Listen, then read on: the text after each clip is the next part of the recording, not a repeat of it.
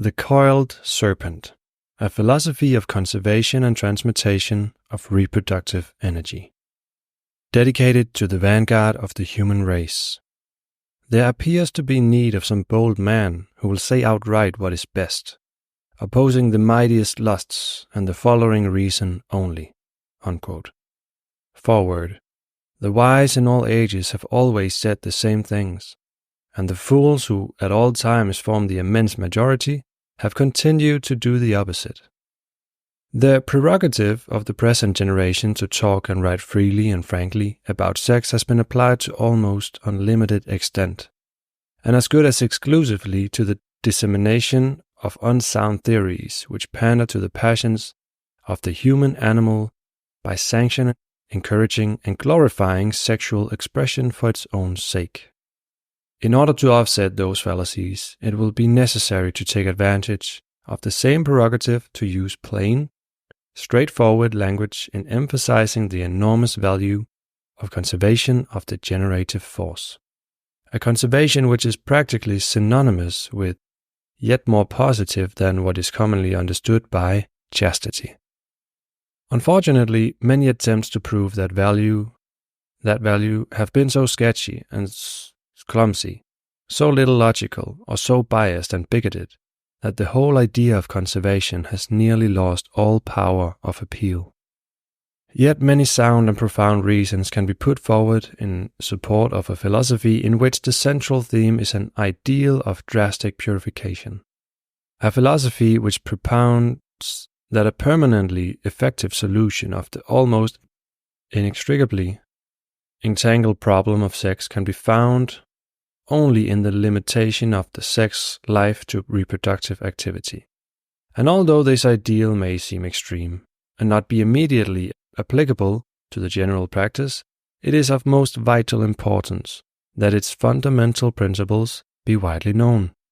For a recognition of its inherent value and a turning of face into its direction may change the current of human evolution, if at first only individual cases. Personally, the urge to formulate such an idealistic philosophy of humanity's most momentous and mystifying problem became irresistible when the conviction grew that a lack of chastity in act and thought constitutes the underlying cause of nearly all misery, of discontent with life, a marital disharmony, a congenital low vitality, of sluggish intellects, of many avoidable ailments, of human wrecks in body and in mind, and of countless untimely deaths. In final synthesis, the general misusage of the generative force revealed itself as the basic cause not only of humanity's woes, but also of its failure to advance in evolution. If the ideas formulated in this book represented merely the writer's opinion, they could carry but little persuasive power. But it is verifiable fact that through the centuries the sages have almost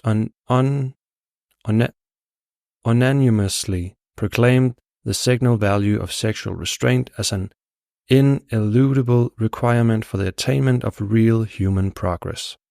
They who possessed superior wisdom apparently always knew that higher evolution is impossible without conservation of the sex force. And researchers of modern scientists, as well as equitable observations by our outstanding writers, lend support to the pronouncements of the wise. However, most of the relevant statements by thinkers of the past are hidden in abstruse volumes that are hardly ever accessible to the average person. And reports of modern findings are usually diluted and discolored before they come, in quasi-popularized form, under the eyes of the lay reader. It has therefore seemed worthwhile to gather brief quotations from a great variety of sources, and to incorporate these into the text, wherever they could be either directly corroborative or indirectly helpful in leading up to the main issue. The words of others have been introduced. Their profusion may serve to demonstrate the extent of preparatory research, as well as the impersonal and eclectic nature of the work. In order to avoid the cumbersome effect which the introduction of numerous quotations often produces, A special effort has been made to blend them with the text in such a way that the continuity of the composition is not broken. The reader's forbearance may have to be asked for the large number of reference notes. They are necessary in order to give due acknowledgement to the source of each quoted phrase. They will be useful to the student who wants to verify them, but reference to the notes is in no way essential to the comprehensibility of the text. The present volume is intended mainly to inculcate a clear mental appreciation of the ideal. Another manuscript is in preparation, under the title The Conquest of the Serpent, and will deal with practical methods by which the ideal can be approached and realized. Eventually, a still later volume will present some deeper metaphysical considerations in support of the claim that the race's one chance for higher evolutionary progress depends on its mastery and transmutation of the sex force. We carry an excess burden of sex, and we have to free ourselves from it. Wells. In order to reconstruct society, we must reconstruct the moral ideal. Adler. Part 1. Formulating the Ideal. Quote, for the remoralization of sex, which is so long overdue, we need a more definite turning to higher ideals. Quote, heaven and earth were once united, but were severed by a serpent. Bailey. Chapter 1. The Serpent. Quote, a serpent twisted in spiral volumes is the hieroglyphic of evil. Caught in the mighty coils of the giant serpent, sex, humanity is on the point of being crushed and strangled. That serpent, which in the beginning was intended to serve human evolution, was foolishly adopted as a pet and unduly coaxed and fondled.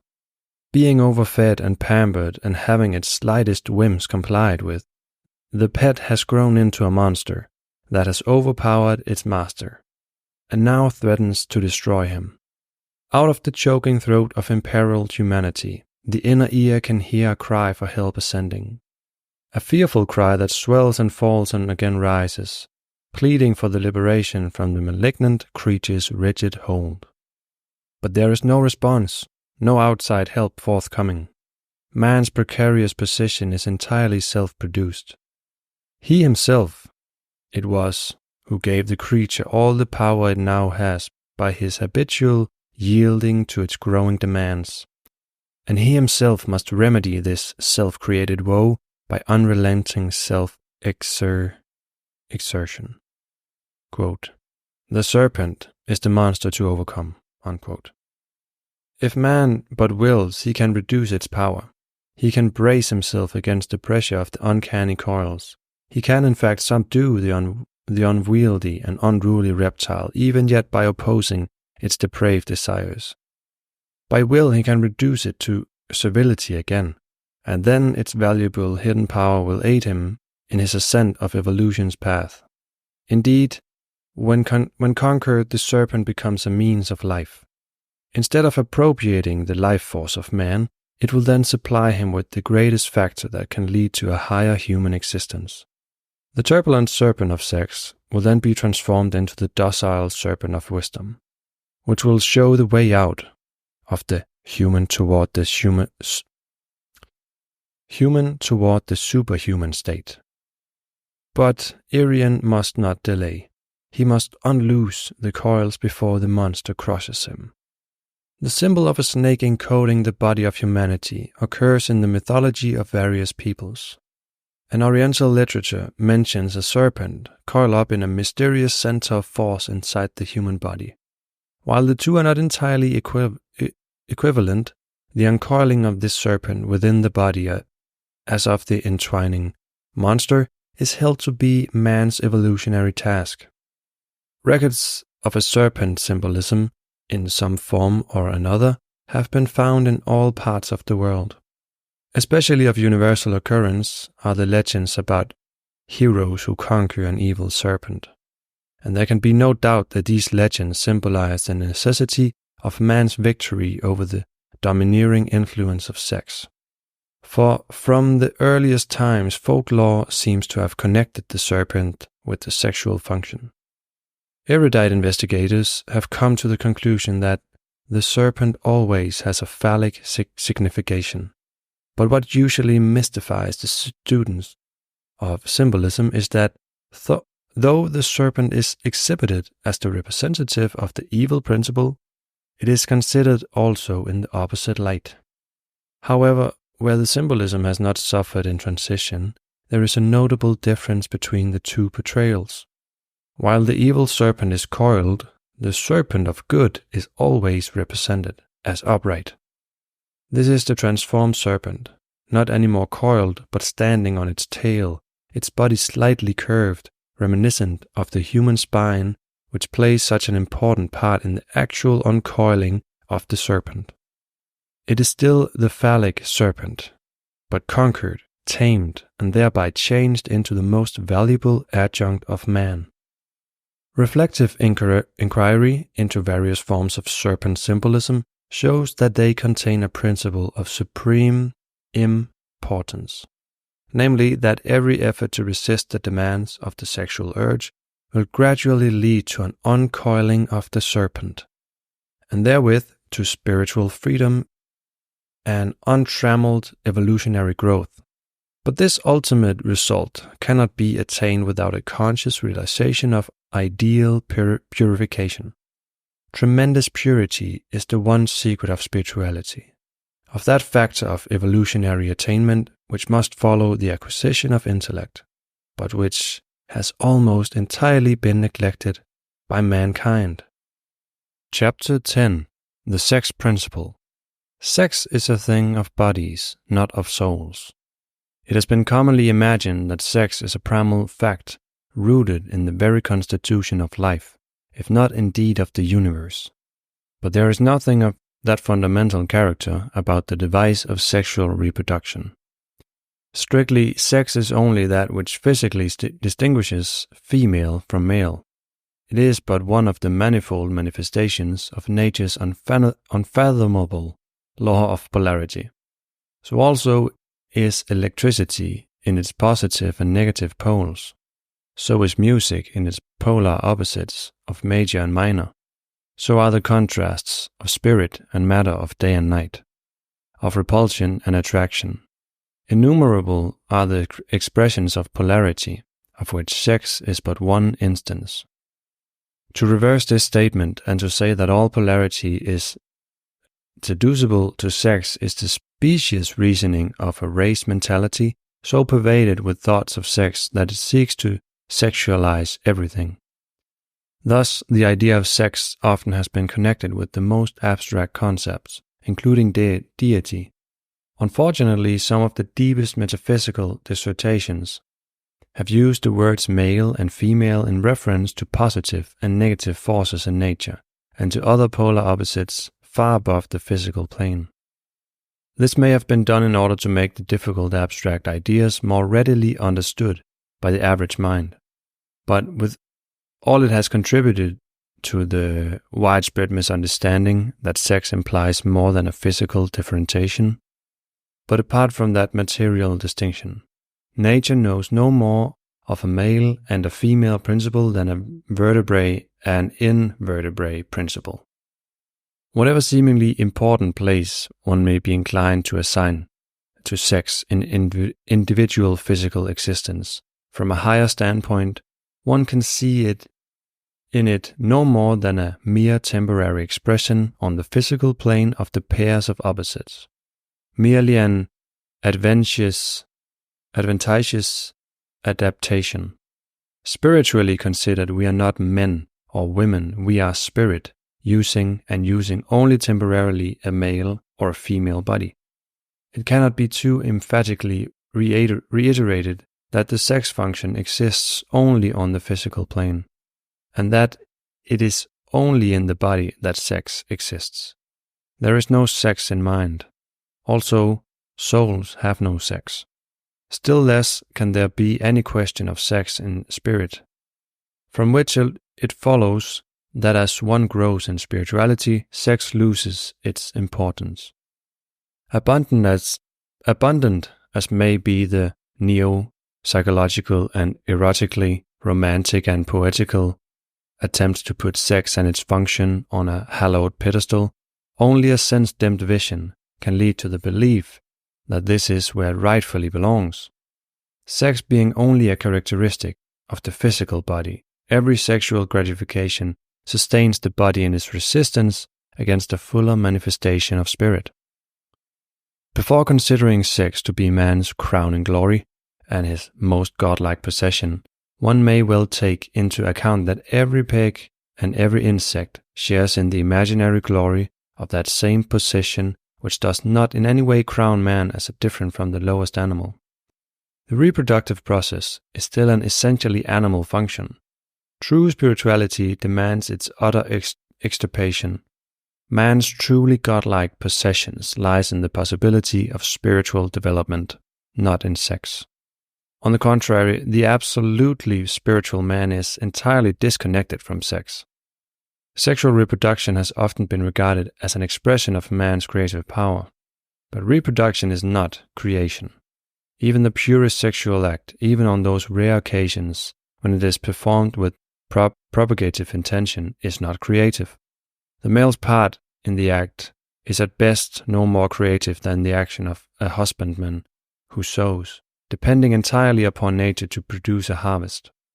The seed is deposited in the womb, and another cause takes it, operates it, and molds a child.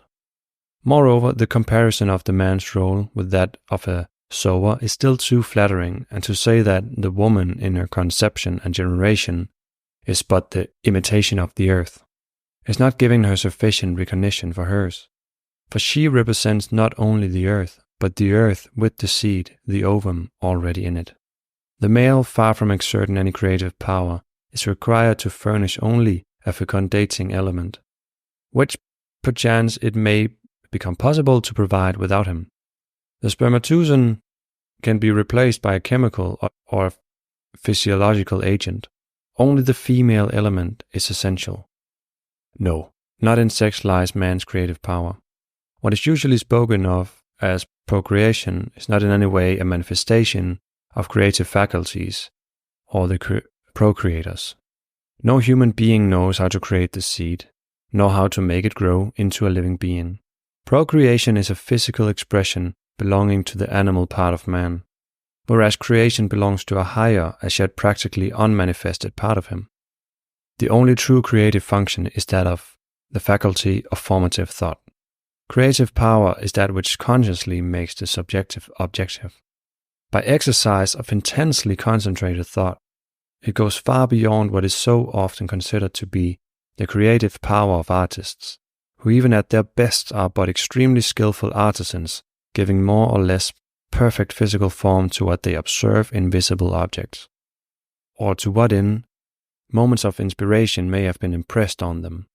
The real power of creation rests in mind, and it can manifest only after the mind has been freed from any connection with sex and has become indissolubly linked with spirit. Chapter 11. Purpose of Sex. The real purpose, propagation of the species. Nature, or whatever one may wish to call that force which manifests in the evolution of life and form, needs in her evolutionary work an almost endless series of generations in order to lead up to the final perfect form. Through innumerable generations of minerals, of plants, of animals, of men, she is leading up to supermen and on beyond. In all her kingdoms, nature has instituted methods of perpetuating the species, for the purpose that the perfection which one generation has not reached may be approached by the next. Of every method of reproduction, self-evidently reproduction is the natural aim. Thus also, in creating the division of the sexes, nature has only one aim, the continuation of life. The physical use of physical organs of reproduction is by nature intended for physical propagation, and for that purpose only.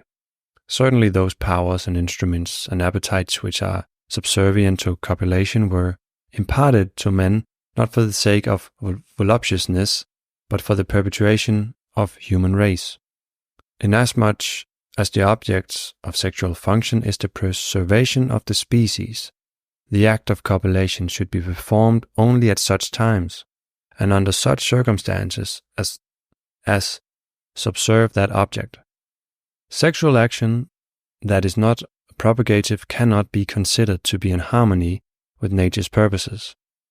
Every attempt to justify unreproductive sexual action can only be the result of a wish to whitewash the addiction of humanity to sexual abuse. It is irrational to ascribe to nature the intention that sex should be used for sense gratification, where that misuse is but an invention of the human mind. As well might be deduced from the existence of poppies and of all such plants from which man is seen fit to extract narcotics and intoxicating stimulants, that it is nature's intention to people the earth with dope addicts and drunks. Always to serve in the most effective way her fundamental plan, that is, to forward evolution. Nature has evolved different propagative methods for successive evolutionary forms. From fission, she has changed to budding. From this apparently to a hermaphroditic system, out of which she has developed the method which requires cooperation of two separated sexes. Man is born in the present way only as the consequence of the law of natural evolution. Each change was introduced when evolution could be promoted by a new method of reproduction. The still unanswered question is, why was unisexuality developed in preference to some other propagative system? And how was this particularly method expected to aid evolution better than any other? While the physical aspect of sex is intended exclusively for propagation, a secondary purpose entirely apart from the physical must have been part of nature's plan when instituting the sexual method of reproduction. A purpose that would aim to advance human evolution in higher realms simultaneously with that in the physical. Emotional and mental and spiritual evolution must proceed on parallel lines with that of the physical forms, and the evolving form enhances the possibility of higher emotional, higher mental, and spiritual expression. All of these are first much more stimulated by the interdependence of the two sexes than by the self-centered self-sufficiency of the preceding undifferentiated and asexual systems of reproduction. But the attainment of the secondary purpose does not depend on physical sex expression. It manifests in the psychological or superphysical relation of the sexes. The differentiation of the sexes has left each individual intact as a soul. Only where in the one sex a positive principle has been emphasized, while a negative was subdued, in the other a negative principle has been strengthened at the cost of a positive. As a result, the same as in magnetic poles, there is a mutual attraction. And that attraction, which is not physical but psychological, serves to turn the attention away from self and from selfishness. It lays the foundation for loftier emotions, for tender care of others, for sympathy and self-sacrifice, for compassion and self-effacement, and for pure love. And so sex fulfills its secondary purpose by aiding in the evolutionary task of leading humanity in the direction of the goal of conscious spiritual unification. But not by physical union can this non-physical unification be attained. As soon as the lower organs are sexually active, there can be no question of any spiritual expression, except if it be in the form of sacrificial dedication to the entity that may be born. Apart from this, sex and spirituality are diametrically opposed. Every attempt to give their unreproductive sexual act a quasi-sublime appearance is nothing but self-delusion. It may lead to emotional exuberance, but never to anything of a spiritual nature, never to soul unification. Far from enhancing higher faculties of the soul, each physical sexual act, which lacks propagative consecration, is a deterrent to those faculties. It cannot possibly promote love, but only lust, which sooner leads to separation than to unification. Instead of aiding, it frustrates spiritual evolution, for every such act draws one down into the whirl of sense-bound matter from which one should be freed. Therefore, a limiting of sexual action to the normal object of the sexual appetite reproduction will most effectually advance evolution. Chapter 12. Instinct. The sexual act in human beings is not instinctive. Looking back over the path of evolution, we see the mineral kingdom still asleep in nature's womb. The earth, the vegetable kingdom still connected with its mother, directly fed through roots, then the helpless animal kingdom as nature's toddling little child, over which she closely watches, holding it tightly by the hand. By this close protecting contact, nature's own intelligence unerringly guides the animal, in which it manifests as instinct. Instinct is given to the animals since they have no understanding. In everything they automatically follow their instinct, and in doing so they act as nobly as their position in nature permits. The sexual body urge in itself is not instinct. Instinct is the power which in the animals controls that urge, just as it controls their selection of the right food and their building of a nest, a hive, a web. Instinct unfailingly directs and restricts their sexuality, which is allowed to come into expression only in the season of rut. Purely for the perpetuation of the species, this is the rule. Unless through association with mankind, the animal has become abnormal in this respect, in which case the power of instinct is interfered with. From her older child, from humanity, nature has withdrawn her guiding hand. Instead of instinct, she has implanted in man mind, which is an individualized part of her own intelligence, so that in him, reason has completely supplanted instinct in the government of conduct. There exists no instance in normal man of a determinate pure instinct, I instinct, not even in the savage. Only the cells and cell groups within the body are still directed by instinct to perform such processes as digestion and the restoration of damaged tissue. But all acts of the individual have come entirely under the control of human volition. For the direction of human conduct by man himself, nature has developed in him a brain through which the mind can find expression. Instinctive life does not need the brain.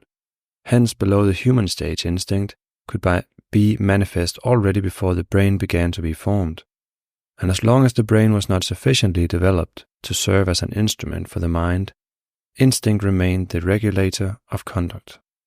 But since individual mind has become active, instinct has become superfluous. Therefore, anatomically, as the brain developed, the centers for the older instinctive activities were covered over. Physiologists of high repute agree that with the growth of the brain, the place of instinct was taken by intelligent educability, and soon intellectual powers had the effect of superseding those of instinct. Surely then, man's overstrong sexual urge cannot be excused by ascribing it to instinct, to an influence from which he has been cut off in the dim past. No instinct is either urging or restraining him. The cause lies entirely in himself, in his abuse of mind. Part of mind's mission was to take over nature's task of judicious direction and restriction of the sexual urge. But instead of using his reasoning power for this purpose, man, becoming conscious of self-seeking, sense-serving, sex-stirring possibilities, applied his mentality to the distortion of the sexual life.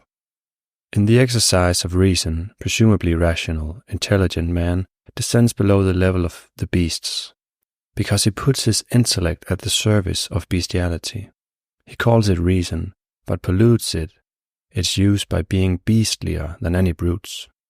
It is believed that the pairing of our earliest human or half-human ancestors was restricted to a certain season of the year, and that abstinence was the rule at other times. But the sexual impulse became perverted through lust. In order to multiply the moments of body pleasure, man acquired the faculty of repeating genetic acts during any season. This has been detrimental in several ways. For one thing, it was at the cost of the length of his life. The most serious effect has been that he is manifesting a degenerative tendency instead of taking an upward step on the evolutionary scale. By his chronic animalism, man sinks lower than an animal because he lives in a state of disorder which does not exist among animals. Where animals are only sexual, man has become sensual by degrading the reproductive sexual urge into a desire for unreproductive sensual satisfaction. Sensuality is man-made. By overexciting the reproductive faculty for millions of years, man has only himself to blame for the impelling power of the sexual impulse. And only he himself can reduce that power and bring it back within the boundaries of his legitimate domain, that of the perpetuation of the race. Chapter 13. Desire. The slave of desire is quickly the victim of lust.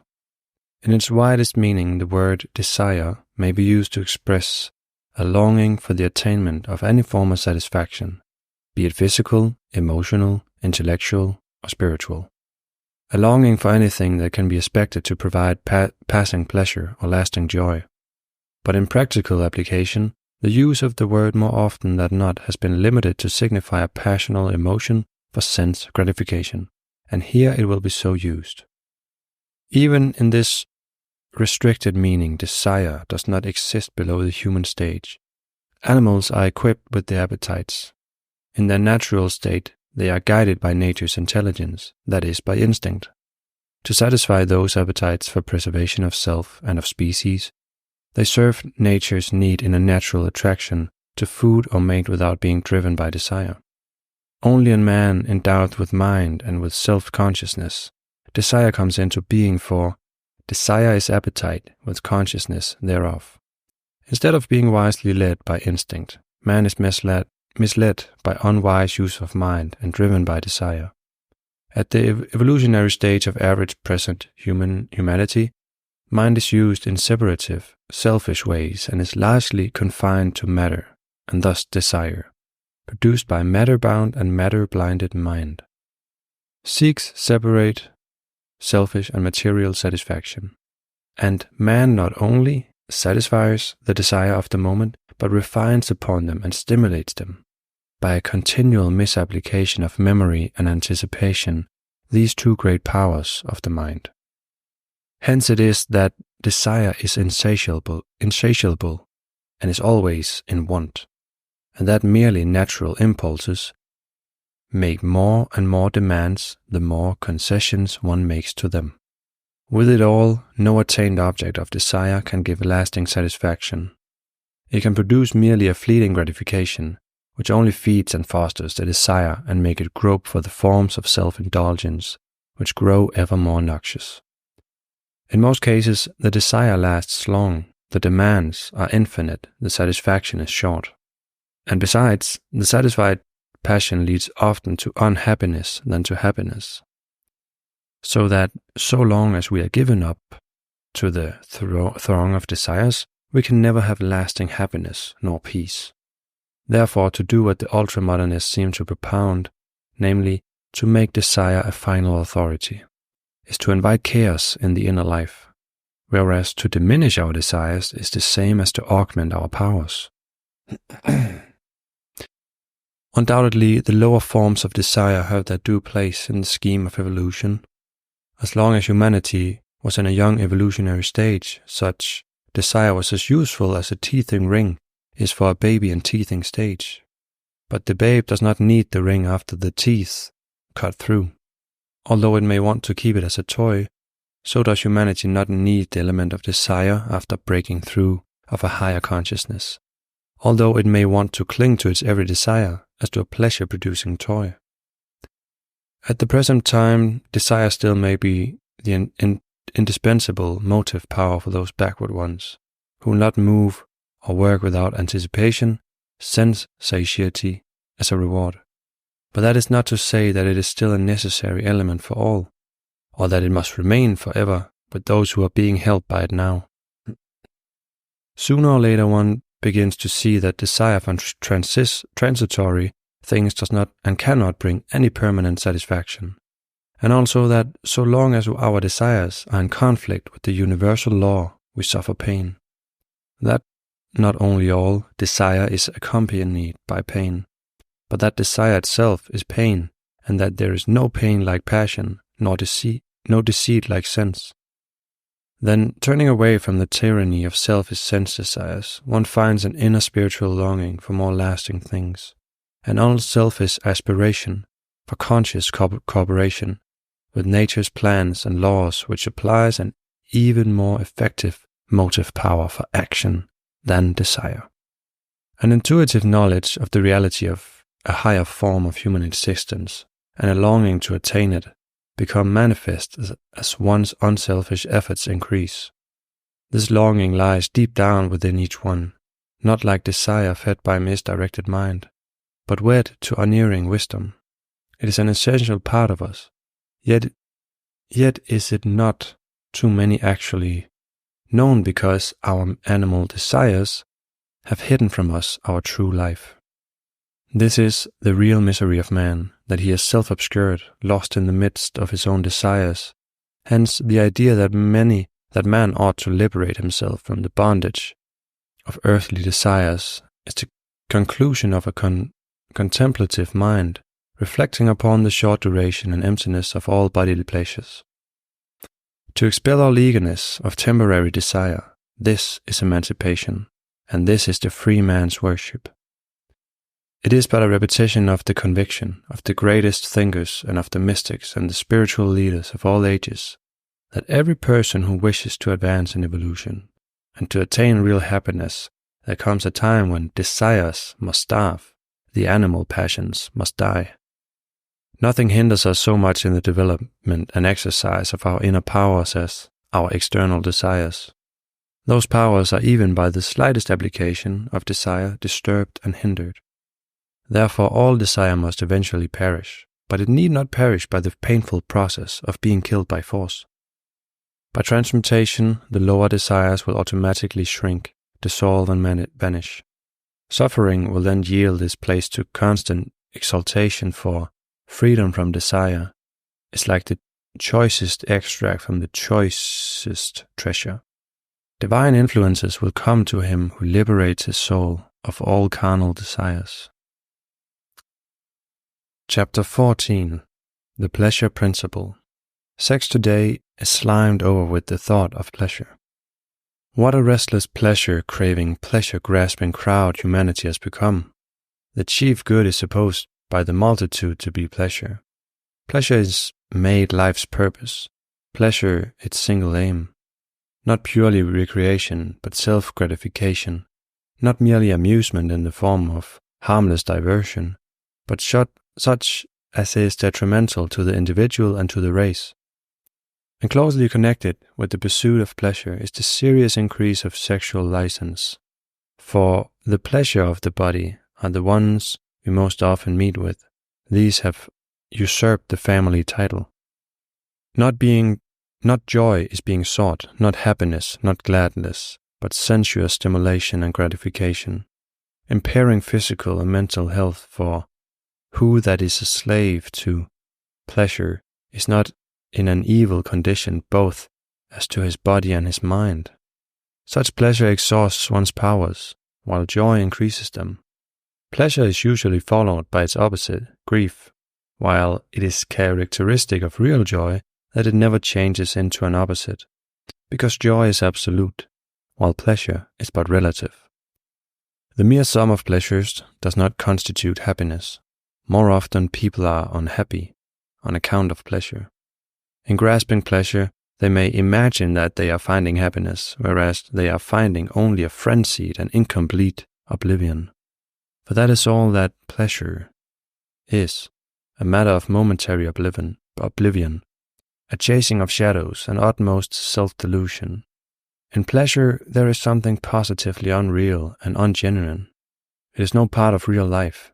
The pleasure principle prevails over the reality principle to the detriment of the whole organism. While imagining that they amuse themselves in the pursuit of pleasure, people frequently destroy, if not themselves, then at least their chances of perpetual joy. Well considered, pleasure is neither good nor useful. It melts away the moment it is grasped, leaving naught but dissatisfaction and emptiness. This void which we try to fill by the stimulus of sensations, calls ever for more of the unsatisfying pleasure. Giving to the word pleasure a wider meaning than that of indulgence of the body, it becomes necessary to distinguish degrees of pleasure, supplying either physical or emotional or intellectual satisfaction. And when one gets higher than the intellect, one finds a state of joy in which all pleasures, even of the intellect, become as nothing. Naturally, the pleasures derived from the higher faculties are preferable to those of which the animal nature is susceptible. Pleasures of the mind are more considerable to one's happiness than pleasures of the body. Bodily pleasures, rightly, are called slavish. They are undoubtedly the lowest of all. Not any person who knows a relatively higher pleasure would ever want to surrender it for a lesser kind. Nobody would choose to retain the mind of a child throughout his life, even though he can continue to enjoy the pleasures of childhood to the utmost. Still less do they who have found true joy, of which there is within oneself an unconditioned and unlimited supply, long to go back to any form of pleasure, the nature of which is to gratify the personality by limited means, conditioned from without. They would not resign what they possess for the most complete satisfaction of all desires. To make pleasure the aim of life is a sure way to deprive it of all true joy. The moment that reason gets the upper hand, pleasure is discarded. This is why the true philosopher abstains from pleasures. He sees that pleasure is one of the chief things that beguile men from the higher path, because it increases and intensifies the personality, which tenaciously holds on to the material side of life, thus barricading itself against the spirit. If you seek pleasures, you are as far short of wisdom as you are short of joy, for joy is an elation of the spirit. It can be attained only by the wise. Only when pleasures have been banished, then there comes upon us a boundless joy that is firm and unalterable. The trouble is that in the pursuit of pleasure, most people have conscripted the concrete mind to serve on the side of emotions and the senses, and this rebellious triumvirate triumphantly sweeps aside all higher-minded and spiritual considerations. Each of the three alone, the mind, the emotions, or the senses, could be confuted and induced to join the elevating evolutionary forces. But united, the three in one obstreperously hold on to their tempestuous reign of gross material pleasure. They thrive, impelling man to snatch at passing pleasure, thwarting his acquisition of lasting happiness.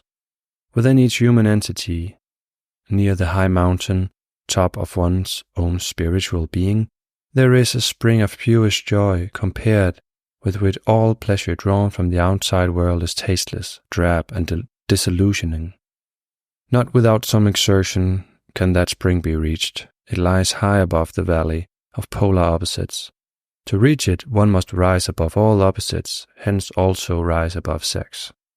But even though their crops of relative pleasure inevitably are followed by inexterminable growths of pain, most people prefer to remain down in the valley, rather than to make the effort to climb to the source of absolute joy.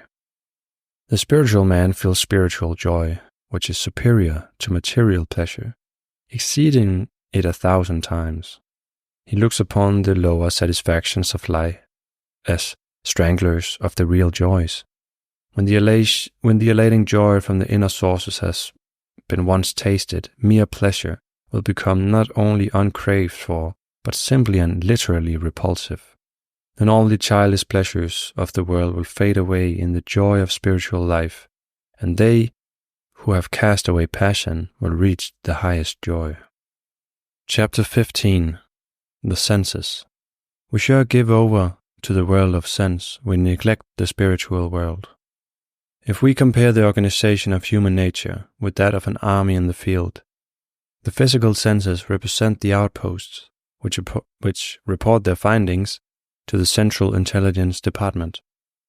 Successful progress depends upon those who made of the data received from the outposts. An army whose scouts are permitted to smuggle intoxicating and salacious supplies into headquarters and into the encampments is doomed to failure. so is human progress impossible when the senses are allowed to introduce questionable sensations into body and mind. In the course of evolution, sense awareness first came into expression in the plants, inciting the beginnings of a development of emotion.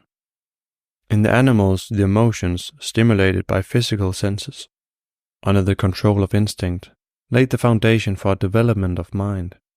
In the same way, in order that evolution may progress, the mind in man should intelligently prepare the coming into expression of spirituality.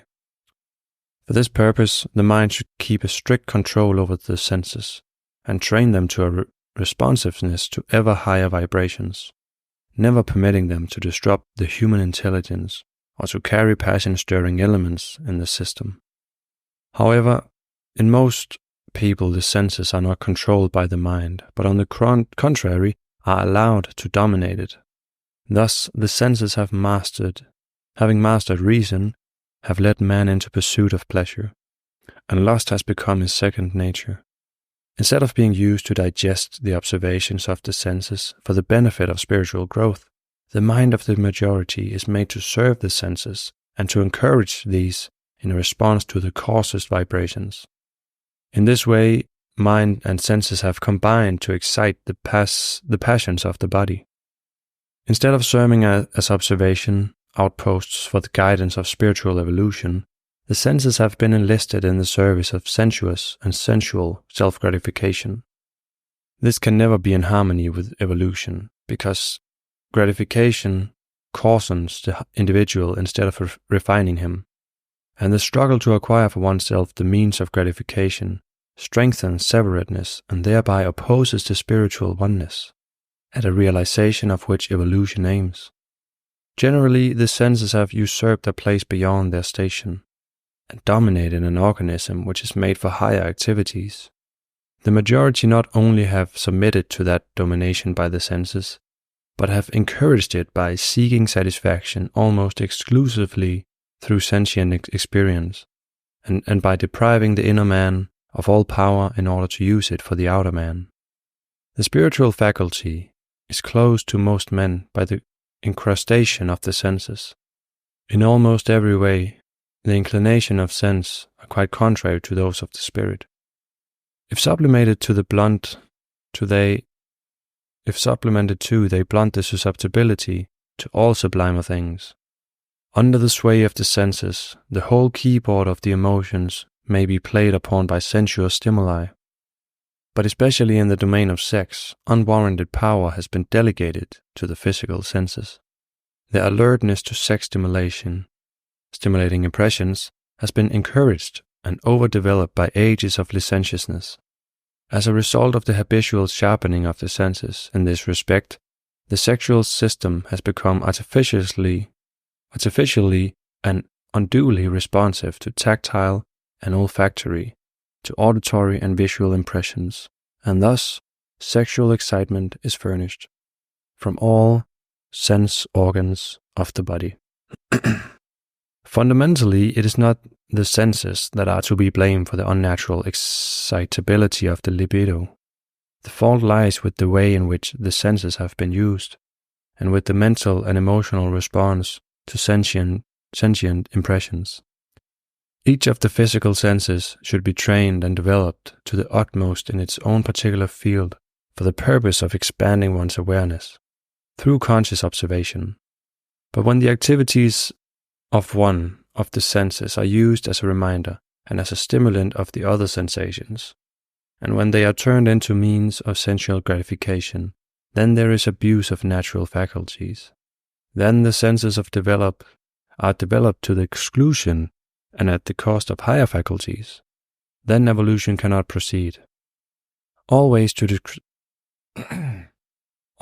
discriminate clearly between a natural and an unnatural use of the physical senses is a rather difficult problem, because the world of the senses as well as the world of the body is delusive except to him who has escaped from carnal lusts.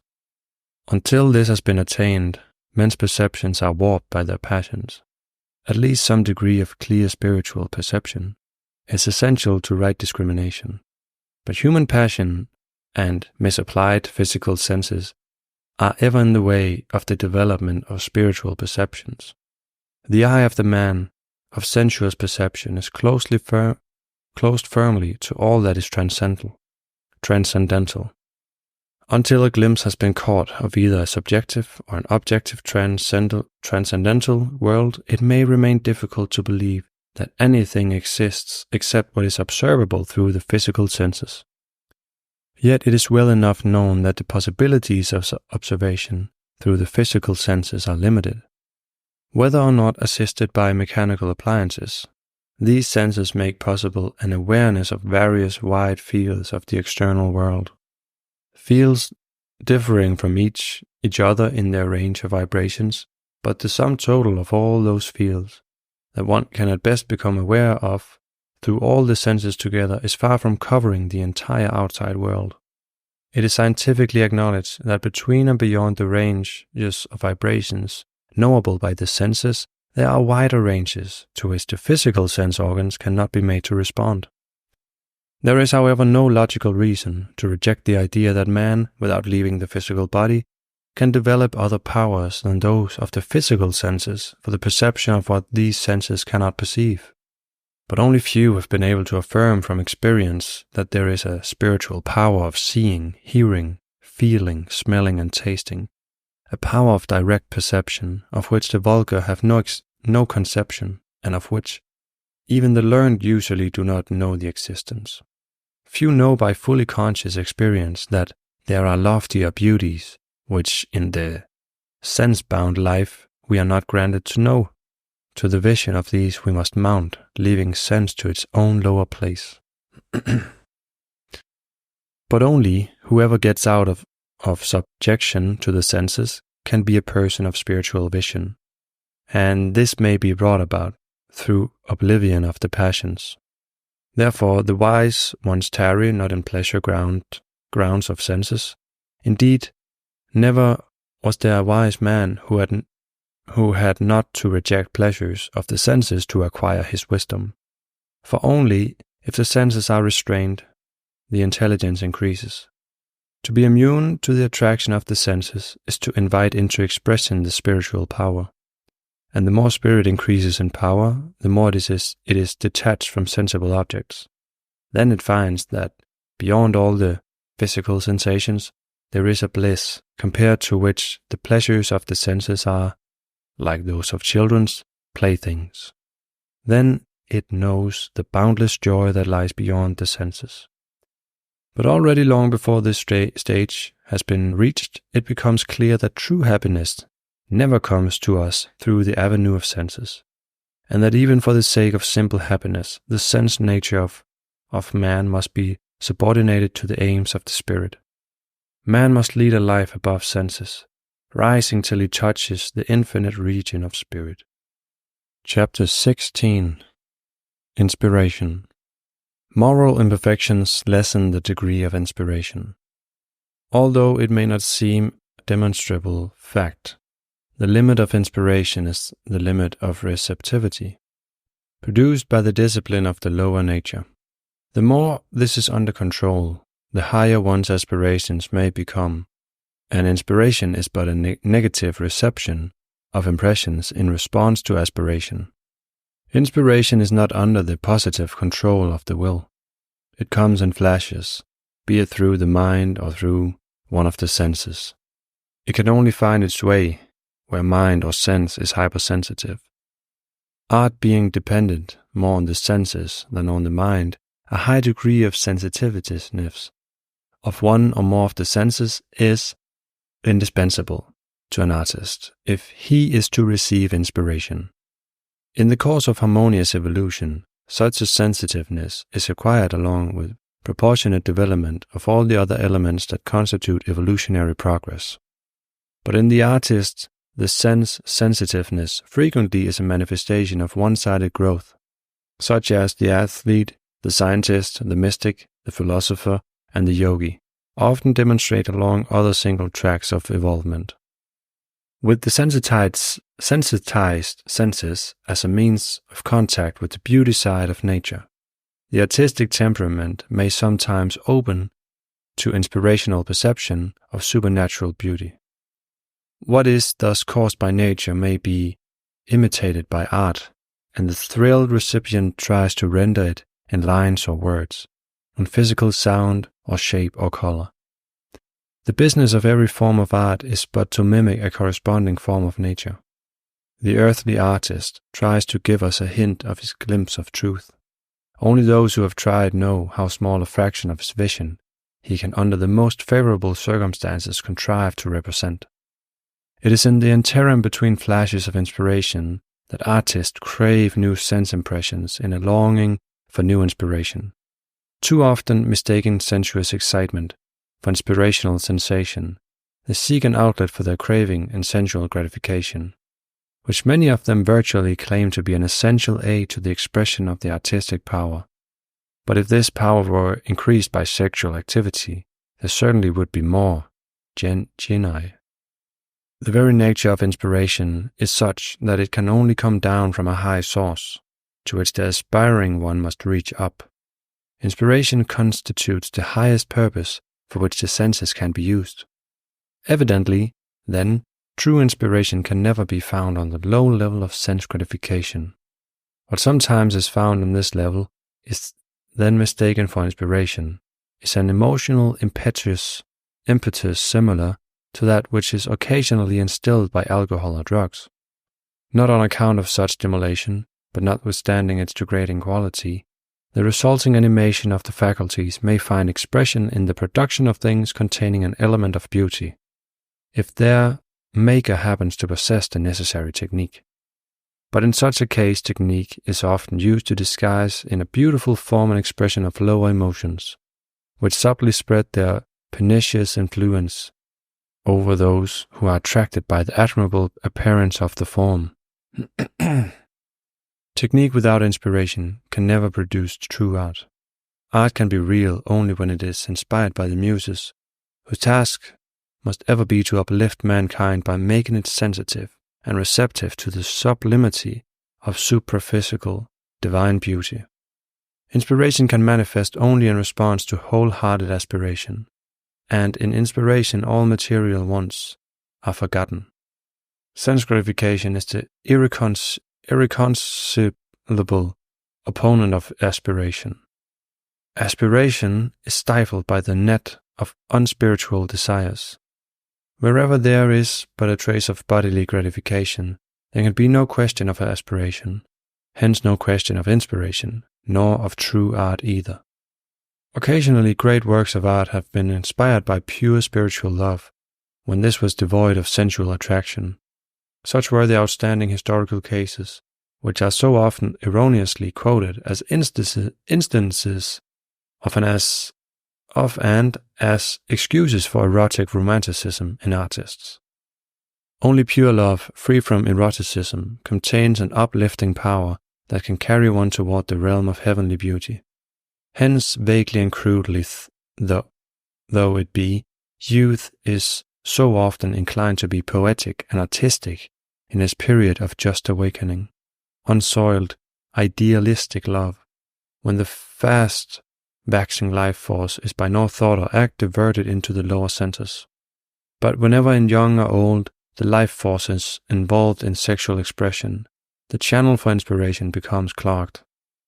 The futile searching for inspiration in the wrong direction is the greatest blunder of artistic temperaments, even though it may not always seem to interfere immediately with the artistic expression.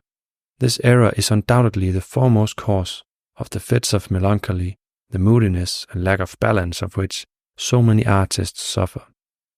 And these disturbances within cannot fail to exert a deleterious influence on their art, which as a result in many cases shows a decadence after a short period of auspicious productivity. If artists could always aspire to inspiration in a truly supersensuous way, free from the lower attraction of the senses, it could be theirs almost continuously. But as long as we enjoy our senses and do not know how to free ourselves from the separation, from their thraldom, so long will it be impossible to break through the barrier which separates us from a knowledge of things in themselves. And without that knowledge, even a genius remains dependent upon infrequent and deceptive flashes of inspiration, which are possible only when he rises above his lower nature. To be sure, art in its highest manifestations is a path to cosmic consciousness, but such can never be the art of the sense-bound, nor of the would-be artist who fill the world with erotic literature, erratic statuary, exotic paintings, and exciting jazz. True art can only be produced by one who keeps the channel for inspiration free from sensual obstructions, be it only in preparation for and during the execution of a special work. There are great artists who feel most fit for work when refraining entirely from sexual intercourse. Many one knows the harm done by sexual intercourse on occasions of great strain, knows also that nothing contributes more thoroughly to the suppression of inspiration than sexual commerce. Therefore, the masters of all the more intensely emotional arts have frequently cultivated a high degree of chastity, and men of great genius have apparently been completely continent throughout life. Whoever looks for inspiration should remember that the sublime vision comes to the pure in a chaste body. Chapter 17. Intellect and Intuition. There is something inherently antagonistic between sex and intellect.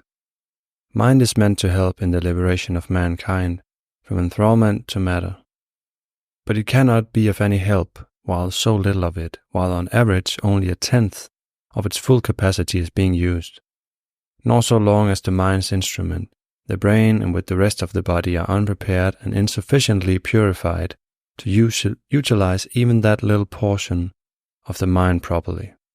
The mind cannot fulfill its liberating mission so long as people continue to make use of what little they have available of it in the diffused and untoward way in which most of them apply it.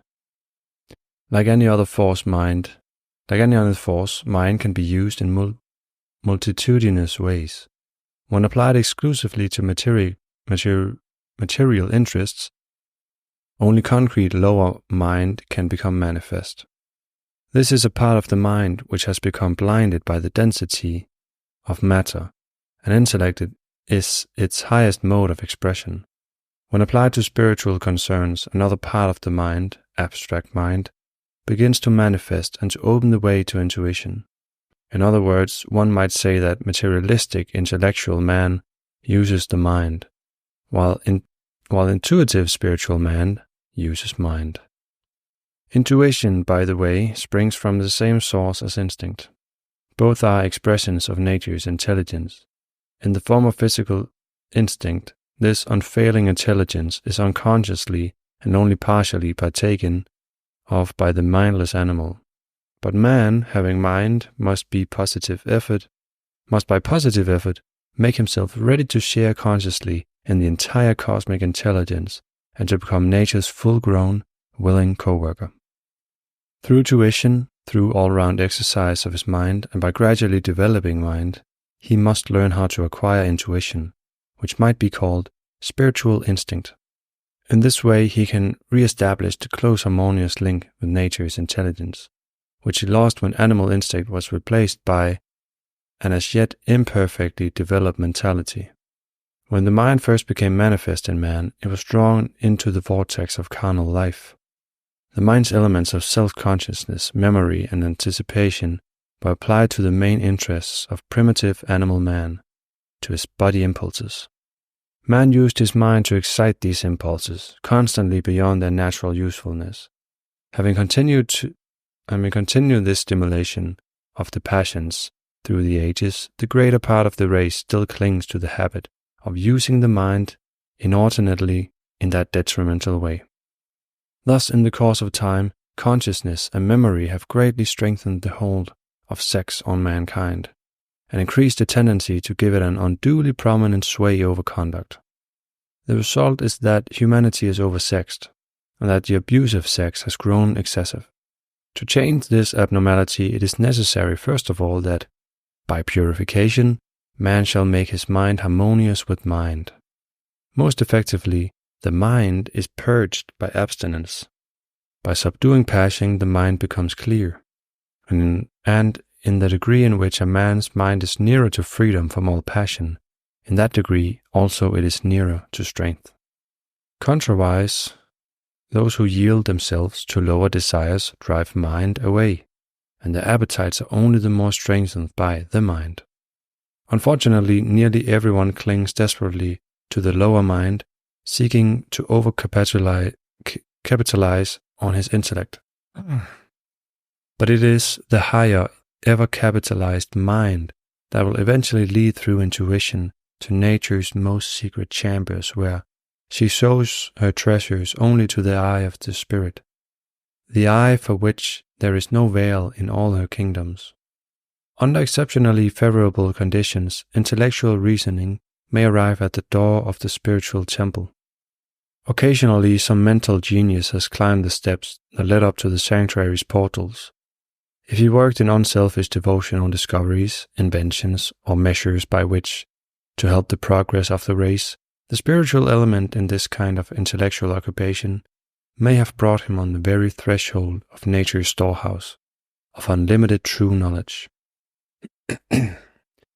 But in order to be able to cross this threshold, one must first realize that he who wants to enter into the sanctuary must die too, his animal impulses and desires.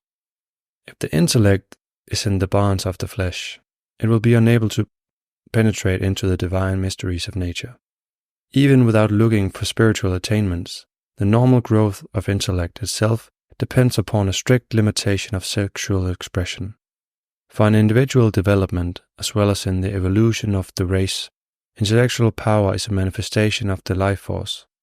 Whatever amount of this force is trifled away in sex is lost to the possibility of being transformed into intellectual energy. Of old it has been known that carnal pleasure is at war with intellect, and the latest scientific pronouncement still confirms that in order to reach its full power, intellect seems to require repression of the sexual appetite. Therefore, to the attainment of a life according to intellect, it is requisite to abstain from all venereal concerns. Then, at least, a measure of sexual continence is the precondition of mental energy, is beyond a doubt. For all who have to do intense mental work feel how continence increase their alertness and efficiency, especially if their continence is self-willed and freely chosen. For this reason, many eminent thinkers seem to have been without sexual desire. They overcame it, realizing that the continent life gives the greatest intellectual strength. This is not to say that everybody who refrains from sexual acts can thereby become highly intellectual. Not everybody is born with the potential capacity out of which intellectual genius can be developed.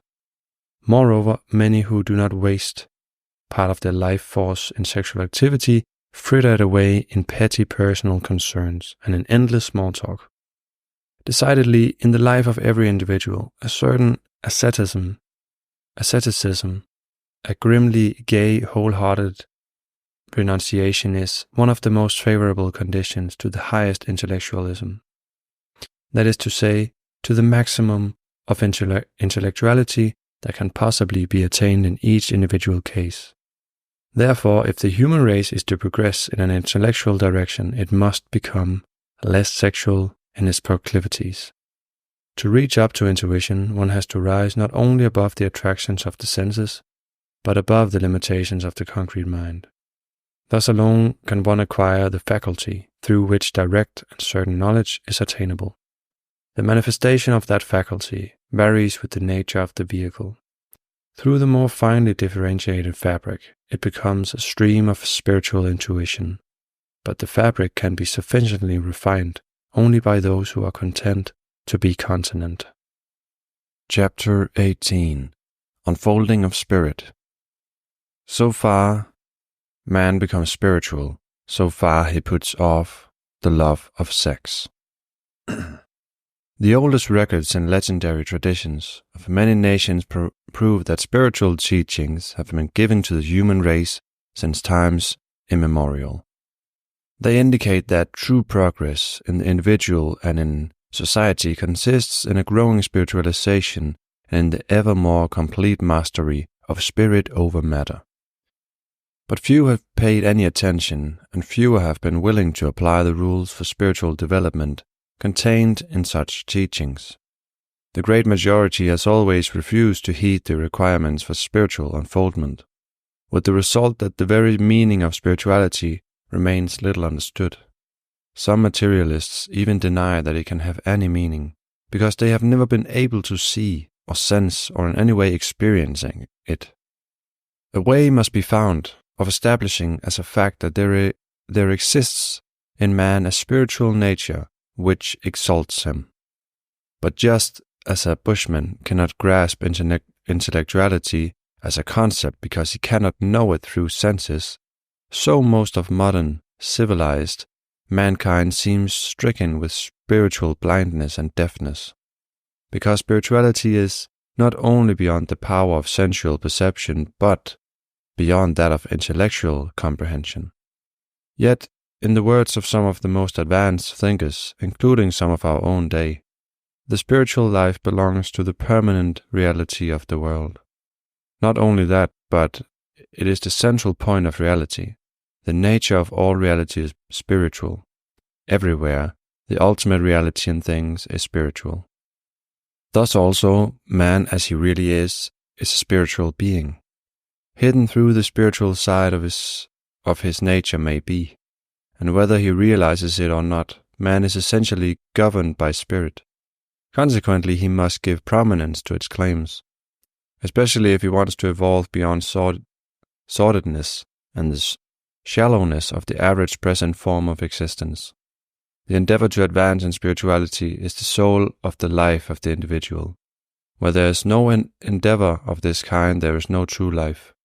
If the spiritual side of man's nature be undeveloped, he is not truly full-grown. From an evolutionary viewpoint, the goal of attainment is spirit in its completeness.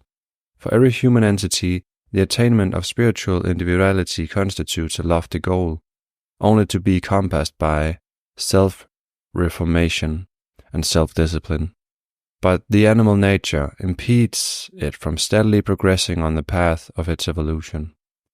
In the end, spirit's rule must become supreme. In the earlier stage of expression of life in form of physical bodies had to be built. In the body, sense awareness and emotions were then developed, and they governed the actions of the body. At a further stage, intellect became manifest, and it now influences the emotions. Unwisely yet, because intellect itself is still imperfect and unwise. Quite logically and naturally, this stage must be followed by the unfolding of spirituality, which eventually will rule wisely over all physical and emotional and mental activities. It is only when the spiritual rules and directs that there can be permanent harmony. And the highest efficiency can be attained only when the sex nature is kept under the control of the spiritual faculties. In each of us, the four factors, body, emotion, mind, and spirit, coexist, although they are not equally active.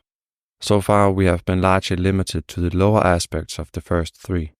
United into one of these three, dense physical body, sensuous emotions, and concrete mind, make up the personality with all its grasping, greedy tendencies, its self-interest, and its personal material wants. We have become foolishly convinced that the highest perfection of man is the development of the wants of the personality, and that happiness consists in gratifying those wants. But the most superficial analytic observation of modern civilization should prove to anyone the utter fallacy of this idea. The present generation's nerve-wracking search for happiness proves to be unsuccessful because it is directed toward personal gratification instead of toward spiritual attainment. The widespread lack of happiness lies mainly in the neglect of the spiritual principle. Not only is there neglect, but resentment and resistance. The personality opposes the advent of the impersonality of spirit, because it feels that under the sway of spirit, its own selfish ways will be endangered. But before spirituality can even begin to manifest, the resistance of the personality must change into willing, longing aspiration. For the spiritualization of human life, a longing rooted in the whole being is primarily necessary. Suitable conditions for spiritual life must be prepared. Spirit cannot find expression so long as the lower passions chain the higher aspirations to the rock of matter. Only as the soul is purified from all sensual affections does it attain to liberty of spirit. Naturally, the spiritual man must be stronger than his impulse, for true spirituality can be attained only when a pure life is led. Before one can attract the spiritual qualities, one must repulse the sexual tendencies. Can man rise to his spiritual level? On the possibility of his doing so rests all our hope of supplying any meaning and value to life. Not until the spiritual element finds expression in human nature is there a chance for the realization of an ideally harmonious and peaceful life on earth. Chapter 19. Marriage. In the further ascent of man, carnal marriage becomes a corrupt relic of immature conditions in the race. It has long been thought that a permanent sexual partnership existed in many of the higher animal species. Later, more extensive and closer study seems to have shown that its occurrence is a great exception. But this scarcity of instances in the animal world does not disprove that monogamy is and remains an evolutionary institution belonging to the human stage. Man, having evolved beyond the animal, cannot take its way of living as an exact model for his own.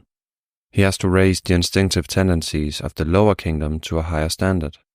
To do this successfully, he has to follow the fundamental lines of development which nature has laid down. In regard to mating, the general trend has been that with the lengthening of the period of gestation and helplessness of the progeny, there must be a union of male and female for the bringing up of the young, and this union must be of considerable duration. It is through this extended and devoted cooperation that sexual reproduction leads to the dawn of the love of mates and the evolution of parental emotions. For love develops in interdependence better than in independence. It is not the sexual communion that gives rise to affection and love, but the close cooperation and the community of interests. And this sharing of interests is to be raised from the material level to the mental and then to the spiritual, until it loses all connection with sex. If nature has not on every side given the example of monogamy, yet the evolutionary development toward this relationship has been clearly indicated. If nature in its lower kingdom has not supplied many a perfected model of permanent marriage relation, she has at least laid a solid foundation for it. On this natural basis, humanity could have erected a beautiful structure of towering strength, designed with mountain lines of highest aspirations, constructed throughout of stone of flawless purity. But instead of adding to nature's work, man has discarded the natural foundation, and one more accessible but much lower ground has built a flimsy structure for sexual convenience. Marriage, as it is today, is a corrupt institution. Compared with its ideal form, the actual marriage, in its squalid perversity, is as wretched idol of the savage to the reality which it is supposed to represent. It is only man's little clay image of the heavenly love, cracked in the fire of daily life. Physical sense places it on a false basis. The perfect marriage utilizes sex in physical expression only for reproduction and serves in its secondary psychological effects as a means of arousing the higher emotions of reverence and compassion and self-sacrifice, leading to a spiritualization of affection. But the human imitation uses sex for sensual satisfaction. As long as marriage contains a trace of this sensual element, it forms an impervious obstacle to spiritual expansion. Even though legalized by the state, sanctified by the church, and acclaimed by popular standards, the licentiousness of carnal marriage remains antagonistic to nature's purposes and to man's higher development. The mere going through a religious rite or a legal formality cannot possibly change nature's physiological and spiritual laws. Quite in harmony with the highest concepts of moral philosophy, science refuses to admit that the ceremony of marriage nullifies or changes natural principles. Scientifically considered, there is no difference whatever between the married and the unmarried, so far as the physical sex act and its consequences are concerned. Of course, even practical sociological considerations raise human reproduction in wedlock ethically and psychologically above that in unmarried relationship. But from whatever standpoint, non-productive sexual intercourse in marriage may be sanctioned or condoned. It constitutes as much as an infraction of natural law as out of wedlock. The sanction that has been invented is merely an ingenious defense of a desire. From nature's standpoint, the same act cannot become good or bad according as it is performed in or out of marriage. It is a strange delusion that marriage can make allowable and moral that which out of marriage is immoral. It is illogical and insincere and hypocritical to proclaim that what is unnecessary, condemnable, and immoral before marriage should become moral, condonable, and even necessary after the marriage ceremony. There is no worse prejudice than to believe that sensuality can be justified by the lawful bonds of marriage. If illicit intercourse is unnecessary to health, then licit intercourse is equally superfluous. There cannot be the slightest difference between the two kinds as far as necessity to health is concerned. Social or legal religious contracts cannot affect the fact that sexual indulgence is not necessary to health, and always under all circumstances, every purposeless or merely sensual communion is a waste of vital energy. Physiologically as well as morally, lust is an abomination, whether it be in the state of wedlock or out of it. In regard to sex, marriage in its existent form is as incompatible as free love with the highest interpretation of the moral law, as well as of the physiological. The logical conclusion from the preceding remarks is not that marriage should be abolished, but that it should be elevated. Far from having outgrown the necessity of marriage, materialistic humanity has not even begun to understand what real marriage means. As long as the sexual method of reproduction lasts, a permanent partnership of one man with one woman is not to be substituted or supplemented by less durable, more exciting sexual attachments, but to be purified and evolved into a loftier union, even if one holds that marriage is essentially the adjustment of the sexual tensions prevailing between the sexes. The fact remains that the adjustment may be accomplished in the manner of a purely spiritual completion. The true marriage is beyond lower sex attraction. Continence in marriage is undoubtedly more difficult than in the unmarried state. Within the married relation, the sex desire is enormously stimulated because the opportunity for its satisfaction is unhindered. Moreover, the almost general approval given by a sense-bound, thoughtless world to unreproductive intercourse in marriage tends to break down whatever scruples one or both of the wedded partners may have against it. It may require rare power of will, combined with the high-mindedness and strong convictions to resist entirely the desire for sexual gratification in the physical closeness of wedlock. Yet, strict continence in married life is not without illustrations of those who have voluntarily chosen it. There are couples who give up sexual relations absolutely and are not any less happy, but often more happy on that account. In the ideal marriage, the partners will unite in sexual congress only in a longing for parenthood, conscious of the sacrificial nature of their act.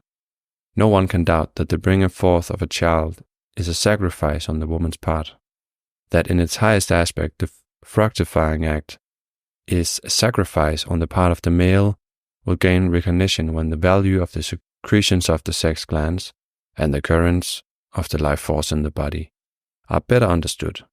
Far from having to fear impairment of body or of nerves, those who seek the ideal may live a life of marital continence not only without injury but with positive benefit.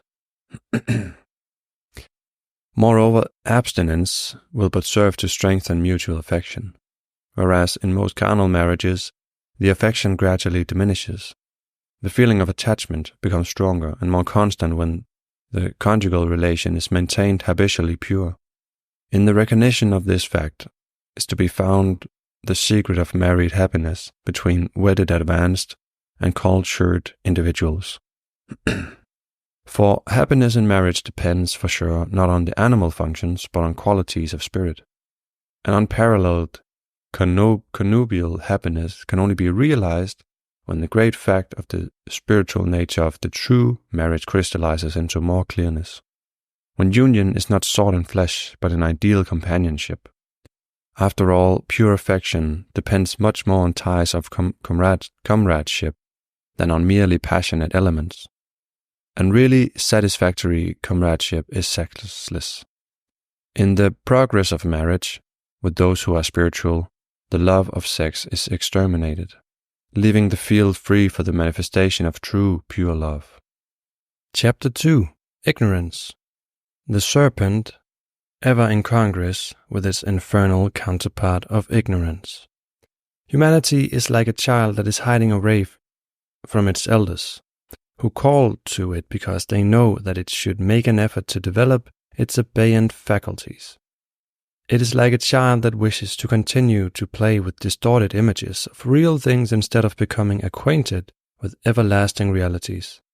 It is like a child that persists in remaining ignorant of the deeper verities of the science of life. Humanity plays with life. It plays with sex. It wants to perpetuate that playing rather than understand nature's eternal laws, rather than unfold its latent spiritual powers. It would play on until these very powers became stunted forever. Until otherwise matured, it would become an imbecile in regard to spirit.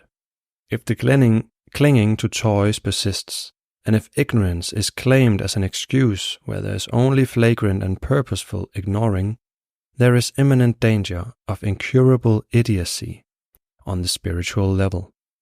Already mankind is subnormal for its age because it engrosses itself in precarious material diversions, because it is absorbed in frivolous emotional games, because it does far too little real thinking and remains obstinately ignorant of facts and laws concerning its own true nature. Men err in their choice of pleasures, from defect of knowledge. They are content with the little goods they have and adhere desperately to these in ignorance of the greater blessings to which they could attain did they but open their spiritual eyes. Mental development makes a child gradually set aside its infantile toys. After a while it does not want them again, and would not at any price wish to exchange its arduously acquired mental enjoyments for a return to the foolish playthings which assumed it when it was ignorant. So will spiritual unfoldment make men gradually leave his playing, particularly with such things as were never meant for the play. It will make him rise above the customary sexual games. After a little while he will not want these again, will not want to forsake the far greater glorious joys gained in his spiritual growth for a return to the unwisely chosen playthings of his period of sensuous amusements. But through sheer willfulness and cherished ignorance, humanity seems to prefer to go on with its playing, even with the most sacred treasures on nature's altar. Childlike, it moans if it scorches its fingers when grasping these sacrosanct vessel in which bums the sacred flame. It groans when sickness follows the quaffing of the holy wine. It whines when it is taken from its ungodly perilous game. It rages when it is threatened with retributory action of nature's exacting laws. And it will not see that all its misery and suffering result from its own stubborn persistence in remaining ignorant of spiritual principles. Such ignorance is unavoidable in the infancy and early youth of a race, but the large portion of humanity that has racially arrived at the advanced adolescent stage should now overcome that ignorance. It should know its own dormant spiritual powers, awaken them, and make them dominant. It should drop the unsanctioned toying and stop its wasteful playing with the life force, which is the most sacred force in nature. Chapter 20. Soulmates. All souls, not only pairs of souls, are one. The soulmate theory propounds that somewhere in the universe, each human soul has its supplementary counterpart with which it was originally at one, and with which it must seek to be reunited. And this is usually interpreted as a reunion in the flesh. This theory is based apparently upon the hypothesis found in various ancient teachings that at one time there were no separate male and female bodies, but that each body was completed in itself, self-reproductive, containing equally active male and female elements, such as many plants still do possess. The theory suggests that nature, in creating separate sexes, suddenly split the hermaphroditic body into halves, at the same time splitting the indwelling soul into two separate units. Nature, however, is more likely to have worked slowly, to have changed the physical form gradually through endlessly succeeding generations, without in any way affecting the soul. In one series of changes, the female elements of the bodies were made paramount, leaving inactive rudiments of the male. In the other, just the opposite procedure must have taken place. Proof of this evolutionary process can be seen in the vestigial organs in the bodies of each sex. Meantime, in every individual case, the indwelling soul remained just what it was, a complete being as before, now temporarily using a single-sexed instead of a double-sexed body. This natural process does not present the slightest logical basis for the soulmate idea. Another source from which the soulmate theory may have sprung is the little understood metaphysical concept known as the mystic marriage. Christian mystics have symbolically described this as the marriage to Christ, supreme love. Philosophical mystics have spoken of it as their marriage to Sophia, supreme wisdom. Mohammedan mystics have written about it in the most glowing words as the union with the beloved, the Spirit. In every case, the language used in carrying out the symbol has frequently been of such a nature as to mislead the reader who has no understanding of mystic law, and to leave the impression that indeed a personal and sexual union with another soul was meant. But the mystic marriage does not refer to any personal union, not even of soul with soul. It personifies the impersonal and immaculate union of soul with spirit, with what may be called the divine counterpart of the soul. It depicts the reunion of the soul with that from which it came and of which it is only an individualized part. The mystic marriage symbolizes the union of the soul with one's higher self, with the divine essence that dwells in each. As a result of this spiritual inward union, the perfect man with perfect love and with perfect wisdom is born. It is the union that every human being shall have to seek and bring about as evolution proceeds. But this union with spirit cannot take place as long as there remains a tendency towards sexual gratification.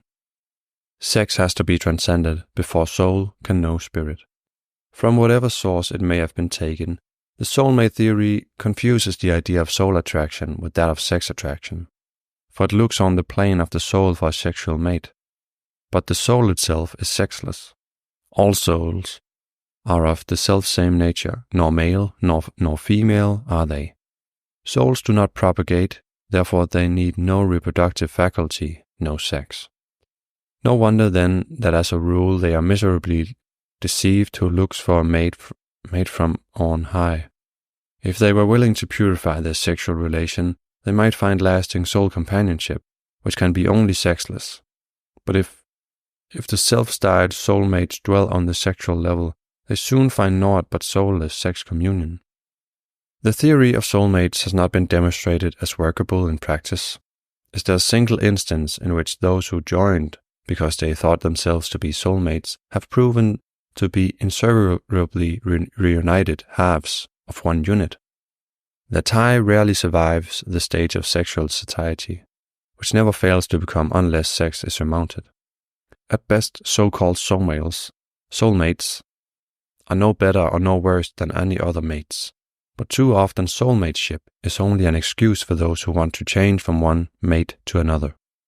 However, apart from the doubtful soulmate theories, a strong attraction may exist between soul and soul. Between souls similarly attuned and equally high evolved, no greater boon can come to any soul than to be closely linked with another kindred one. But this can only take place when purity has been established to such an extent that the soul no longer yearns for the seductive pleasures of the senses. In a tie of soul with soul, sex plays no part. Sex attraction must be overcome before soul can know soul. Chapter 21. Love versus Sex. Sexuality and love are opposed principles. Concupiscence has nothing in common with love. Popular opinion, in its confusing way, may declare them to be identical or inseparable, but they remain in essence mutually inimical. Love is spiritual and increases the dominion of spirit. Sex is physical and emphasizes the power of matter at the cost of spirit. Love belongs to the soul, sex to the body. Love is eternal, sex is ephemeral. Love is selfless, sex is selfish. There is no selfishness so deep as the selfishness of sex indulgence. Love works for the interests of the other, sex for its own. Love radiates, sex vampirizes. Love in abundance refines and elevates. Sex in abundance coarsens and degrades. Love by itself gives restful bliss. Sex by itself gives restless cravings. Love speeds evolution, sex retards it. Basically, earthly sex is opposed to spiritual love, and love is antagonistic to those elements which press towards sexual union. In its true nature, love can be known only when sex, consciousness, is absent. Love is a unifying principle in the universe. Where love exists, there is a longing for unification, for proximity, for sharing every expression of life on every plane of manifestation. Hence, love between the sexes usually includes a longing to share parenthood, and as a means thereto, to share that most intimate relationship that can lead to parenthood. This relationship then comes about indirectly as a byproduct, not as a direct expression of love. Still, when this longing to share parenthood is either consciously or subconsciously present, sex communion might almost be called a love act. For in such a case, the love element overwhelmingly exceeds the sex element, which is there only to serve its natural purpose. But even then, as a rule, sex disillusions love, so that for many, a couple with the rending of the bridal veil, the illusion is destroyed. They soon discover that sex fulfillment is not love fulfillment. Whenever the act is disassociated from its propagative purpose, it is entirely disassociated from love. Then it becomes an expression of merely physical attraction and gratification. Although momentarily uniting the bodies, it does not unify the souls, which is the unification that love looks for. Justification for the sexual act of two who love each other is often sought in calling it a reflection of the real oneness, but it remains as impossible to attain that oneness through its so-called reflection as it is to catch a bird by reaching out for its reflection in a pond. Evidently, an attraction that springs merely from sexual impulse cannot be love at all. Sex, seeking its own physical gratification, has not the slightest connection with love. Unreproductive sexual action is neither based on love, nor does it inspire love. Instead of leading to love, the animal attraction of one body for another ends in satiety and disgust, proof of which can be seen in the numberless divorces, in short-lived so-called love affairs, and in the discordant relation of many married couples. Only rarely is true love strong enough to survive the demands of sex unscathed. Sooner than to promote love, lust readily passes into hate. Therefore, love's arch-foe is lust. Sex desire, in order to make itself more acceptable, may disguise itself as love and call itself sex love. But the disguise cannot change its nature.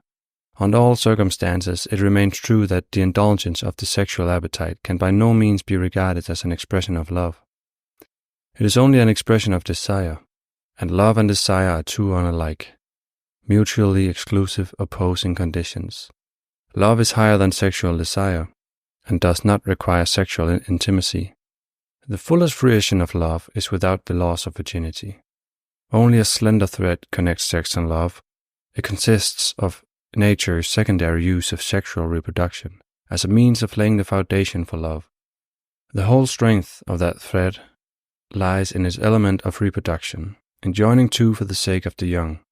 But as soon as the reproductive element is eliminated, the thread snaps. Then love and sex fall apart into their natural antagonism, in which sex kills love. In uncountable cases, love has been slain upon the sexual altar. Passion is the distortion of love. When one loves, one rises above passion.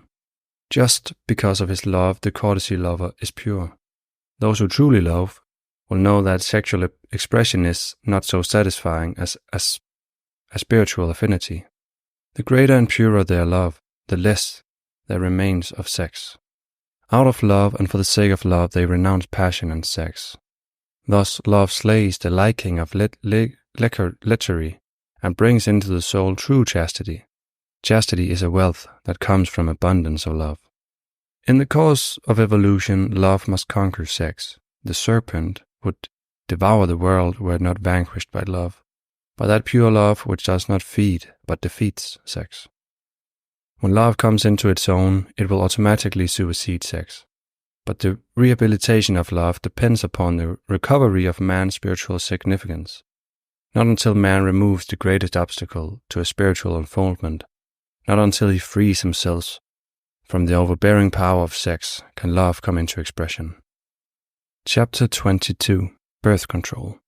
Sexual relations unfavorable to the rearing of offspring must tend towards degradation. Repulsive to all of us is the custom of those ancient Pompeians who used emetics at their dinner parties. After eating all that the stomach would hold, they promptly emptied in their vomitorium in order to be able to eat again. They did not eat for the natural purpose of preserving the body, but for the satisfaction of their unnatural appetite.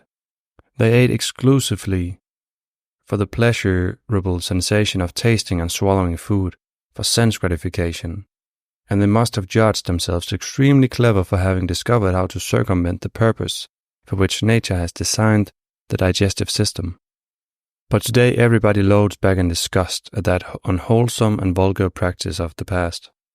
Yet far more loathsome is now the widespread practice of contraception. By humiliating preparations which reduce the body to a mere instrument for sensual expression, or by other unethical methods, contraceptors seek to circumvent the purpose for which nature has designed the reproductive system. These nature thwarters want cohabitation not for the natural purpose of race perpetuation, but for the satisfaction of their unnatural sex appetite, for sensual gratify. So cunning and specious are the modern arguments which are advanced in support of contraception, and so strongly do they appeal to an already over-sensualized generation, that birth control has become a readily accepted custom of the day, but undoubtedly a more sensitized world of the future will view contraceptives with the distaste now felt for the ancient resort of emetics. Because humanity is what it is, birth control has found countless propagandists and adherents. But just because humanity is no better than it is, its present standards cannot be accepted as the best and noblest. Just as a cry of all the world for war does not make war an ideal world condition, and just as craving for narcotics in a growing number of people does not make their use an advisable habit for anyone, so does the popularity of contraceptives not justify their use. All that it proves is that there are many people who gladly welcome any means to evade a natural consequence of sexual indulgence. Whatever sociological and other purely materialistic contentions may be put forth to defend contraception, all its methods are and remain a sordid perversion of nature's designs and purposes. All methods that intentionally and artificially prevent the possibility of fructification are inherently unnatural and abnormal. All methods of producing the orgasm by contact of the sexes, save the normal one, unphysiologic and therefore injurious. At the best, they are tampering with nature, and that is a dangerous thing in itself. Nature cannot be abused with impunity. She has her own unfailing way of upholding her precepts, and she is prompt to punish any infringement of her laws by those who are legally married as well as those who illicitly break them. Though she often seems to be satisfied with deferred payment, she exacts it finally in one coin or another. Never can any advantage be taken of nature by a trick. Under all circumstances, when no children are desired, the exercise of the sexual function is a detriment. When any kind of preventives of conception are used, their uncertainty, their desperate matter-of-factness, and the probability that they are in one way or another dangerous or harmful, all these things are against them. There is no harmless way in which to prevent conception, at least not by artificial means. There is but one prescription which is both safe and sure, namely, that the sexes shall remain apart. The best means to prevent conception is total sexual abstinence, and it is perfectly harmless. Every mode of prevention, other than that of living in chastity, is an evident violation of nature. The idealist insists that the proper method of birth control is self-control, and he condemns the use of contraceptives. Contraceptive practices are objected to by some authorities on the ground that they are liable to induce nervous or mental instability. Eminent neurologists and psychiatrists talk in terms of neurosis and psychosis as the result of the refusal of parenthood by those who yet practice sexual congress. When parenthood is wished for after using contraceptives for some time, there is often disappointment. This is because in woman the use of contraceptives may have destroyed the capacity for motherhood, for it seems probable that sperm overloading is a cause of sterility. In fact, world-renowned authorities have posited sterility as an almost certain consequence of contraception.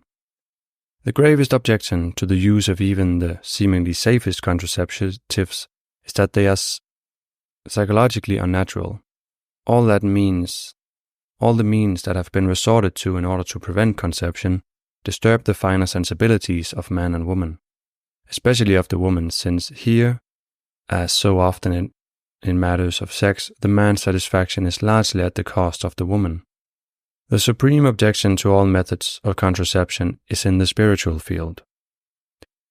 No one can practice any form of birth control without being injured spiritually. The very thought leading to the decision to reduce sexual congress to an act of unproductive self-gratification tends to paralyze every nation's spiritual faculty.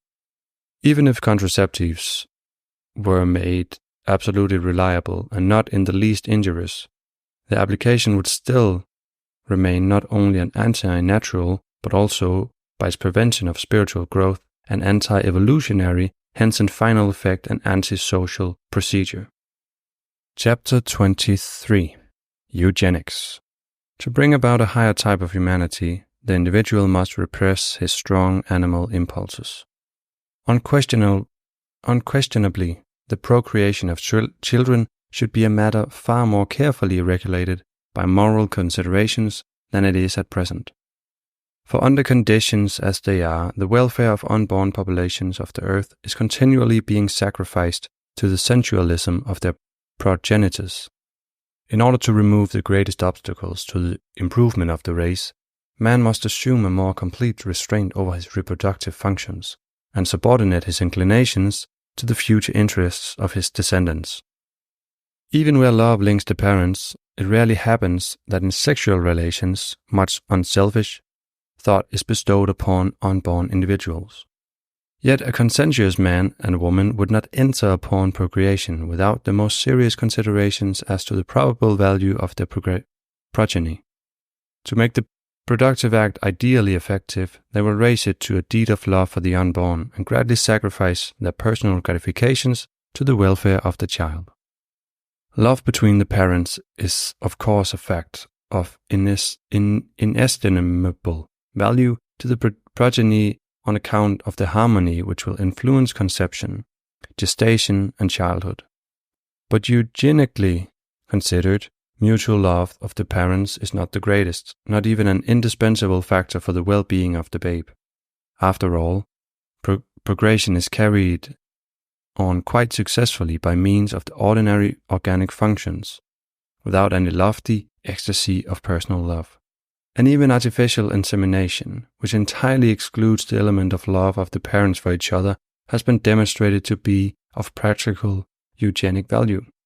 The one imperative eugenic requirement is parental dedication to the child to be, even long before it's conceived. Most parents are ready for any sacrifice, any renunciation for the well-being of their child once it is born. But for its greatest possible well-being, potential parents, and that means all youth, must be willing to keep their bodies in such a condition that a faultless seed and a perfect soil shall be available for the prenatal growth. Almost as a rule, however, the male contribution to the seed has been weakened, and very often infected with the inheritable disease by abuse of the reproductive organs. And where in the past, at least the soil, the mother's body, used to offer the fetus a fair chance, this factor too is more and more exposed to vitiation.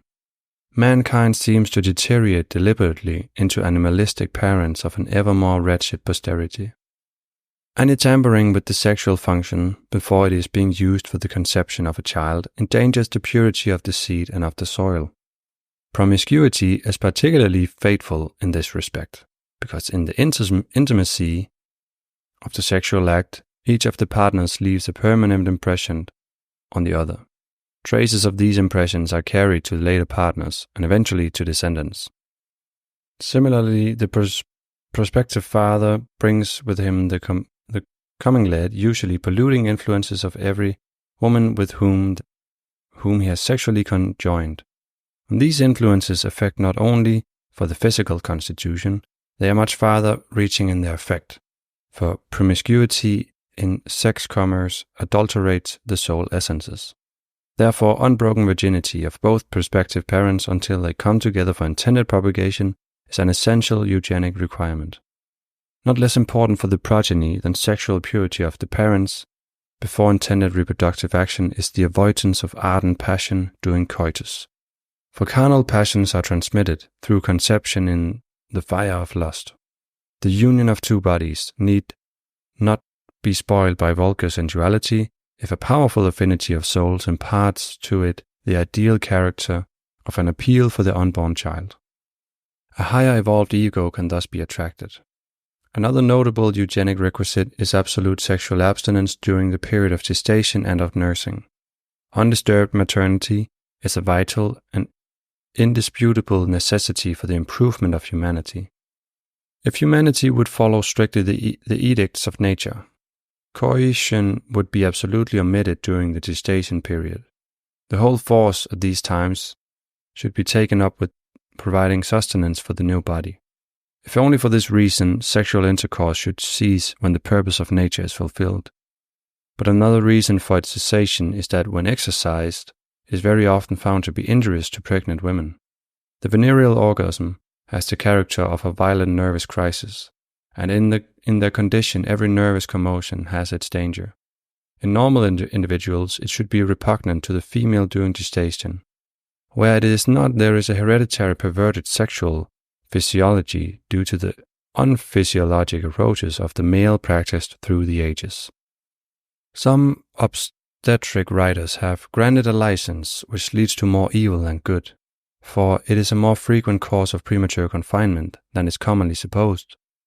Also, it is not unseldom a cause of miscarriage, and increases the pain and danger connected with childbirth. Therefore, from an early period, great authorities have declared themselves in opposition to the custom of practicing coitus during pregnancy.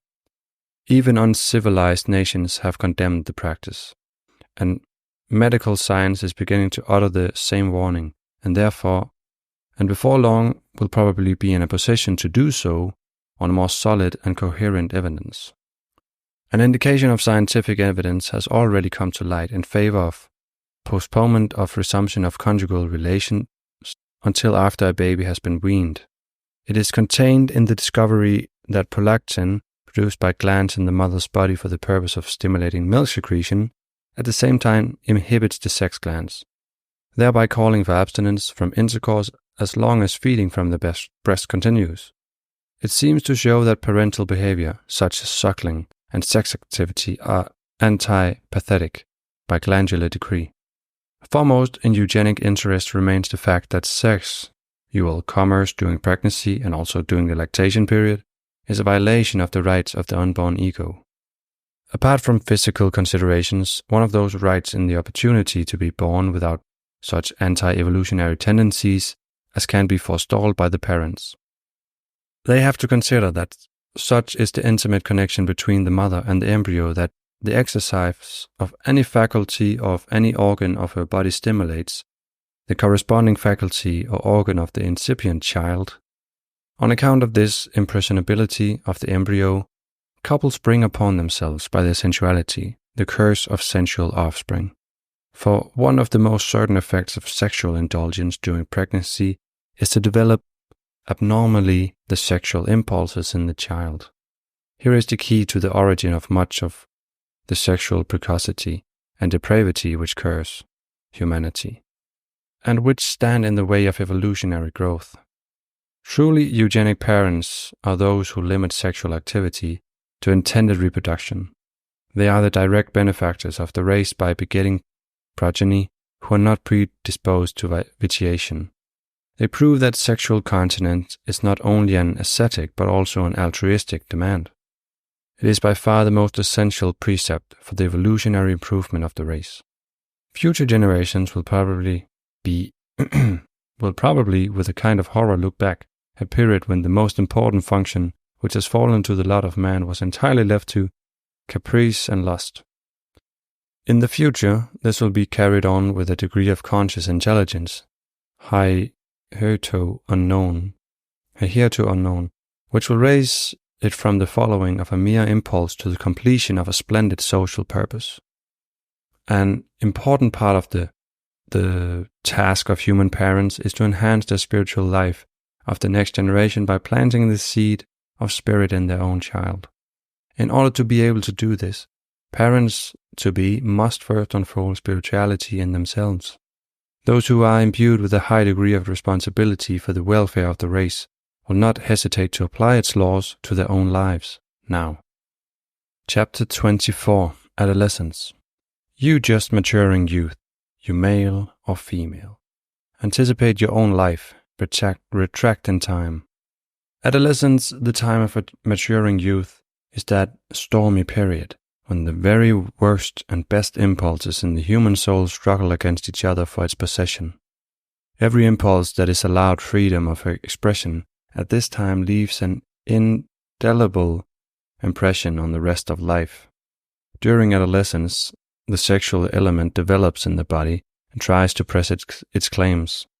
Overstimulated from within and from without and encouraged by popular casuistry, it clamors for satisfaction before it is matured.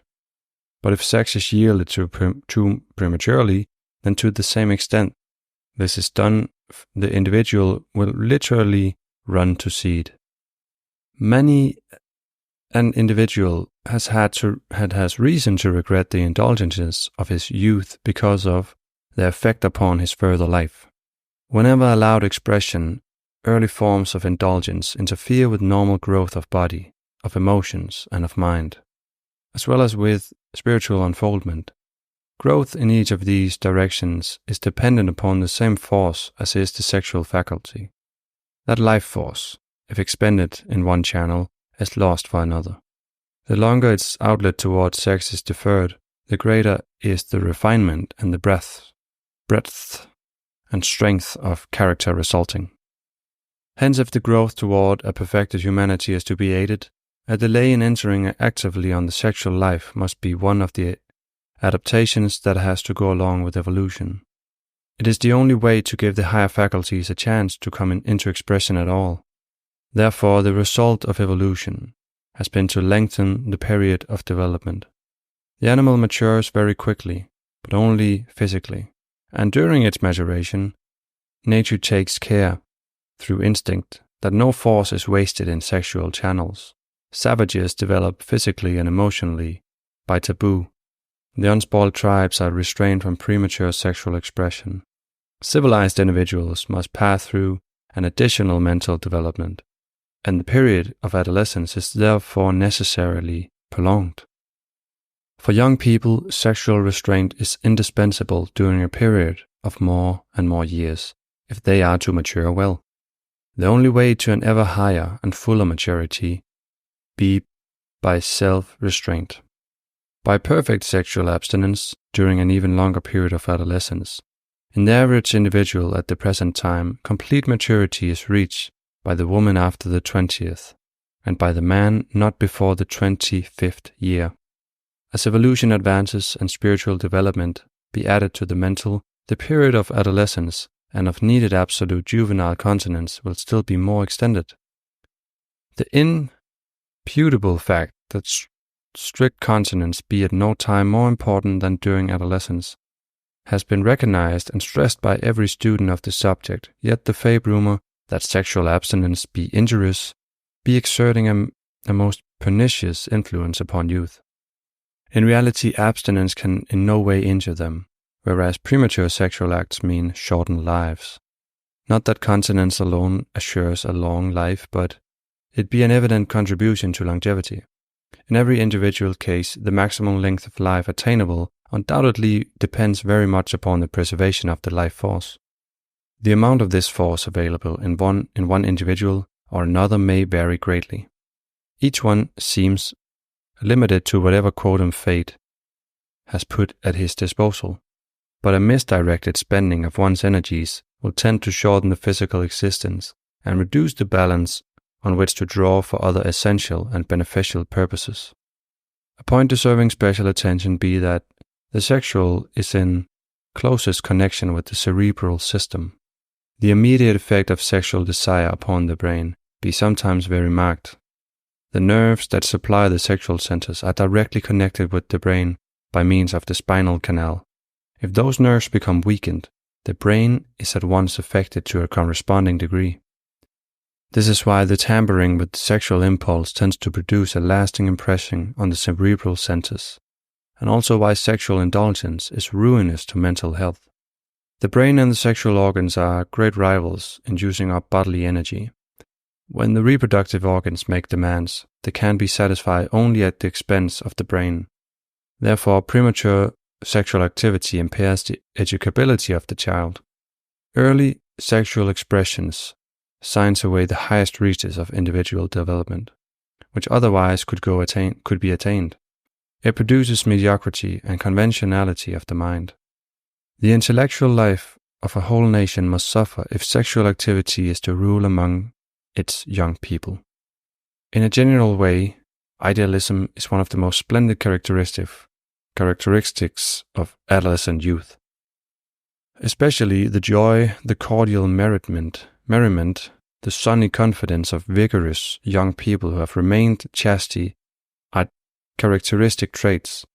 Such youths are also the most gentle and sensitive, upon to poetic inspiration and to enthusiastic support of utopian movements. But as soon as youth yields to the sordidness of sexual expression for self-gratification or to indulgence in erotic thoughts, the splendid enthusiasm disappears, often to make place for cynical materialism. So much of the life force is then wasted on the sexual level that none can be transformed into the higher energy on which aspiration and idealism depend. Thus continence is connected with ideal aspirations no less than with a physical vigor, and with mental clarity. Therefore, the way to maintain a strong and pure idealism through life is to adhere to continence. For many reasons, then, the ideal of chastity is the very highest that can be held upon up to youth. If it is the effort of their lives to be chaste, then indeed shall abide for them an incorruptible felicity. Then the cornerstone for future utopia has been laid. Chapter 25. Sex and Nutrition. There is a direct contrast between the processes of conjugation and nutrition. A presumed analogy between sex and nutrition is frequently put forth in support of a pretended imperiousness of sexual intercourse. But in reality there is more contrast than analogy between the two. Nutrition sustains the life force, whereas sex consumes it, and while food and drink are vital necessities, the generative impulse does not serve any vital necessity, at least not of the individual. The function of reproduction is not essential to the maintenance of the organism. Men can survive without it, whereas they cannot survive without food or drink. If reproduction were entirely stopped, the race would perish. But the continuation of the race does not require that everybody takes part in its propagation.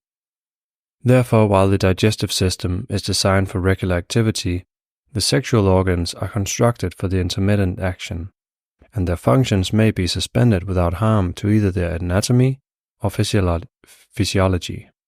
And the sexual appetite, unlike hunger or thirst, can be reduced to a more or less quiescent state, which, far from injuring, may benefit the physical and psychic vigor generally. In fact, one may live without carnal activity, and never better than without it. Another distinction between sex and nutrition is that nutrition is inherently a selfish function, serving self-preservation, whereas the sexual act, as intended by nature, is an unselfish function in which the individual sacrifices a fragment of himself for the sake of the preservation of the race. Nutrition implies an increase in the capital of the body. Reproduction always means a parting with some of the living material. While to part with this for the sake of the species is an act of self-sacrifice, doing so for selfish gratification without a chance of benefiting the race is but injurious self-waste. The only clear analogy between nutrition and sex lies in the fact that both are allowed to play too prominent a part in human existence. Instead of using them as natural means by which to keep oneself and the race alive, humanity has chosen to live and work mainly in order to satisfy its self-created inordinate desire for unnatural food and drink beyond the needs of nutrition, and for unnatural sex expression beyond the needs of reproduction.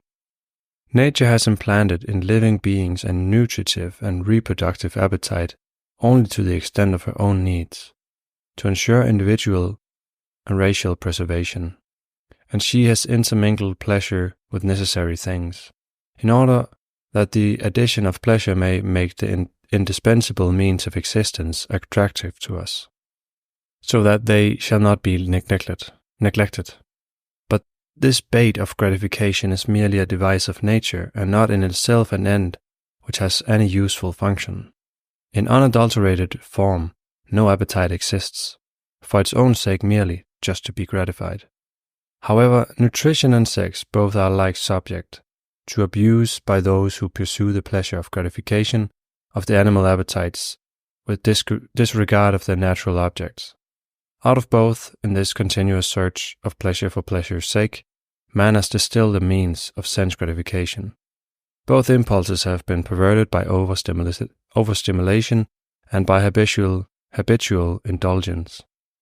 Both of these forms of abuse are degrading and obstructive to evolutionary growth, but the abuse of sex is the more injurious one, since it always consists in a deleterious way of spending vital elements, while the common errors in nutrition rarely omit a taking in of at least some body-building material. Basically, everything beyond nature's simple need is unnatural. Hence, many other factors of civilized existence may have to be regarded as not exactly natural, but none of those other items are comparable with sex or with nutrition, since none affect the body as an instrument for spirit like these two. By the indulgence of the nutritive as well as the reproductive function, false cravings get even stronger, and the body becomes more and more engrossed, so that a response to higher vibrations is made impossible. Indulgence in evanescent physical pleasures is ever at the cost of abiding spiritual joys. Chapter 26. Glands and Secretions. Certain glands are much influenced by thinking of the condition under which they are excited. Wondrous beyond human understanding are the workings of the glands, the biochemical factories in living bodies. Substances on which the body depends for its development and sustenance are manufactured by the glands from materials which they extract out of the mass of heterogeneous food that is put into the stomach. left to themselves, the glands perform their tasks instinctively according to nature's needs, in a manner which the most learned can neither understand nor explain. Their activity is backed by an intelligence that is not equaled by the greatest intellect of man. As long as not interfered with, the glands produce and contribute to the processes of life just the kind of secretion that is needed, just when and where it is needed. They do this in response to messages originating in any part of the body, requiring their particular product. So well has nature's intelligence arranged it that these messages, upon arriving at the gland, automatically stimulate it into accord and action. Glands in general secrete only under the influence of some special stimulation. Man has interfered with nature's normal stimulations and with the normal functioning of glands. With artificial excitations, he has forced some glands to serve his pleasure, to work overtime, to overproduce secretions. Especially has he overstimulated the glands that are connected with nutrition and with sex, particularly with sex. Modern physiology has emphasized the dual function of the essential reproductive glands, the ovaries and the testes. The ovaries are strictly analogous to the testes. Both produce external secretions for the generation of new bodies, and both testes and ovaries produce internal secretions for the upbuilding and regeneration of one's own body. These internal secretions play no part in the sexual act and are never expelled, but always taken up by the blood. While the external is what might be called the racial secretion, the internal is necessary for the individual's welfare. In regard to the internal secretions, the cases of the two sexes are strictly parallel. Apart from giving rise to the development of the secondary sexual characters, they are essential for physical and mental manhood and womanhood. The testes secrete substances which pass into the circulation and are of immense importance in the development of the organism. These substances are the internal secretions which also add enormously to a man's magnetic and spiritual force. In a woman, the ovaries elaborate an internal secretion which is absorbed by the system and which is necessary to the physical and spiritual well-being of woman. Modern science recognizes in the internal secretion of the sex glands the necessary factor for the right functioning of the whole organism, and it is weakening the cause of the deterioration of all other functions. Hence, there is no surer way to destroy existing manhood or womanhood than such of a course of life as deprives the body of this internal secretion. Sexual activity has a deleterious effect in this respect. Unfortunately, the individual has the power to use the external or racial secretions for other than racial propagative purposes. The tragedy of this is that by every act which disposes of some external secretion, the formation of the internal is undoubtedly interfered with. When compelled to produce more external secretions than required for generation, the sex glands cannot supply the normal amount of internal secretions for regeneration. The physical harm in the habitual overproduction of external secretion seems to lie in the fact that it drains from the blood nutriment which is needed for the production of internal secretion. The best blood of the body goes to form the ingredients for reproduction in both sexes. The richest elements of that blood are used in the distillation of the reproductive fluids. The more these elements are extracted from the blood for the formation of external, the less they are available for internal secretions and for the essential processes which depend thereon. The whole body suffers when these vital elements are wasted. Not only every sexual act, but all the irritation of the sex organs interferes with the formation of the internal secretion. Hence not only every wasteful sexual expression, but also every irritating stimulation of the sex impulse takes place at the cost of self-regeneration, mental and spiritual, as well as physical. Even where the use of the external secretion is limited to generation in harmony with natural law, the formation of internal secretion is unfavorably affected. This in itself makes reproduction a sacrificial act. In such a case, however, the loss in spiritual potentialities is compensated by the sacrificial element in the purely generative act. But in every sexual expression which lacks propagative attention, there is naught but loss on the regenerative side, a greater and more irreparable loss according to the frequency of the indulgence. The prominent part played by the internal secretions of the sex glands of both men and women in every phase of individual development has been discovered only in modern times. This new knowledge confirms the idea that in order to make possible an advancement in evolution, more and more of the life force must be taken away from generative activity and turned into regenerative channels. For it shows that this force, instead of being used for the formation of the generative external, must be directed to the production of the regenerative eternal secretions of the sex glands. Since the production of those important secretions depends on the well-functioning of the sex glands, it is evidently essential to the physical, mental, and spiritual well-being of the individual that these glands are normally developed. Where the glands are deficient, there can be no efficient internal secretions. This fact, however, has been widely misunderstood and often willfully misinterpreted. It is quite erroneous to think that the glands must prove their normal efficiency in sexual expression and that they must be kept in condition by such activity. Quite to the contrary, and as already emphasized in this chapter, the right functioning of these glands, for the benefit of the individual, is interfered with by every sexual act. The best proof of the well-functioning of the sex gland is to be found in as sound a physical body as other prevailing factors will permit, in a clear idealistic mind, and in a progressive spiritual growth of the individual. Chapter 27. A Physiological Dilemma. The reabsorption of semen can scarcely be said to be a part of the modern physiological doctrine. It is not the intention of this study to delve into physiological details, but for some facts have been so much misunderstood and twisted into motives for unwarranted sexual acts, that it is unavoidable to speak about them if current wrong impressions are to be counteracted.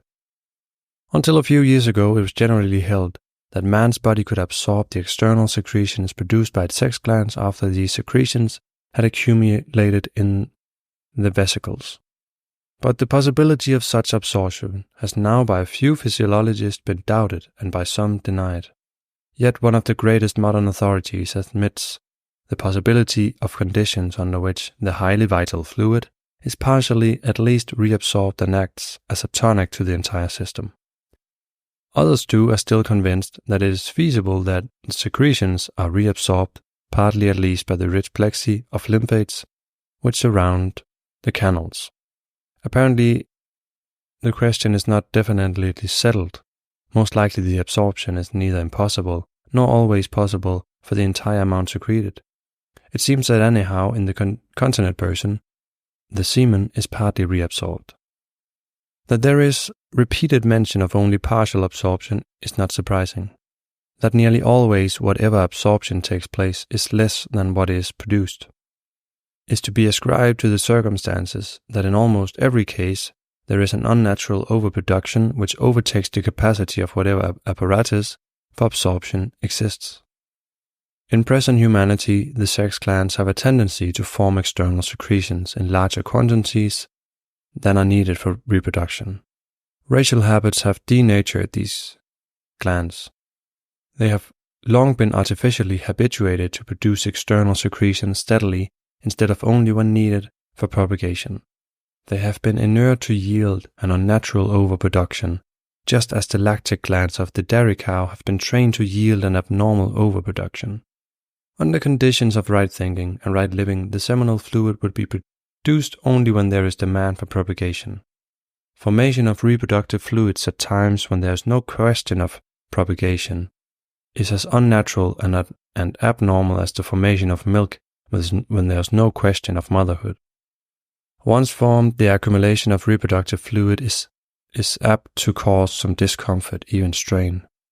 This tension is usually mistaken for a manifestation of reproductive impulse, but almost without exception, the formation of the fluid by the sex glands results as little from the natural reproductive impulse as the flow of saliva at the thought or sight of a delicacy results from a natural hunger. Both conditions are caused by artificial stimulation, and undue imagination, a man accustomed to abstinence will not suffer from any accumulation of secretions, and the longer the period of continence, the less of the irritation and discomfort will be felt. The tension of the accumulated external secretion has given rise to the view met with among the ignorant, that this fluid be noxious if allowed to accumulate. It is regarded as an excretion to be rid of, to be got rid of like those of the bladder and the intestines. This view of the supposed necessity of expelling the reproductive fluid is supported by the new theory of non-absorption, but everything relevant that is known in biology and physiology indicates that nothing could be more false and pernicious. The external secretion of the sex glands is a vital fluid representing far greater potentiality than the same quantity of blood. It is not a waste material, and one positively and directly gains by the absorption of that secretion. This is evidenced by increased muscular action, a diminished sense of fatigue, and enhanced recuperativeness. Undoubtedly, the more fluids are retained in the body, the greater fullness of life, health, and power are experienced. Therefore, under no circumstance apart from propagation should the external secretion be expelled voluntarily. If a surplus really should be removed, nature will do so without any voluntary action of the person and with a minimum loss of physical and psychic energy. After all, it matters little whether absorption of the reproductive fluids is possible or not. The essential point concerns not the way in which they are disposed of after being formed, but their non-formation. If their formation is prevented except in the service of propagation, absorption becomes superfluous. Of the greatest practical value is that the formation and accumulation of these external secretions is avoidable. Even the inherited tendency to their overproduction can become, if it's not reinforced by ever new excitations. The infallible way is to lessen the erotic stimuli. As a result of this, it becomes possible to utilize the vital elements of the blood constantly for the formation of the inner secretions, which enhance the development of greater physical and mental and spiritual power. Chapter 28. Erotic Dreams. Erotic dreams are influenced by erotic desire. In the consciousness of man, an important part is played by what psychoanalysts have termed the censor. Deeply implanted in man's nature, there is the determination not to be content with oneself as one is, but somehow to be cleaner and higher, to suppress and reduce to nothingness the sort of things that drag one down, and to concentrate attention and effort on the higher parts of one's being. The so-called censor may well be interpreted as being an embodiment of that determination, that urge to reach an ever higher evolutionary stage. He can also be considered to be the impartial spectator, the judge within, who is a personification of conscience, warning against actions that are inconsistent with the stage which the individual has reached. Thus, the censor is the equivalent of the good demon which every man has a proper keeper, to bring him to perfection. Ultimately, the censor represents spirit, albeit only a negative, inhibiting aspect thereof. The power of the censor depends upon how much of spirit can manifest through a person.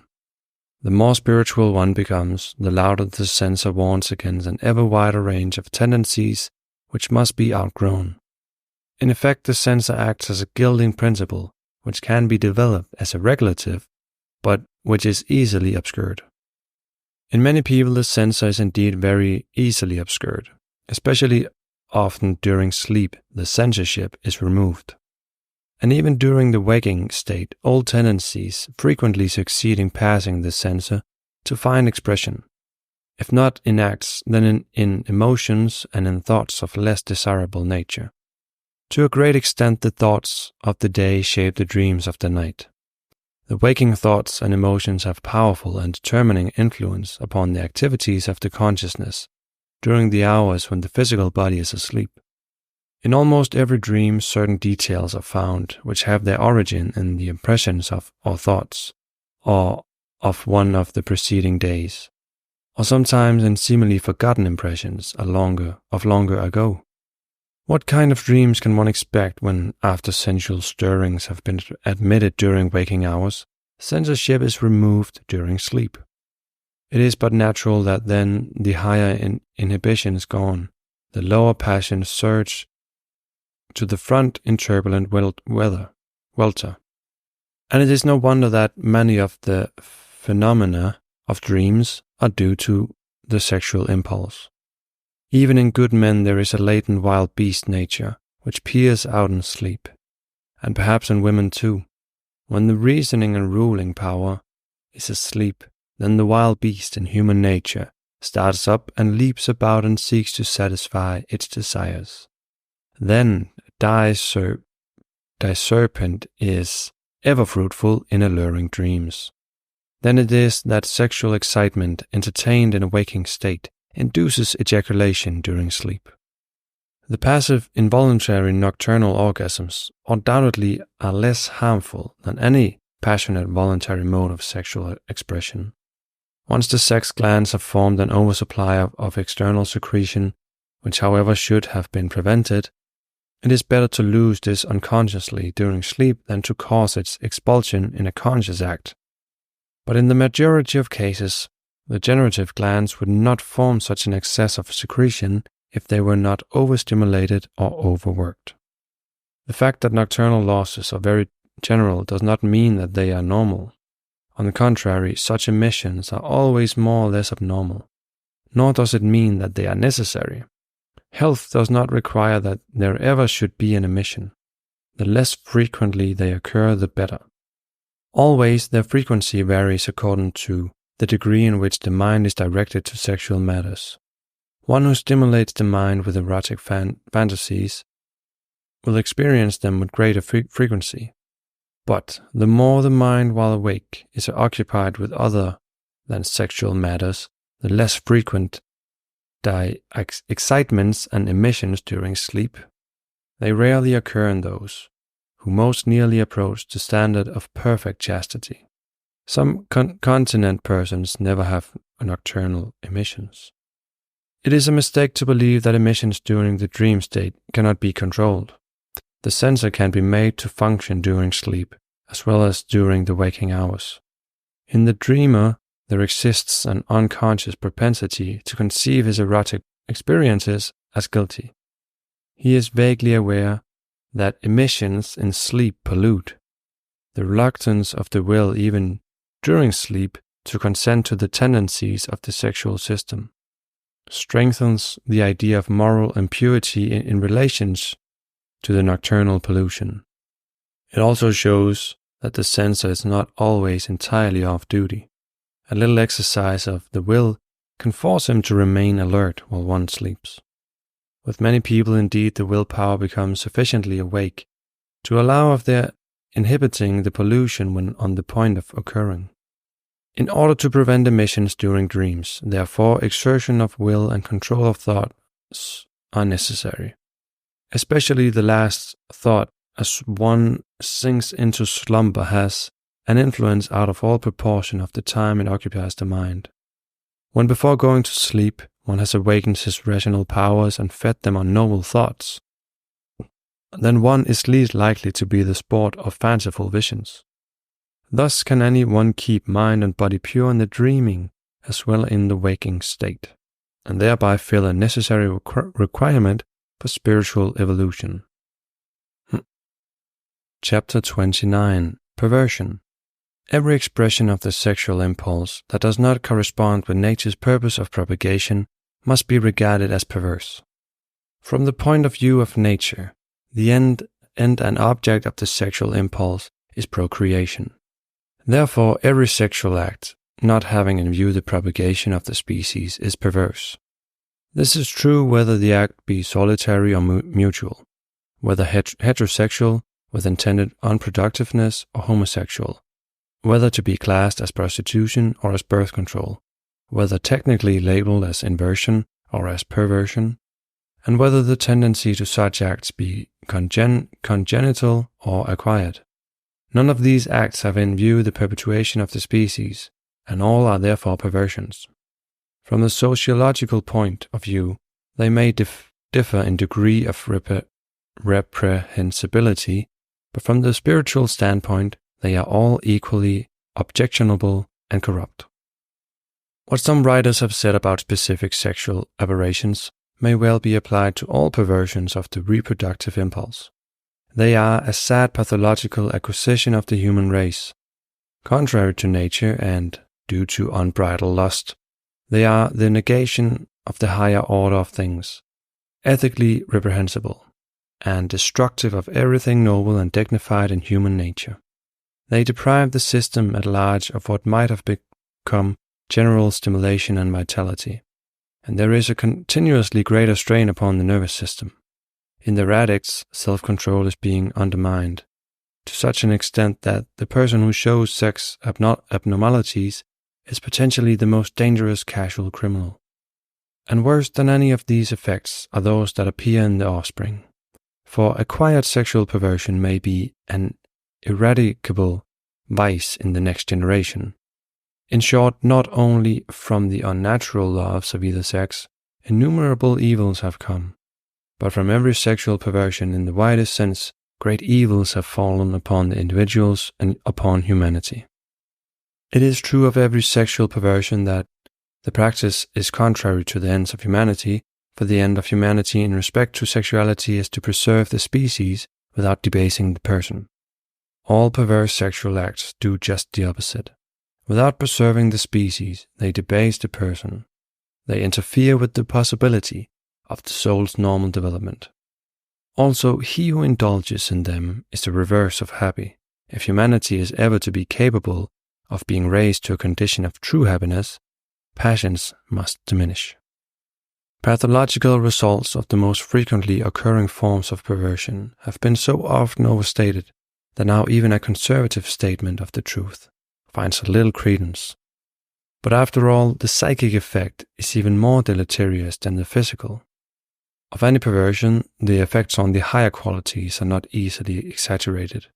Far more serious than any physical impairment is the impairment of the idealism and the nobility of life. The finer endowments of man suffer graver lesions than do the physical. Every perversion inevitably coarsens man's whole moral and spiritual fiber. It is mere sense pleasure bought at the cost of higher life. The modern way of looking upon perversion is to extenuate and to condone it on the ground that it is often the result of inborn tendencies or of specific glandular defects. On this same basis, all crime, too, should then be excused and tolerated. For undoubtedly the criminal as well as the pervert in many cases descends from tainted progenitors, or has deficient endocrines. To recognize this may lead to a better understanding of their disordered condition, and to the discovery of means by which to help, to correct, to cure them. It should also lead to the ways of eugenically preventing the birth of ever more congenital criminals and perverts. But it does not mitigate the fact that perversion and crime both are intolerable abnormalities. Counteracting spiritual evolution, they cause mankind's devolution. They must necessarily be eliminated wherever the aim of society is evolutionary progress. Chapter 3. Civilization. The progress of civilization seems to have been unfavorable to the virtue of chastity. The energy of civilization, man, is directed outwards. It is applied to materialistic and intellectual progress at the cost of the spiritual. Thus, our knowledge has increased, but not our wisdom.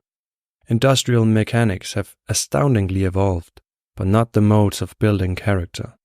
While we are hastening from moment to moment, we have neither leisure nor repose for the development of character. The stressing of the physical sciences without a corresponding cultivation of the spiritual factors has lowered man's senses of his moral power and responsibility. The most noxious sign of the blight in the social atmosphere is the openly increasing laxity of morals. In fact, moral sense is almost completely ignored by modern society. The race may be more intellectual than it ever was, but it is not more spiritual. Intellectual preponderance At the same time, consciously hardly anyone thinks today of developing the soul. The great intellectual progress has been achieved to the detriment of soul life. Yet it is the character of the soul which determines man's level. Man has learned to control many of nature's forces. But as long as he cannot control the forces within himself, there can be no question of real civilization. Control of appetites is the first step in human culture. As regards his sexual ethics, man has retrograded. Although a milder mannerism in sexual expression has been adopted by mankind, it has not become less sensual, rather the opposite. Human culture has not carried things further than putting of a finer polish on our animal impulses. The effort of our civilization has been to domesticate lusts, and now they are found and fostered in almost every home. In comparison with the mode of life which prevailed among mankind for thousands of years, we people of the present day are living in a very immoral age. Sexual morals have been cast aside. Sexual license would seem to be the unwritten code of modern society. We find ourselves in a welter of urban sensualism and immorality. Sex tends to permeate to such an extent man's mental and emotional, as well as physical existence, that sex and its expression have become an obsession. And the present generation stands practically indicted as one of sex addicts. Characteristically, one finds in this age of boasted culture society saturated with sexual abuses from the bottom to the top. Prostitution flourishing on a gargantuan scale, white slave traffic amongst the fastest growing crimes, abduction and seduction as daily occurrences, criminal assaults upon children greatly increased, abortions more frequent than at any period, and as lightly looked upon as is the extraction of a tooth, sexual relationships among students of colleges and schools, epidemics of venereal diseases in high schools, widespread indulgence in perverse sex practices by old and young, even the very young, sex plays on stage and screen attracting largest audiences, sex novels finding the best market, sophistical sex teachings disseminated without restriction, their popularity resulting from the fact that they provide excuses for personal weaknesses, and such a prevalence of male and female troubles that it would seem that civilization inevitably spells civilization. Mere animalistic sex expression has no more place in worthwhile civilization than would mud huts serve as modern houses. But in our pseudo-civilization, worse than animalistic sex misuses are indulged in and condoned. There can be no question of real civilization until a relentless campaign against the domination of sex is well on its way. A lessening of the overwhelming influence of sex is necessary before the race can claim a semblance of true culture and of becoming spiritualized. It is just because spirituality has been practically discarded that sensuality has become paramount. For there is a close relation, an inverse ratio, between the two. Only where the one is absent can the other rule. Hence the great need of consciously and conscientiously approaching a spiritualizing ideal. In themselves, ideals testify to a high level of civilization, particularly when they help to bring the spiritual nature to the fore, the animal nature to the background of human consciousness. Therefore, human nature must be modified according to the definite ideal. And the needed ideal must, in the first place, diminish the overpowering fascination of sex. Because it is not possible to develop civilization unless we can inhibit primitive passions. There is as yet no civilized society. Above all other responsibilities, the task of humanity is to build up a genuine civilization, a corpus spiritual of mankind, a civilization in which a purified love, disentangled from all sexual accretions, will come into its own. Chapter 30. Sexual Normalcy.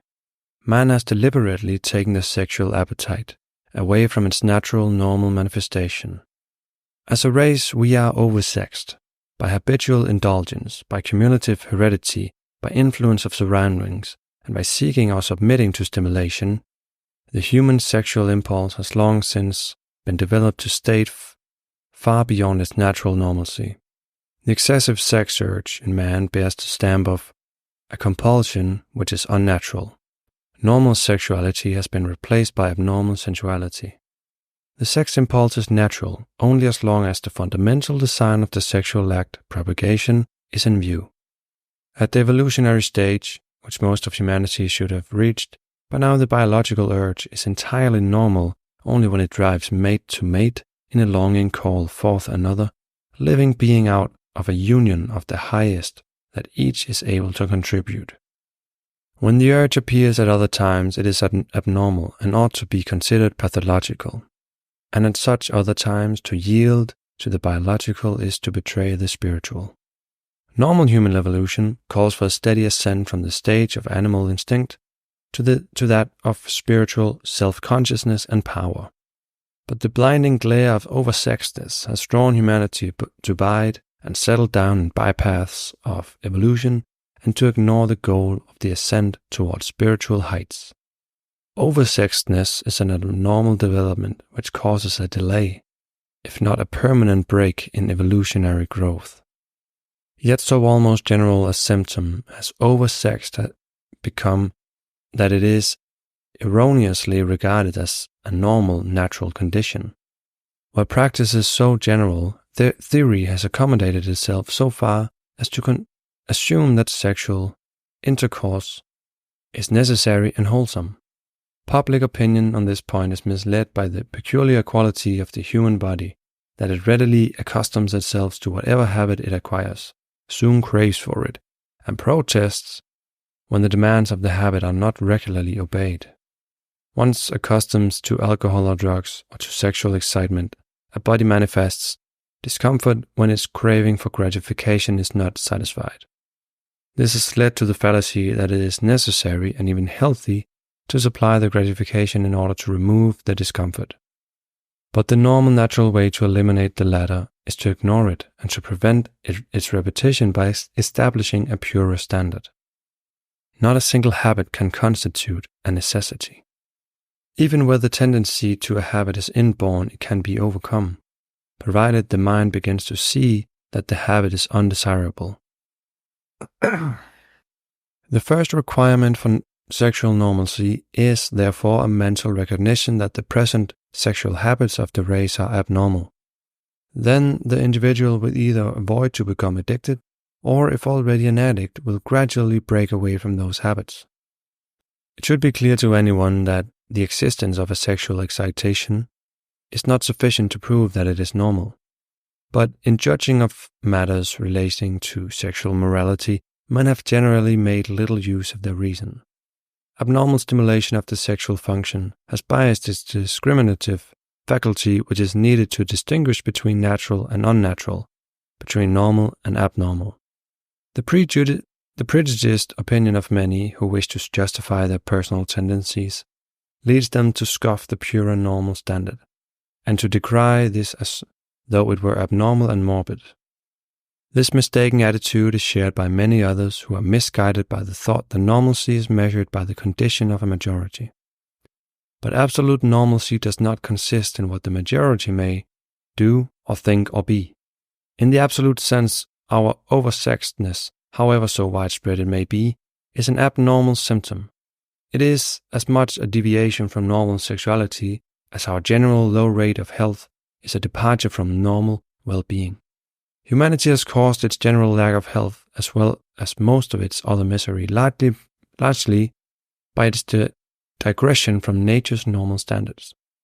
Misery is nature's protest against degeneration. Every willful deviation from nature's normalcy is therefore followed by a severe and often painful reaction, even if that result is not always immediately apparent. In present humanity, almost everyone seems to prefer to remain complacently in the hedonic state of oversexedness, and to be indifferent to its deleterious results for the individual and for the race. In the general tendency of ready surrender to its dictates, the imperiousness of the sex impulse has been greatly overrated. But the sexual appetite is not insuperable. With a little strength of character and of will, it is not very difficult to overcome the abnormal drive of this urge. Only weaklings yield to sexual impulses, which the normally strong feel but repress. After recognizing that sexual normalcy consists in purity, people of high principles free themselves from the grip of sex. Rising above all erotic influences and conditions, they take up against the long interrupted ascent toward the highest goal of human evolution, spiritual unfoldment. Chapter 31. Continence. If one is gated to idealism, continence should make powerful appeal to him. Threaded through all the pages of this book, even where but faintly showing between the lines, is the ever-recurrent thought that the ideal sexual life is one of strict continence. Continence, the word, is not used here loosely to denote moderation, in which sense it is so often applied to be to the very flexible moral standard of most people. By continence is meant the voluntary and entire abstinence from sexual indulgence in any form. Strict continence is meant absolute abstinence except for purposes of propagation. Abstinence not only from the gratification of the impulse, but also from mental and tactile caresses, and from all abnormal practices. All such dalliance is not abstinence, and because continence is not compatible with sexual excitement of any kind, it must involve a permanent abstention from indulgence in erotic imaginations and voluptuous reverie, and from any of the factors which arouse the sexual passion. Perfect sexual continence, as an ideal to be striven for, cannot be dismissed as a mere monk-made superstition. Even for the most materialistic purposes, the value of abstinence has been generally acknowledged. It has always been a rule for athletes while training for contests and prize events. This fact about athletes has been often positively affirmed by the ancients, and strict abstinence is still adhered to in our own days in the preparation of participants for prize fights, league ball games, and similar sports. During the period of intensive training, sexual excitement is the one thing which is rigidly excluded. Clearly, it is considered worthwhile and possible even for the most full-blooded and hard-muscled men to be continent for a certain period for the sake of a chance to win a prize in a competitive contest.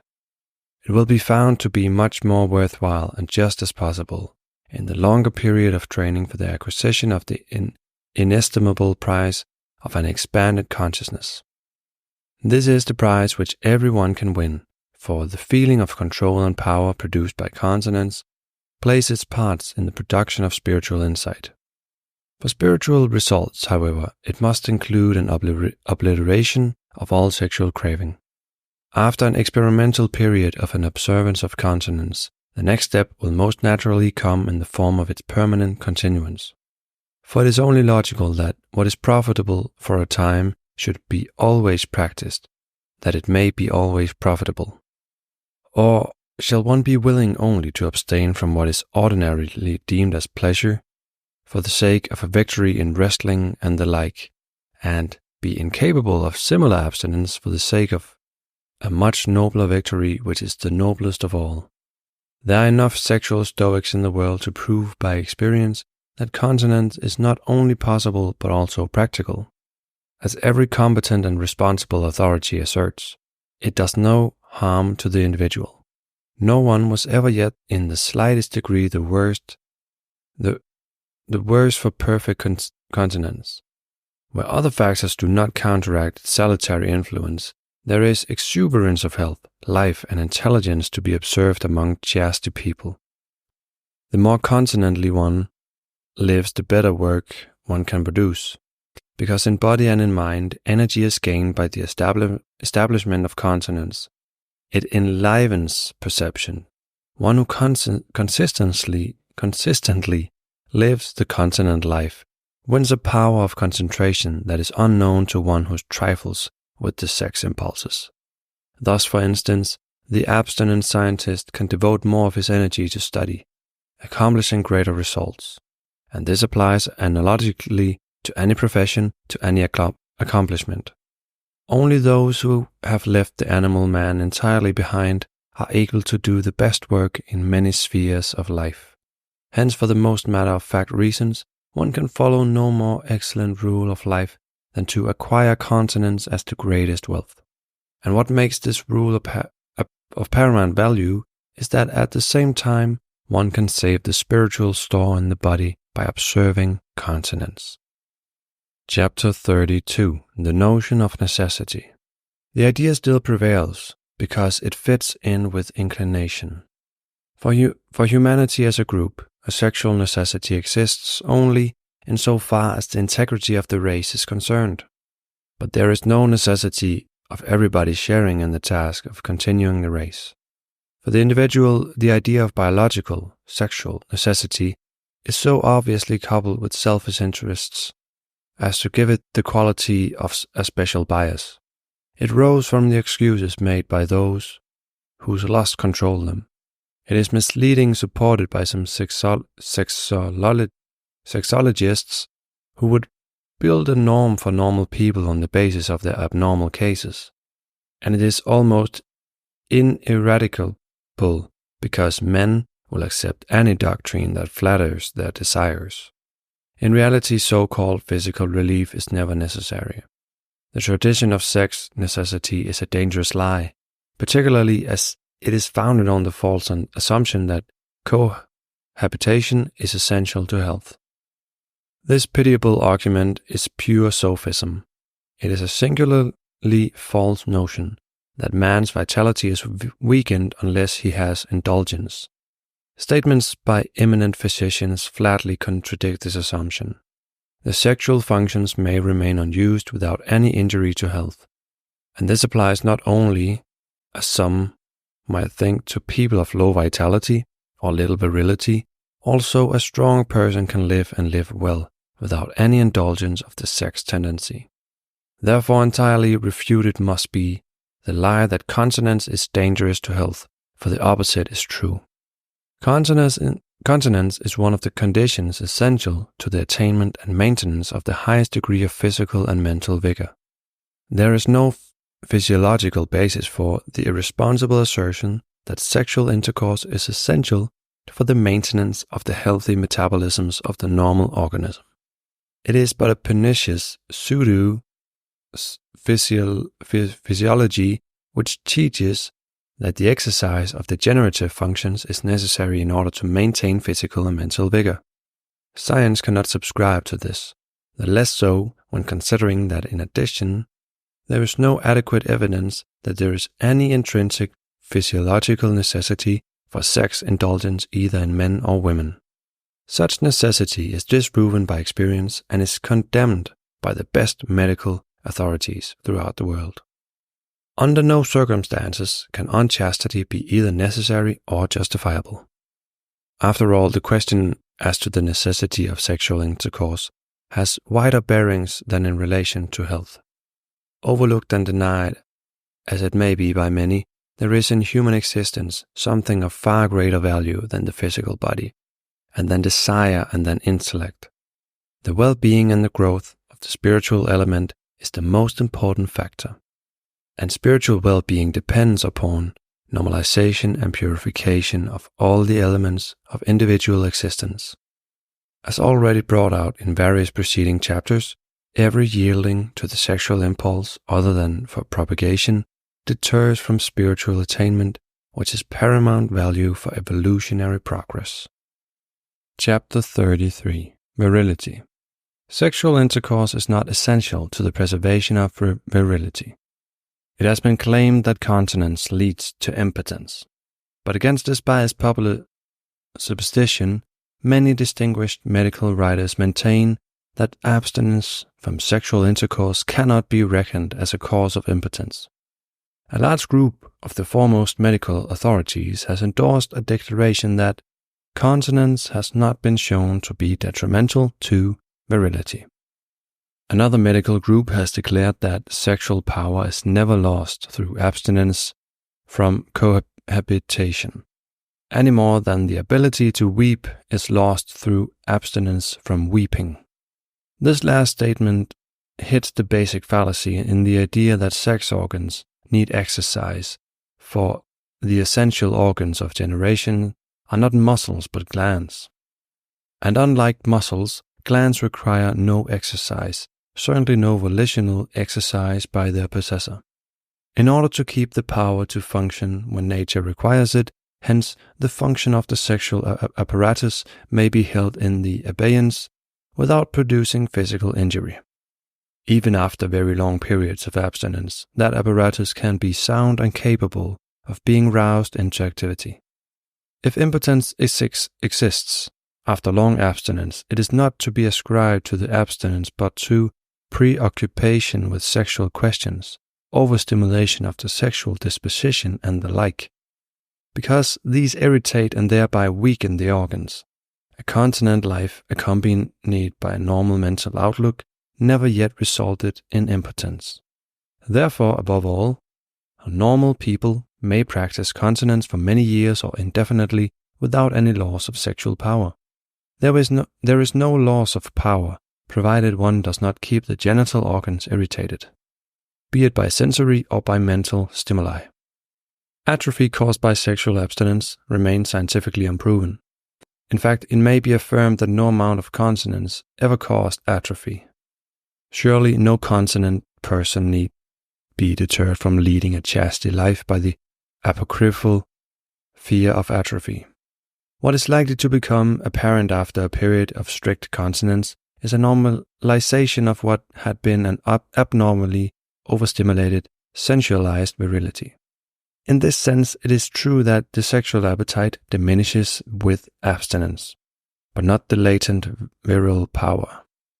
If abstinence be rigidly adhered to, the desire materially diminishes and a condition of sexual indifference ensues. This is perfectly normal.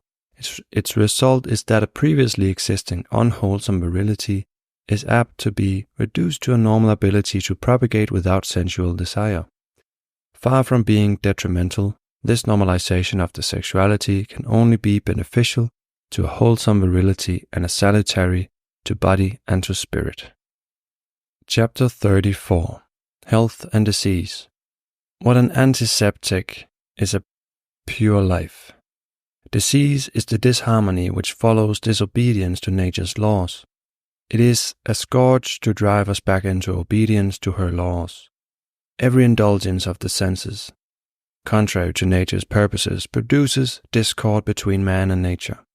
Whether the indulgence consists in eating except for self-preservation, or in sexual expression except for racial preservation. It is bound to result in the disharmony that eventually becomes manifest in the form of a disease. Each passion in man is capable of producing disease, but especially the misuse of the reproductive function is the underlying cause of much sickness, because the lower pelvic region is capable of deranging every bodily organ. There is no one function which, if disturbed, leads so certainly to general ill-feeling or to physical disorders. Even though these often do not arise until much later, it is almost true that its misuse is the cause of all misery and disease. Every use of the sexual function beyond intended race preservation constitutes a misuse, an excess. An excess brings on disease, misery, suffering, mental and physical. Specialists agree that the aggregate evils arising from excesses of this kind are greater than those arising from excesses of all other kinds put together. It is largely through the abuse of the sex force that man is more diseased than any animal. Free from man's influence, animals do not indulge in sexual congress except in the season of rut. The sexes become neutralized during the rest of the year. Thus their natural virility is greatly conserved and intensified in their seed. But man's abuse of the sex force has gradually affected most of the human seed, of the valuable germ plasm as a result of which mankind becomes with every century more dwarfed and weakened. By sexual self-gratification, man has become a helpless, scrofulous being and the wealthiest heir to constitutional and hereditary diseases. Through physical indulgence, the human race is afflicted with puny and precarious healths and early deaths. The flesh of man is corrupt because by unwise cohabitation he has corrupted his race. Illness is his fate, while his immortal spirit languishes in the bonds of sense. Continence would be of the greatest help in humanity's struggle against illness, because in the continent person, the undiminished internal secretions of the sex glands are better able to fulfill their task of keeping the system immune to infections. Or where infection is already active in the body, these secretions can the more effectively combat the disease-producing toxins and prevent a serious outbreak. And should actual disease be insuppressible and take its course as a result from overruling causes, then a continent life shall have enabled the patient to save up force which greatly assists in the recuperative powers. Of course, those who abstain from indulgence cannot immediately be vigorous and entirely free from ills, but when there are pathological symptoms in one who abstains from sexual acts, there certainly is an other cause than continence for conditions of ill health. Entirely unfounded and unfair is the popular tendency to ascribe to continence whatever ails a continent person. However, sometimes a diseased condition is caused in one who is outwardly continent by what might well be called an unchastity continence. When physical continence is not combined with chastity in thoughts, there can be no harmony, no balance in the body, hence no health. To be thoroughly effective, the continence must be positively willed and supported from within, not but negatively and grudgingly accepted from outer, compelling circumstances. Supported by inward purity, continence will lead unfailingly to greater strength and better health than would be attainable otherwise. Health depends on too many different factors to be permanently secured by continence alone. Heredity sets up its limitations. Unwholesome habits have a lasting influence. Overwork and worry frequently interfere. Often fatal to physical well-being are dietetic errors, and hardly anyone knows how to avoid these. And sometimes health is disturbed when a person is developing spiritually while neglecting to give sufficient attention to a proportionate purification and spiritualization of the body, or while failing to consider that the body, as it becomes more delicate instrument, requires different and greater care than before. But whatever the momentarily disturbing factors, always in the direction of purity lie health and vitality. Venereal diseases. Venereal disease in an educated age will be unknown. On degenerated humanity, venereal disease is a mark of moral deficiency.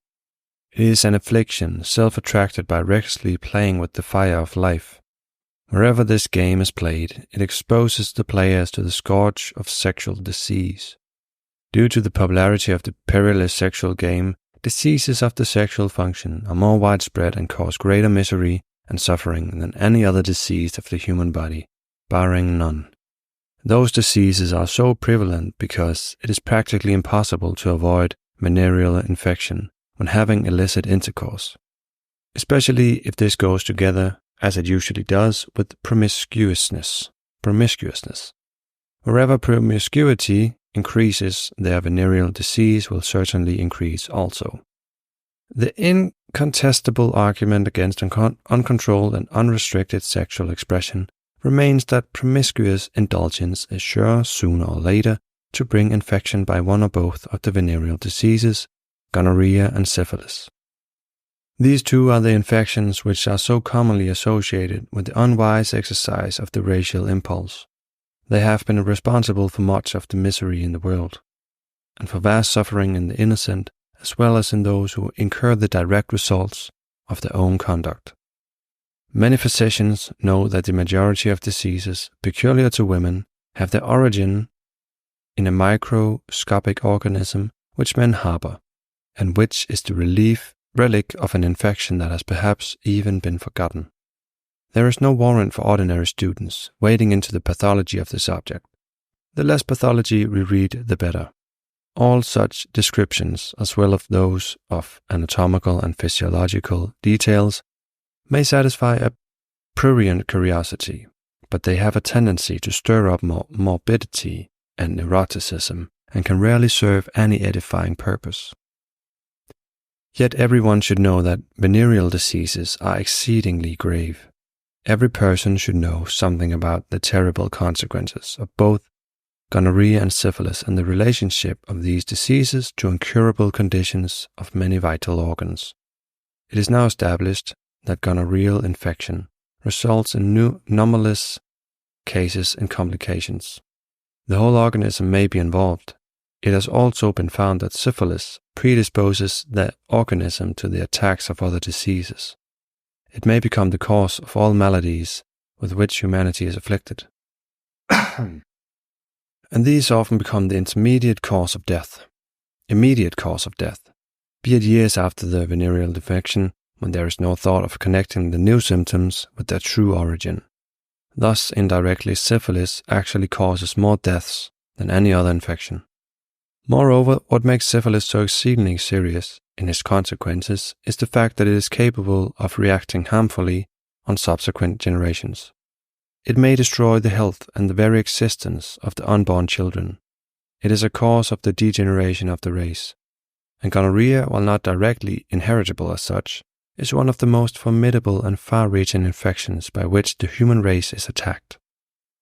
Indirectly, it is apt to cause serious infantile infections. Some high medical authorities regard gonorrhea as even more serious in its social consequences than syphilis. The insidious nature and destructive virulence of venereal diseases should be more widely known in order to offset the heedless way in which they are generally regarded. They are difficult to cure from the first and almost impossible when thoroughly lodged in the system. When the outer systems have been suppressed, the disease often settles down into a latent and dormant condition, and years after the poison will break out. Usually quite costly are the few fleeting moments of sexual gratification, heavy and enduring the penalty to be paid. All protective devices, both mechanical and medicinal, have failed to ensure safety from the venereal diseases. No method of absolutely ensuring against infection have been discovered, except one, continence, which solved the problem. Venereal disease is now so widespread that even for the prudential reasons, purity should be observed by old and young. Though fear is not a noble reason for abstaining from the yielding to an impulse or a passion, it is better to abstain on account of fear than not to abstain at all. Better let fear of punishment detain from murder and from theft than to yield to an inclination to such actions. Better let continence be motivated by a fear for venereal diseases than to have one yield to sexual passion, which is bound to lead to misery for self and for others. Of course, one who is only as good as fear will make him is not very good. One must have higher motives to impel to self-control. Chastity must have a far more solid foundation than fear. Higher than fear, for dreadful physical results, is prudence. Higher than prudence is the ethical consideration of not wanting to cause hurt to others. Higher than ethics is the spiritual motive of wanting to aid evolution, and not to set up new causes for even more misery. Whatever motive may lead up to it, the only satisfactory method of avoiding venereal disease is to live a clean life, and that one method is open to all. Chapter 36. Neuroses. There is no evidence that continence produces any neurotic symptoms. In many and sundry ways, modern civilization increases the irritation of the nervous system. It overstimulates every personal element of human nature. As a result, neurotics represent a very large proportion of humanity, and their number seems to be rapidly increasing. Considering that above all else the sexual nature is being overstimulated, so that an increasing majority of mankind is oversexed and ever less continent, may not the growing percentage of neurotics have some special connection with the increased neglect of chastity? Under the spreading influence of misleading sophistries, there is less and less of what in popular speech is called repression, more and more of expression of sex. Is it then not more likely that the increase of cases of neuroses is caused by undue sex expression, whether in thought or act, rather than by so-called repression? Yet psychoanalysts are inclined to trace to sex repression most of the nervous and mental disorders. However, what the psychoanalyst means when he says that psychoneuroses are due to repression is something very different from saying that they are due to sexual restraint. Not understanding the psychoanalytical theory, the lay public has transposed it into the fallacy that restraint or continence tends to produce neurosis. And this has been taken to support the erroneous notion that sex expression is generally advisable and even necessary. But the opinion which on pseudo-psychological grounds suggests or permits incontinence is absolutely false. It rests on interpretations, always biased and often deliberate. According to this idea, the one who allows his impulses an unbridled expression should be proof against neuroses. But daily experience shows that he may be as neurotic as others. In fact, there are more victims of neurasthenia among those who give free rein to their sensuality than among those who know how to escape the yoke of mere animalism. And this is to be expected, since a weakness of will with regard to sexual temptations makes one less capable of resisting nervous disturbances. Refuting the idea that abstinence has a deleterious effect on the nervous system is the conspicuous fact that there are men and women whose daily experience proves that it is possible for even highly sexed individuals to remain continent, without any abnormal psychological effects. Some of the most prominent neurologists do not believe that continence leads to nervous disease. Physiology and pathology clearly show that the base of the trunk, when it has undue influence on life, works the destruction of the whole nervous system. An abnormal condition of irritability and disorder of the sex organs causes nervous derangement. But the strictly continent suffer little or none of that irritability, and such disorder is practically unknown to them. Where neurotic conditions are observed in continent persons, it is not the continence which is responsible. Usually the patients have become neurasthenics for entirely different reasons, such as primary disposition, mental overexertion, etc. However, neurasthenia can occur when there is antagonism between impurity of the thoughts and purity of the body. But that would not be a case of true chastity. Anyone who, notwithstanding physical abstinence, persistently indulges his sex fantasies must expect to be the victim of psychological distress. For wherever conditions arise which specifically stimulate the sexual emotions, neurasthenia may be produced. In such a case, the real harm comes not from the restraint of sex desires, but from artificial stimulation beyond the means of healthy control. Hence what is to be avoided is mental and other overstimulation of the sex impulse. Since continence itself never produces neurosis, there is no foundation for the warnings against continence, which are now not only surreptitiously but often brazenly disseminated. In healthy and not hereditarily neuropathic people, complete abstinence is possible without injury to the nervous system. However, it may be true that in individuals of neuropathic predisposition, enforced abstinence may give rise to danger of nervous and mental diseases, and that the more one is predisposed to neurosis, the harder is sexual abstinence.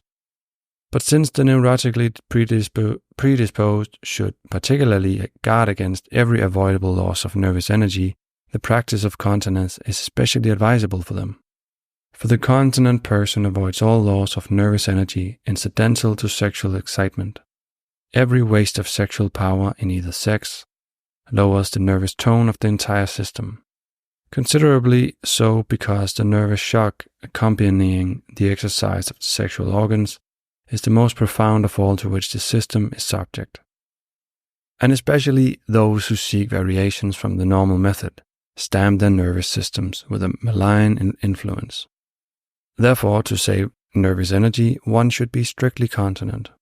For some, especially for those habituated to sexual acts, this may seem difficult, but it is well worth while to make the effort because, as a result of sexual abstinence, one may acquire a firmness of character which will place one beyond the reach of nerve-disturbing influences.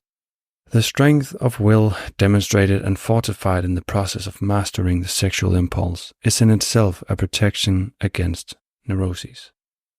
Chapter 37. Medical Advice. The real continent individuals do not require medical help. Sex in its pathological expressions, in its disturbances and diseases, which need to be cured, is intrinsically a matter for expert medical attention. But since there is no pathology in continence, the subject of continence does not belong specifically to medical science. Therefore, medical opinion on this subject need not carry more weight than seriously lay opinion. The medical profession is made up of just as many kinds of people as any other group. For this reason, an unanimous support of the ideal of continence can at no time be expected from their side any more than from other large groups of men. As in other humans, so in physicians, exists the danger to let personal inclination bias personal opinion. And this tendency is always particularly strong in regard to sexual behavior, in which almost every person wants to find justification for his own standard. Moreover, the medical practitioner's constant dealing with unreproductive and abnormal sex expression of patients is apt to obscure his vision of its ideal manifestation. And the modern materialistic trend, with its sophistical excuses for unrestrained sexual expression, has affected the ideas on this subject within the ranks of the medical profession as much as among laymen. On account of this, definite medical statements in support of sexual purity have become scarcer as the years pass by. But even if not a single medicus ever had expressed himself in favor of continence, the ideal will not be affected. Too many arguments apart from medical advice support its adequacy and its evolutionary indispensability. Even if the whole medical faculty had united in attacking the advisability and the feasibility of the ideal from a physical standpoint, its absolute value would still remain intact. For there is something in sexual purity that is supraphysical, something that remains inviolate and unshaken, even though its physical defenses should be shattered. The spiritual value of the ideal is impervious to physical attacks. Be it then that medical opinion, for or against continence, is not necessarily conclusive, it is yet gratifying to find that many medici, including some of the leaders in the sexological field, have published unequivocal statements in support of continence. Be it then that medical opinion, for or against continence, is not necessarily conclusive, it is yet gratifying to find that many medici, including some of the leaders, as already demonstrated by quotations in preceding chapters, reputable physicians and physiologists unite in advocating a chastity and continent life, simply for the sake of one's health, independently of all other considerations. Scores of medical writers have already been quoted, and the science of 1,000 others has affirmed that abstinence has never caused any disturbance to health. The American Medical Association has repeatedly repudiated the false doctrine that sexual continence is incompatible with health. A large English medical group has stated that there is no definite evidence to prove that continence in either sex results in any harmful effect upon the normal physiological activities of the organism. Outstanding specialists have declared that with all the opportunity of long experience, they have no knowledge of any harm resulting from a pure and moral life. have never found a man suffering from keeping himself pure, have never observed a single instance of atrophy of degenerative organs from his cause, have never seen diseases produced by chastity, and are without proof of their existence. Everywhere in the medical profession there always have been strong supporters of the view that the yielding to desire is no more to be justified upon physiological or physical than upon moral or religious grounds, and that the control of the sexual desire is necessary from the hygienic standpoint.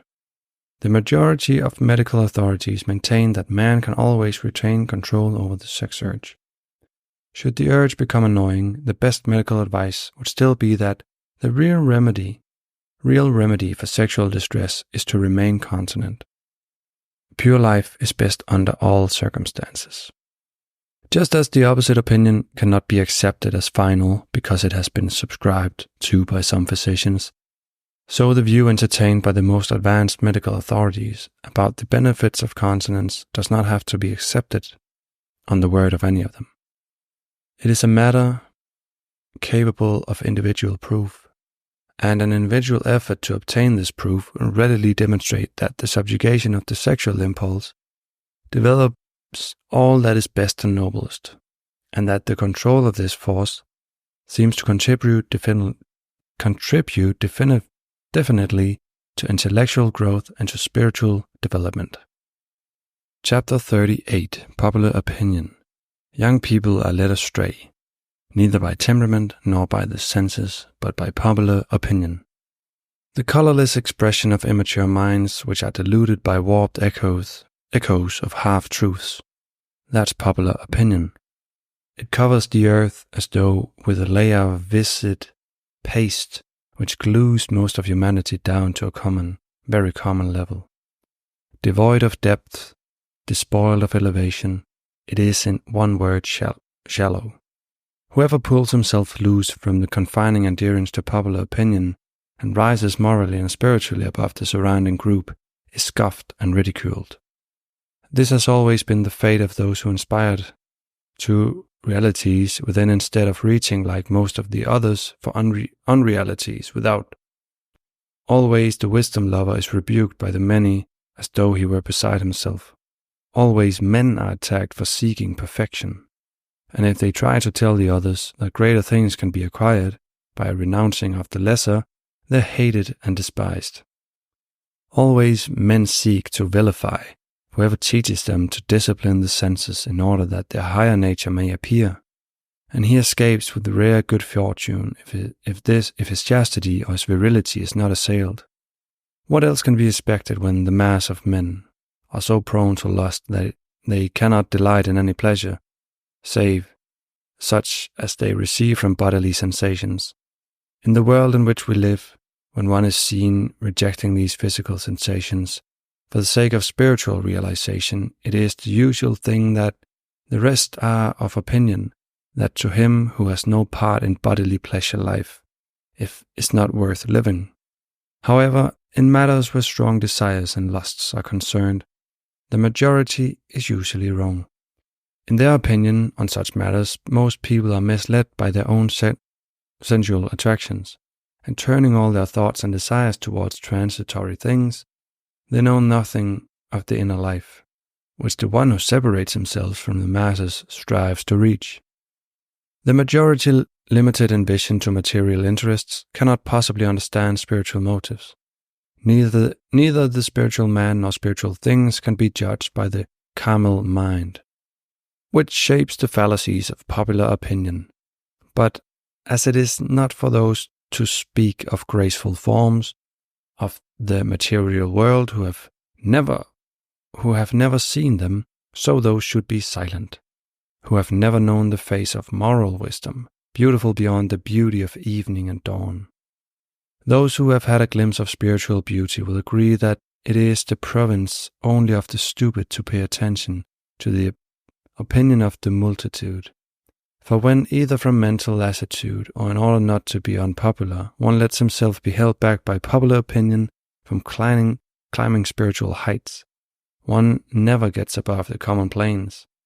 Of course, it is much easier to go with the majority than to climb, painfully and slowly, to the heights of isolation, which have remained free from the profaning influence of the multitudes. Yet it is only on these heights that one can enjoy a wider outlook, breathe purer air, hear whisperings of spirit, and conceive its wisdom. Chapter 39, Asceticism. My highest respect to the ascetic ideal in so far as it is honest. In an unspoiled state, and again in a purified state, man is naturally ascetic in the sense of being abstemious of leaving off whatever only serves to satisfy unnaturally stimulated, desire-created cravings. In the unspoiled, such cravings do not yet exist. In the purified, they have been overcome. Between these two evolutionary conditions lies the intermediate one in which most of humanity now finds itself. By misusing the mind to overstimulate the body impulses, man has abandoned the primitive, more innocent state. By clinging to sense gratification, he hinders his attainment of the higher, spiritualized condition. In the present deadlock of human evolution, one mankind chooses ignorantly or stubbornly to follow the dictates of bodily desires. Those, however, who are anxious to hasten evolution must inevitably free themselves from the domination of such desires. And for this purpose, the need of ascetic exercises, more or less drastic and rigid according to one's individual propensities, is undeniable. In many ways, asceticism and chastity are useful means to desirable ends. An ascetic element is inseparable from all morality. It is an absolutely indispensable means for the attainment of moral freedom, especially in the sphere of sex. For only asceticism can free us from the yoke of our passions and lead us to the highest goal of morality. But also those who want to conquer real knowledge have to submit themselves to a kind of asceticism. Through regular exercise, the mind must be freed from the influence of the senses in order to be able to function to its fullest capacity. In every way, asceticism leads to a fuller life. And finally, by means of ascetic observances, man becomes a spiritual being. In no other way can those racial habits which render the body unserviceable as an organ of the spirit be overcome. The real purpose of asceticism is to remove the noxious weeds of physical indulgence in order to make room for the valuable spiritual growth. So consider the ascetic ideal has an element of eternal truth without which life can have no true culture. For first of all, asceticism is a discipline in self-control. It helps to fortify the character and the will. It is a discipline of mind and body to fit men for the service of an ideal. Its purpose is to harden as well as to purify, to secure control over the appetites, and to bring the body into subjection to the will. It is unfortunate that many a fanatical ascetic has specialized in exaggeration, morbid and repellent austerities, as though one could acquire a spiritual asset by outdoing others in self-torture, or as though preparatory exercises themselves constituted the sought-for end. Such ascetical extremists may well have succeeded by inflicting any smart to overthrow the strongest passion by the most violent pain, on the same principle that is applied in the modern medical method of counter-irritation. But by so cruelly crushing the lower side of life, they frequently have crippled the physical body which, after all, is the vehicle through which man's higher faculties also must find expression. Apart from this unwarranted application of ascetic principles, there is a sane and civilized asceticism, which presents a quite different face. It holds that the ascetic is not he who punishes the body, but who purifies the soul, at the same time that he disciplines and refines the body to bring it into vibratory harmony with spirit. This moderate and sensible asceticism emphasizes that its self-denying practices are only a contributory factor in inducing a spiritual result, and that they must be combined with the practical exercise of spiritual qualities. The sane ascetic strives to coordinate his personality, to unify his powers, by subordinating the lower to the higher, and where he represses it is with a view to development and enrichment.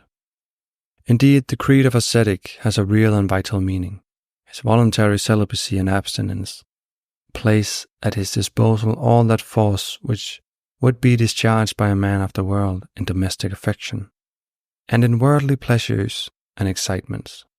If evolution is to proceed without an interrupting retrogression, asceticism will have to be recognized as a basic thing in human nature, even though in many it be deeply buried under layers of sense-feeding soil. In the ascetic movements, there was an equally vital and important truth which will have to be rehabilitated. That truth involves the fact that spiritual power cannot manifest where there is moral weakness, and that whatever is given to the body is taken from the spirit. Hence, the principle of true asceticism is the principle of spiritual self-preservation. Chapter 4. Evolution. Evolution is the triumph of human qualities over animal qualities. Whether or not the materialistic theories about it are in every way correct, evolution is a fundamental element in life. It is a change forward and upward, and advancing from the imperfect to the perfect. Many, however, mistake the growth of our civilization for evolutionary progress and think of these two processes as being synonymous, but they are neither equivalent nor always parallel. Evolution brings with it a proportionate degree of true civilization, but civilization as we know it is not in every aspect the outcome of evolution. Our civilization is largely the result of an exclusive development of mind, of a one-sided attention to matter and to material life at the cost of spiritual development. High mental efficiency is only then a characteristic of harmonious evolution when it concurs with commensurate spiritual unfoldment. Evolution will then not only make man scientific, but, by letting his unfolding faculties find expression through a spiritualized mind, it will make him approach omniscience. Overdeveloped brain power, however, applied exclusively to materialistic science, is as little a natural concomitant of or an aid to all-round evolutionary growth, as are overdeveloped muscles. Therefore, most of the remarkable intellects of this day and most of the modern inventors, with their astounding accomplishments, cannot be considered to be products of normal evolution. They are more like hothouse products of an abnormal civilization. They are the outcome of a forced and artificial growth of lopsided qualities carried on through many generations. They are in the human kingdom what exceptionally trained animals are in the subhuman. They are no samples of evolutionary growth toward the superhuman. Civilization, as it is distinctly constitutes a hindrance to spiritual unfoldment. In its concentration on materialistic and mental achievements, it neglects and suppresses the inner development of man. It antagonizes the higher expression of the life force, which evolution seeks to bring about. It is for this reason that our present civilization is on its way to follow the fate of most preceding civilizations. They reached a high state of mental development and of material well-being. Then, when their materialism together with its attendant lack of morality nullified their value in the evolutionary scheme by antagonizing the unfoldment of the spiritual element, they were inexorably destroyed. Total destruction of our own civilization can be prevented only if cognizance is taken of the spiritual demands of evolution. Evolution is nature's process of allowing the latent qualities of the life force to come gradually into perfect manifestation. For this purpose, she constructs ever more suitable, more responsive, more delicate living instruments through which to express always more of her own innermost being, more of that unfathomable element which we call spirit. In the simplest physical forms of the mineral kingdom, nature can only manifest what seems to us unconscious existence. In the plants, which rise above the minerals, out of and above the ground, the life force stirs and shows a consciousness of sentient living. In the animals, which might be called uprooted plants, growing by motion and by emotion above the animal kingdom, life expresses itself in instinctive consciousness, in present humanity, grown mentally above the animals. Life's energy displays itself in a conscious realization of self-consciousness. Could this rudimental humanity, as it now is, be the climax of the evolutionary scheme? Of course not. Man as we know him is by no means the highest creature that will be evolved. There is not the slightest reason for supposing that the powers, which we human beings happen to possess, are the highest of which this planet is capable. Progress is the law of life. Man is not man as yet. The process of progress must continue until nature can perfectly reveal its highest powers in a perfected instrument. A superhumanity must be developed, which realizes an untrammeled expression of spiritual consciousness. At the primitive human stage, there came a change in evolutionary method. Pre-human progress was involuntary, but human progress can be willed. Nay, it must be willed. So far growth had been regular and automatic, unopposed. It might have continued thus if man, that is, the human species, had not used self-consciousness to foster self-indulgence and sensuality. He thereby set up an impediment which he himself must again undo by self-chosen willing effort. Instead of continuing mechanically from without, growth has become an accomplishment that must be aided from within. Further evolution will result solely from conscious efforts towards growth. It can be achieved only through persistent self-exertion. Henceforth, man not striving toward evolution, not helping it, will not evolve. And the individual who is not evolving goes down, degenerates. This is the general law. The choice is man's. Will he successfully progress toward the succeeding stage of fully spiritualized humanity, and finally to that of divine superhumanity? Then he must, with self-determination, overcome the obstacles to growth. Divinity is in us, animality hampers and constricts it, stunting our growth. Especially sexual activity weakens man, in his most essential, his spiritual expression. If the race is to progress, it must somehow become less sexual. For even the potentiality of a higher spiritual life is endangered by fleshly lust. Human evolution cannot proceed unless man sets himself to the task of overcoming the passions which obstruct his spiritual unfoldment. He who shall attain to perfection must be one who has courage to be absolutely chaste.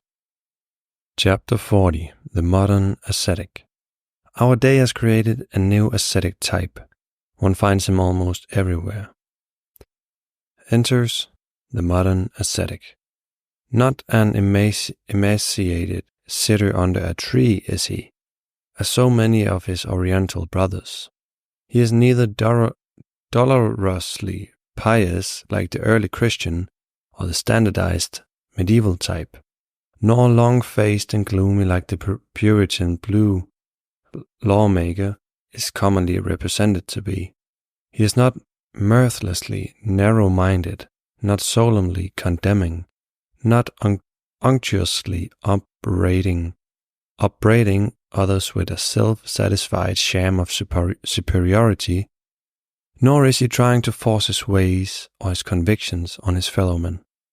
On the contrary, he is a cheerful, radiant person, happy in the spiritual felicity that is his, unostentatiously and unassumingly going his way, strict for himself in trying to apply the spiritual principles in everyday existence, while broad-mindedly understanding that others from different standpoints will view things differently.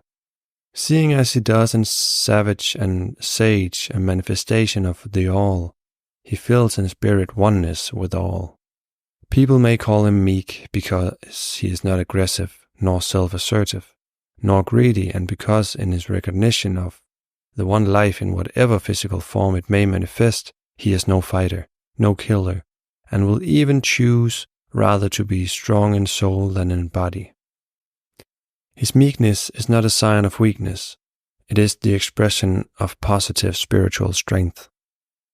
Life might be easier for him if he went into solitude, but permanent solitude befits either the weaklings who seek protection against the hurts and hazards of worldly trials and temptations, or it belongs to those who have grown spiritually so strong as not to need the stimulating whip of worldly dilemmas anymore.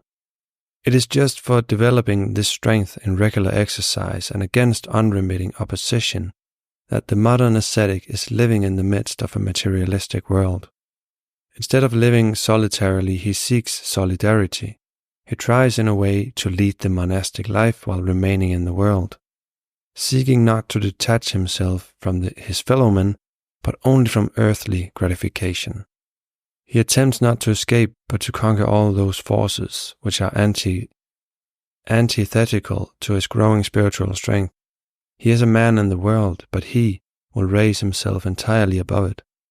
When such a one, after many struggles with his own nature, has finally conquered, he looks on the delusions of the world, smiling and at rest.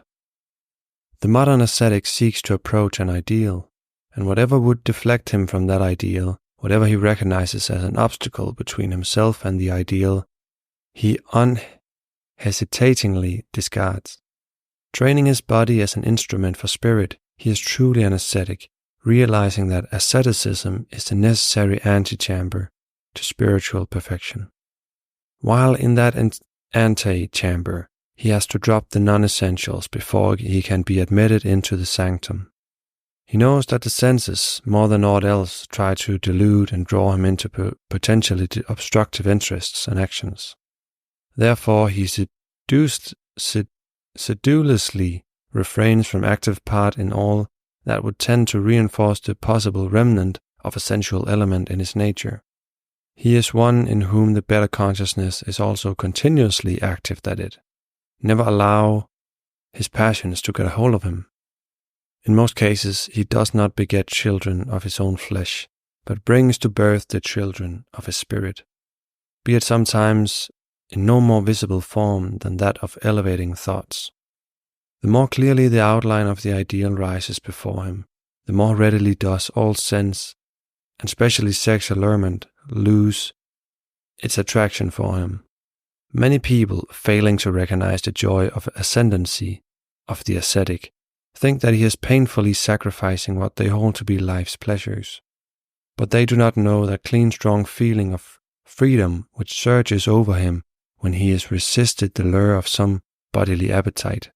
He does not really have to sacrifice anything, for true asceticism consists in not giving up that which one does not want, and this certainly excludes any idea of sacrifice.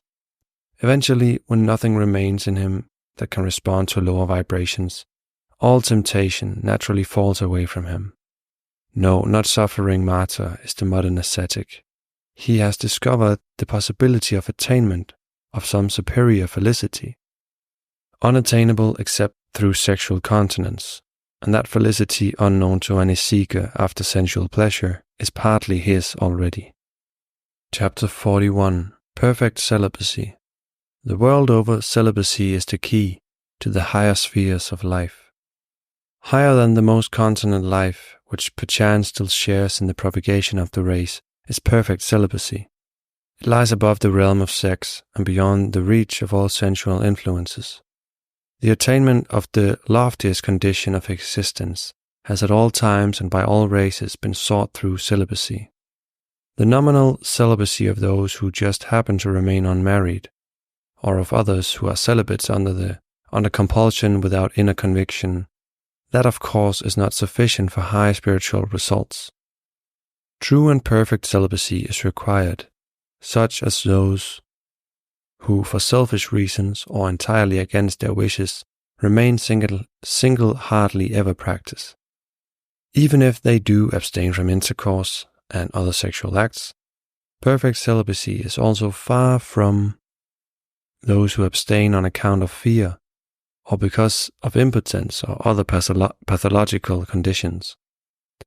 In these cases, abstinence is no better than that of eunuchs, a mere privation without excellency. Mere abstinence from physical sexual acts does not establish perfect celibacy, not until the mind itself is freed from sexual disturbances and longings, not until celibacy is the expression of the striving after an ideal state, or is self-willed and freely chosen for the sake of a lofty purpose, can there be a question of perfect celibacy. The real test of the efficacy of celibacy must be whether or not the celibate actually overcomes not merely physical impulse but all consciousness of sex differences. No one considers it unnatural to rise above these differences in intellectual contacts, in spiritual companionship, and generally at an advanced evolutionary stage. It is even more essential to have risen entirely above every attraction of sex. In a few cases, the soul does not consciously have to choose or will to free itself, but seems to be born free from sex attraction, free from sensual tendencies, with a natural inclination towards the perfect celibate life. This stage of spiritual evolutionary growth has not only been demonstrated in the prominent but exceptional examples of saint and saviorship, it is also frequently found in inconspicuous persons who, in whatever circumstances they are placed, are radiating centers of purity. The hypothesis that the incarnating soul has pre-existed and has evolved by its own efforts in other lives is probably the only one that can explain how in every instance, even when inborn perfect celibacy, is a result of the victory of the spirit over the body. Chapter 42. Race Suicide? The idea that the teaching of sexual abstinence may prematurely stop the propagation of the human race is absurd. Let someone hint at the necessity of our curbing our passions, and immediately the cry is raised that the human race is in danger, as if anyone in surrendering to the desire of the flesh had ever thought of safeguarding thereby the future of humanity, and as though those who indulge in sex do not intentionally prevent issue most of the time.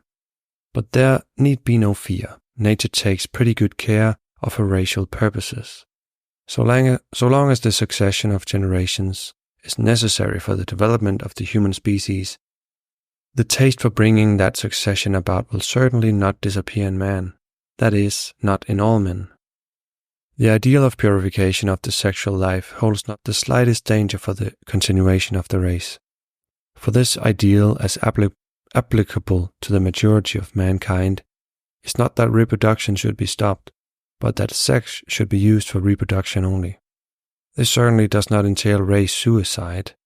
It does not threaten the existence of the race, but only that of animal man, and in the course of evolution he will have to disappear, just as the prehistoric animals have been extinguished. In the records of the future spiritual human race, the present animal man will only vaguely be remembered as a kind of semi-human animal which long before that time shall have passed out of existence. No danger is entailed by the fact that always there are few who, in dedication to spiritual ends, wish to and can entirely rise above animality and above sex. For these, the ideal transcends the boundaries of sex and excludes their sharing in the propagation of the race. But as long as they are few, they do not in the least endanger the existence of humanity. For it is never requisite that everyone shall breed, as little as that all need till the soil in order to feed the race. A danger might be seen in the far-off possibility that those who entirely abstain from sex become so numerous as to form the great majority, but even then, if perfect celibacy were chosen by the many for the sake of spiritual evolution, this would indicate that the larger portion of the race had reached a stage above that of animal man. Should nature find it that it was then becoming unpractical to continue the human species by the sexual method, she can be trusted to institute a new reproductive system in which sex plays no part. Thus, the moment when all men will finally overcome the fleshly lust and become entirely chastity, will be the end of the historical process, not necessarily the end of the human race. It may well be, however, that attainment of the fully spiritualized stage will bring mankind to the point where it can step out of the human into a higher evolutionary kingdom. That would bring about the end of humanity as such, not by suicide, but by what may be called its natural death. Death in the same sense as graduation from school may be called the death of the pupil, who thereafter in a higher institution of learning becomes a student. Suicidal to the race is the customary abuse of sex because it threatens humanity with an untimely death from self-inflicted diseases. If mankind adheres to its present sexual behavior, it is likely to perish by the various vicious abuses and excesses which it has used the power of its superior reasons to devise and indulge. It threatens to degenerate and to destroy itself by an abuse of the very element by which it was intended to maintain, and by transmutation to regenerate itself. There can be no question of racial suicide when humanity rises spiritually, and thereby rises above sex. And when, after attaining every purpose of human existence, it leaves the human for the supermanic life. Chapter 43. Woman 2. The demand for sexual abstinence on the part of both sexes is put forward with good reason. Man and woman are basically alike.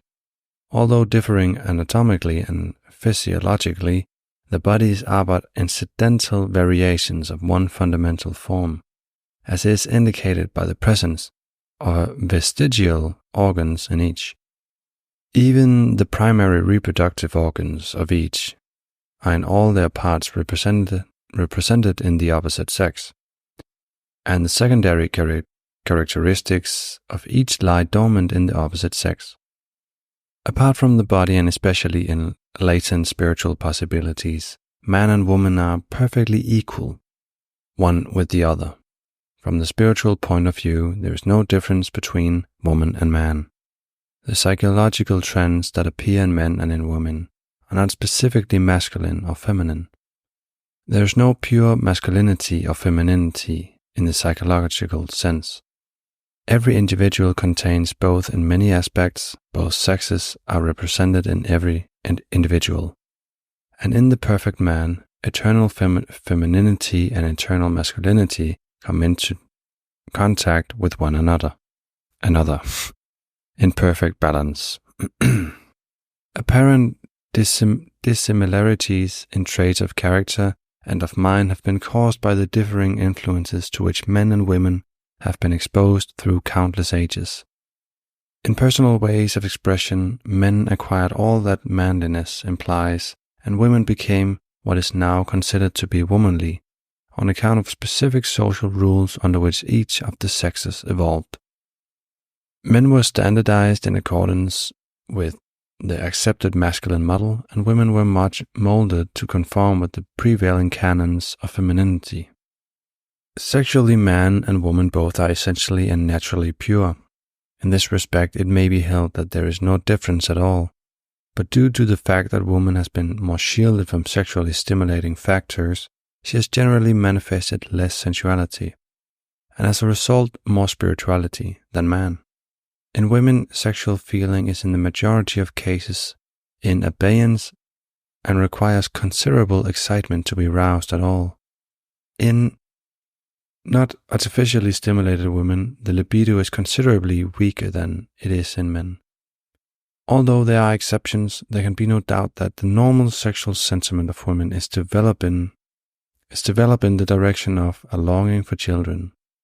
For this, when not for love's sake or for gain, she has endured man's passion almost invariably in dispassionate surrender.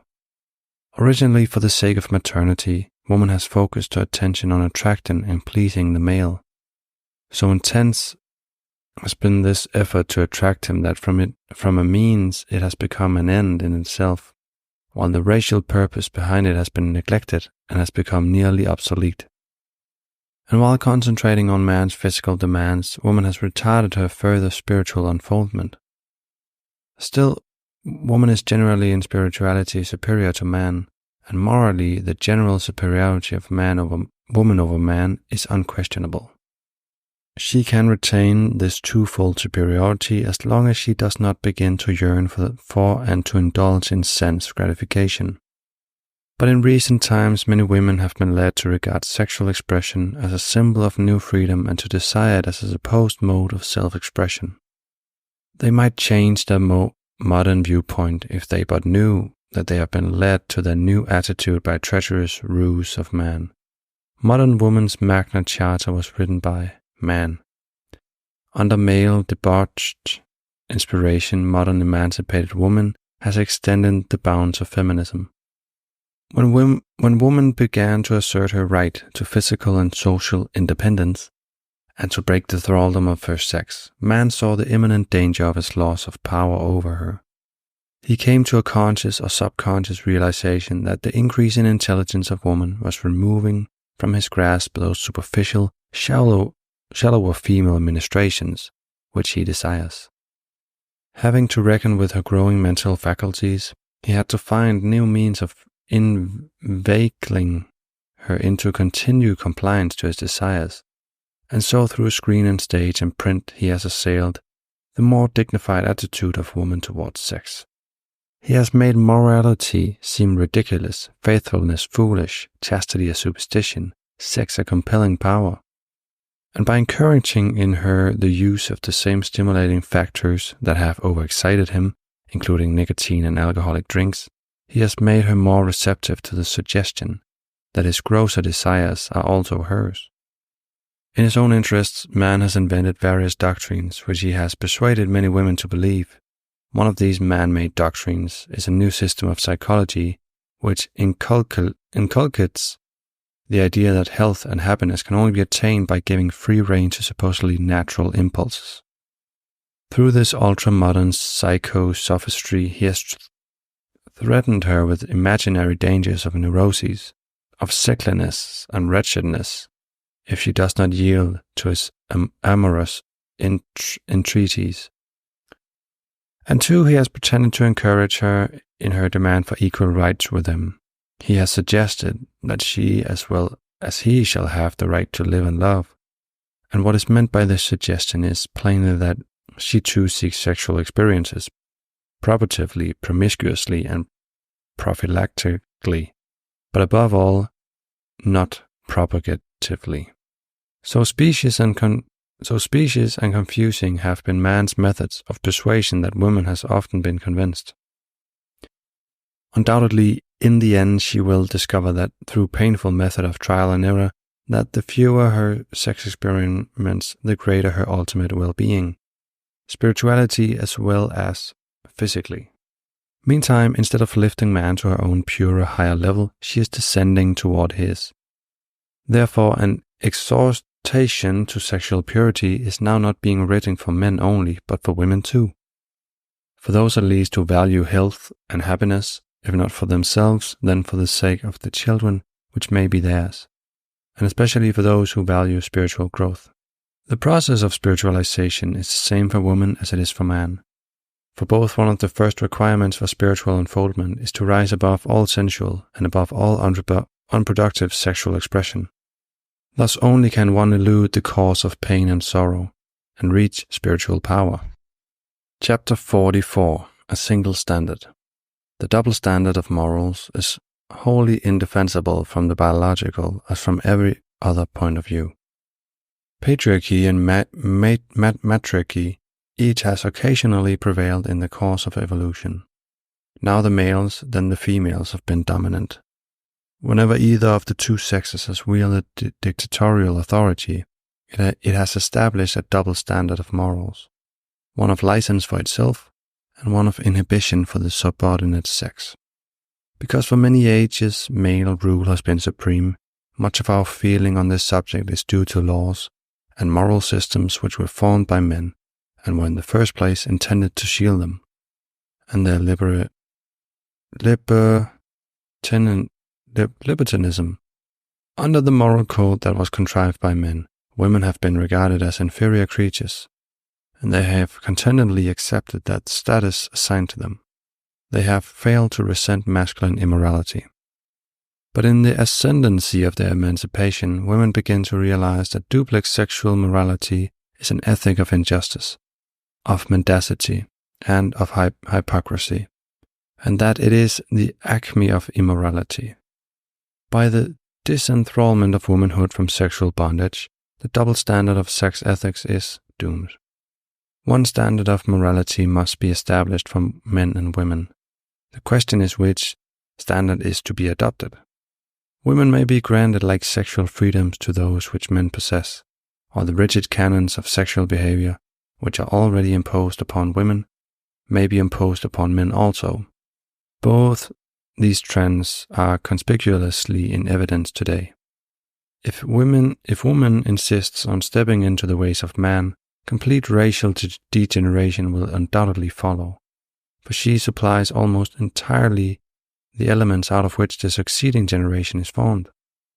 The chastity of the mothers of the race in the past has helped to at least partly offset the damaging results of male unchastity, and has so far prevented the complete breakdown of the race. Only if man adopts the chastity which used to be so highly praised in women, regeneration of the race will become possible. In the period of transition from the double standard to a single, symptoms of lack of balance and of flagrant extremes are bound to manifest. Every revolutionary movement drives a large contingent of the emotional and of the ignorant to indiscriminate, impassioned, ruinous acts. The successful revolt of women for emancipation has been helpful in the approach to a single standard. But in many cases, women's new freedom is a rather smudgy carbon copy of man's pretty vices. Too often the demanded equality has become equality in lust and passion.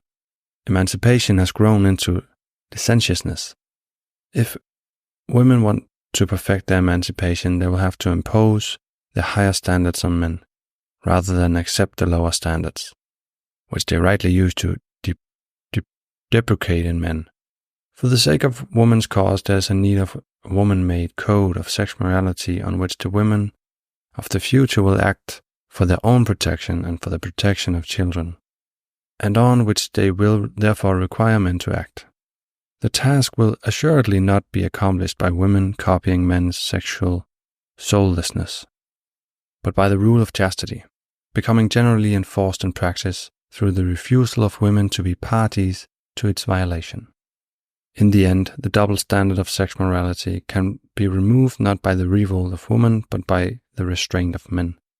When a lasting and uplifting single standard is established, the morality of men will be judged by the same standard as the morality of women. Men will be forced to place a curb upon their passions and learn to exercise control. Ultimately, chastity will be the ideal for men as well as for women. Man must be made to see that the woman's cause is man's. They rise or sink together, dwarfed or godlike, bond or free. He should understand that in delivering her, he also delivers himself. And in order to deliver her, he must free himself of sex, for in that way only can he free woman. In his purity lies her salvation. The most valid reason why man should not be inferior to woman in sexual purity is that the racial interest requires from him the same strict chastity as from the woman. Strict female chastity was originally demanded in the interest of posterity. The interest of posterity requires the same strict chastity in the man. In him it exacts the great chastity of paternity to match the great chastity of maternity. A logical, ethical, noble single standard must necessarily be one of strict chastity for all. The single standard can never be one of equal rights. Rights are too often conflicting. Rights can only be upheld at the cost of inequality. The ideal single standard will have to be one of equal duties, of equally shared racial responsibility, rather than of equal rights. As long as physiological differences between the sexes exist, there can be no perfect sexual equality. But there can be, and there must be for male and female equally a perfect liberty, not of but from sexual expression, except in dedicated loving service to the race. By accepting this standard of liberty for ourselves and by enjoining it upon man, woman can finally and gloriously win her real emancipation. Adoption of the single standard of equal purity will automatically bring about not only woman's social and mental and man's moral emancipation, but also the spiritual emancipation of both. Chapter 45, Freedom. We are not free agents so long as we are on the rack of sex. The members of the younger generation are in open moral revolt, not quite without some justifiable reasons. They have discovered the undeniable fact that their predecessors and preceptors have run the business of life onto the brink of ruin, that bombastic and dogmatic sham and bigotry have begun to characterize the rules by which that business is conducted, and that under the polished surface of the structure in which life's business is carried on, dry rot from pretense, prudery, cant, and hypocrisy has developed. The elders, who for so long have been the sacred guardians of the civilization, have bungled their task abominably. As a result, the young people have an inkling that once precious assets have been squandered or neglected, so that little value seems to be left over for the succeeding generation. The pity, however, is that they are trying to take charge before having acquired the necessary preparatory knowledge and the ability to do better than their elders. What they desire is freedom in their own ways of running life, although their own ways, proper, are decidedly improper. Blind are they to the fact that life is more than a childish having our own way, than an indulgence of our own whims and passions. It is not merely a list of opportunities for self-satisfaction, but a set of obligations for realizing spiritual good.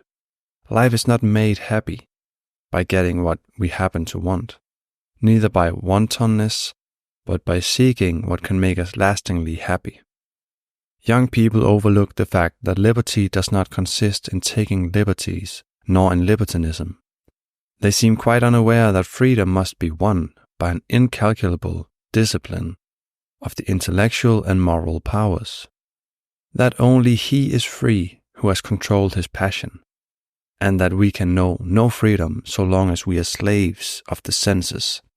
We only reach absolute liberty when we have the greatest authority over ourselves. Freedom from all restraint is what modern youth is fighting for, forgetting that it is restraint which characterizes the higher creature and betters the lower. Any constraint put upon impulse, desire, passion, and any limitation of caprice and self-will is regarded as fettering of freedom. But we should look upon such limitation as the indispensable proviso of emancipation.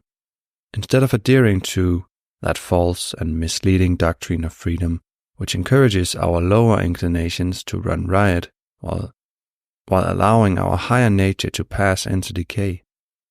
The desire for freedom may become a source of antagonism to culture, and such so-called freedom is liable to become the occasion for all imaginable excesses. It is under the influence of false teachings about freedom that in impassioned frenzy the rampageous revolters tear down whatever they consider an obstruction. Barriers of decency, pillars of man-made laws, and warning signposts of the wisdom of the ages. Finally, they crash into and meet disaster for themselves in venturing to break up the adamantine monuments of nature's own great laws. As in all previous premature revolts of untrained rebels, the feasting and ravaging will go on until all are exhausted, the vital energy is spent. Either they will wake up and realize their errors, or the task of clearing up the ruins will fall upon another generation. Intact under the ruins will then be found the long discarded treasure that has been known and remembered always by just a very few. The treasure metaphorically consisting of the indestructible tablets on which are inscribed the manifestos of internal spiritual laws. Only by studying those laws and by living in accordance, by becoming all at one with them, can freedom be attained. By asserting once more the dominion of spirit over matter, and of spiritual freedom over animal slavery, the soul learns that in the life of the spirit only is true liberty. Chapter 46. Crime. The greatest cause of crimes is lust. Crime as determined by passion is forced upon the attention of moralist and magistrate by the large number of active and passive victims for which it is irresponsible. Sexual immorality is a most prolific source of crimes. Definitely, sexual crimes are amongst the saddest phenomena of modern criminality. Everywhere, court dockets bear out the tale with murders for lust and other crimes of jealousy and perversion, and indirectly too, in a more general sense, the viciousness and crime so prevalent in this day are the logical harvest springing out of the natural sex relations of our artificial civilization. Considering that by far most of humanity's sexual acts are inherently unnatural and perverse, it is no wonder that the harvest in the form of crime is steadily increasing. With both men and women's sex as an immediate excitant to crime is acknowledged to serve in much the same way as alcohol serves as an excitement to sex interest. Stirred beyond control, the fire of sexual lust kindles every species of wantonness. There is no criminal purpose and no evil deed which the lust for carnal pleasure will not drive a person to undertake. Already in adolescent delinquency, a strong connection between sensuality and crime is evident. A criminal habit commences in most young people with illicit sexual indulgence, and experts have found sexual precocity characteristic of young criminals. All this adds force to the conclusion to which philosophers have come, namely that the lust for sexual excitement is the greatest ill of all, and that concupiscence is the root of all evil. What humanity has made of the sexual urge by abuse and overstimulation undoubtedly constitutes the basic origin of most of the misery that oppresses mankind. Where concupiscence, brought back within the limits of its natural purpose of racial preservation, there would be far less crime, because the greatest incentive would be lacking. Certainly, it is time that law enforcement gave more attention to the close correlation of sex and crime. Most people, of course, feel themselves far beyond the possibility of committing or of being accessories to the commitment of any crime. Yet few are entirely free from sharing in the guilt of those who perpetrate sexual crimes. Part of the guilt falls on all who foster erotic thoughts and cherish passional emotions. It has become a platitude to say that thoughts are things, and hardly anyone seems to take it very seriously that also passional emotions create a variety of thought forms. Yet it seems only logical that every little thought of or emotion sends out a vibratory wave, which links up with others of its own nature. They reinforce each other until very powerful blocks of emotion forms are floating about, and a person may readily be influenced by them. Thus it appears to be literally true that sensuality hangs over humanity like a heavy funereal pall, which is ready at any moment to pounce on the unwary and inject its poison into the emotional organism. All who are receptive, the young, the weak of character, the sensually sensitive, the criminally inclined, they all are dangerously exposed to the influence of the accumulated terrible thought forms, to which many a self-righteous person has contributed a far from negligible share. In essence, the merest erotic thinking is apt to contribute to somebody's criminal delinquency, which makes the thinker of sensual thoughts an instigator of crime. Considering this, one may well come to the conclusion that insofar as moral responsibility is concerned, it is one of the greatest crimes to indulge in sexual sensuality. Chapter 47. The Altruism of Ethics. As an ethical being, man is naturally superior to passion. The foundation of ethics is others-mindedness. Though often considered to be the equivalent of morality, ethics is strictly only that part of applied morality which in every act shows due consideration of others. It is the result of a recognition that each is but an integral part of the whole, and that therefore the true interests of others are identical with one's own. It is an expression, though as a rule of unconscious one, of the inner spiritual knowledge of the oneness of life, of all life. If humanity is to build a better world out of the present conditions, the ideal that regulates the new world must be an ethical one. And in order to be truly ethical, it must be altruistic. It must in every action give foremost consideration to the well-being of others. Its final test must be the total welfare and progress of society.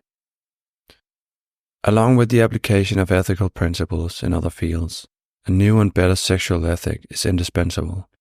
It, too, must be based on the interests of others, and this can be attained in one way only. The sexual impulse must be subordinated to the welfare of society. Through the cultivation of inhibition, therefore increasing inhibition of the lower senses by the higher and diminishing sexual passion, must play a strong part in determining conduct in the future. Thus alone can ethics become manifest in the sexual life of mankind. Any so-called ethics which does not recognize the necessity of putting restraint upon naive desire is inherently absurd.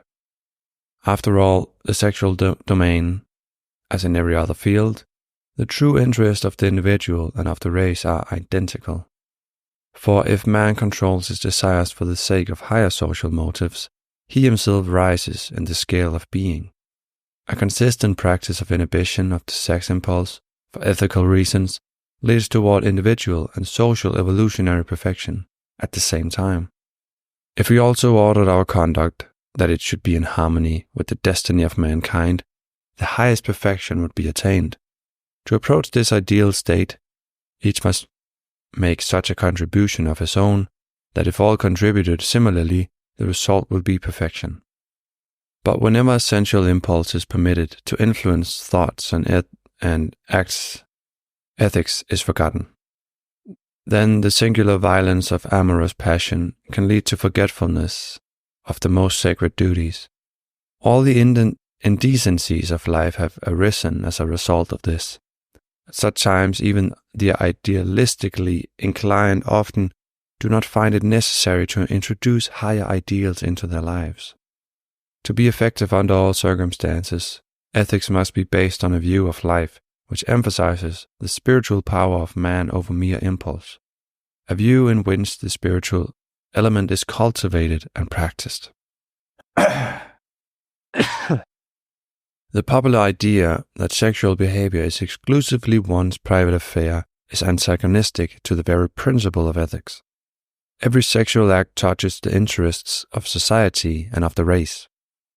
Even whether or not directly harming another person, even whether or not fomenting and spreading disease, sexual activity is always intrinsically not just one's own but a racial affair. When the act is purely propagative, the interest of the individual to be born, and thereby of coming generations, are evidently involved. In every other case, sexual activity, in whatever form it may manifest, it is an expression of sensual self-gratification, and as such is detrimental to the race. Every individual who claims the liberty to use the reproductive energy merely for his own pleasure spreads in society the germs of disorder. For a terrible interrelation joins that supposed private action to the most distant events in social life. To divert the generative power into channels for personal gratification is detrimental to the race for this reason also, that it interferes with the spiritual development of the acting individual. Humanity can advance in its evolution only if the separate units progress. Hence, to impede individual evolution in effect hampers the evolution of humanity. On this basis, too, sexual behavior proves to be by no means only one's private affair, but a matter of racial importance. For all these reasons, every sexual act that is devoid of propagative intention, being inconsiderate of the best interest of humanity, is preeminently lacking in altruism and is unethical. If we want to be ethical, our duty towards ourselves and the interest of humanity demand that we should have no passion. Many may consider this an extremist's view, but ethics insists on the extreme. It is a hard ethic, you say, but only so can we cease to be beasts and begin to be gods. Chapter 48, Supreme Morality. The moral law must be the expression of supreme purity. Changing with times and climes, moral codes have fluctuated like fashions, customs and conventions. But all these varying, arbitrary and relatively moral codes have made allowances for human shortcomings and limitations. They are merely distant semblances of an absolute, unvarying standard. There is an universal moral law, as universal and immutable as that of gravitation. It contains the standard of moral perfection. Only if the foundation of our actions is that they shall be consistent with the universal rule, which is valid at all times and for everyone, then our conduct has its source in the principle of true morality.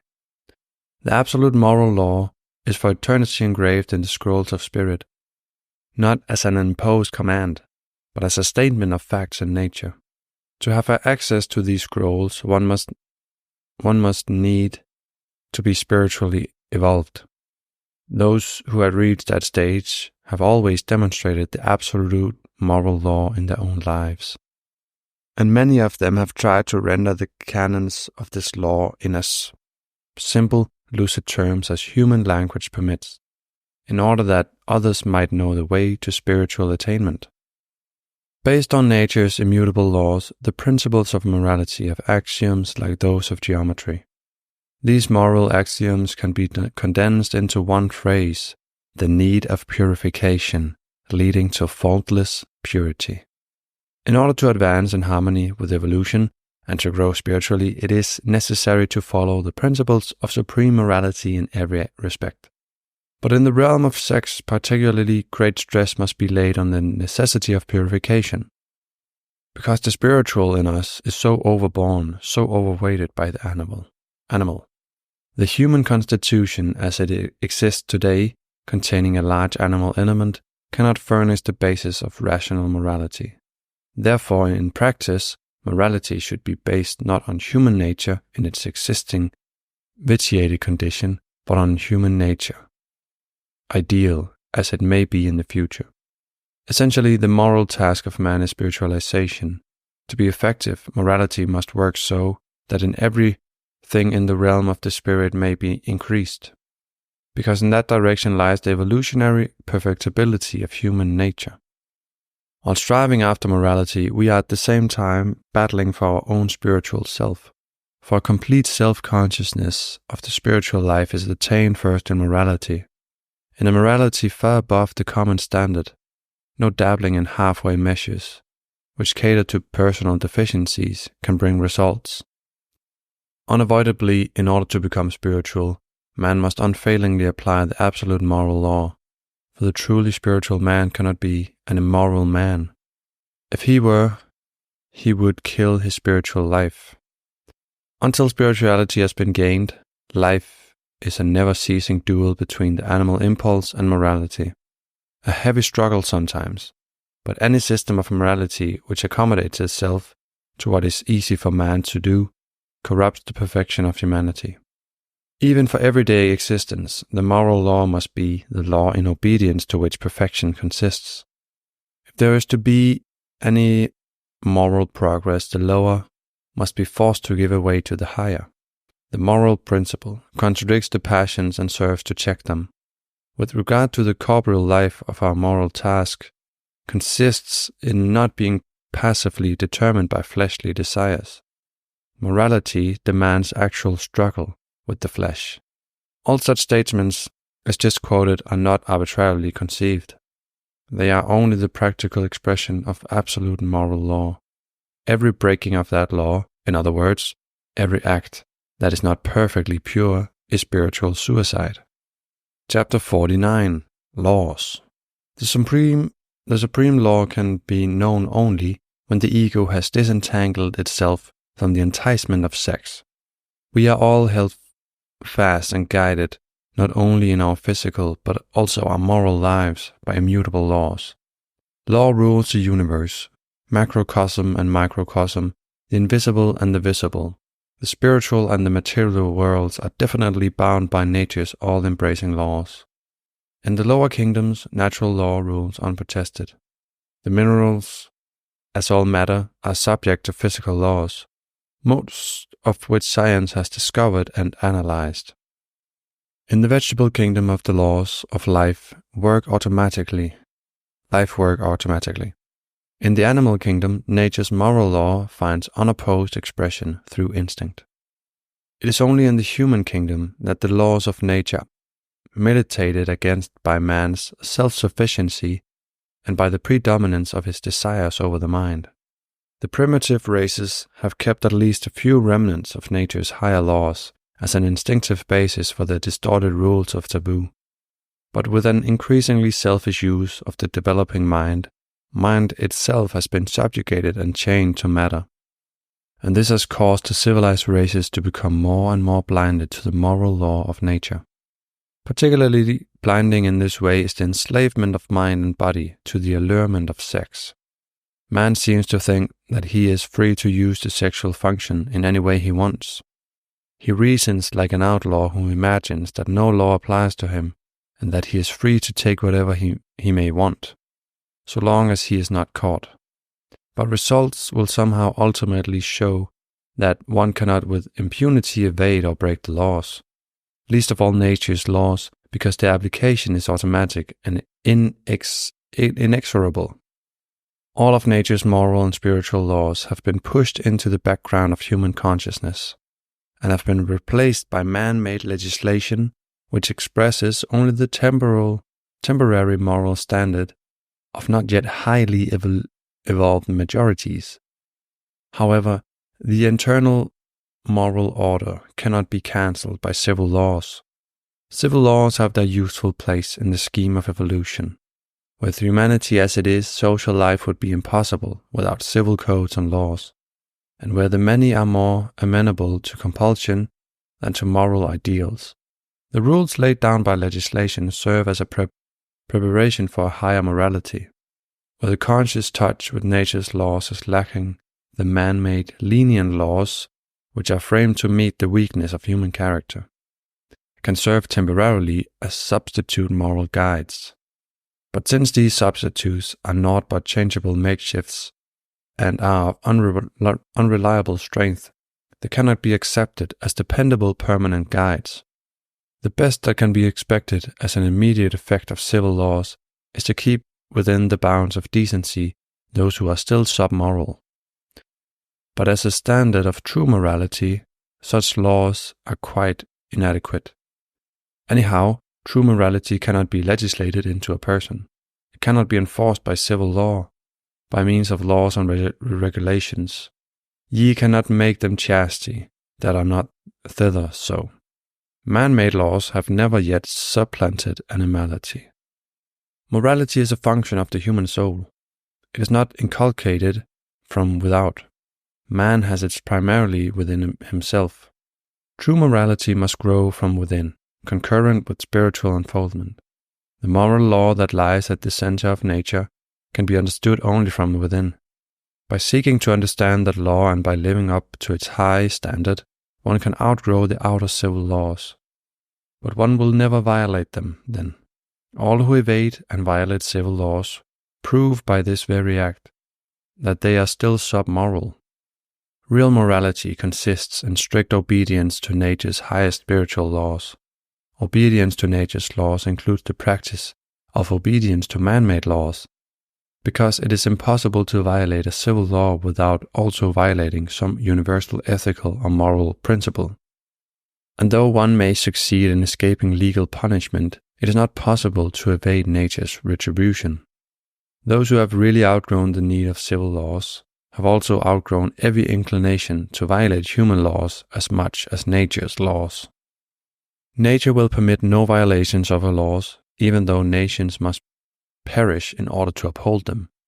Therefore, we must all strenuously seek to live in accordance with nature, or else inevitably suffer disaster. In regard to the sexual life, we must remember that chastity is the law of nature. In order to rise out of degradation, misery, poverty, and ruin, the individual must come to a clear understanding of this law. Instead of wasting the life force in sex sensations, this energy should be used in idealistic, constructive ability. In order to progress on the path of evolution, man must re-establish the link with spirit by consciously bringing his physical as well as his mental life into harmony with nature's fundamental laws. For that which links spirit to matter is the laws of nature. Chapter 5. The Deadlock in Human Evolution. The strength of the sexual appetite is unquestionably the great obstacle to the improvement of the race. Human evolution has been at a standstill for many thousands of years. As far as we can look back into history and compare ourselves with the human elements of ancient civilizations, no evolutionary progress is noticeable. Our bodies have, if anything, deteriorated. Human qualities have not improved. Character, emotions, and motives for action have remained very much the same. Our materials for knowledge have increased, but not our intellectual capacity.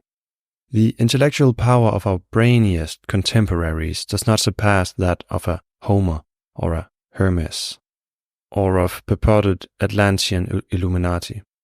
Of anything beyond intellect, there still occurs only sporadically no more than almost negligible indication.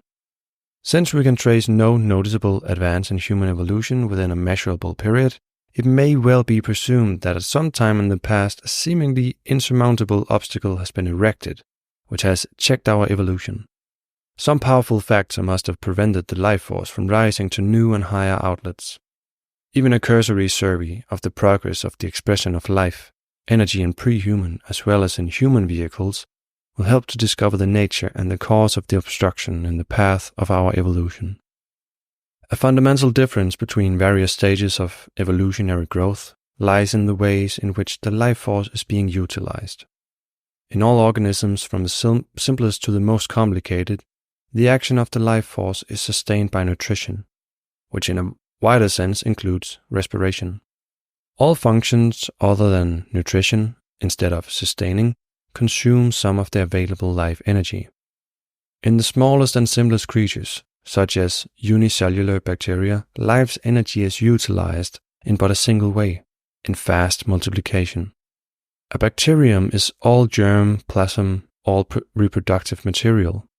Under favorable conditions, hundreds of billions of specimens can descend from a single one in a 24-hour period.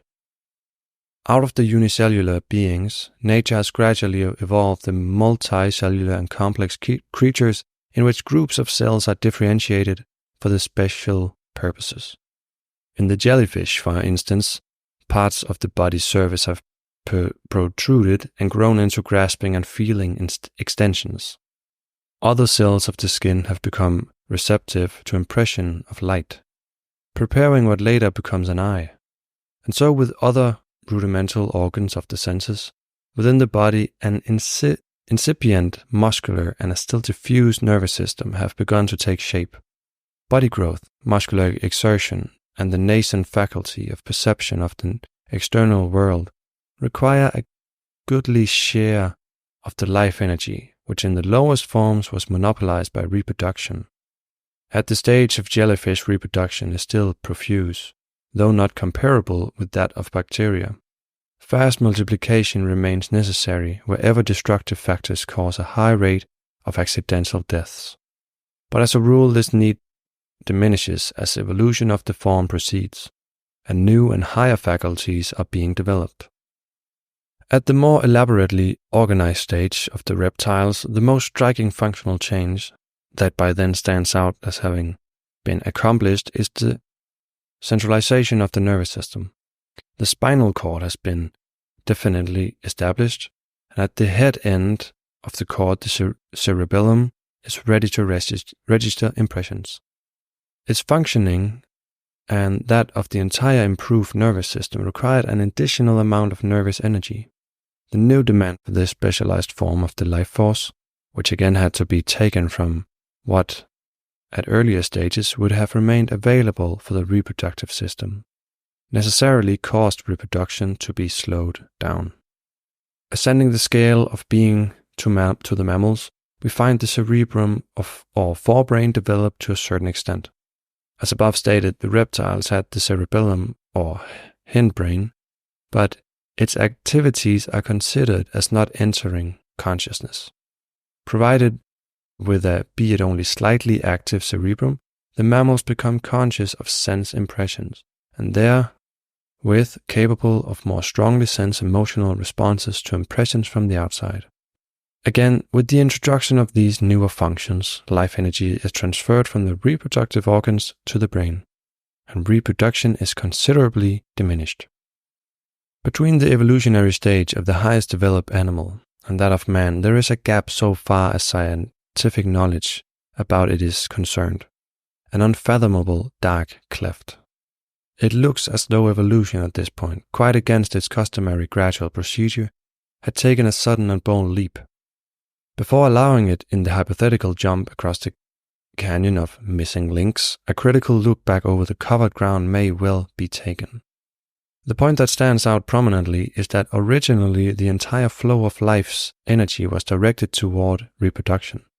Inherently, from that time on, the reproductive principle has held a first claim on the life force. Every new function of the evolving organisms could be introduced only at the cost of reduced reproduction. The energy needed for each evolutionary acquisition had to be diverted from the earlier established reproductive tendency and to be transformed into other modes of expression. The life force had to be used more and more for inward instead of for outward purposes. All the way through the animal kingdom, this process was made easy by the absolute power of instinct, which unfailingly guides all animals in their every activity in harmony with the plan of evolution. The animal is bound to follow that guidance because it has no faculty, no power of its own, with which to oppose nature's will and purpose. Thus, it was an easy matter for the evolving animal to yield more and more of its reproductive energy and activity to the needs of higher and higher evolutionary attainments. Now, the human stage. Mind, reason, intellect, conscious self-consciousness are the evolutionary characteristics of the human species. Thanks to a far better developed brain than possessed by any group in the animal kingdom, these new factors can function in man. The additional brain development has been made possible by nature by instituting a long period of childhood, followed by years of adolescence before maturity is fully reached. To make the most of the evolutionary advantages and possibilities, it is evident that in the first place, youth up to full maturity should conserve all of life's energy for the development of body and brain. But after maturity has been reached, the law of evolution does not cease to require more and more transmuted energy at every forward step. For the adults, as truly as for youth, for the married, as truly as for the unmarried, further progress in evolution can only be attained at the cost of diminished sexual activity. In some of the higher animal species, this had already been reduced to as little as single act in the season of rut, which in many cases occurs only once a year. For human beings, then, a still further reduction, a limitation to the fewer occasions when propagation is consciously willed, is requisite if evolution is to proceed. In the human body, nature continues to be lavish with the production of seed as a storage battery of life force. But more insistently than ever, the evolutionary law demands that, except for limited generative use, the force be kept within the body for regenerative purposes. For mankind, this has always been a most perplexing problem. Man is the first product of evolution to be capable of controlling evolutionary destiny. Endowed as he is with reasoning power, he must independently decide upon his own behavior, without the compelling guidance by instinct. Supplied with mind, he is expected to cooperate consciously with nature in a further evolutionary program. Unfortunately, humanity has errantly failed to make a serious effort to promote its own further progress. Instead of using the power of the mind to understand the responsibilities which freedom from blind obedience to instinct entails, mankind has refused to listen whenever it was reminded of the requirements of the evolutionary law. It was so much easier to lend an ear to the promptings of desire, which was an unknown element up to the human stage. It must have been very soon after the acquisition of mental self-consciousness and his becoming aware of stirrings of primitive impulses that man began to use the mind to stimulate the desires of the body. In this way, he has indulged the almost negligible sexual impulse which he inherited from the animal kingdom, until it has become a desire so strong that he has difficulty to control it. Overstimulated by this unnaturally strong desire of his own making, man has looked for arbitrary ways in which to gratify it. Although reducing actual reproduction, he has discovered ways of unreproductive sexual action. But every such act, whatever form it takes, is a misuse of sex and uses up some of the life force that should be utilized for the support and the development of higher faculties. The record of our race progress clearly shows how our upward movement has been checked by that misuse. At the time when mankind became accustomed and addicted to sexual acts without reproductive purpose, at that very time it put a deadlock into the course of its evolution. Not until this deadlock is removed can humanity, individually and jointly, stride on towards the attainment of the greater faculties and powers which evolution has in store for man. Chapter 50. Taboos. Chastity forms part of the rules known as taboo. In strong contrast to the spreading lack of chastity among the more or less civilized portion of humanity, the savage may be said to possess a natural chastity. Where he has lost this, the sexual depravity of savage races most often arises from the influences of civilized people. In territories inhabited by natives who were not yet contaminated by association with civilization and degraded by contact with white peoples, explorers have found that some tribes who are in other respects among the lowest are in this respect among the highest. They discovered that primitive man on the whole is more moral than civilized man. Outstanding is the fact that the majority of barbarous peoples emphasize prenuptial chastity as an ideal. For instance, in Borneo, prenuptial intercourse was forbidden by the hill Dayaks. In Nias, both seducer and seduced were put to death. In some of the independent tribes in the interior of the Philippine Islands, chastity is held in great honor and is protected by very severe laws. In Australia, promiscuous intercourse between the sexes is not practiced by the Aborigines, and the laws on the subject are very strict. Before the advent of the whites, it was almost death to a young man to have intercourse before being married. The Sulca in New Britain believe that sexual intercourse pollutes both men and women, married as well as unmarried. They who have lived among the Tasmanians speak with respect of their purity. Chastity was highly regarded by the Basutos and the Bagwains in Africa, where the Nandi say that people are dirty when they have sexual intercourse. In Ceylon, among the Vedas, girls are protected with the keenest sense of honor. By the Bodos and the Dimals of India, chastity was prized in man and woman, married and unmarried. Among the Cambodians, strict chastity seems to prevail, and if we cross the Himalayas to the north, we find ourselves among wild people to whom sexual license is unknown. It cannot be denied that conditions of sexual depravity have been found in places where it could not possibly have been introduced by the white man. It would be strange if this were not the case, for even low tribes possess enough mind to be able to overstimulate and misdirect their sexual impulse. All in all, however, there is plenty of evidence to show that the importance, even sacredness of procreation is much more generally recognized by savage than by civilized peoples, and that primitive customs are generally chastity. In the case of the lower savages who seem still very close to the state of the animal kingdom, we may speak of an instinct for chastity. The mind hardly awakened, they remain unconsciously dependent on the directions of nature's intelligence. Undoubtedly, their chastity is a survival of an inborn and still instinctive obedience to the laws of nature. They are yet not spoiled by a wrong use of the mind. With those at a slightly more advanced stage, instinct has been replaced by the unwritten law of taboo. And by taboo, the sexuality of primitive man seems to be more strictly circumscribed than it is in higher levels of civilization. Not only does one meet with taboos against fornication and adultery, but in certain physiological crises, a woman must not be approached by a man, and the extremely widespread habit of avoiding intercourse during pregnancy and suckling is an admirable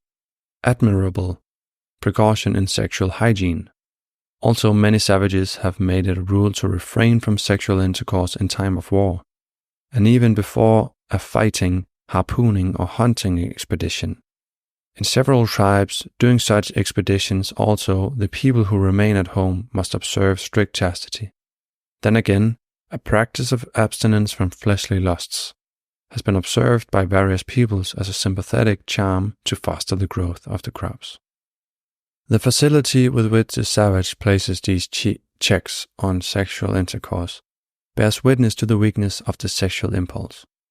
That impulse is inherently weak in the natural state. In civilization, it is strong only because it has been unnaturally and unduly overstimulated. In many rules of taboo, it is evident that savages esteem chastity for its value as a method of self-control which contributes towards the attainment of important ends. This is an attitude which civilization has lost, but necessarily must regain. The latest, most extensive ethnological investigations show conclusively that always there is a close relation between sexual opportunity and cultural condition. The societies where prenuptial continence is not imposed and where the opportunities for sexual indulgence after marriage are greatest exhibit the least amount of energy. In other words, the more restraint, the greater the energy available for the attainment of higher cultural conditions. This applies not only to savages, but to civilized man as well. The energy created by sexual restraint is the motive power which makes it possible for us to deceive desirable ends and to think out the means for realizing them. Whether according to the individual's evolutionary progression, the sought-for ends be of a physical, of a mental, or of a spiritual nature, increased restraint increases the obtainable results. Chapter 51. Aboriginal Religion. Among many peoples, persons whose function it is to perform religious rites must be celibates. From the primitive savage kneeling before some supposedly sacred tree or holy stone, thrilled with the thought that somewhere at the back of created matter vibrates a force beyond his knowing, down to the great faiths of today, men have understood a reality behind the shifting panorama of nature. And they have ever tried to discover means of contacting that reality beyond material forms, beyond matter, the reality that can only be found in the formless realm of spirit. Religion is the attempt to approach the spirit, but spirit can only be reached when religion is freed from routine form. Of essential interest, therefore, are not the differences in rituals and dogmas of the different religions, but the points of agreement of their underlying principles. And of these, one of the most striking in the teachings of practicality, all religions, is the recognition of sexual purity as a prerequisite for conscious contact with the unknown force, with spirit. Even in primitive society, chastity is enjoined on solemn occasions. It is a common rule that he who performs a sacred act must be ceremonially clean, and no kind of uncleanness is more carefully to be avoided than sexual pollutions. It is almost generally believed that an act regarded as sacred would, if performed by an unclean individual, lack that efficacy which would otherwise be ascribed to it. Abundant evidence to support these last remarks has been found in numberless tribes in many parts of the world. In southern India, the priests of the Taboos must be celibate while in office. On the South Sea Islands, the Skaga of the Hadas refrains from sexual intercourse. The Marquesan candidate for the priesthood had to be chastity for some years beforehand.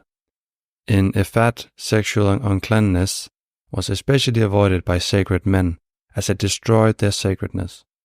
And the Tahitians seemed so convinced of the spiritualizing power of continence that they had a doctrine to the effect that if a man refrained from all connection with women some months before death, he passes immediately into his eternal mansion, as if already by his abstinence he were pure enough to be exempted from the general lot.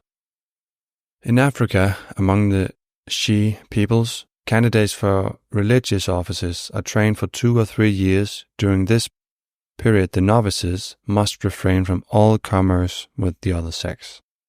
In Lower Guinea, we are told of a priest king who was not allowed to so much as touch a woman, while even the cook of the priest king of Angoi was expected to keep himself pure. But the strongest and strangest instance of belief in the influence of continence was met with in the Congo, where when the Supreme Pontiff left his residence to visit other places within his jurisdiction, all the people had to observe strict continence the whole time he was out, for it was supposed that any act of incontinence on their part would prove fatal to him. In North America, the Shawnee Indian had a great respect for certain persons who observed celibacy, and the Thlinkets believed that if a shaman does not observe continuous chastity, his own guardian spirit will kill him. In Mexico, any incontinence amongst the priests was severely punished. The priest who was convicted of having violated his chastity was delivered up to the people, who killed him.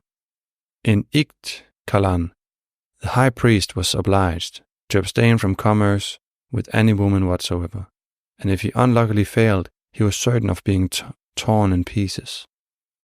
Especially among the Maya nations of Central America, celibacy was held in high esteem. The natives of the Isthmus had a priesthood sworn to perpetual celibacy. In Guatemala, the Tohil priests were vowed to perpetual continence, and among the Chibchas of Bogota, the priests were not allowed to marry. Sometimes strict continence was required of others outside the priesthood. For instance, the manufacturers of the new Yucatan idols had to preserve their continence during the process. Also in Yucatan they had 2 war captains, one of whom was chosen for a term of 3 years. During these years he could know no woman, and the Chichen Itza kings lived in strict celibacy. Again, in Zapoticapan it was incumbent upon the pontiff of Yuba to be a shining light of chastity for the guidance of those who looked up to him, while priests of a lower order added also to the credit of their profession by the excessive rigor with which they guarded their chastity. A glance or a sign which might be constructed into a carnal desire was punished as criminal, and those who showed by their actions a strong disposition to violate their vow were relentlessly castrated. Some of these instances may be exaggerated and fanatical expressions of their conviction that continence is indispensable to the development of spiritual power. In our materialistic age, nearly everybody is inclined to apply all that has been said, the banal epithet of superstition, which is so commonly used to decry anything that one does not and does not want to understand. But does not this recurrence of a high regard and a religious demand for chastity by so many different peoples in the most diverse parts of the world suggest that something more than superstition must be its fundamental cause? Even if the institution in question have been based partly on superstition, it by no means follows that they have never been based on anything else. On the contrary, there is a strong presumption that they rest mainly on something much more solid than superstition. The only logical basis for the universal religious valuation of chastity lies in nature's law that yielding to the senses prevents all contact with spirit. Apparently those who originally laid down the rules for even the most primitive aboriginal religious usages were acquainted with the fact that sensuality so coarsens the vibrations of the body as to exclude the finer vibrations of spirit. Therefore they already taught what humanity still seems loath to learn, namely that the animal five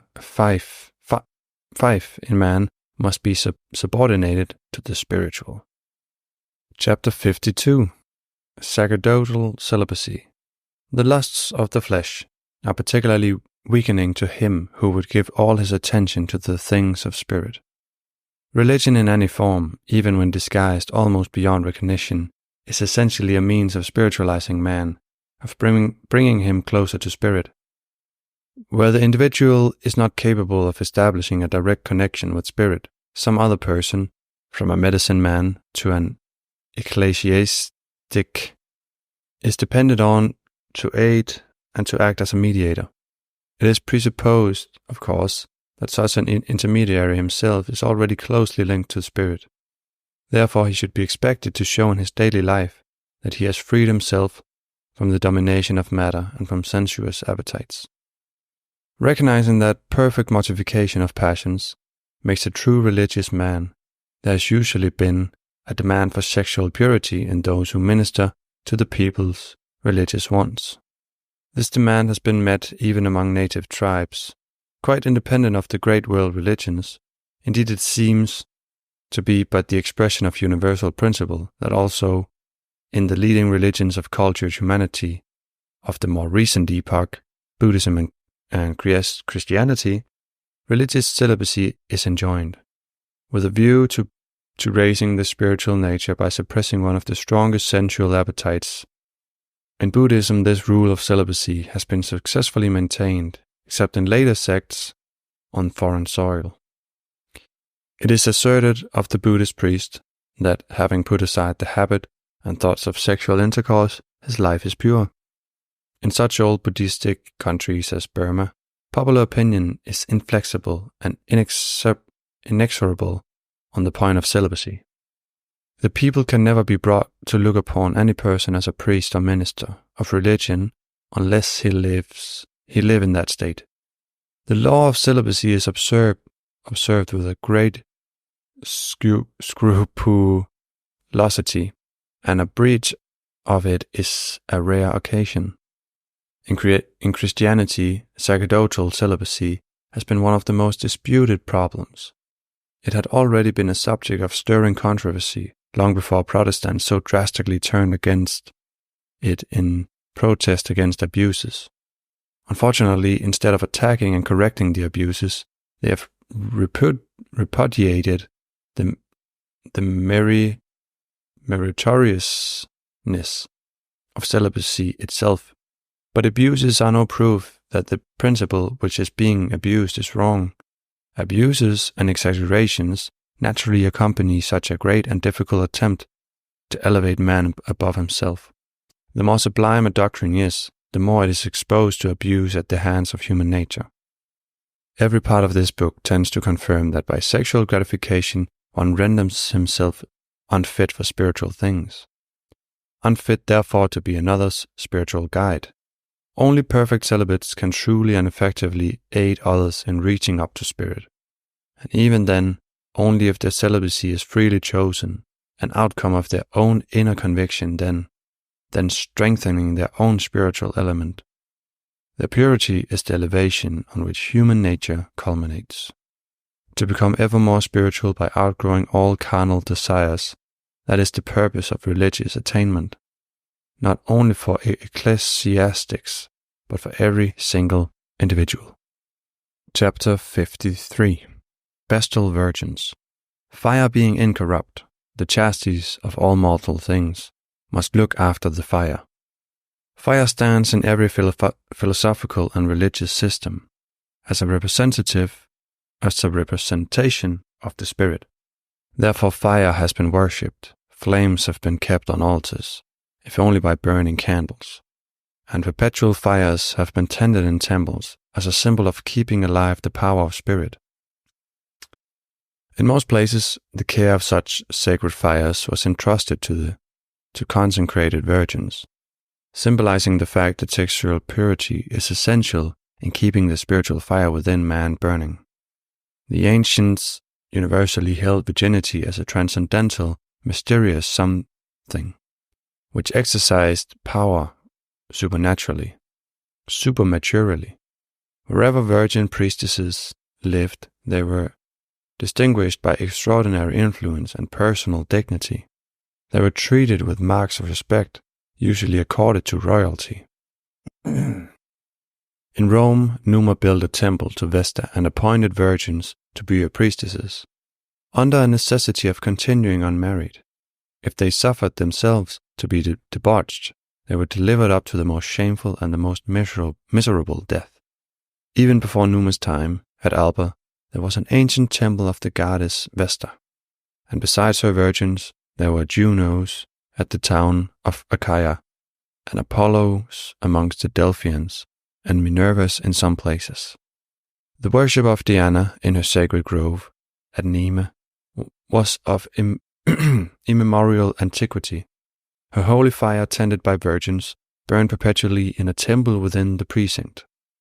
Scattered over Greece were shrines ministered at by virgins. Best known of these has always been the temple at Delhi, where the prophetess entirely gives herself up to a divine spirit and is illuminated with a ray of divine fire, and where only virgin maidens were consecrated to the service of the oracle.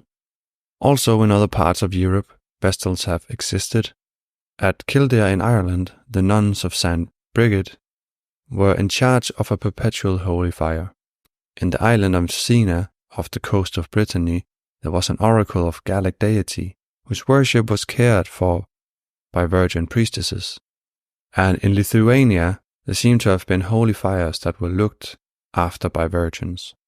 In some other parts of the world, the worshippers turned to the sun as the solar system's central fire in which they saw the manifestation of spirit.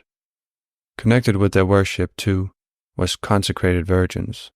For instance, in ancient Persia, there were sun priestesses who were obliged to refrain from intercourse with men, and in Yucatan existed an order of vestals, whose duty was to tend the sacred fire, the emblem of the sun, and to keep it strictly chaste. Particularly esteemed among the Incas of Peru was the perpetual virginity which women observed in many conventual houses. These virgins were dedicated to the sun.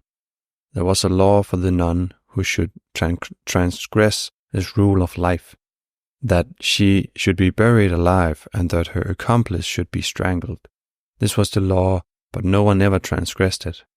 And besides those who professed perpetual virginity, in the monasteries were many women of the blood royal who led the same life in their own houses. These women were held in great veneration for their purity. Also in Mexico, women took care of the sacred fires. Nothing was more zealously guarded than the chastity of these virgins. Any trespass was unpardonable. Thus, in civilization of a fairly advanced order, a reverence for perfect chastity was frequently found, proving again that it seems to be an integral part of man's spiritual nature. The homage paid to the vestals everywhere was an expression of the intuitive recognition of the great significance of unimpaired virginity as a means of linking up with the spirit. Only an overculture of the senses, as providers of stimuli for sensual gratification, has gradually caused an ever greater disregard of sexual purity, and has cut most of humanity off from any contact with the spiritual part of their own inner nature. Chapter 54, Virgin Births. The idealization of virginity may be observed in the stories of supernatural birth. Everywhere, heroes of extraordinary achievement or extraordinary qualities have been of extraordinary birth. Especially those spiritual giants who are looked upon as saviors are almost without exception said not to have been born like ordinary men, but from virgins. The birth story of Jesus has, and had before his era, its parallels and traditions of other religions and in legends of many peoples. The oldest recorded tale of Immaculate Conceptions is about Sri Krishna, this first of the Messiahs, this eldest of the sons of God, of whom it is told that he was born of the Virgin Devaki, who, seeing herself overshadowed by the spirit of the universe, conceived the divine child. About the Buddha, the belief soon sprang up that he had no earthly father. The opinion is authoritatively handed down that Buddha had his birth through a virgin. On her descended the spirit and entered her womb. The Siamese likewise had a savior called Kodam, who was virgin-born.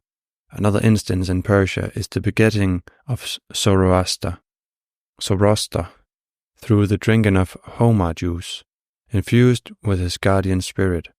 And in China, the Xingmu, or Holy Mother, conceived and bore a son while yet a virgin. The infant became a great man and performed miracles. A similar story is told in regard to Lot's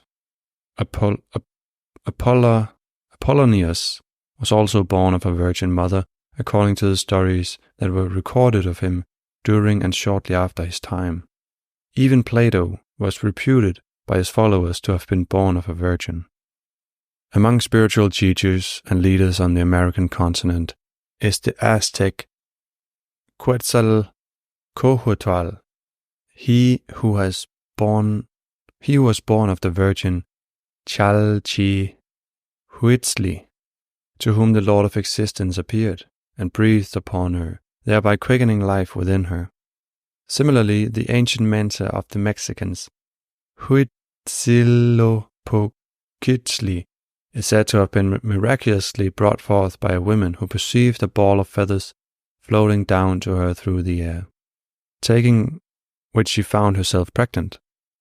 And of Montezuma, divine priest, prophet, leader, and legislator of the Pueblo cities of New Mexico, the legend tells how he was immaculately conceived by a drop of dew falling on the breast of his mouth. In almost endless variety, such stories of miraculous conceptions are also related in connection with less spiritual but nationally idolized and idealized heroes. In popular legend and folklore, it is almost incumbent on the hero to be born in such an abnormal manner. In almost endless variety, the Romans believed that the founders of their city and race were the offspring of the Virgin Ilia. They also claimed that the mother of their king, Servius Tullius, conceived by a phantom, when alone in the room in which a miraculous manifestation had been seen to take place, and that the mother of Julius Caesar conceived him miraculously in a temple of Apollo. The Emperor Alexander likewise was conceived by a virgin. Cyrus, king of Persia, was believed to have been of divine origin. So was the birth of the famous Genghis Khan ascribed to the glands of a divine or quasi-divine being. In Ireland, both Concobar and Carculane were of supernatural birth, while in Bogota, Gachita was a virgin who brought forth Garanchacha, a famous chief. Fohi, the founder of the Chinese Empire, was the child of a virgin, who ate a certain flower. The Finnish hero who became king and master of Karjala was born from Mariatta, Virgin Mother of the Northland. In a very similar way, the American Indian Hiawatha is described as being the son of the virginal Venona and the West Wind. The incident appears in the mythology of more than one American people. Zero, and the supernatural birth is known in large groups of the Pacific Islands. Whether in its physical, biological aspect, immaculate conception ever did or could take place is not the question here. And for present purposes, it matters not whether, in its higher metaphysical aspect, its oft-repeated story first of all may have been intended to symbolize the cosmic process of creation. that is, the impregnation of virgin matter by the divine breath out of which a universe is born. Of more general interest remains the indubitable fact that so many peoples have deemed the ordinary way of propagation to be too common, too coarse, too lowly for those whom they worship. In the popular mind, the mightier the hero, the greater the need for providing him with a worthy entrance upon his mortal existence.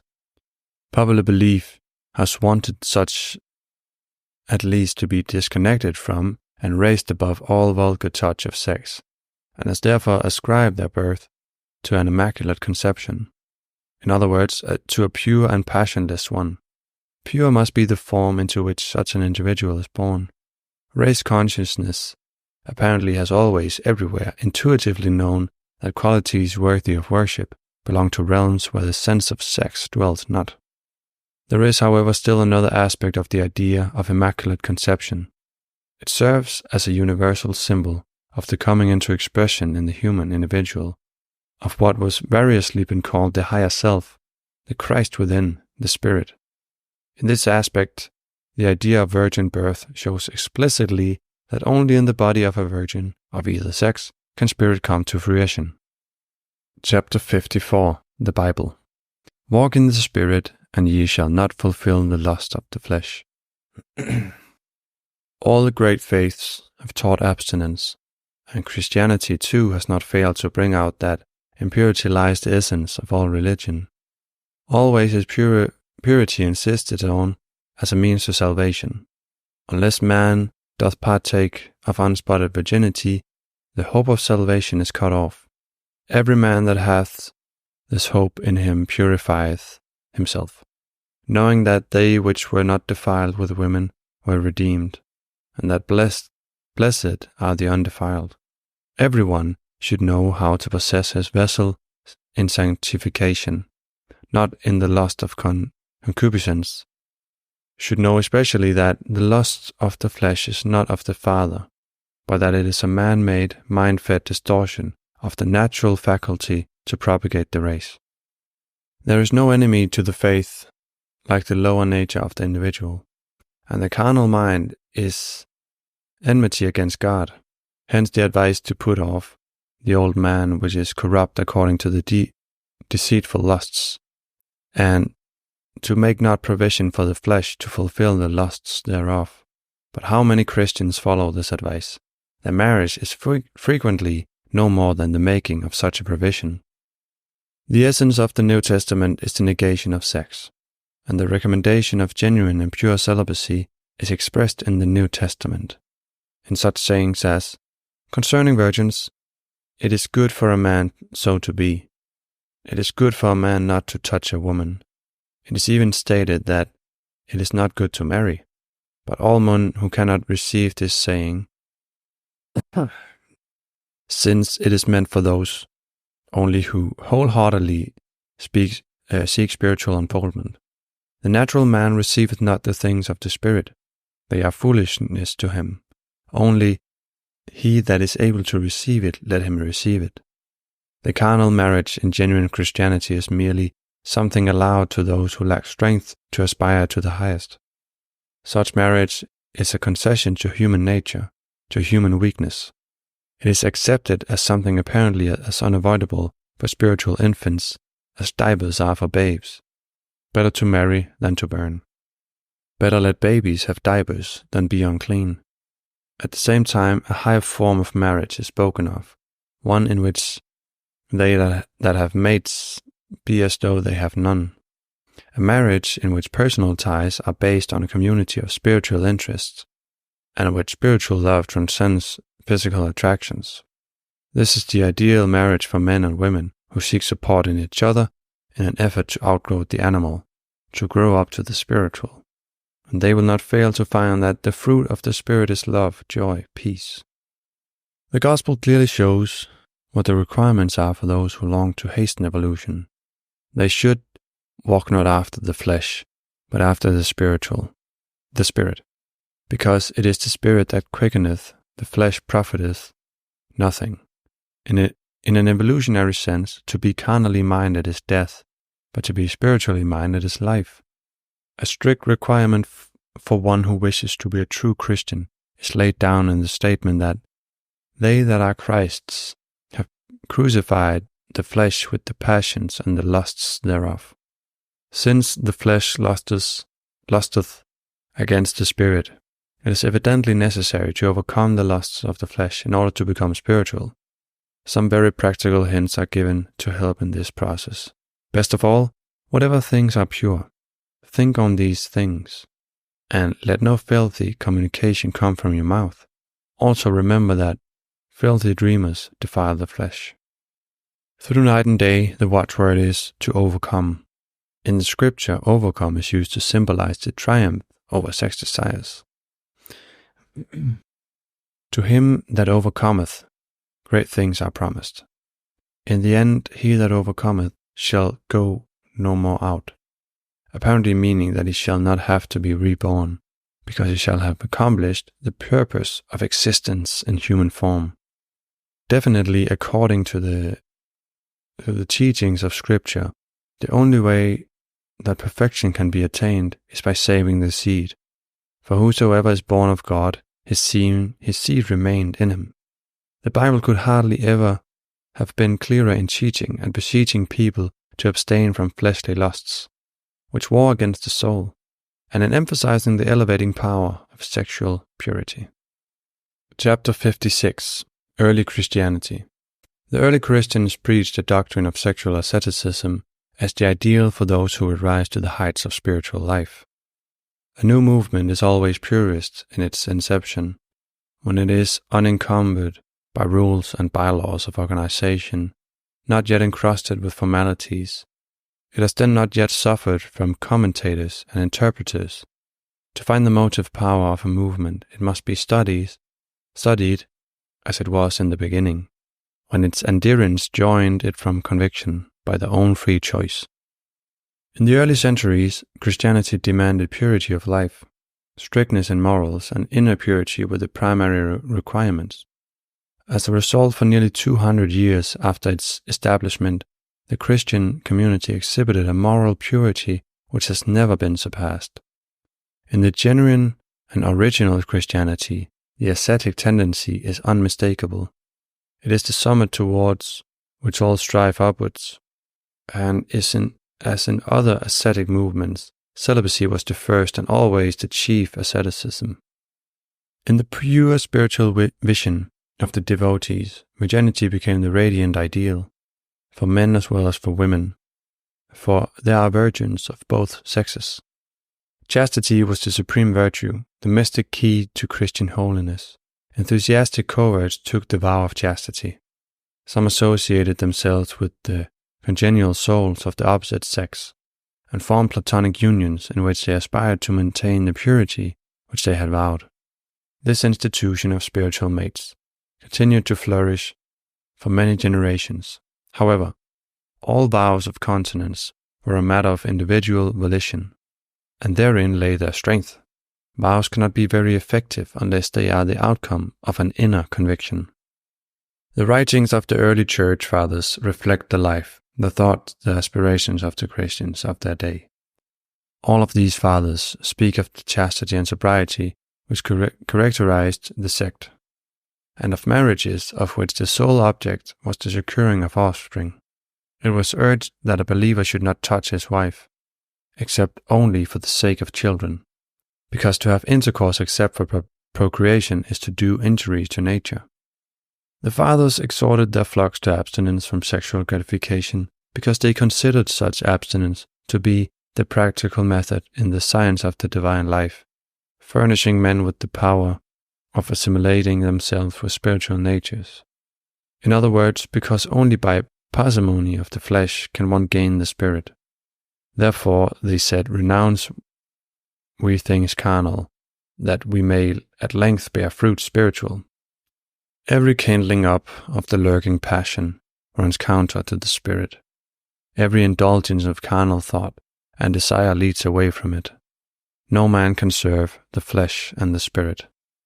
Thus among the early Christians we find the old, yet ever new and ever true teaching that those who can should overcome the serpent, the creeping monster which devours the earth. They should do so because the desire of lust makes one a stranger to the language of the spirit. Chapter 57. Mysticism. In Maidic work, the serpent must be overcome. A mystic is one who in intense devotional contemplation reaches up to union with the divine. Mysticism is an entirely spiritual activity. The business of the mystic is to remake his entire personality in the interest of his spiritual self.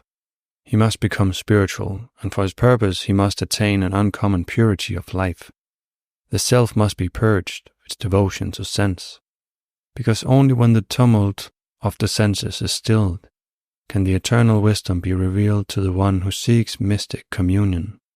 Therefore, the purification of the senses is the first stage of mystic life. A life of strict asceticism has seemed the only way by which the carnal self could be purged. For this reason, genuine mysticism cannot exist without asceticism. In order to still the impulses of the senses, the mystic must adopt ascetic practices, oft very rigorously at first, as the preliminary training for a larger spiritual life. And he must normally continue some of those practices, because the spiritual exaltation, which is a part of the mystic's life, would be impossible without asceticism.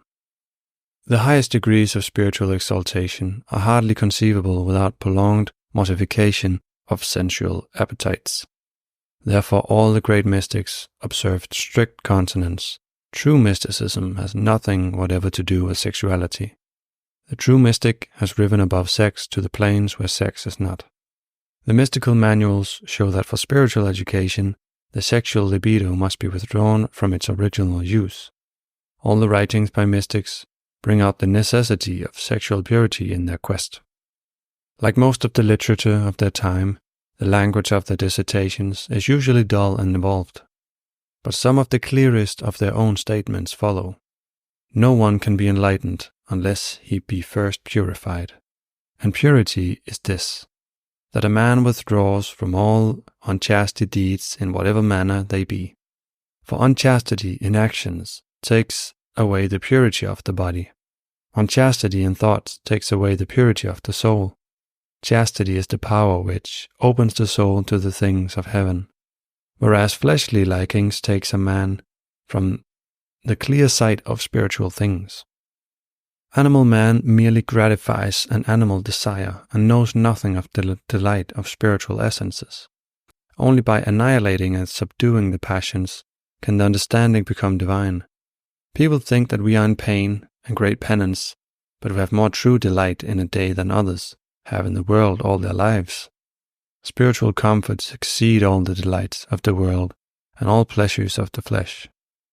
Even although abstinences give some pain to the body, yet they so lessen the power of bodily appetites and passions, and so increase our taste for spiritual joys that even these severities add to the enjoyment of our lives.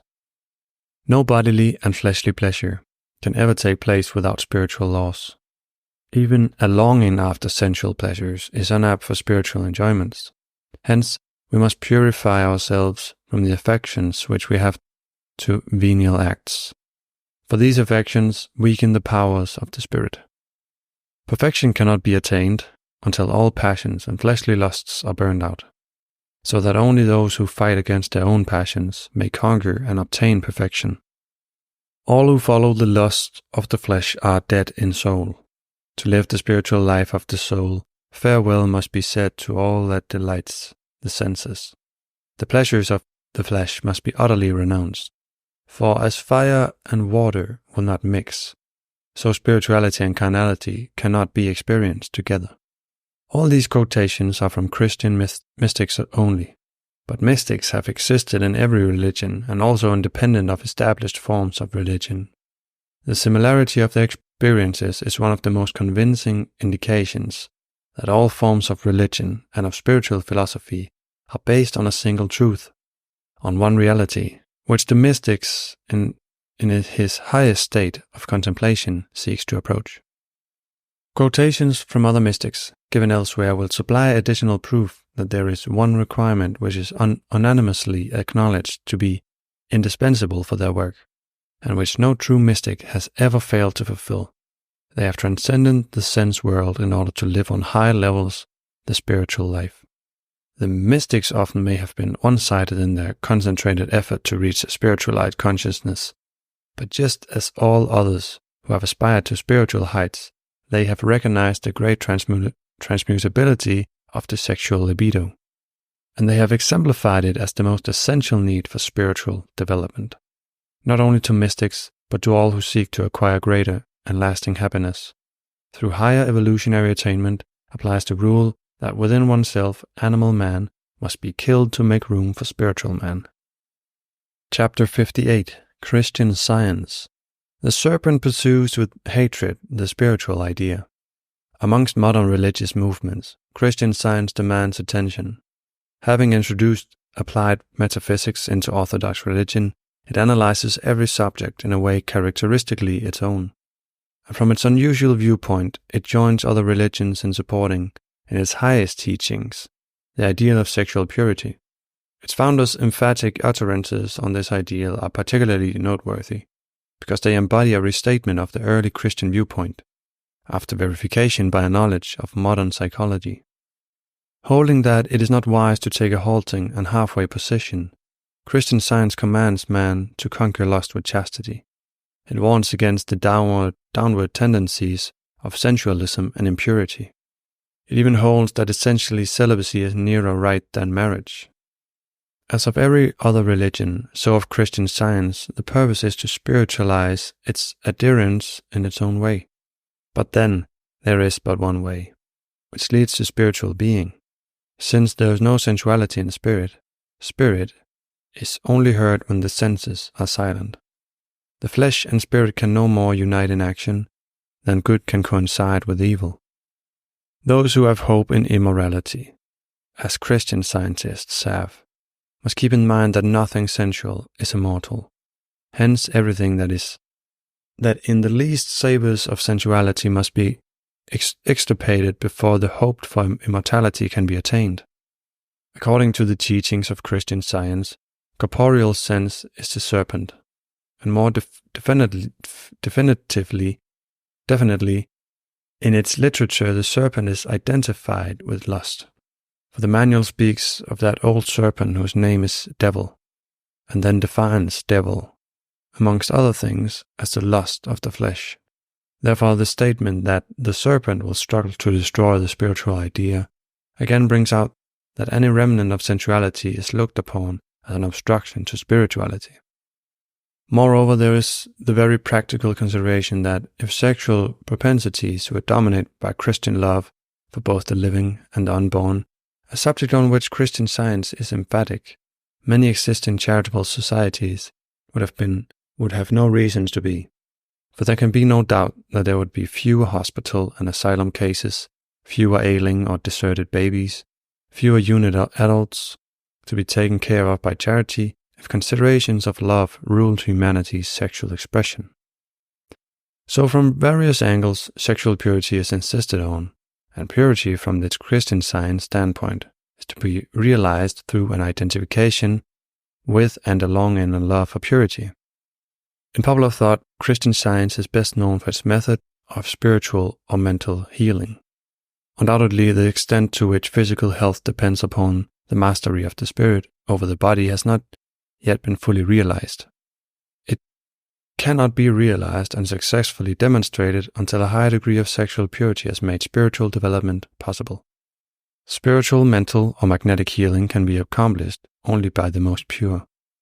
If Jesus obtained miraculous results in healing in such ways, it was possible to him because there never lived a man so far removed from appetites and passions as the Nazarene. Healers who lack the perfect purity may succeed in raising physical health vibrations in a patient, but along with this they are liable to transmit the subject some of their own mixed emanations of doubtful purity, which are likely to prove detrimental in other than physical ways. To emulate the spiritual healing powers of the Christ, it is prerequisite to emulate his perfect purity. This ideal state can be attained by anyone who really, in every way, will abide by the morale of absolute Christian science, which consists of self-abnegation and purity. Only by self-abnegation and purity, including perfect sexual purity, can one demonstrate that it is chastity and purity which really attest to the divine origin and operation of Christian science. Chapter 59. Islam. Whoever is afflicted with lust is veiled from all spiritual things. No religion can be judged by what the masses have made of its teachings. One has to look for its highest aspect in the lives and the writings of its wisest and most saintly adherents. Among the Mohammedans, the saintliest and wisest men and women have always been the Sufis, the mystics of Islam, whose soul have been freed from the defilement of the flesh. Their existence dates back to the days of their prophet, and already the early Sufis wanted to be free from all that concerned the phenomenal world in order to be free for the world of spiritual things. Very soon, the Sufis realized the advantage of celibacy for the mystic. Therefore, Sufism was founded on celibacy. Sufism is to keep far from the claims of the senses and to adhere to spiritual qualities. The natural desires in the Sufi are bridled with the bridle of knowledge. For he recognizes that while man is continually being directed by intellect and passion into contrary ways, passion is a false guide, and he is commanded to resist it. The Prophet himself had said, "The worst enemy is thy nafs, which is between thy two sides." Nafs is the seat of passion and lust. It constitutes the great obstacle to attainment. Mortification of the nafs is the chief work of devotion. No disciple who neglects this duty will ever learn the rudiments of Sufism. The principle of mortification is that the nafs should be weaned from those things to which it is accustomed, that it shall be brought to recognize the impurity of its actions.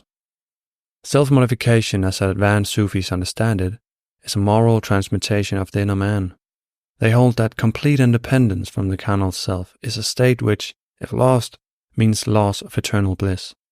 The concept of fana, which in some respects closely coincides with the Buddhist idea of nirvana, involves the extinction of all passions and desires. The Sufis are not the only Mohammedans who are convinced that sexual acts interfere with spiritual expression. Among the Turks, the order of calendars is bound to perpetual virginity.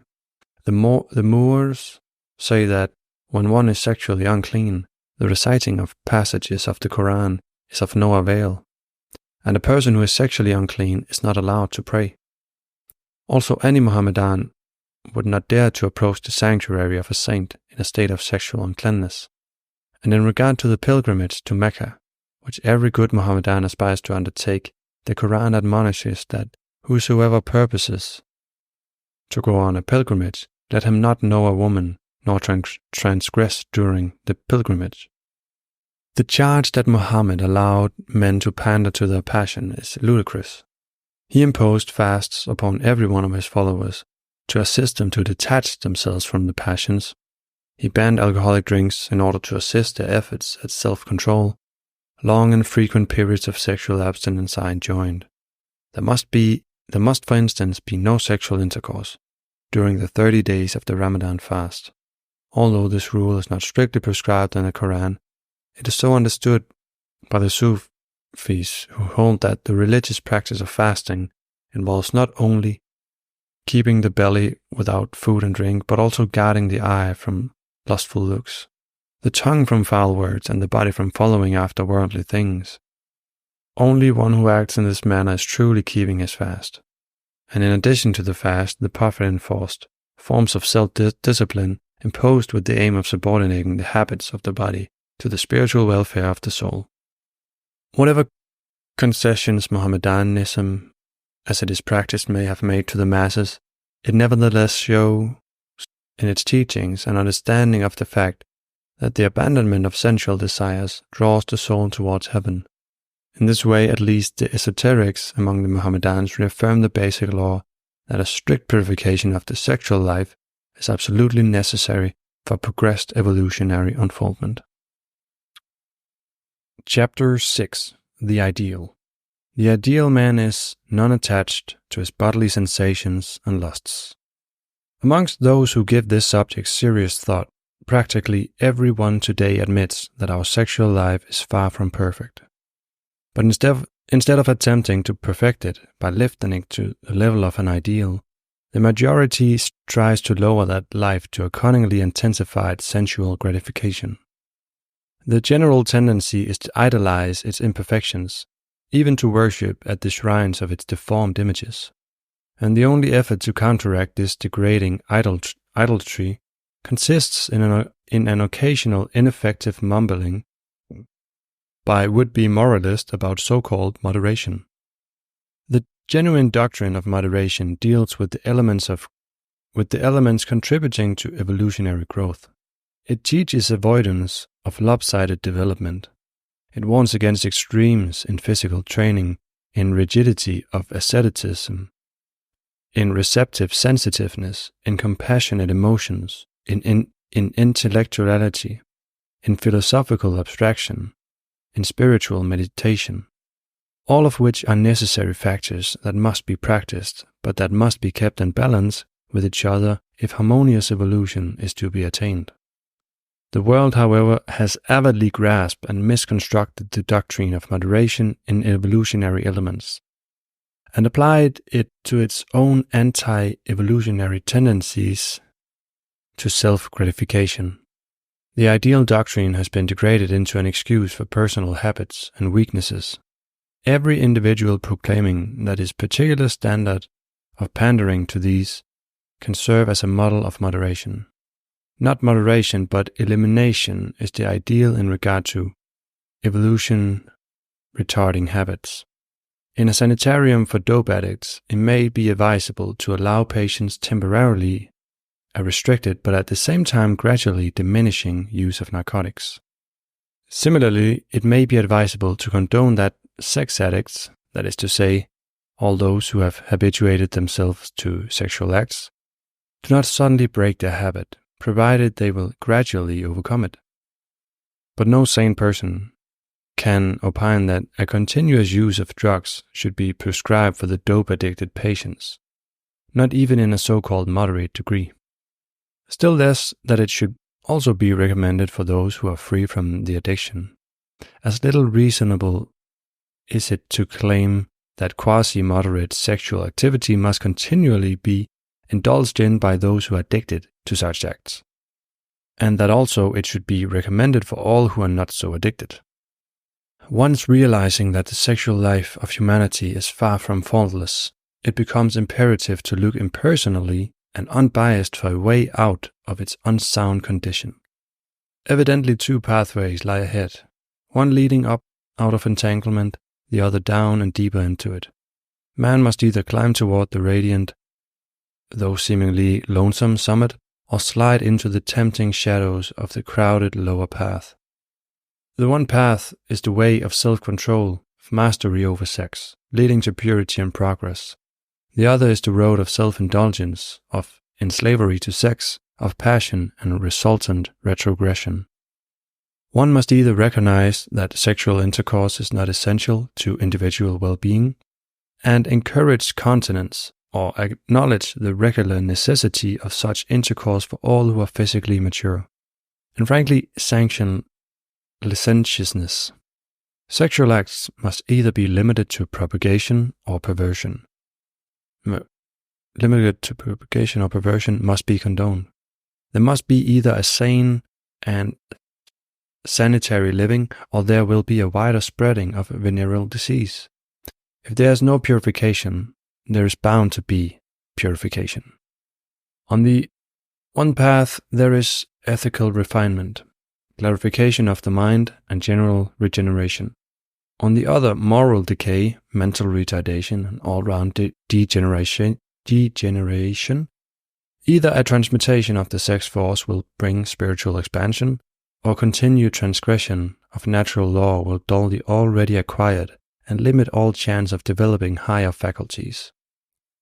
Man must either consciously help evolution and make every effort to ascend to the superhuman state, or he will stubbornly counteract and undo the work of evolution, and thereby descend below the grade of subhuman state. Every human being has the choice between those two paths. Every individual must belong either to the side which is in favor of purity, or to the fraction which practices and advocates sensuality. Which of the two will lead to a more desirable, more worthy, more ideal humanity? Which must we choose and follow? A voice from within each case definitely and clearly gives the answer, and all that is left for moral philosophy to do is to give it the form of a universal, rational principle. Such a principle is contained in the following formula. For advanced evolutionary growth, passion must be conquered and the generative organ must be used for generation only. In other words, all the sex force not actually used for the perpetuation of the species must by transmutation be made available for higher evolutionary attainment. The sexual life to which the application of this formula leads is a spiritualized and impersonal one, a life in which the personality's actions are ruled by spiritual motives, and in which the selfish longings of the body, of the senses, or of the mind cannot be allowed to play any part. As an ideal, this applies to all, albeit not within immediate reach of every individual. As a final destination, it is the same for all. It is an ideal that is set to us as a task. We must strive toward it, even if its realization is beyond our power. For a majority, it may be so far away that it seems unattainable, indeed. But a close approach to its attainment is possible for quite a number. In individual cases, it has been successfully approached, always concurring with the commensurate spiritual growth. Amongst those who have fully realized this ideal in the past are some who have left imperishable impressions of spiritual greatness on human history. They, the wisest teachers that ever trod the earth, stand out as exemplars of what mankind can be and of what it is destined to be when it grows spiritually mature. In the process of that growth, all humanity must gradually conquer passion, must gradually diminish the abuse of sex. Eventually, the ideal of purity must be seen and recognized and ultimately reached by all, if the race is to rise from its wearisome condition of the human animal to the felicious spiritual human state. Every individual must face the basic facts. Understanding these, one must choose the ideal as a goal, and the will must consciously be applied to approximate that goal as rapidly as possible. A beginning must be made by everyone sometime. To deny this is to deny oneself the chance for evolutionary progression. Once one's aspirations are concentrated upon the ideal, its distant glimmering becomes more and more distinct and more irresistibly attractive.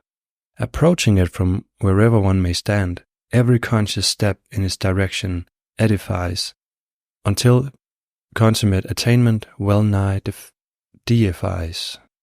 All this may seem to many too idealistic, but ideals of the day are realities of the future.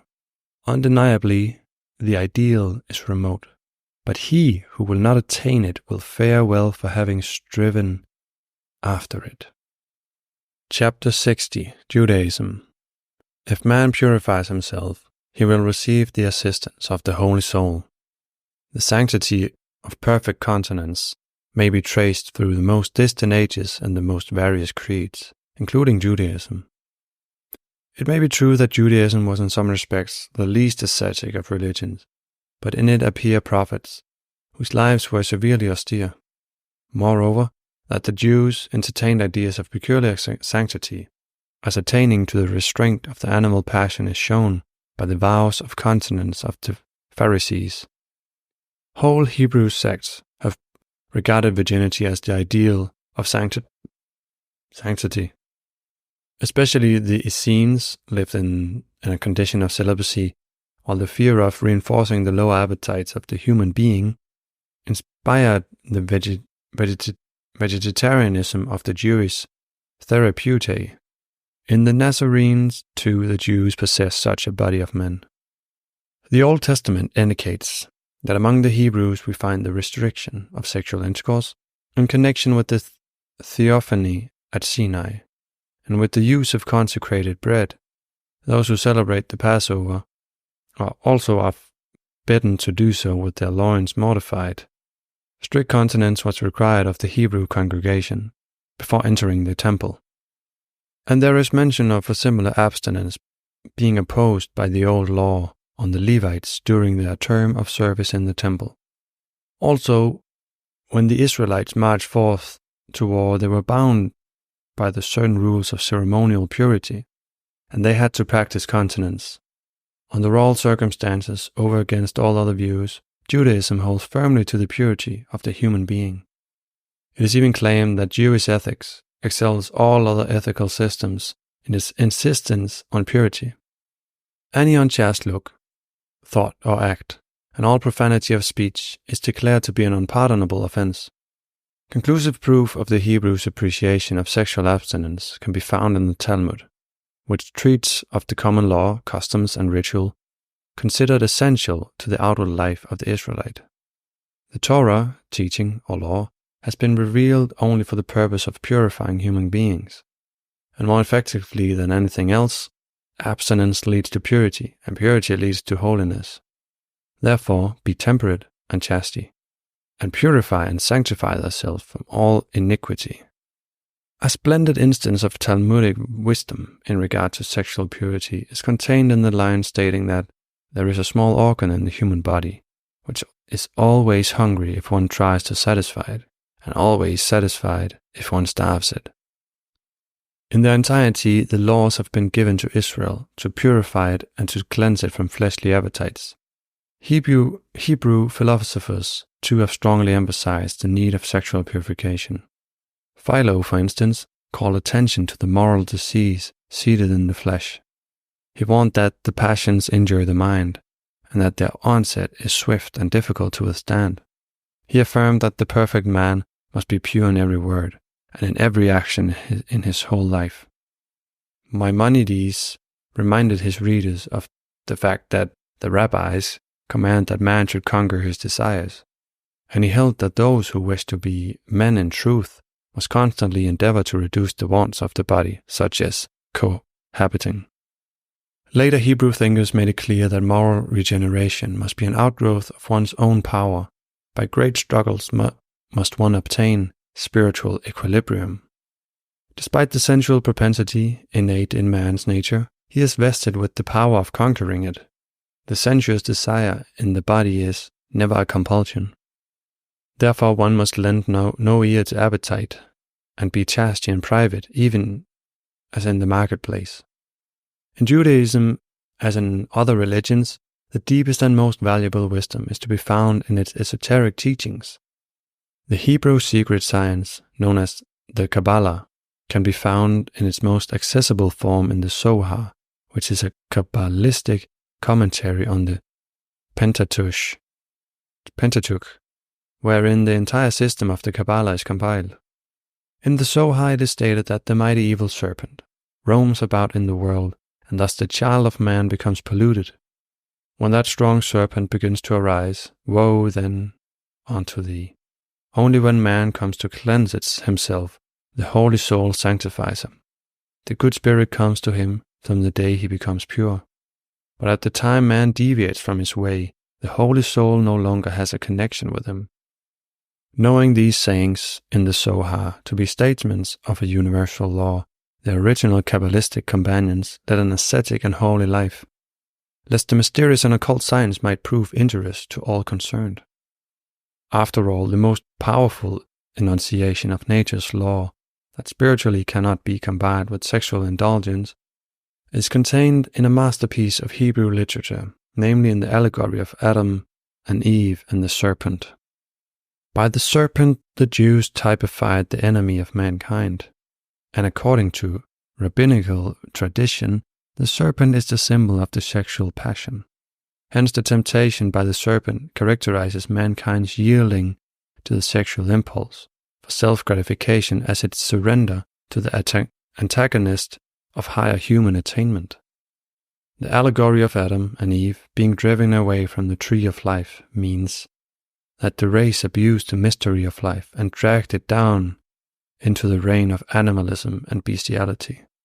This archaic Hebrew story records the fact that sexual indulgence has caused humanity to be driven from paradise, that is, from a purely spiritual manner of living. It teaches by deduction that the only way to regain a paradisical spiritual existence is along the path of sexual purification. This lesson is the greatest gift of Judaism to the world. Chapter 61. The Religion of Ancient Egypt. Let the state of the Shining Ones be obtained, in place of the satisfying of the longing of lust. Only a fragmentary knowledge has been uncovered about ancient Egypt, but even from the fragments can the fact be verified that the Egyptians possessed deep knowledge about the evolutionary and regenerative importance of sexual continence. Their greatest spiritual leader was Thoth, better known as Hermes, the name given to him by the Greeks.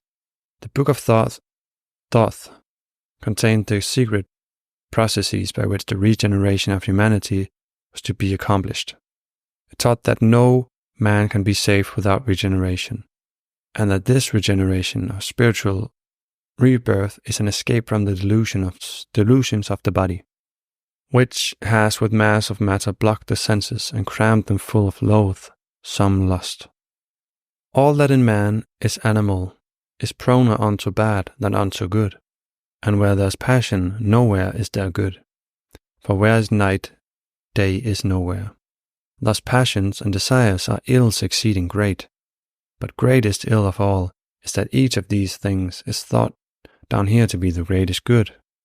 However, it is possible to free oneself from these ills, namely by continence, the power against desire. Just throw out of work the body's senses, and thy divinity shall come to birth. Then passion and desire withdraw, and thus it is that man does speed thereafter upwards to the harmony. And then the knowledge of joy has come, and on its coming sorrow flees away. Thus taught thrice greatest Hermes. Other indications of similar knowledge can be found in the Book of the Dead, which is the general body of texts having references to the burial of the dead and to the new life in the world beyond the grave, which texts were in use among the Egyptians since about 4500 BC. It contains such suggestive sections as the chapter of repulsing the serpent, and the chapter of a man not being bitten by a serpent. It speaks of the serpent coiled round a lotus flower, this flower symbolizing man, for the deceased is saying, I am the pure lotus. In the chapter generally known as the negative confession, the person who has left the physical body appears as an applicant for spiritual instruction. To prove his worthiness, he is saying, I have not defiled my body. I have not committed fornication. I have not polluted myself. I have not lusted. Nor have I done any other abominable thing. I am pure. I am pure. I am pure. Triumphant sounds the announcement in another part of the Book of the Dead.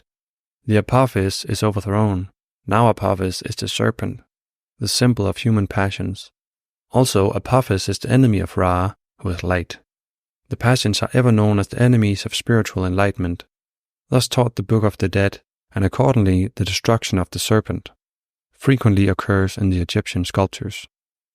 That the power of sexual purity was recognized in ecclesiastic circles, proven by the fact that chastity and purifications were common to all the Egyptian priests, and that moreover the efficacy of abstinence was popularly acknowledged, becomes apparent when one reads that when any king died, all the inhabitants of Egypt united in mourning for him over 72 days, and no one would have dared to indulge in sexual intercourse during that time.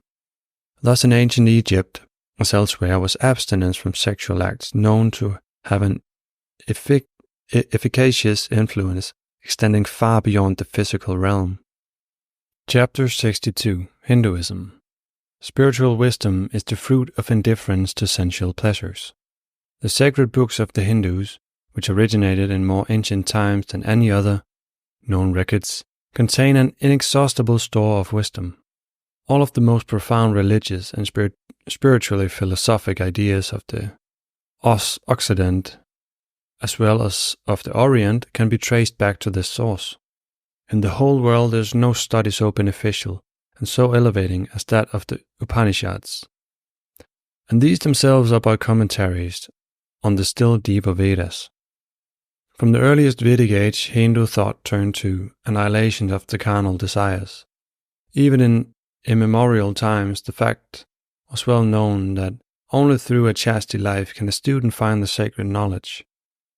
A command over our passions is declared by the Vedas to be indispensable in the mind's approximation to the divine. Sexual purity was held to be so imperative for an understanding of things spiritual that several of the Upanishads close with a remark to the effect that the supreme mystery of the Vedas is not to be declared for those whose senses are not subdued. To grow up to be a worthy member of this caste, the young Hindu was given in full charge of a guru, a teacher, who considered it a most fortunate circumstance if he found in his pupil a natural aptitude for the pure life, since only he who is ever pure reaches the goal. Neither the study of the Vedas nor austerities ever procure attainment to one whose heart is contaminated by sensuality. During the whole period of apprenticeship, which lasted until after his 20th year, the youth was bound by vow to the rules of studentship, one of the strictest of which reads, "He shall preserve his chastity." Those who wish to devote themselves to the highest possible spiritual existence preserve their undefiled juvenile chastity through the rest of life. An outstanding modern example of this was the saintly Ramakrishna, who in the 19th century taught and exemplified a return to the original rules of purity of Orthodox Hinduism. He was a triumphant example, a living realization of the complete conquest of lust. Long before him, many thousands who were chastity from their youth have gone to highest heaven without continuing the race. Also, for the women whose temperament induced them to remain single and unmarried, the life of the celibate was open in the same way as for the men. There were female ascetics as well as male, but for the majority, the student period was followed by that of a householder. The adult, to discharge his duty to society, must beget children, not only that the race might be continued, but also that bodies might be supplied by parents devoted to the ideal of the religious, philosophic life, so that advanced souls might find birth in favorable conditions. This is the ancient rule laid down by the Manu of the Aryan Hindus. The laws of Manu were given by this great teacher of the Aryan race for the training of a nation of energetic, powerful, nobly mannered, and dignified men. In their marriage, great temperance in sexual relations was enjoined. By these laws, practically intended to restrict sexual congress as closely as possible to procreative purposes only. Wise and grand, far-seeing, and morally beneficent are the laws of Manu on connubial life, when compared with the license tacitly allowed to man, so-called civilized countries. Based on these laws, the noblest ideal of married life ever given to the world is found in Hinduism, of husband and wife drawn together by spiritual affinity rather than by fleshly desire, and joined for spiritual growth. After the service to the race was accomplished, after the children grew up, the parents were free to go into seclusion, taking up the life in the forest, husband and wife, leading there a life of peaceful contemplation. And thus the life of spiritually minded Hindu was normally passed in an ideal way, in a series of gradually intensifying ascetic stages, through which he was more and more purified from all earthly attachment. The entire history of mankind has not produced much that approaches in grandeur to this thought. And back of it always is the conviction that to become perfect, the sex idea must go. Chapter 63. Buddhism. Cut down the whole forest of lust. When you have cut down every tree and every shrub, then you will be free. Buddha. Nowhere clearer, stronger, or more persistently has perfect chastity been exhorted than in the teachings of the Buddha. The Buddha's foremost aim was to lead human beings to salvation by teaching them to practice the greatest purity. Buddhism, in its origin at least, is an offshoot of Hinduism, which had already proclaimed the ideal of the purified life. But at the time of the Buddha, the purer Vedic teaching was smothered under a mass of fables. Rite and ceremonial were all. Moral life suffered since metaphysical subtleties absorbed the energies of the people. Even those of the priestly caste, the Brahmanas, had fallen into the power of sensual pleasures. Under such conditions, it was the task of the Buddha to provide a firm foundation for morality.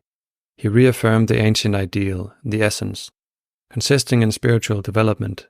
In himself, we have a seer of the highest, most developed spiritual power, who believed in the liberating influence of ethical discipline. However, in our days, as in those of the Buddha, his doctrine will not be easily understood by beings that are lost in lust. Such as these will be hardly be found willing to acknowledge that when a person has not got rid of the attraction to lusts, he has not yet broken through the first bondage in which the spirit is shielded. Buddhism regards sensuality as altogether incompatible with wisdom, with that intuitive spiritual knowledge, which is the greatest treasure of man. Only when we have the deeper illumination, born of moral faith, we shall have the true enlightenment, the true wisdom. Only he who knows that lusts have a short taste and cause pain is wise. Hence the life of chastity is lived for the purpose of insight and thorough knowledge, yet not for this purpose only, but also for the sake of properly making an end of misery. More attractive than wisdom to most people is happiness and liberation from suffering. On this, the Buddha's teachings are particularly concentrated. How to free mankind from misery was the ultimate purpose of his searchings, and it is the essential part of his message. To be sure, he did not offer any cheap relief. There is no appeal to human selfishness, for Buddhism demands a rigorous renunciation of all the pleasures most men care for. However, it not only takes away, it provides an irreplaceable substitute for what is so taken, a substitute in the form of the superb joy that goes with freedom from suffering.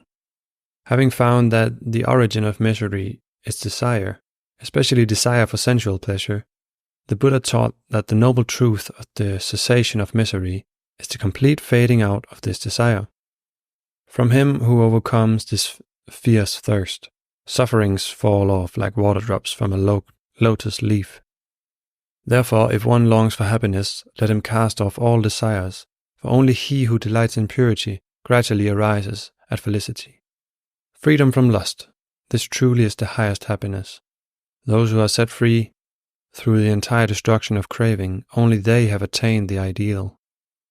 It was not to his advanced disciples alone, not for the monks alone, but for the sake of all who will free themselves from misery and attain the greatest possible happiness, that the Buddha said, I proclaim the annihilation of lust.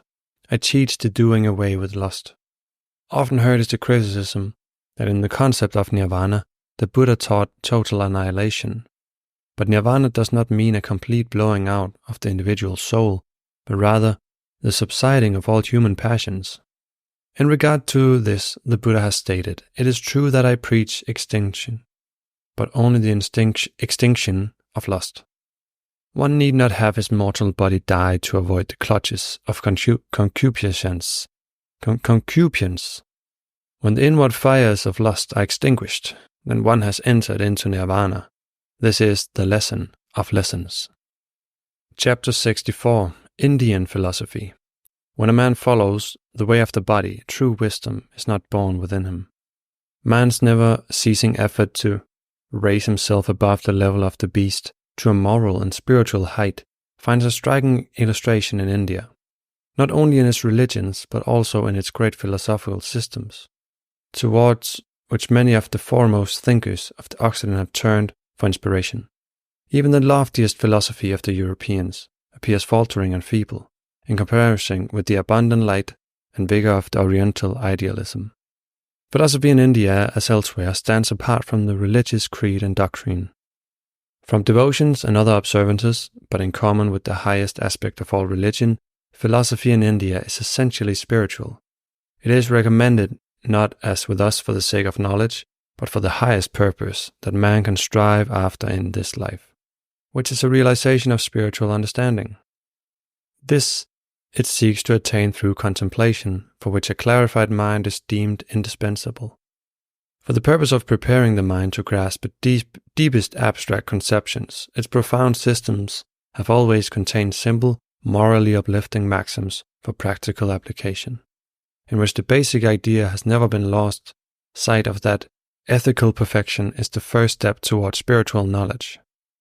Above all, strikingly noticeable is the sublimity with which Indian philosophy expatiates upon and demands the removal of sensuality.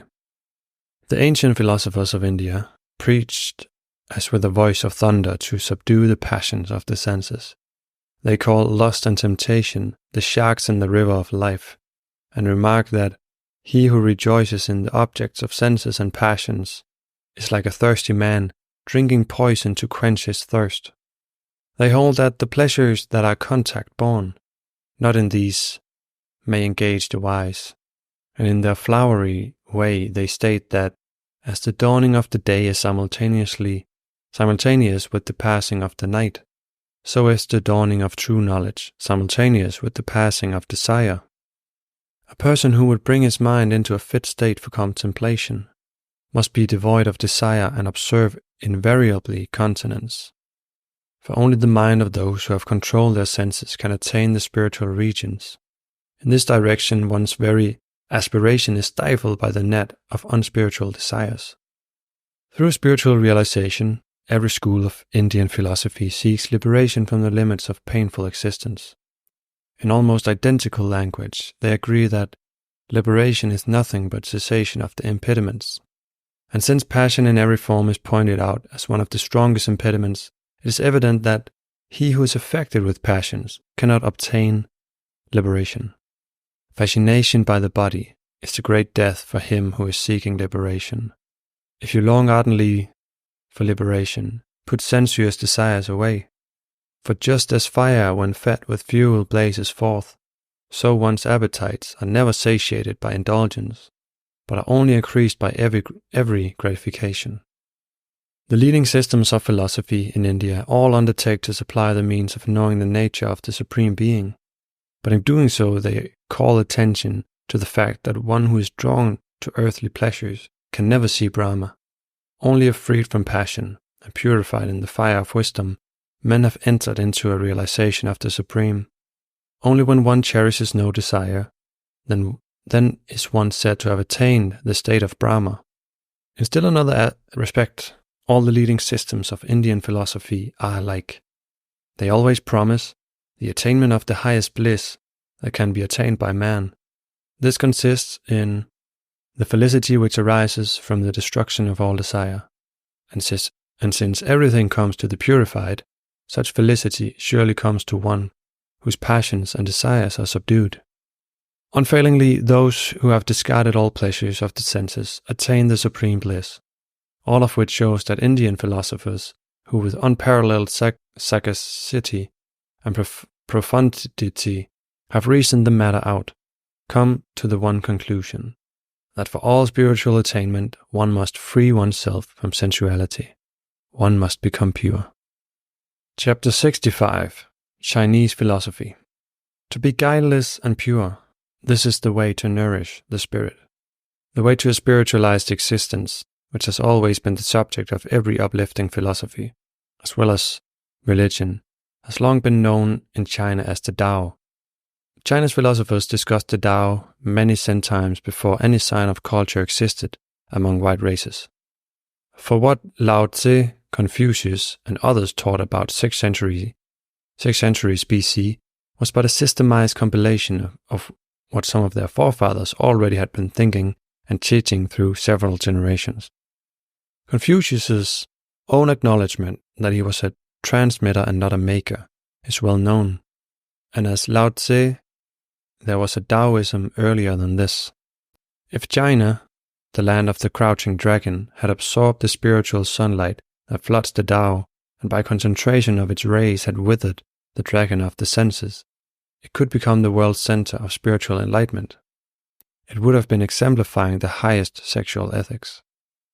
Even as it is, the educated classes among the Chinese exalt and deify chastity as a means of bringing soul and body nearer to the highest excellence. Not only for the women, but it is held up as an ideal to even men. The reason why all men are not able to attain this is that their minds have not been cleansed, and that their desires have not been sent away. Therefore, during all hours of the day, let one's thoughts be constantly fixed on absolute purity. Purity is that in which the spirit is not impaired. As to desires, no food is better for the heart than few desires. Where lusts and desires are deep, the springs of the heavenly are shallow. But if you keep your body as it should be, the harmony of heaven will come to you. For this reason, the superior man guards against lust. Only he who is desireless can sound the deep spiritual mystery of things.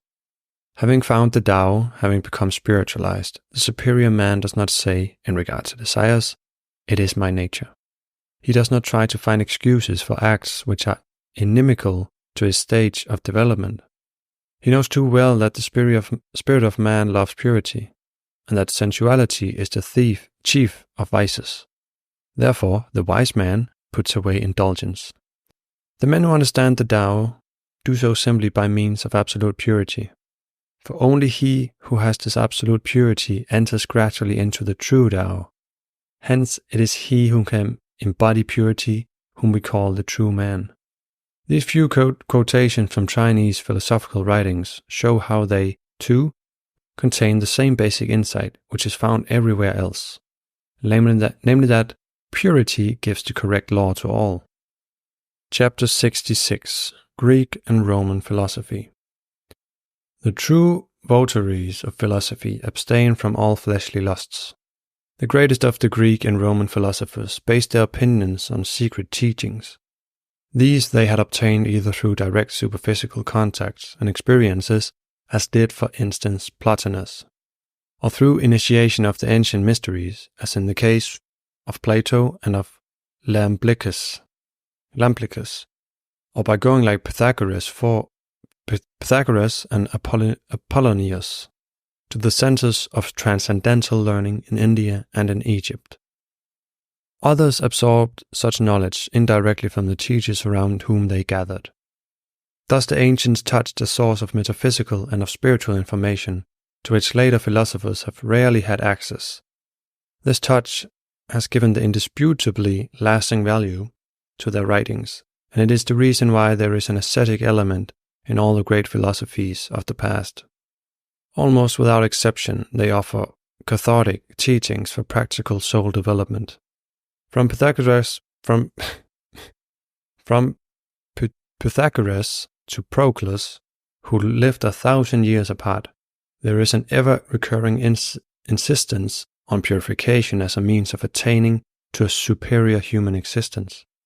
And most of the teachers knew the value of such purification from their own experience, from what they themselves had attained by striving to exemplify it in their own lives.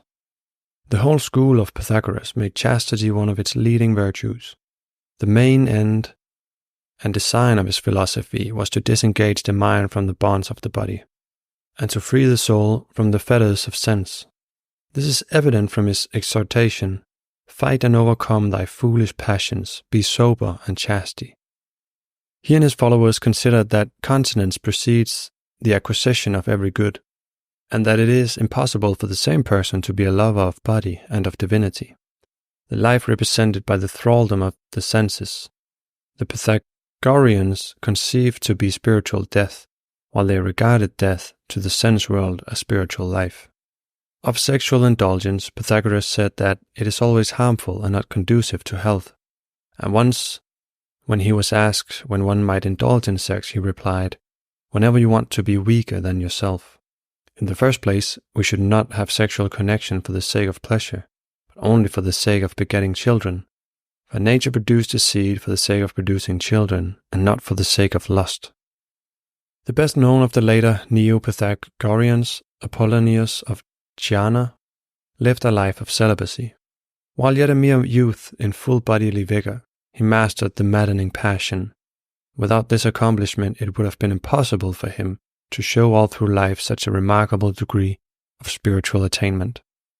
So successful was he in this respect, that after his death, his name was invoked as being of superhuman powers. About Socrates, we have the declaration by one of his own disciples that his great continence was known to everyone. Others have said that he could never be persuaded that one's felicity was placed in the enjoyment of corporeal delights. He rebuked the licentiousness of his age continually and sought to shield his disciples from its contamination. So long as they were with him, they found in him an ally who gave them strength to conquer their passions. He exhorted his companions to practice self-control in the matter of sexual indulgence. Of sensual passion, he would say, avoid it resolutely. It is not easy to control yourself once you meddle with that sort of thing. And his own self-control was shown by his deeds yet more clearly than by his words. All told, the Socratic philosophy bids the heart turn from the temporal to the eternal, and it does so by sublimating erotic passion. Plato, the greatest exponent of Socratic philosophy, naturally offers much material for a work which is essentially ultra-Platonic. Therefore, quotations from his writings occur in several sections of this book. Far from advocating or upholding any yielding to the body's impulses, Plato describes how the man who restrains passions is led to the goal. And he himself refrained from all venereal pleasure through love of contemplation of truth. He based his moral system upon the distinction between the bodily or sensual and the spiritual part of our nature. The latter he called the soul, and he never for a moment assumed that the body could be important enough to receive consideration ahead of the soul. Nature orders the soul to rule and the body to serve. But in far too many people, unfortunately, the body is the grave of the soul. Since the body is always breaking in upon us, causing turmoil and confusion, we make the nearest approach to wisdom when we are not surfeited with the bodily nature, but keep ourselves pure. Hence, especially a philosopher will calm his passions. By no means ought a philosopher to care about the pleasures, if they are to be called pleasures, of sex. Plato makes an idealistic effort to find a way to make men abstain from intentionally destroying the seeds of human increase, or from sowing them in stony places in which they will take no root. This ideal of Plato's, carried out in all its logical consequences, is identical with the one presented in the volume in hand. For only when the physical expression of sex is limited to propagation is there no intentional destruction and waste of seed. To Aristotle, the great independent thinker, is ascribed a volume written for Alexander the Great, whose tutor he had been. In it he advises to avoid the inclination to animalistic pleasure, for such pleasure brings with it stains on the soul. Do not yield to the desire for sexual intercourse, for what glory is it to follow the action of brutes? Moreover, sexual intercourse involves the destruction of our bodies, the shortening of life. The self-restrained man stands firm against passion. Cicero, the eclectic, called from every accessible philosophy those elements which were regarded as most helpful for the higher life. He found that nothing is more hostile to this than sensual pleasure. Such pleasure extinguishes completely the light of the soul. In fact, he avers that there is no more deadly curse than carnal pleasure. Therefore, we should be made to understand how noble it is to live with abstinence. Even Epicurus, popularly supposed to be the apostle of pleasure, of any form of pleasure as the highest good, taught that no one was ever the better for sexual indulgence, and it is an exception if he be not the worse. And he stated that all such desires as lead to no pain when they remain ungratified are unnecessary, and the longing is easily got rid of. This last statement strikingly coincides with Plato's saying that the desires of which one may get rid, of which the present does not know good, and in some cases the reverse of good, are unnecessary. Both statements definitely apply to sexual desires, the unfulfillment of which in normal cases leads to no pain and which can be overcome with little effort. In every way, Epicurean ethics rides much higher than the ethics of mere pleasure. Epicurus himself wrote, "When we say that pleasure is the end and aim, we do not mean the pleasures of sensuality, as we understood to do by some through ignorance, prejudice, or willful misinterpretation. Even in his own days he was misinterpreted by the seekers of body pleasures. Only in misconstructed and popularized from his Epicureanism, been turned into a doctrine inculcating bodily satisfaction. In essence, the Epicurean philosophy is one of pure joy, more than of impure pleasure. According to the Stoics, the passion of lust is a craving from which good men are free. The Stoic ideal was passionlessness. Stoicism, in placing the happiness of life in intellectual and moral action, destroys the temptation of sensual gratification. Zeno, founder of the Stoic system of thought, defined passion as irrational and unnatural, or as impulse in excess. And his disciple Chrysippus said that the cause of disharmony and of an unhappy life is that men follow the lower animal principle and let it run away with them. Seneca, foremost amongst the Stoics, reiterated that sexual desire has been given to man not for the gratification of pleasure, but for the continuance of the human race. When once you have escaped the violence of this secret destruction implanted in your very vitals, every other desire will pass you by unharmed. Carnal pleasure is a low act, brought about by the agency of our inferior and baser members. It is short and apt to pall upon us. There is nothing grand about it, nothing worthy of man's nature. All told, passions are objectionable impulses. They await us, if we ever escape from these low dregs, peace of mind and perfect liberty. Epictetus, another Stoic, declared that what you give to your body, you presently lose, but what you give to the soul remains forever. Therefore you must altogether control desire and aspire to converse in purity with your own purer mind. Chastise your passions, that they may not chastise you. You will be free when you deliver yourself from appetite. And Marcus Aurelius called attention to what revolting creatures men are in sexual intercourse. He stated that the pleasures of sexual love are derived from the most grossly animalistic causes, and advised to put aside all accretions born of the fleshly affections. He warned against allowing the spiritual part to be defeated by the body with its gross pleasures, and urged one never to be overpowered either by the senses or the appetites, for both are animal. A fresh stimulus to asceticism was found in the Neoplatonic philosophy.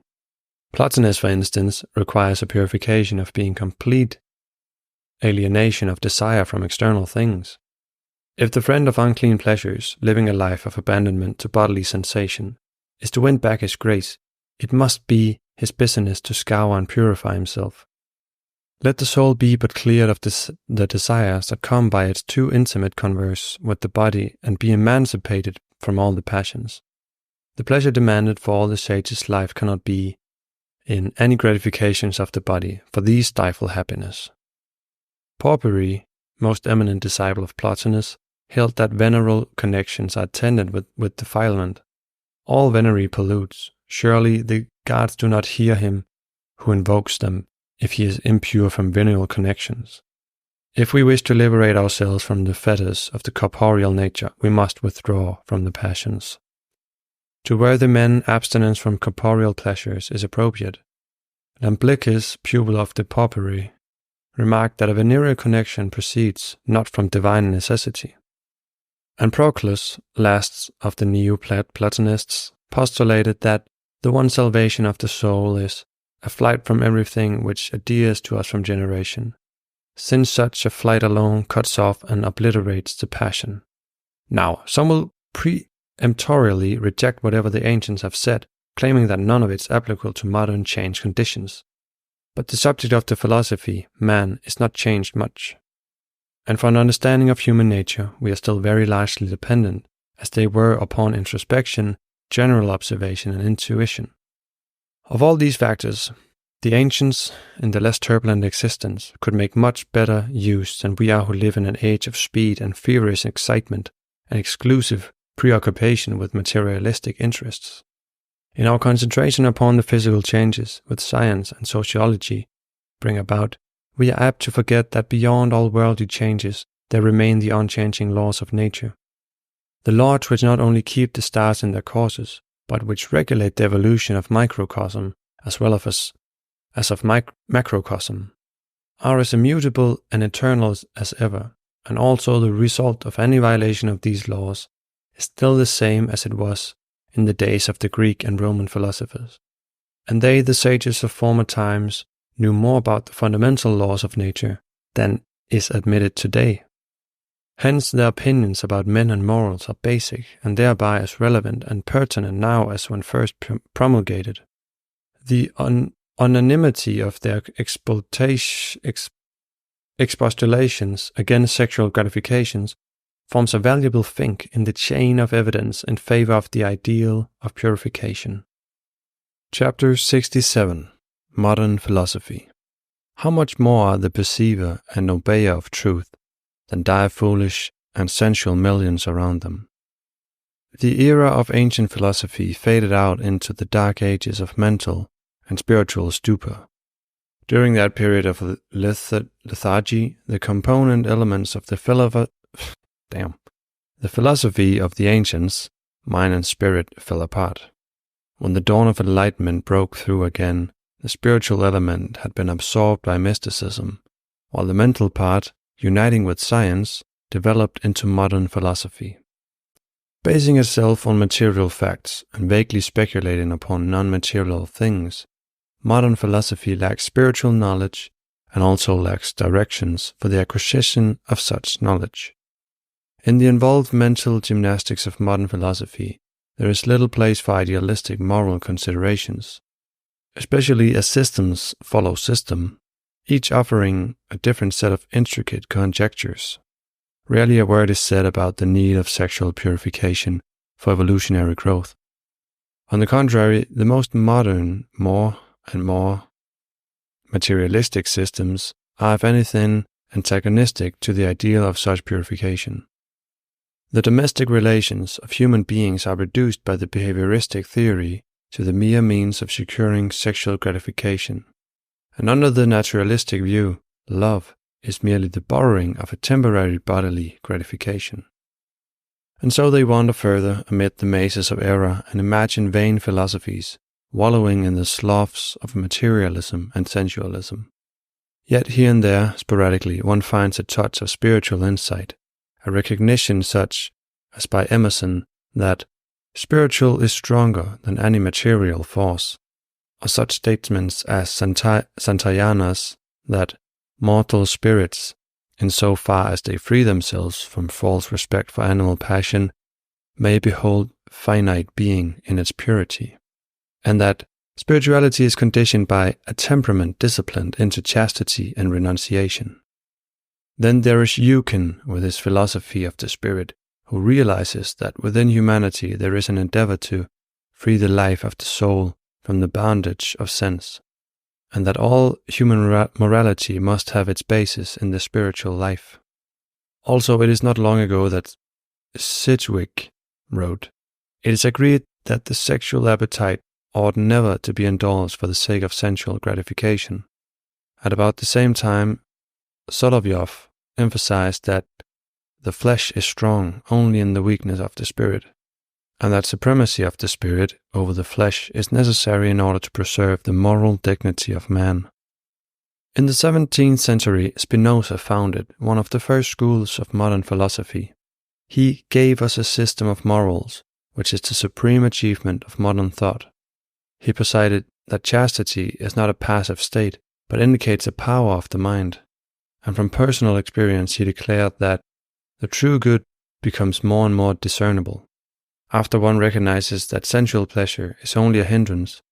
Shortly before Spinoza's time, Descartes had taught that the principal use of self-control is that it teaches us to be masters of our passions, and that when the passions urge us, we ought to divert ourselves by other thoughts. until time and rest shall have entirely calmed the emotion which is in the blood. In that same period, Charon declared that the hindrance to wisdom, which a man must carefully avoid, is the confusion of his passions. Outstanding in the 18th century is Kant. The morality which Kant enforces is of strong and manly type. His maxim was sustain it, abstain, sustain and abstain. His practice illustrated this. He made it clear that in contrast to bodily pleasures, the more refined enjoyments do not wear out but rather increase the capacity of further enjoyment. And while they delight, they at the same time cultivate. The essence of Kant's moral teaching is contained in his state, meant that first it is a man's duty to raise himself out of his animal nature. Perhaps the day will soon come when a disintegrating civilization will welcome again the Kantian call. His is but a repetition of the call of the ages sent out to the floundering mankind in ever varying form.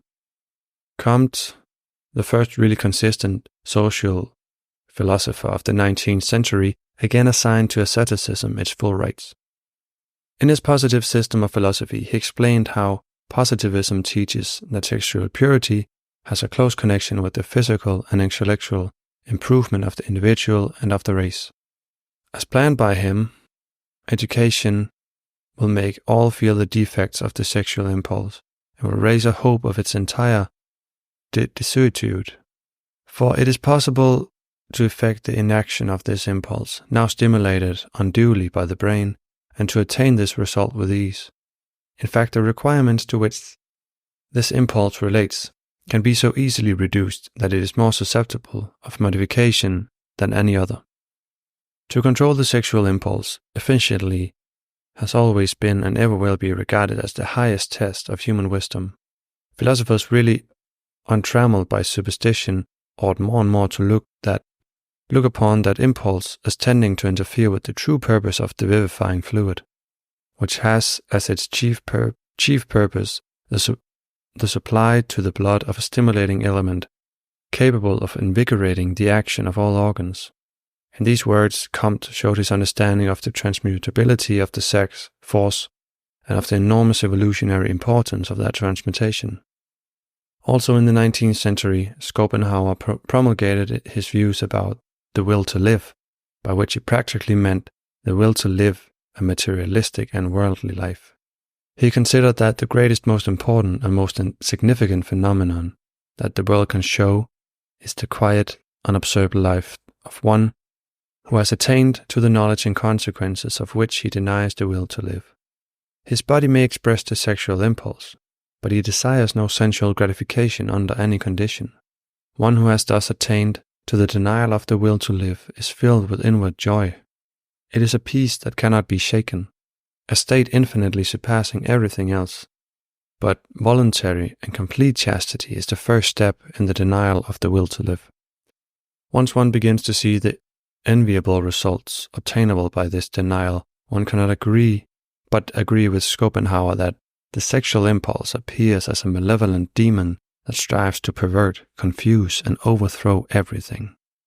A serious historical investigation shows the bond between the ascetic ideal and philosophy.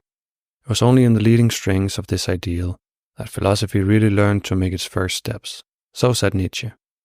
A distaste for the lower gratification of the senses and the deliberate judgment that the spiritual faculties should be cultivated at the expense of the animal propensities have ever been evidenced in the lives of philosophers.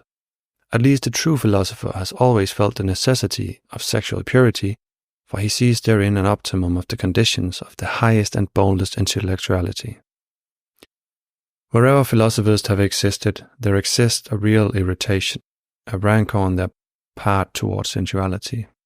There similarly exists a real philosophic affection for the whole ascetic ideal. If a philosopher lacks both, then he is, you may be certain of it, never anything but a pseudo. In the true philosopher, this ascetic attitude is the outcome of the ingrained, intuitive insight that spiritual wisdom and cognition of truth are not attainable without the annihilation of every remnant of sensuality. Chapter 68. modernistic sophistry. We must regard as accomplices of this snake all who try to tell us that happiness is to be found in the range of bodily impulse. Characteristic of the modern mind is its concentration on materialistic values, its contemptuous attitude towards morality, its juggling with spurious science, its jabbering of philo-sophistry. In its conceit and its ignorance of spiritual verities, it considers its own ideas superior to the wisdom of all times. The latter it decries as obsolete, as antiquated and outworn pedantry of bygone ages, not fitted to the popularized new knowledge and the new conditions of the present day and age. Yet in so far as sexual morals are concerned, the central thought about this newness of knowledge and of conditions is focused on nothing but the general availability of means of contraception.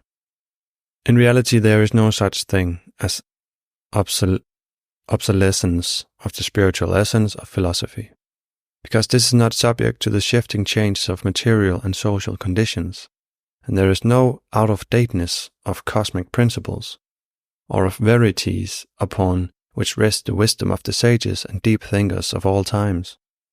The modernist restricts his field of vision by his negation of spirit, by limiting his attention to physical laws and to materialistic mind.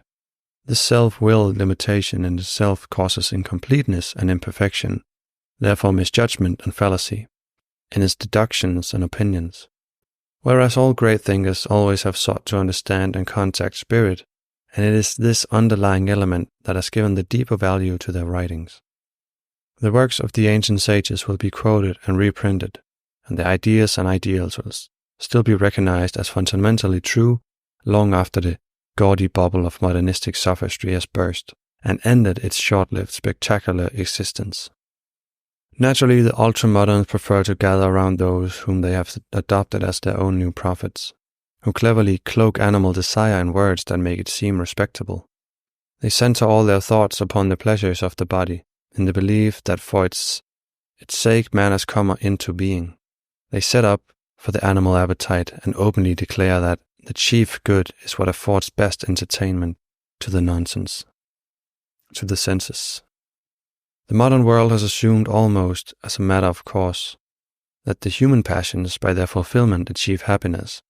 As one of its apostles asserts, animals we are and animals we remain, and the path to our regeneration and happiness, if there be such a path, lies through our animal nature. Certainly those who choose to remain animals will always have plenty of reason to doubt the existence of a path to regeneration and happiness, for it can never be found through the animal nature. Happiness is to be found in the development of the highest faculties at the expense of those less noble. Moreover, man is destined to be a human being and not an animal, and to be human he must do away with the animal in him by restraining his animal impulses. But the common call of the day is that a man should follow his impulses without restraint.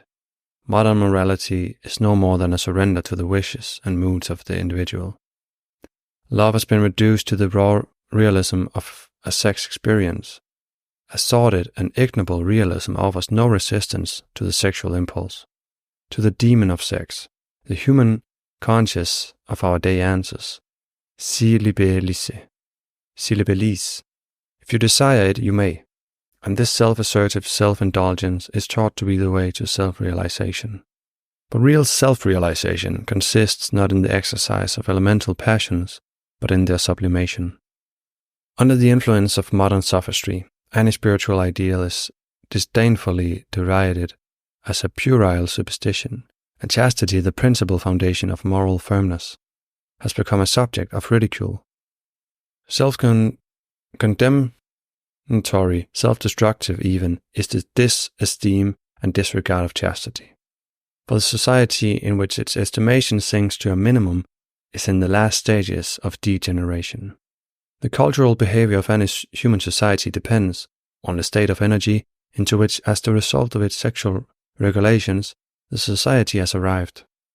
If we increase prenuptial and post-nuptial sexual opportunity, our mental and social energy will decline. If sexual freedom is the rule, there can be no such energy, and the race must fall from its cultural level. Therefore, the new-fashioned naturalism in relation to all matters of sex betokens the definite closing down of civilization. Chapter 69. Mythology. Take the sword and smite the serpent.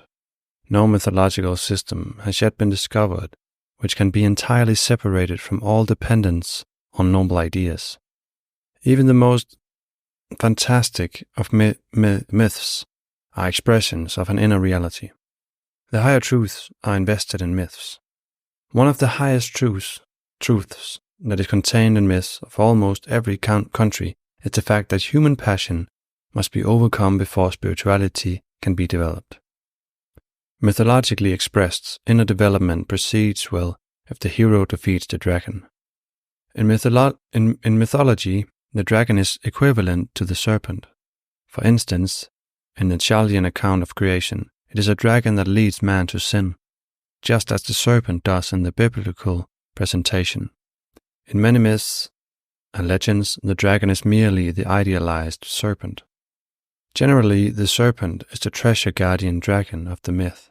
The fruit of a perfect life is guarded by the dragon of man's lower nature. It does not want humanity to obtain that fruit, consisting in invaluable spiritual unfoldment, because then its own power over man comes to an end. Only over the animal's dead body can that treasure be acquired.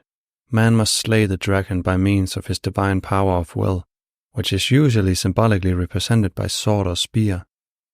In some myths, the treasure guarded by the dragon is a spring of magic water, the source and fountainhead of spiritual refreshment and rejuvenation.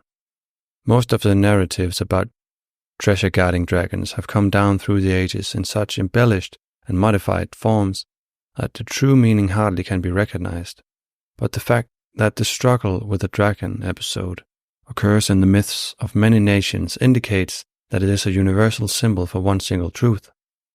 This truth is the necessity of subduing the lower nature before acquiring the spiritual powers, and before attaining union with the higher nature, with spirit, which is frequently represented in mythological symbology by the king's daughter or a sleeping maiden. In India, the deed which won Indra his high place was the feat of slaying the dragon, lying on the waters which Indra thus released. Traita, this mighty hero, was likewise the slayer of a dragon. According to Hindu tradition, Krishna's first great war was with a mighty serpent. Highly significant are the two sculptures of Krishna suffering and of Krishna triumphant. In the former, a youthful figure is shown enfolded by the coils of an enormous serpent. In the latter, Krishna is represented as a trampling upon the serpent's head. The highest constructive willpower in the universe, Vishnu, enabled Krishna to overcome the serpent. Among ancient Buddhist sculptures, there is a suggestive representation of Buddha as the conqueror of desire, seated on a coiled serpent. This serpent is in possession of many secrets, which he divulges only to the one who conquers him. The secret of life itself will be revealed when the phallic serpent is vanquished. Not only Krishna and Buddha in India, but everywhere else. All of those called saviors are said to have crushed the serpent's head. In other words, to have conquered the sensual nature.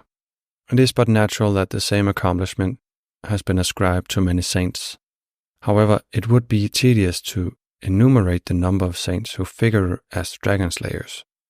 To give only a single instance, Saint Michael fought against the dragon, and the great dragon, that old serpent which deceives the whole world, was cast out. In China, Tianwang softened the ferocity of man after the great dragon which disturbed the whole world had been slain. In Persia, Thraetona Smoteatsidahaka, literally the fiendish snake, translated, which Angra Mainbo created to destroy the world of the good principle. In Assyria, it was with the flaming sword that Merodach overthrew the dragon.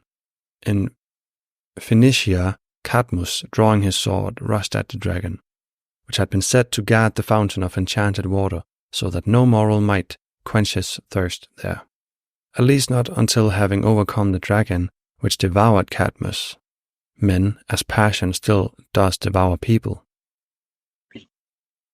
In ancient Mexico, one finds a description of the serpent crushed by the great Teotl. In primitive Mexican paintings, the figure of a man contending with a dragon is often seen, and there are also representations of a human figure encoiled by a serpent, undoubtedly symbolizing humanity in the power of passion. In Egypt, Typhon is the part of the soul that is subject to the passions. He was figured under the symbol of a serpent and the destruction of the serpent by horns who pierced its head with a spear frequently occurs in the sculptures. It was also in Egypt that Hermes released the princess Io by overcoming the monster Argus with his sword, and that Anubis is represented as slaying a dragon. In Grecian mythology, Apollo killed the python, a monstrous serpent produced by the earth, the embodiment of humanity's earthly passions. Perseus went forth to fight against the dragon of the sea at Joppa. He slew the monster before celebrating his union with Andromeda, the king's daughter, symbolizing the soul. And Hercules had contest with the serpents and dragons. His consummating glory was the conquest of the dragon which guarded the golden fruit in the garden of the Hesperides. Thereby he obtained that fruit, the true goal of life, consisting in the mastery of the passions. In Scandinavian countries, the dragon is the greedy withholder of good things from men, and the slaying of a dragon is the crowning achievement of heroes, of men as near perfection as the popular mind can imagine. For example, Thor fought with the Midgard serpent. This serpent seems to have been intended as an emblem of corruption. It had grown so greatly that it encompassed all the land, presenting a striking picture of passion's grasp on humanity. In having its greatest hero slay the serpent, Scandinavian mythology exhibits a clear sentiment on the subject of purity. Elsewhere in a renowned epic, one reads about a certain dragon which kept watch over a treasure, but Beowulf smote the hideous, gleaming foe with his weighty sword. The horrid earth dragon was bereft of life. No longer could the Coiled Serpent rule over the treasure hoards. That is to say, after passion had been killed, the spiritual treasure became available for the hero. England's patron, St. George, drove his sword into the dragon's throat. Then he pinned the mighty bulk of the dragon to the earth with his spear. A Sussex legend relates how St. Leonard saw the dragon sin and crushed the monster. Celtic lore contains a story about a great lad who clutched his sword and cut off the dragon's head, whereupon the king's daughter came out to meet him. That is, again, he was united with his spiritual nature. In Germany, the most famous dragon slayer is Siegfried, with Wotan's sword, which he re-establishes from the stubborn splinters. In other words, with the divine will, which he restores out of human stubbornness and willfulness. He kills the dragon that guards the Rheingold, which only he who passion's power forswears and from delights of love forbears can mold. After killing the dragon, Siegfried understands the language of the woodbird, the voice of intuition, which leads him to Brunhilde, his higher self. Clearer than any other legend does the story of Siegfried show that the treasure of spiritual consciousness remains a useless trinket until the truly human entity acquires it after slaying the dragon of sensuality. Whether in each case clearly expressed or not, all the myths about dragon killers pictures the terrible struggles between man and his personified human passions. Foremost among these passions, foremost as an obstruction to the acquisition of incalculable spiritual treasure, is the tendency to abuse sex force. That is the dragon or serpent which keeps humanity away from an existence of pure spiritual joy. So long as its urgings are obeyed, man cannot reach his glorious evolutionary destiny. The serpent must be seen in its true dimensions. It must be met and conquered with adequate power of will. But it often seems as though everyone considers his serpent an ant. The central object of all self-mastery is first to overcome the serpent, or its equivalent, the dragon. When the dragon is conquered, a valuable treasure, namely an enormous psychic energy, is liberated. With this energy, it becomes possible to climb toward the highest peaks of human superhuman attainment. Part 2. Substantiating the Ideal. This is supported by testimony from so many independent sources that it cannot be diminished lightly. Men, as you are today, half men, half beasts. Are you so satisfied with your bastard and imperfect humanity, with your animality scarcely held in leash? Chapter 7. Considerations. There are certainly a number of highly rational arguments against passion. Not being a textbook, this work does not attempt to be either complete or systematic. It is more in the nature of a test book, one in which the genuineness of the proffered ideal concerning the importance of conservation of reproductive energy is being tested on the touchstone of widely diversified subjects. Science and metaphysics, sociology and ethics, and philosophical and religious systems of all times are lightly touched upon at a single point. For the purpose of substantiating the ideal and of proving its intrinsic value, in almost every direction, evidence can be found in corroboration of the ideal of purity. A perusal of the following 40 chapters will reveal how widespread and how well supported is the view that evolutionary development of body, of intellect, of every cultural attainment, of spirituality, and of hidden powers largely depends upon the conservation and transformation of sexual energy.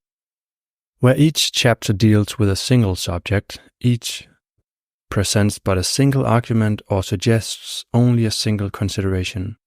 Therefore, one chapter by itself may or may not prove strikingly convincing, but each in some way serves to strengthen all the others. Each chapter contains a contribution to the central theme of the book. All statements made or quoted cannot be equally strong, and they are not expected to be always generally accepted. More likely than not, even the most conclusive remarks would be rejected anyhow by the multitude which clings to its addiction to sensuous gratification. Evidently, least of all can I hope for approbation from those who are under the power of passion. For he that lives at the dictates of passion will not hear nor understand the reasoning of one who tries to dissuade him.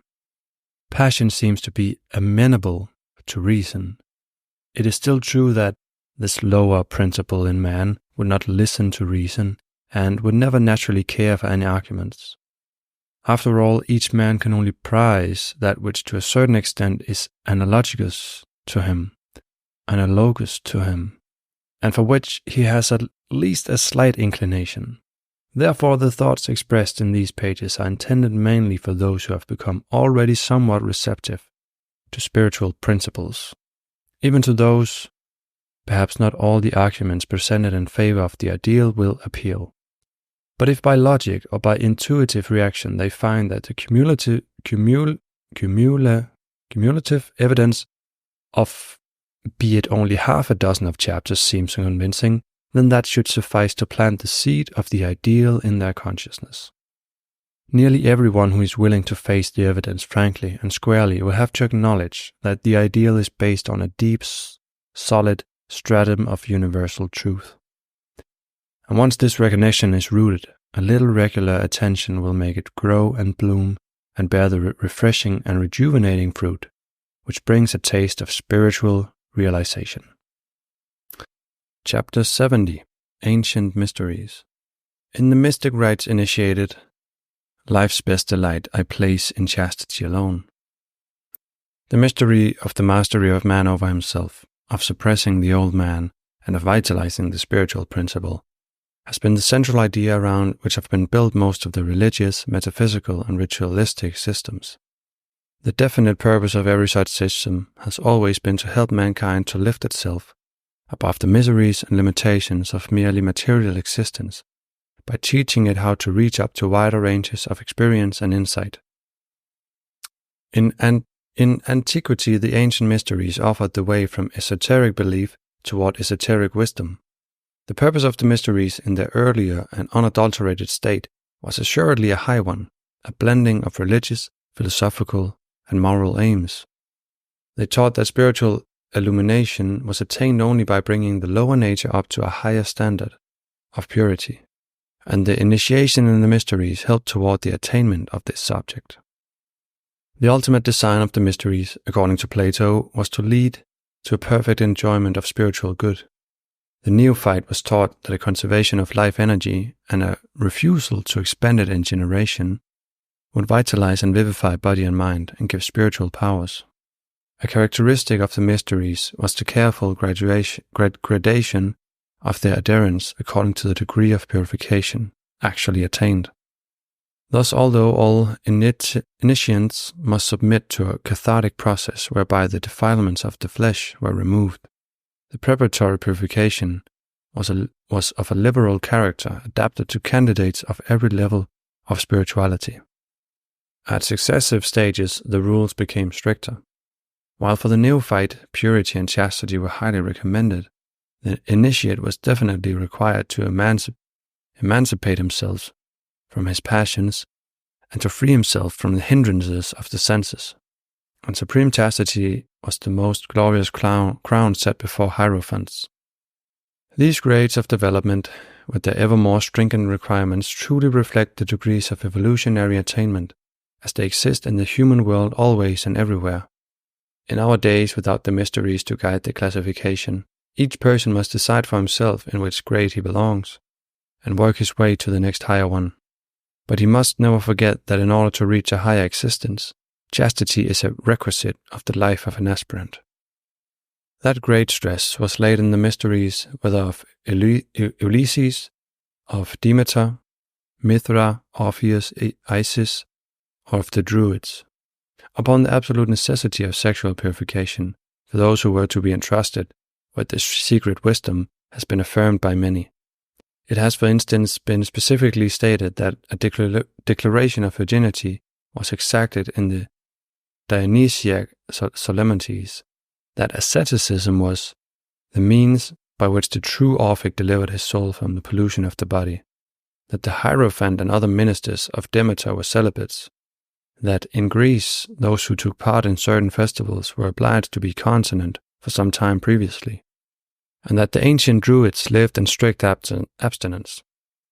In the rites of Mithra, in the second degree, the candidate was sent into subterranean pits to fight the beasts of lust and passion, and in those of Isis, she, Isis, is represented as saying to an aspirant, "You shall deserve the protection of my divinity by inviolable chastity."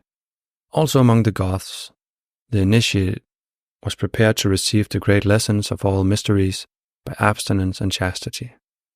Everywhere the effect of initiation was meant to weaken the empire of the body over the divine portion of man. Absolute continence nearly every form of renunciation. These never lost in the estimation of antiquity their purificatory value. Since the mysteries were the institutions in which these qualities were practiced in order to make the candidate receptive to spiritual knowledge, there was good reason for the Gnostic exhortation: cease not to seek day and night until you find the purifying mysteries. This same advice holds for anyone who longs for a fuller understanding of life. But the mysteries to be looked for are not now embodied in publicly known brotherhoods and fraternities.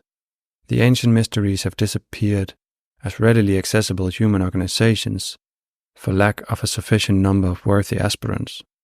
Yet one can still attain the purpose of the mysteries, which was to awaken the spiritual powers which, surrounded by the flaming ring of lust and degeneracy, lie asleep within man's soul.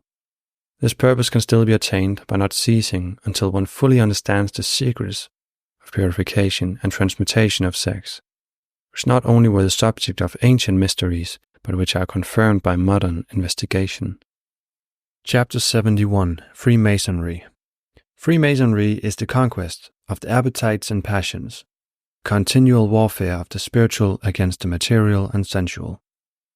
Freemasonry re-echoes in modern times the character of the ancient mysteries. Along with every other ritualistic movement, it may have demonstrated that ceremonies are but the unsubstantial flowers of the Toa, and that symbols outlast the explanations, but in its essence, in its ideals, it measures up to the highest standard of the mysteries. As of the mysteries, so the true object of the Masonic fraternity is an attempt to achieve the moral regeneration of the human race. It recognizes that in every man there is a ray, which ever struggles upward amid the obstructions of the passions. It teaches that one law of our own nature, speaking through every nerve and fiber, every force and element of the moral constitution, that we must govern our sensual appetites, and also that this is not the mere enactment of arbitrary will, but the dictate of infinite wisdom. Against the growing tendency of materialistic age to forget the ceremonies are quite useless when only perfunctorily performed. The more serious-minded Masons have never held that initiation alone sufficed. They have always acknowledged that the problem of genuine initiation consists in freeing the ego from the dominion of the appetites, passions, and the whole lower nature. Because without this subordination, the clamorous lower animal nature drowns out all higher vibrations. One need not enter deeply into the intricacies of debatable interpretations of Masonic symbols to discover that a few which are generally known contain strong indications of an intended teaching of sexual purification. The apron, for instance, which should be spotless white, worn over the area related to the animal passions, signifies the regeneration of the procreative forces. Another clear indication lies in the fact that the compass represents the spiritual, and the square the material, sensual, and baser. And in the relative position of these two in different Masonic degrees, for the apprentice, the points of the compass are beneath the square, indicating that in the man of ignorance the spirit is concealed, and the body and its passions hold dominion. For the fellow craft, one point of the compass is above and one beneath the square, the interlacing of the two symbols, showing an attempted but not yet perfected spiritualization. For the Master Mason, both points of the compass are dominant and have rule, control, and empire over the symbol of the earthly and the material, as a token that it is expected that in the Master Mason's degree, matter is subordinated to spirit. But what does the symbolism of the compass and square profit a Mason if his sensual appetites and baser passions domineer over his moral sense? The animal over the divine, the earthly over the spiritual, both points of the compass remaining below the square. A strong hint of an original knowledge of the mechanism of regeneration, of the uncoiling of the serpent, is contained in the number of Masonic degrees.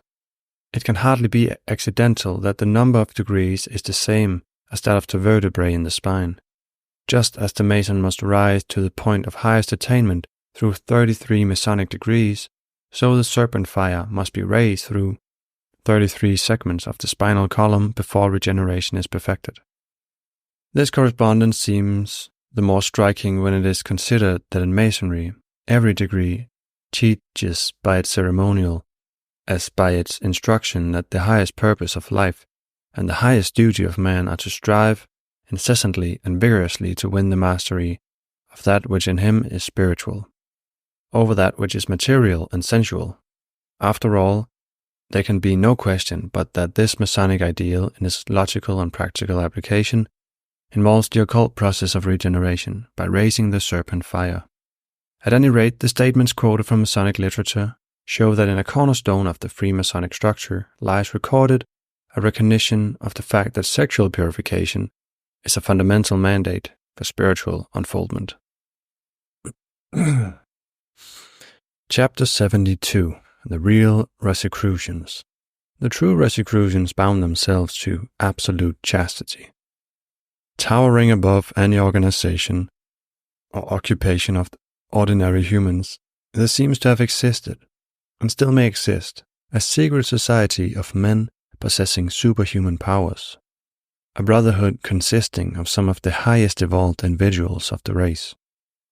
Although very few authentic records about them can be found, there is evidence that they used a super-Masonic symbolism, carefully kept from crystallizing into a mere ceremony, a super-alchemic hermetic system, not requiring laboratory experiments, a super-occultism enabling them to be consciously active on other planes of existence than the physical, and a super-science giving them an understanding of the workings of nature's finest forces back of all natural phenomena.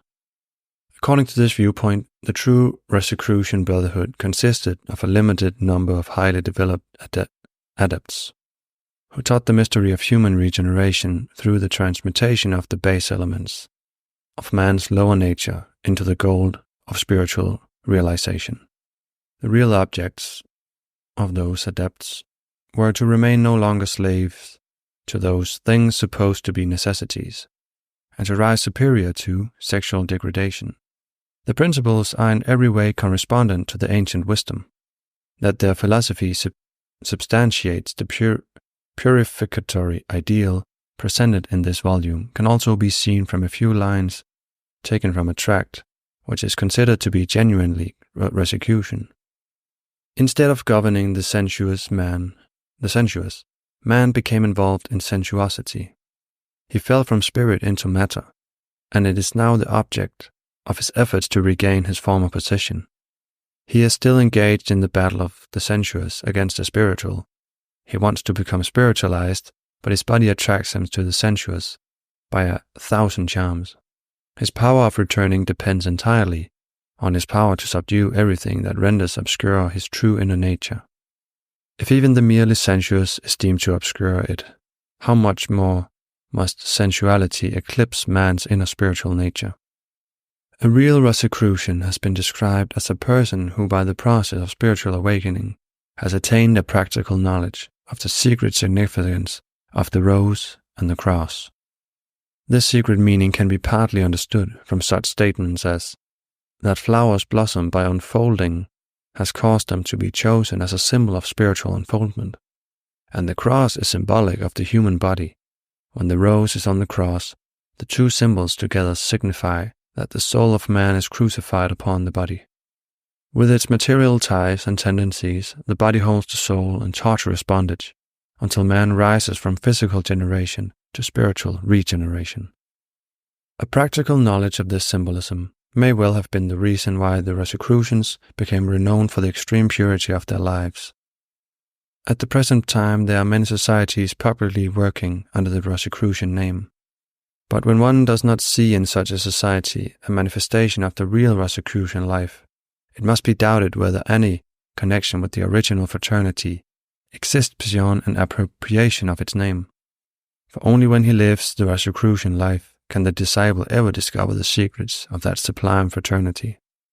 What the truly Rosicrucian life involves is clearly laid down in one of the rules of the order, stating that no married man shall be eligible for initiation as a brother. And why this restriction was made can be deduced from a sentence in the widely spread Rosicrucian Manifesto, which describes the original group working with the founder of the order as all bachelors and of vowed virginity. The real Rosicrucian life is therefore one of strict celibacy, and if this was deemed basically essential for the high spiritual standard of Rosicrucian activities, the first step for anyone who wishes to rise out of ordinary material existence obviously must be to diminish the wasteful shattering of the life force. In that way only will it ever become possible to discover the existence of the real Rosicrucians and to understand the full significance of their teachings.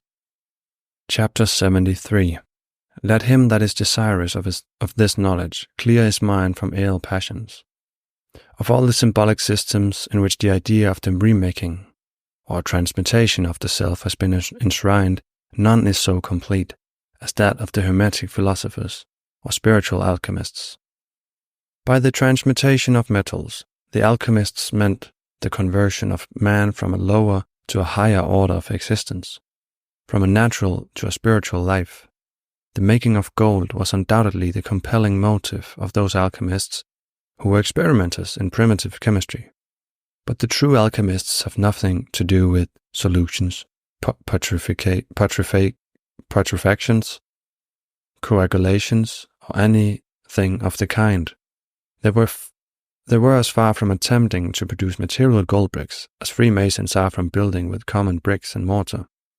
What they wanted was to obtain the pure gold of wisdom from the inferior metals represented by animals' passions, man's animal passions. In Hermetic writings, there occur repeatedly such phrases as, "Our gold is not in any way the gold of the multitude, but it is the living gold. It is the gold with which the wise are enriched, not that which is coined. All beings contain in their inmost center a precious grain of this gold. One must take this pure spiritual gold. Those who labor with dead materials will obtain nothing that lives." The philosophical alchemists used only symbolically the chemists' utensils and vernacular in expounding the truth, to hide it from the unworthy, lest they should be giving the holy thing to those who think only of indulging their lustful desires. They taught that alchemy casts off the sensual man, because sensuality suffocates its germ. Therefore, they said, we should first study how to overcome carnal affections. One worthy of this science must be strictly virtuous, leading a holy life, a life pure and unsullied by sensual pleasure from birth. Alchemy can be fully understood only by those who have entered on and are working the philosophic process.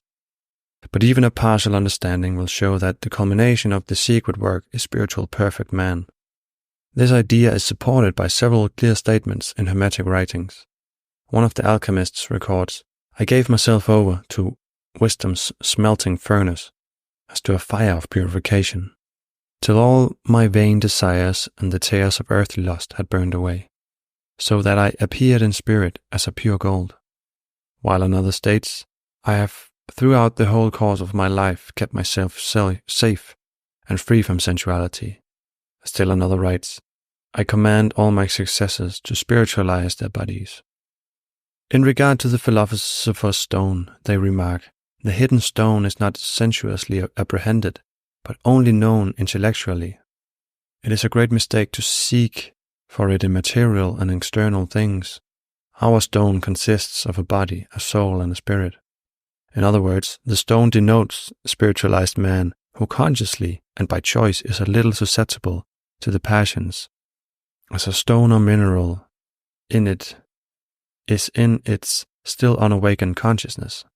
This interpretation of the stone elucidates the Hermetic command, "Be ye transmuted from dead stones into living philosophical stones." About the Hermetic elixir of life, one writer states that this potent elixir was naught but the highly concentrated energies of man, existing in potency and latency in his reproductive organism. Alchemists themselves have said, "Our secret elixir is of fire-abiding purity, and he who knows how to make it homogeneous with imperfect bodies knows one of the greatest secrets of nature."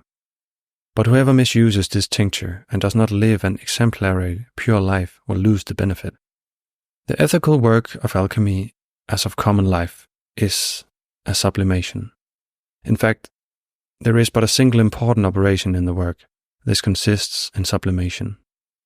Even the first step of this process is done through sublimation and purification, and that his sublimation actually refers to a transmutation of sexual energy may easily be deduced from the following quotations. "The great work is the unification of spirit and body. It is a natural and radical operation in which our natures are altered perfectly. First you must prepare your seed. It must be kept pure and be allowed to ripen. Then the sage enjoins us to sow the seed in a field which has been prepared with living fire. A clear, transparent fire, not unlike the sun. No one can remain uncertain as to what it is meant by this fire after reading that some call it spirit. The field referred to is the earth or body, meaning one's own body. This earth must be weeded of all foreign elements. The body must be purified because you must have a good soil for the sublimation of the seed into spiritual power. Furthermore, one is instructed to take a living and indestructible water, which water is called the medium of the soil. This water is the foundation of our art. It is a water in the belly of the earth, and the spirit has mixed itself with it. The sages have described its power and efficacy as being that of spiritual blood. Remembering that the earth represents the body, these phrases leave little doubt as to what liquid they refer to. None of it may be wasted, and it is therefore deemed necessary to close well the mouth of the phial, for the body must drink of its own prepared water, and become ever purer the more it drinks. You must understand that the bodily substance must be conserved, as being that wherein is the life. You must let it be your object to solve the substance, which the sages have called the highest natural good. It causes the body to rise from spiritual death to life by being dissolved first and then sublimated. In this sublimation, our water ascends. In such a natural sublimation or lifting up there is a separation of the pure from the impure, and by such operation, the spirit is incorporated with the body and made one with it. Thus, the body is made spiritual by its own water. All this can be accomplished with our water in its refluent course, that is to say, when reabsorbed by the body. Our ultimate or highest secret is by this our water to make body spiritual. He who knows this knows the only way that leads to perfection. All these pronouncements, most of which have been taken from old Hermetic treatises, distinctly show not only that man is the true laboratory of the Hermetic art, and that the genuine alchemist's real object was the perfection of man, but also that in the teachings of the alchemists, the process of transmutation of the sex force was of primary importance, as it always must be wherever spiritual regeneration is the aim. Chapter 74, Astrology. The heavens eternally witness the promise of the final redemption of man from his earthy, animal soul. In its highest aspect, astrology is one of the great secrets of initiation and occult mysteries. To those who are sufficiently prepared to understand its true significance, astrology can reveal how, from the infinitesimally small to the infinitely great, every part of the universe acts upon another. It can show like nothing else that the unity manifests as a universal principle. It can unravel every problem of life in the cosmos. In its popularized form, however, astrology is usually reduced to a fortune-telling game which anyone can play. This petty personal application stands in the same relation to impersonal cosmic astrology as the keeping of a household cash book to the computation of astronomy. Based on its deeper values, astrology was once mighty and sublime. It was not only a method of divination. It implied a religious conception of the world. It was a scientific theology. In olden days, a high standard was set for the profession of astrology by the general belief that man must be purified from all defilement in order to render himself worthy of heavenly things. This lofty conception, which was formed of astrology, entailed ethical consequences of supreme importance. As a result of the ancient astrologers considered the exercise of their profession as a priesthood. They laid stress on the purity of their morals and named among the qualities which brought them near the divine nature, chastity. They led an austere life. This was the very condition of their power. Inherently, chastity must ever remain a requisite for an insight in the realm purport of astrology, because in its esotericism, it is a purely spiritual science. Any kind of spiritual knowledge can only be acquired when the fire of spirit burns with a clear flame within the soul.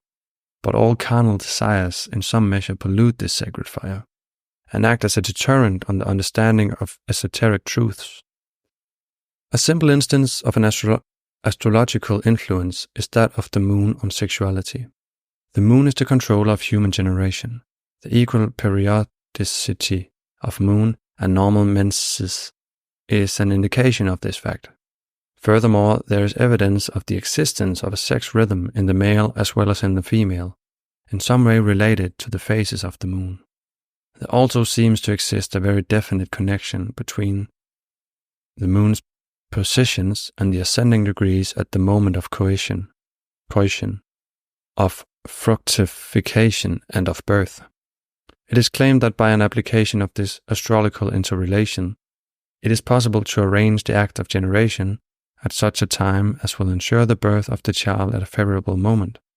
Herein lies a eugenics secret, which purified humanity someday will be able to apply in calling into birth a race of supermen. But before we can do more than dream of a race of supermen, we must first remove the menace of the half-men, who want to turn every bit of knowledge into selfish use and sense satisfaction. For those familiar with astrological lore, it may be interesting to be reminded of the doctrine that the zodiacal signs were first 10. That is to say, for a long time, 10 only were known to the profane. The initiates, however, knew them all from the time of separation of mankind into sexes. Up to that time, Virgo, Scorpio were one single sign, which included Libra. Thus, in astrology, there is an indication that humanity was once unisexual, and the separation of the sexes was connected with division of the one ancient zodiacal sign, sometimes called the eagle, into Virgo, of which chastity is the guiding principle, Scorpio, the symbol of the generative function, and Libra, the balance, of which the name itself indicates that it holds the balance between the other two. Mankind has upset this balance, which nature had decreed and recorded in the stars, and man himself must restore it. When the disturbing element of sex is overcome by the race, then the three signs will again become the one, the eagle as of old. When the fire of human passion has been voluntarily extinguished by the will, then out of the ashes, phoenix-like, the eagle of spiritual power will arise. Another astrological indication of the evolutionary need of sexual purification can be seen in the relation between Taurus and Scorpio. Taurus is the symbol of spiritual generative force, which is logically confirmed by the dominion of this sign over the throat, the source of the creative word, whereas Scorpio rules the physical generative organs, corresponding to generally acknowledged physiological relation between the sex organs and the throat. There is a special relation between Scorpio and Taurus. These signs are opposites, corroborating the fact that physical generation opposes spiritual regeneration. Before regeneration can take place, the sexual power of Scorpio must be taken away from this sign and transferred to Taurus.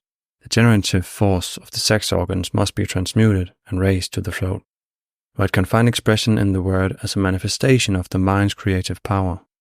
The fundamental idea of the transmutation of the sex force is also confirmed by the planetary rulers, Mars of Scorpio and Venus of Taurus. The very symbols of these two planets are significant in this respect. Both consist of a circle and a cross. The cross in esoteric astrology is indicative of matter or the body. The circle denotes perfection or spirit. The symbol for Mars has the cross above the circle, the material surmounting the spiritual. But in the symbol for Venus we find significance over the higher forces dominant over the lower, for it has the circle above the cross. Hence, Venus corresponds to spirit, while Mars is the representative of the animal soul in man. Mars constitutes the seat of desire, wherein the spirit is subordinated to the gratification of the senses. Consistent with progressional law, these grosser and therefore impermanent elements of Mars are convertible into the more refined properties of Venus. By purification of the sexual life, Mars will be truly transmuted into Venus, as experience will teach. Venus cannot act directly upon the physical plane until the reign of Mars is over and the passions have changed to the highest emotions of the spiritual nature. All these detailed astrological data may run the risk of boring the general reader, yet one more point should be mentioned on account of its close connection with the subject matter of another chapter. In a horoscope, the home of Scorpio and of Mars is the eighth house, which is generally considered to have direct bearing upon death. This reaffirms the very close connection between sexual activity and death. It is claimed in occult writings that death was not known amongst men until the separation of the sexes, until sexual reproduction began. It was then that Scorpio became manifest as a separate sign, and with it appeared death. Conforming to this idea, the tail of the symbol of Scorpio ends in a tiny arrow, representing the sting of death. Deadly as the sting and the poison of the scorpion is the passion of Scorpio and of its ruler Mars. The way to overcome death is to overcome Scorpio's power over the sex organs, to overcome sexual passion. As in the course of time humanity grew ever more materialistic, nearly every spiritual phase of astrology was discarded. But for the student who begins to rediscover its concealed verities, it can convincingly substantiate that sexual purification is a requisite on the road toward a higher humanity. Chapter 75. Theosophy. The sexual relation is a thing to be put aside the moment a person becomes wise. Theosophy, the highest summit of thought which the human mind has reached, has existed since the most ancient times wherever a human consciousness was able to grasp a knowledge of divine realities. Through the ages, it has found different expressions in different philosophies and religions, which are but cloaked embodiments of the same eternal truths.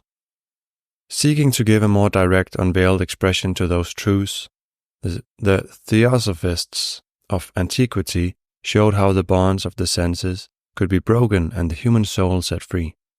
They showed how each one who so wished might, while in the physical body, verify some of life's basic facts and laws. At the same time, Theosophy always showed that a condition of purity, far transcending any popular ideal of such virtue, was the absolute and all-essential basis of spiritual insight and attainment. The founder of the modern Theosophical movement has not failed to lay enormous stress on the need of sexual purity for those who would seek an understanding of life's deeper verities. It is obvious to anyone who knows anything of Madame Blavatsky's writings and of Theosophical teachings that their whole tendency is toward the destruction of the sex impulse instead of toward its deification. She taught that the practice of moral and physical purity develop self-illumination. She listed abstinence amongst the conditions under which alone the study of the divine wisdom can be pursued with safety, and mentioned it as one of the most efficacious means of preparing for the reception of higher wisdom.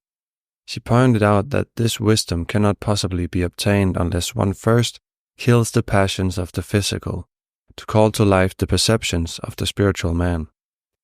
She called sexual action the greatest impediment in the way of spiritual development, and she made it very clear that sensual self-gratification involves the immediate loss of the powers of spiritual discernment.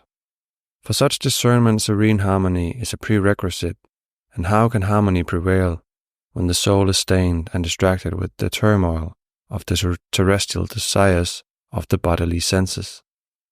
It is only when all the lusts and longings of the flesh are dead that the union with the higher self can take place.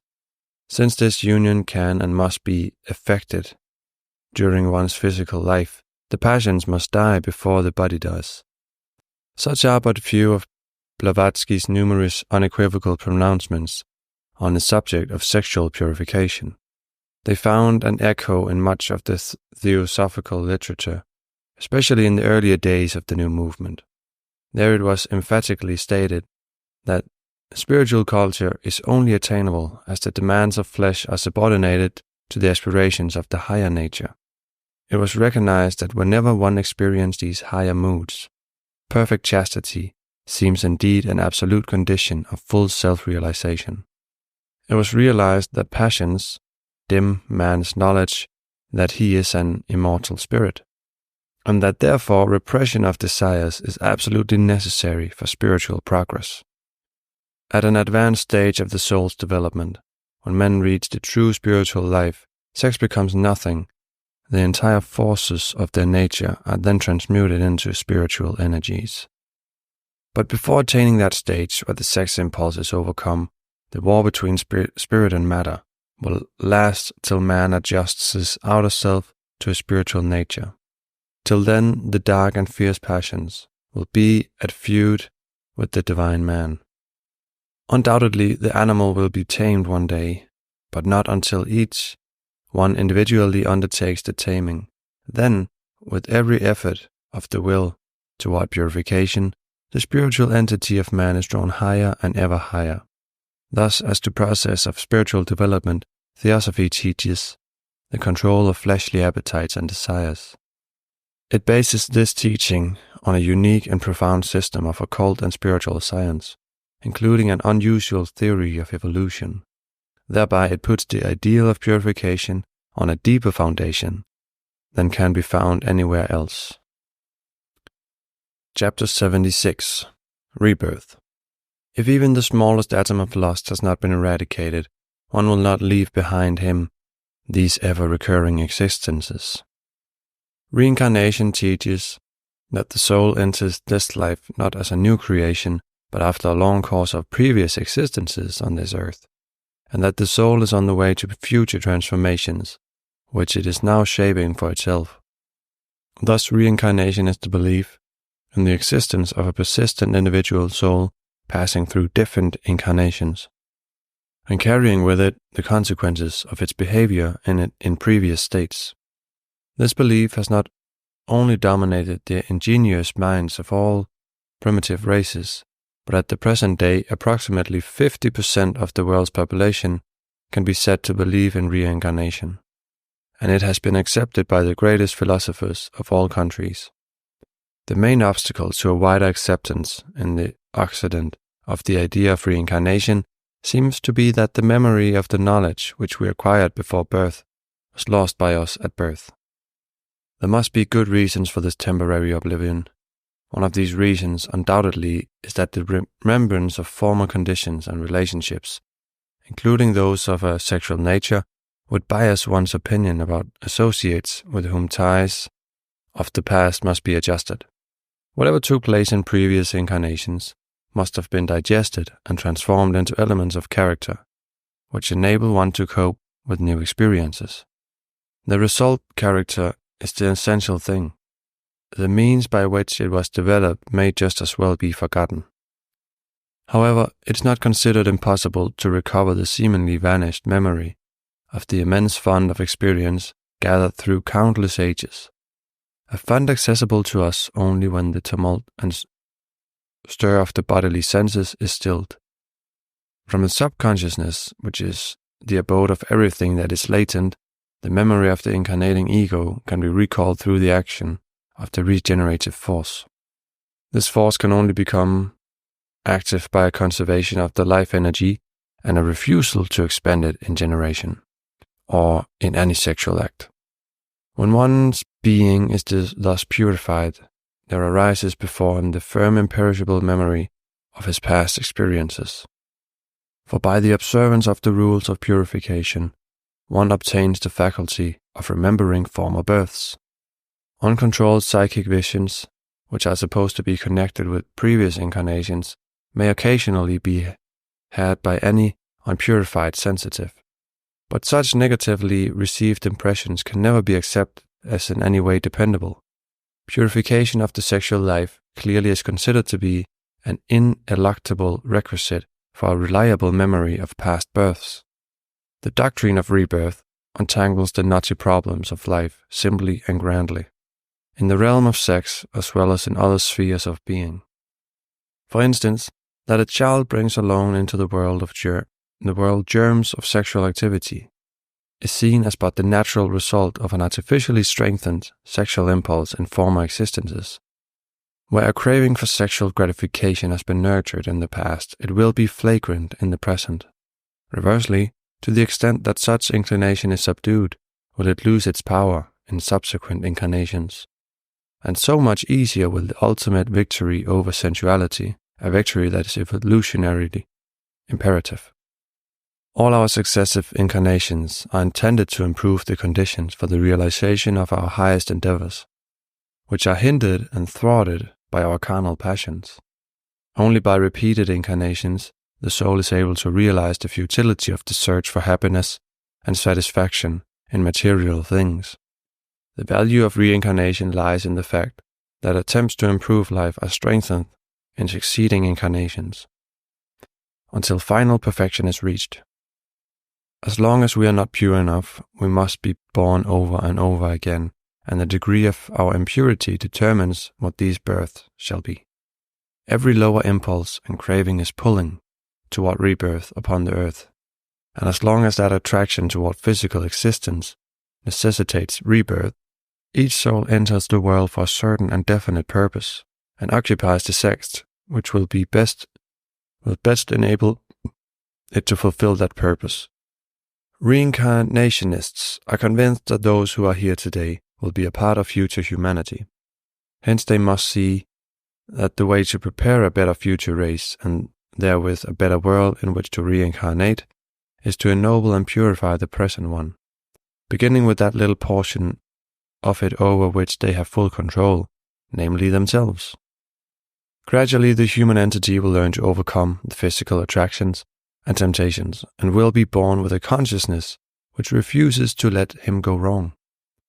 In the end, through the purification of his moral character, he will attain deliverance from the necessity of rebirth on the physical plane, and be free to manifest in fully awakened, unbroken awareness in this or in other worlds.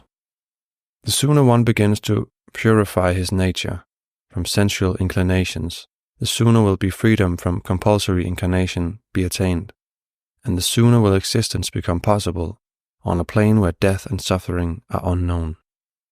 Chapter 77. Retribution. At least half the world's misery is in some way connected with the sexual sphere. Law links effect to cause in every manifestation of nature. Of many physical phenomena, the cause has been discovered by science. Where a cause is still unknown, science does not deny its existence, but tries to find it. In its own dominion, physical science asserts that nothing can take place without a definite cause. In the sphere of human life, students of metaphysical science have recognized that also in individual existence, whatever arises is inevitably the effect of a previous cause, and that moreover the cause must have been set up by the same individual whom the effect affects. In this way only can it be true that all that befalls man befalls him justly. Thus only can it be that justice rules the world. But to people delighting in desire, the law of causality will ever be a matter difficult to understand. Looking at a single life, this law of causality, or of retribution, or, as it is often called, of karma, is not always apparent. Seemingly without due cause, some people's path is full of suffering, while with others, good fortune abides, and actions, painful as well as worthy, often seems to remain without any rebounding effect. Only when rebirth is taken into account, the law of retribution with its infallible justice becomes intelligible. Combined with the law of retribution, the doctrine of reincarnation accounts for the inequality observable in the lives of men on earth, given a logical reason for the same, and establishing the fact of universal and ultimate justice accountable for on no other grounds. The believers in karma and reincarnation alone dimly perceive that the whole secret of life is in the unbroken series of its manifestations.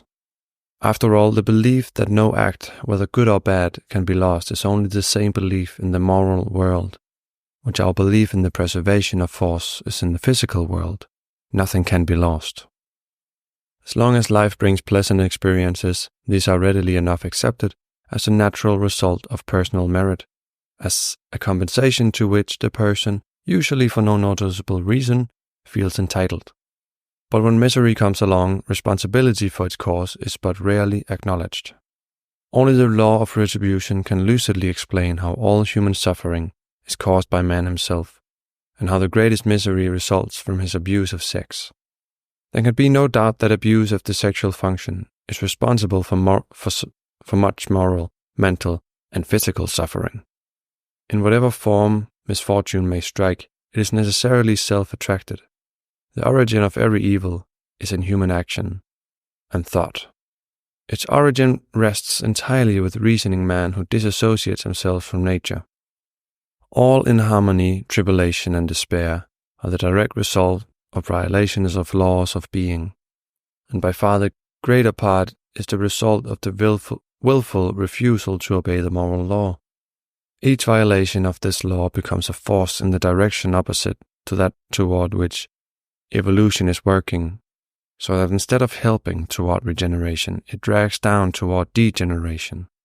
Human misery is an expression of degeneration, and a symptom of spiritual decay. All impurity leads downward to decay, if not immediately in the same life on earth, then in another incarnation. According to those who accept reincarnation as a fact, the unconsummated effects of whatever man has caused will meet him when he comes to live on earth again. The human entity enters the embryonic stage, with its doom pronounced by itself. It enters a male or female body according to the experiences which it has to go through. It is automatically attracted to such parents as can supply hereditary elements of body and of mental equipment, in accord with its own character.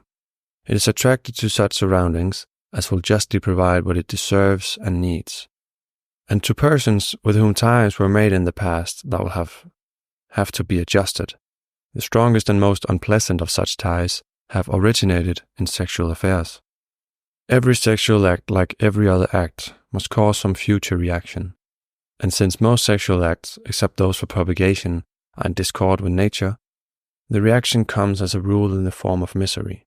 For we cannot interfere with the normal course of nature without some consequent evil result. The mission of the reproductive energy is to secure the continuance of the human race. The consequences of every transgression will be serious in the highest degree.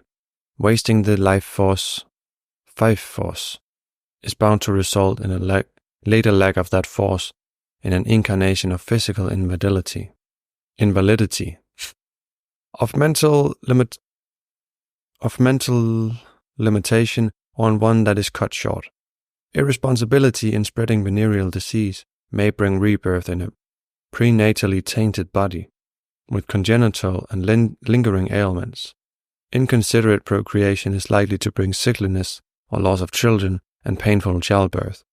Contributing to someone else's delinquency must cause one's own future degeneration. For every sexual error, one must somehow atone. Abuse of sex is at very root of woeful retribution. The curse of karma was called down as the result of wasting the life essence for personal gratification. To this alone must be attributed the evil propensities, the curse of 1,000 ages of animality, with which our race is afflicted. By just retribution, our flesh now torments us by insubordination, and this it will continue to do until we discontinue every form of sexual abuse.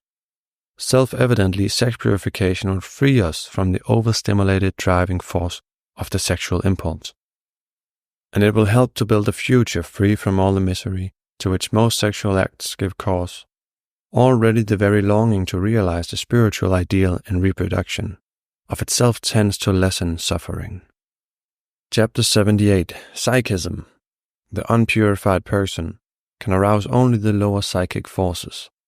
With our physical senses alone at our command, none of us can hope to reach beyond gross matter, which veils our internal vision and muffles our internal hearing.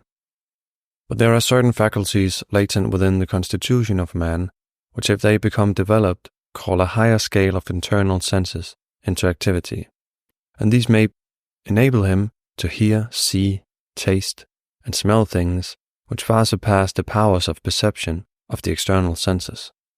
In every human being there are such latent faculties, by means of which he may acquire for himself knowledge of the higher worlds, and by which he may prove to his own satisfaction that the supernatural is only the natural in an extraordinary grade. Unfortunately, the development of these interior senses is neglected almost to atrophy, and the capacity to respond to spiritual vibrations has almost entirely been lost as a result of the sexual perversions of the race. He who has become corrupted does not easily rise to the sight of true beauty. He rushes on to enjoy and beget, and is not even ashamed of pursuing pleasure in violation of nature. Every chance for the development of a safe and reliable higher psychism is thereby lost, because the soul suffocated with the body and with lust cannot see any spiritual things. The real world is not to be entered by those whom the body binds to its caprices. The connection between spiritual seership and the physiological purity of the seer is of paramount importance. Only increasing control of the lower senses permits the emergence of the higher transcendental perceptions. Therefore, for the beholding of the hidden things shalt thou forsake the things of the flesh. Spiritual awakening is necessarily accompanied by more or less psychic development, but psychic development is by no means a sign of spiritual awakening. A low-grade, unreliable, and unsafe form of psychism is possible even without the slightest touch of spirituality. Impressions of a superphysical nature are sometimes negatively received by so-called sensitives. But such psychism is destructible to the unpurified, who may succeed in arousing it. The mere dabbler will only degrade his intellect with the puerilities of psychism and become the prey of the misleading influences of the phantasmal worlds. The road to the psychopathic ward is crowded with unpurified, unspiritualized sensitives. The development of psychism can never be recommended. It should not be sought, but come as the natural concomitant of pure spiritual growth. Where a tendency to psychism appears, while purity is imperfect, that tendency should be counteracted and entirely overcome in order to prevent the almost unavoidable deterioration results on mind and morals. Psychism is safe only after the casting out of every element that might still respond to sensual vibrations. It is safe only where we can assimilate the influence of the purest spiritual forces, and when we can receive this influence only when we liberate ourselves from carnal occupation. At the present time, particularly among students of metaphysics and of the semi-occult, theories are rampant to the effect that unreproductive coition in certain ways can give spiritual upliftment. Mistaking emotional exuberance for spirituality, it is erroneously thought that in a sexual union a spiritual ecstasy can be experienced. No greater and more dangerous fallacy could be invented to beguile the students. No more specious and tempting excuse could be presented for whatever sensual tendencies may be residual in their nature. No act of self-indulgence can awaken any spiritual response. Under no circumstances can impure acts on the physical plane cause spiritual growth. To each, the opposite is a spiritual perversion. Every attempt to link a physical expression of the lower senses with superphysical experiences can at most lead to the development of a psychism of a deceptive and dangerous order.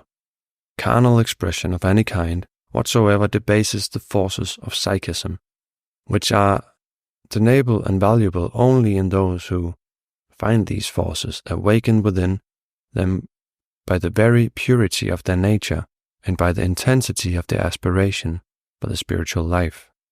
Pure psychism calls for sexual purity. Chapter 79. Magic. Whoever wants to practice the art of magic should leave carnal affections and material passions. Where science ends, magic begins. Magical operations are the exercise of a power which is superior to the ordinary forces of nature, that is to say, the objective forces which are used by magical science, physical science. Magic deals with the subjective power latent within man. The power magical sleeps in man since the knowledge of the apple was assimilated. And so long as this knowledge dominates, the noble magical power is lying dormant. What has here been called the knowledge of the apple quite evidently refers to the abuse of sex for self-gratification. Since that abuse is said to keep the power of magic in abeyance, it follows that the functioning of this power is achieved through continence. At least continence is regarded as one of the conditions required for the successful carrying out of magical operations. Certainly not without reason have the magicians in all lands and times insisted on chastity. For the magus has to employ forces which nature usually keeps hidden, and there is no other way of penetrating into the deeper secrets of nature than the development of the higher nature of man. Hence, in every respect, the theurgist must imperatively be one of high morality. He must be impassible and chastity. Most important is the attainment of this rare preeminence. Magic is the performance of the miraculous, and only an abstemious mode of living can produce such an acuteness of the senses that the greatest and most remarkable things may be performed. In order to work miracles, we must be above all passions. Therefore, it was a very excellent opinion of the ancient magicians that we ought to decline the impulses of the flesh. Everywhere, the first lesson of one who would become a magus is self-mastery, and always sexual passion is categorically forbidden to the magus. In fact, it has been held that in itself to obtain command over the serpent is to become a magus. The statements made so far refer particularly to white magic, so-called in contradistinction of black magic or sorcery. White magic works impersonally with the powers of the spirit to help and to uplift others, never for the promotion of selfish interests, never in any way for the aggrandizement of the personality. But such unselfish spiritual operations require the greatest purity, for only when man has outgrown his animality can his organism become a fit instrument for the exercise of spiritual powers. Therefore, the white magician seeks to transmute the poles of the beast within himself into higher and finer qualities. Every attempt to utilize spiritual powers to indulge the personality constitutes black magic, whether the purpose to be to satisfy feelings of hatred and revenge by hurting others, or to acquire private benefits in the form of health or prosperity or other wish fulfillments. It is far from white magic and must be classed with the black art. This takes in the widespread selfish use of affirmations, of concentration and suggestion. Though not always decidedly evil, such use of the spiritual powers of unity for the sake of the separated self is against natural law, and it is dangerous, if only because it reinforces self-centeredness and thereby retards one's spiritual evolution, which calls for the gradual dissolution of the feeling of separateness. Except for the lowest forms of sorcery, sexual purity has long been considered a necessary asset for almost any kind of magical performance. Even many savages are perfectly well aware how valuable sexual continence is to acquire the aptitude for abnormal powers. Almost universal among primitive peoples are certain forms of ascetic practices inspired by motives magical. Thus we hear of celibate wizards and of virgin witches. In regard to the office of medicine man, which is found among aborigines in every part of the globe, continence was often required throughout the whole novitiate of individuals in training for the office. And afterwards in their healing work, stress was laid not only on their own continence, yet more surprising was their caution of not admitting polluted persons to visit any of the patients, lest the defilement should retard the cure. The emanations of anyone who shortly before had had sexual intercourse were considered to be detrimental to the convalescent. In the magical tradition of all ages, it has been generally surmised that the chastity individual was the abode of supernatural power. Also that sexual purity ensured protection against evil influences, that for instance a person cannot be bewitched if he has extinguished all thy surgings of carnal concupiscence, and it was believed that sexual intercourse removed the magical efficacy of a charm, which otherwise would exert a shielding power. So in the study of magic law, as in that of so many other subjects, one comes across much evidence that sexual purity has always been held to be of enormous value in many ways. Some of those subjects may seem of little practical value, because hardly anyone cares to become either a magician or a psychic or a yogi or a mystic. Yet each subject contributes its little share to the central idea that there exists an innate power in chastity. In the course of evolution, magic powers beyond present humanity's wildest dreams are waiting to be developed. But as long as one remains subject to the slightest stir of self and of sex, the faculty to use such powers to an immeasurable extent would be as injurious and calamitous as a sharp dagger in the hands of a little child. It is therefore fortunate that the schools of white magic conceal these powers from man, until through purification and unfoldment he gains the proper incentive for using them. Chapter 8. Spirit versus Matter. The law of spirit is to go up. The law of matter is to go down. In the final essence, spirit and matter are only opposite poles of the same universal substance. As the primary expression of nature's law of polarity, without which the universe could not exist, they are states of one unity, divided only in our conception of the modes of its manifestation. On this point, the deepest philosophies, the highest occult teachings, the broadest religious viewpoints, and the farthest reaching scientific searchings seems to lead very similar conclusions. They have come to look upon spirit and matter as being basically one single element, which from one form of expression can be transmuted into another by changing its rate of vibration. Regarded concretely, spiritual and material being are two kinds of energy, which can be transformed into each other, just as mechanical motion can be transformed into heat and vice versa. If looked upon in the same analytical way, steam and ice are basically one and the same thing, but in everyday talk and for practical purposes, they remain definitely distinguishable, and as good as opposites. The relative opposition and yet basic unity may be indicated by calling ice the lowest form of that of which steam is a higher manifestation, and so may matter be called the lowest form of that of which spirit is the highest expression. Only the exceptional mind can occasionally contemplate and still more rarely entirely grasp the ultimate reality of oneness. For a perfect understanding of the state of unity, we first must escape from matter, which is but an inferior form of spirit. That is to say, we must escape from the crystallizing power that matter holds over us.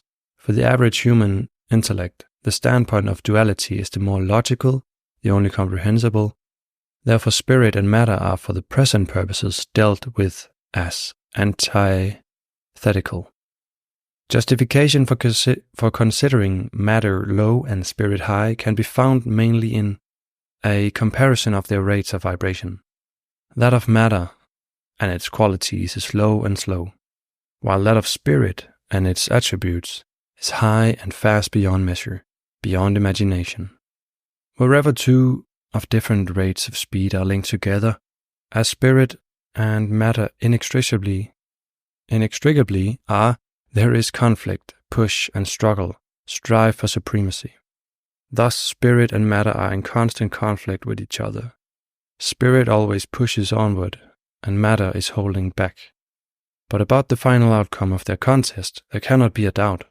The quicker always ultimately wins, in the evolutionary arena as in the wrestling ring. In the end, matter, which expresses the static power of solidification, of separateness, of selfishness, and of sensuousness, is fated to be vanquished by spirit, whose dynamic power is that of expansion, of unification, of self-effacement, and of sublime purity. In that victory of spirit over matter, matter is not destroyed, but is made an instrument of the activity of spirit. Matter will then no longer oppose, but support spirit.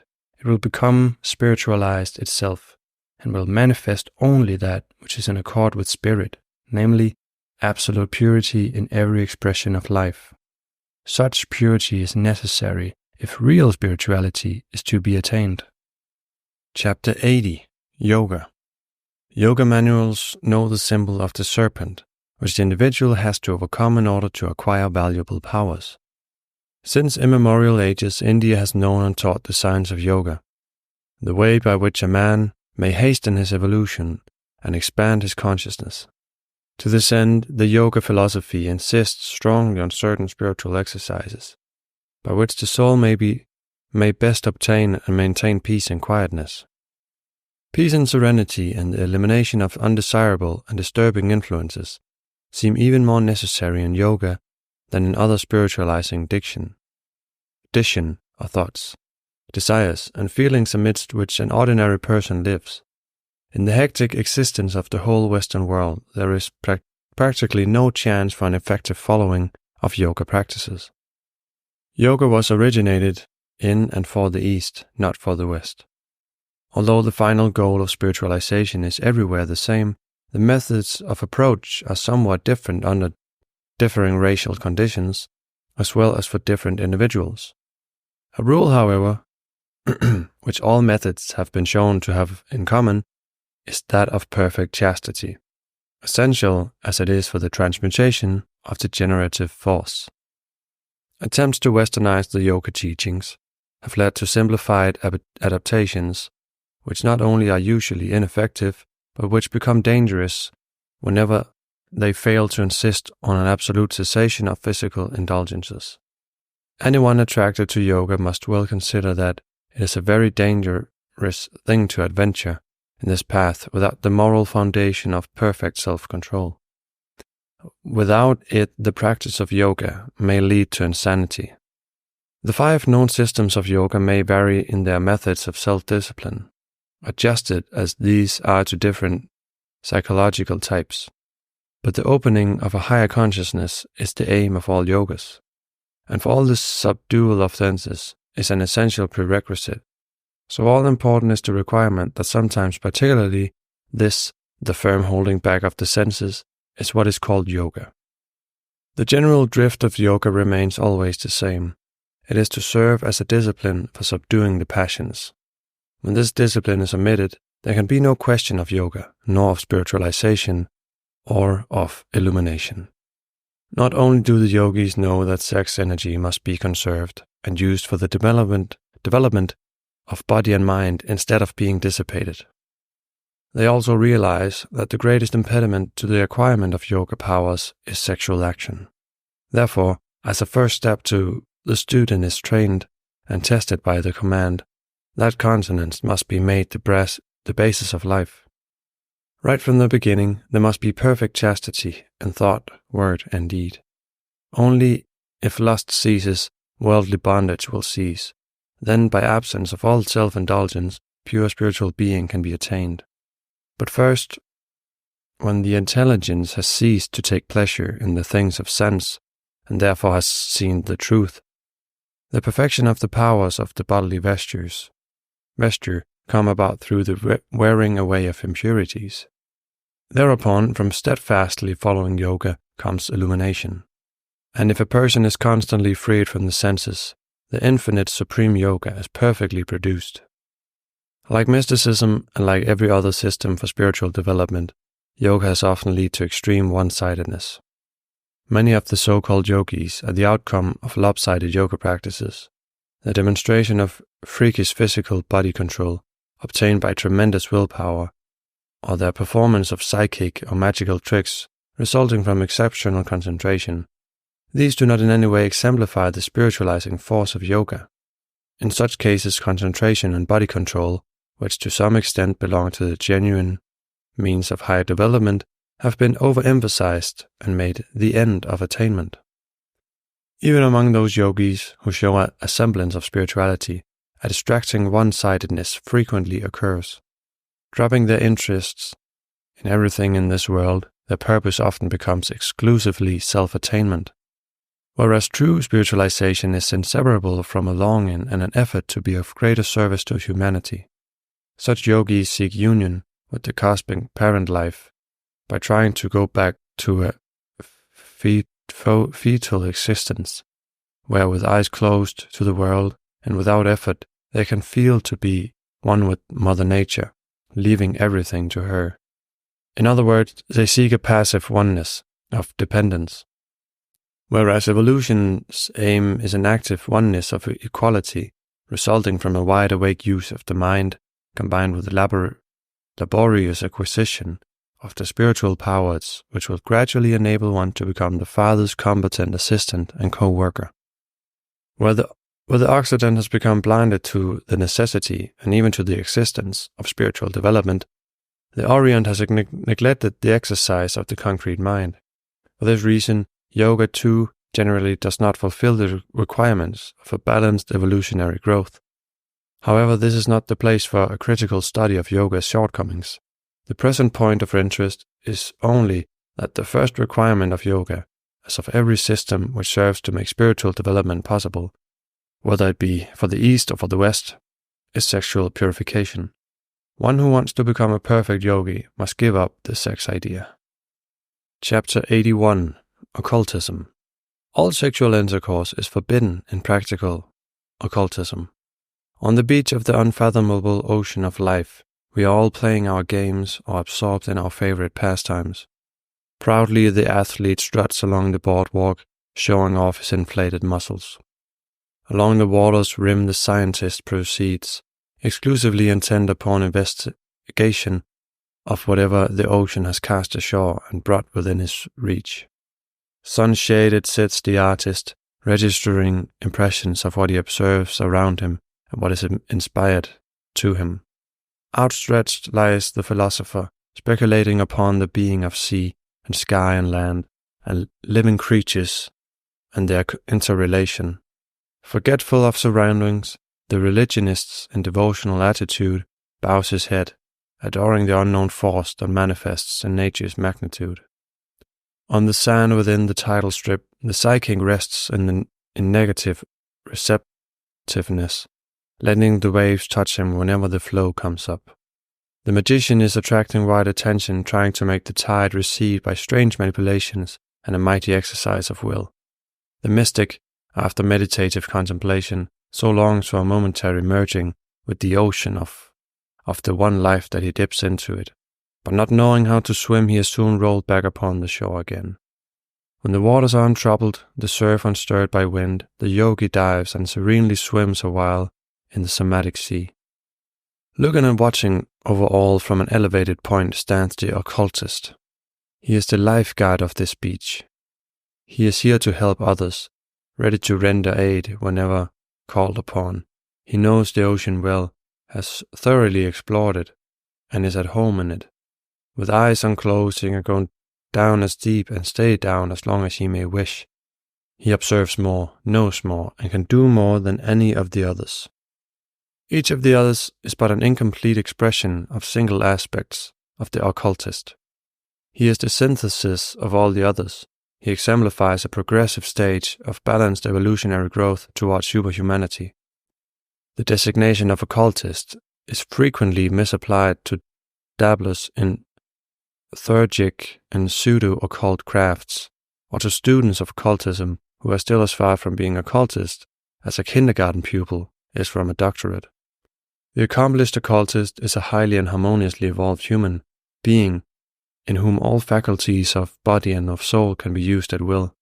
He has risen above the danger of clinging tenaciously to any one-sided form of development. For him, all-around perfection is the chosen goal. Abundant physical vigor, scientific understanding, artistic inspiration, philosophic speculation, religious adoration, intuitive receptivity, mystic contemplation, yogic concentration, magic willpower, plus other still more wonderful abilities are all acquired by the successful occultist, each to an extent beyond the comprehension of those who seek to specialize in any single faculty. The true occultist does not use any of his attainments for the worldly benefit of the personality, nor to enhance its glamour. He brings all the powers of the soul into expression in the personality for the sake of helping others. And by growing in personality of his being, which is the very character of spirit, he gains access to the source from which all power springs. To become an occultist, then, is the acme of human attainment, but occultism gives no prospect of cheaply and immediately gained infinitude of wisdom. In the first place, he who would become an occult student must continually increase his moral strength, his inner purity. The laws of attainment demand purity of life. Whoever wishes to come to the supreme state of the soul must purify his mind and body from all passions. For this reason, all training in occultism has asceticism for its keynote. An essential requirement is knowledge, not only of physical science, but of the science of all superphysical laws as well. And in order to be able to acquire it, the student must lead the life necessary for the acquisition of such knowledge. Lead the life. The study is of no avail unless the spiritual intuition is developed by the purification of desire. The sanctuary of esoteric science is closed to the frivolous, but the law of their own nature. Only by way of purification can the soul acquire the perfect knowledge of all things knowable.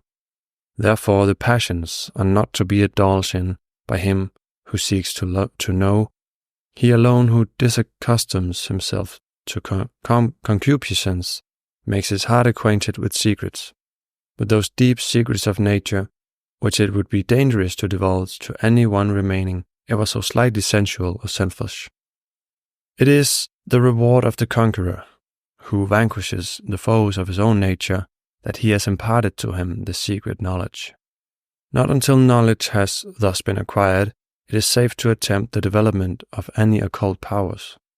If men knew the divine powers which are dormant in their constitution, and were to pay attention to their development instead of wasting all their energies upon the trifling affairs of their external existence, then there would soon be many competent occultists.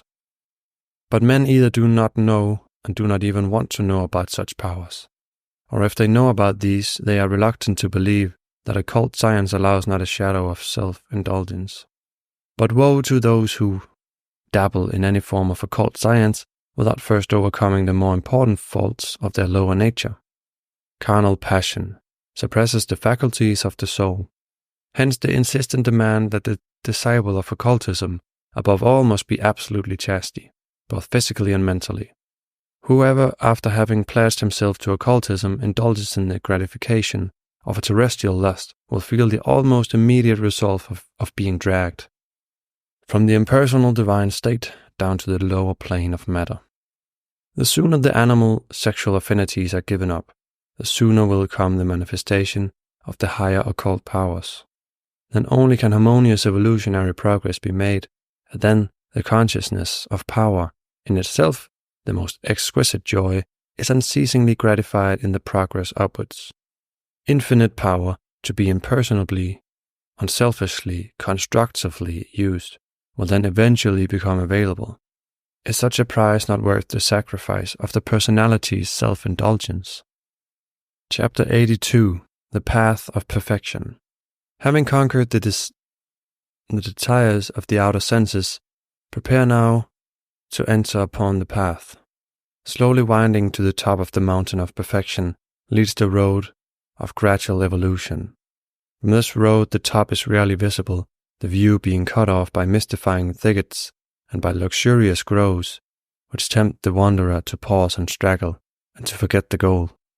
But occasionally a glimpse is caught, and a jubilant cry is heard from those who took a shortcut to the summit. The shortcut is the steep and narrow path, which is known to many, but which few are inclined to follow. It is the path which leads from sense to soul, the straight way to the land concealed by the dazzling phantasmagoric show of the senses, is the short, though difficult way by which man evolves more rapidly than in the ordinary course of human evolution. But only he may tread that path who dares to declare war on desire. To enter the path, one must crucify the lusts of the flesh. Throughout the centuries, the short path has been known. All the great faiths have taught that in certain personal austerity was a gate to the eternal way.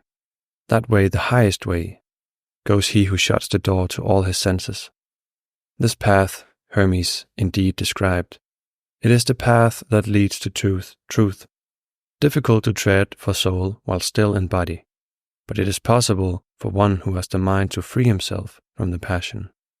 It is that path which the teachers of the Veda call never failing the path, which persons of conquered passions enter, and desirous of knowing which they live the life of purity. It is the path, the way of the Taoist. He who treads the way is a superior man, and the superior man guards against lust. It is the Buddhist Noble Eightfold Path, which leads to peace of mind, to the higher wisdom, to full enlightenment.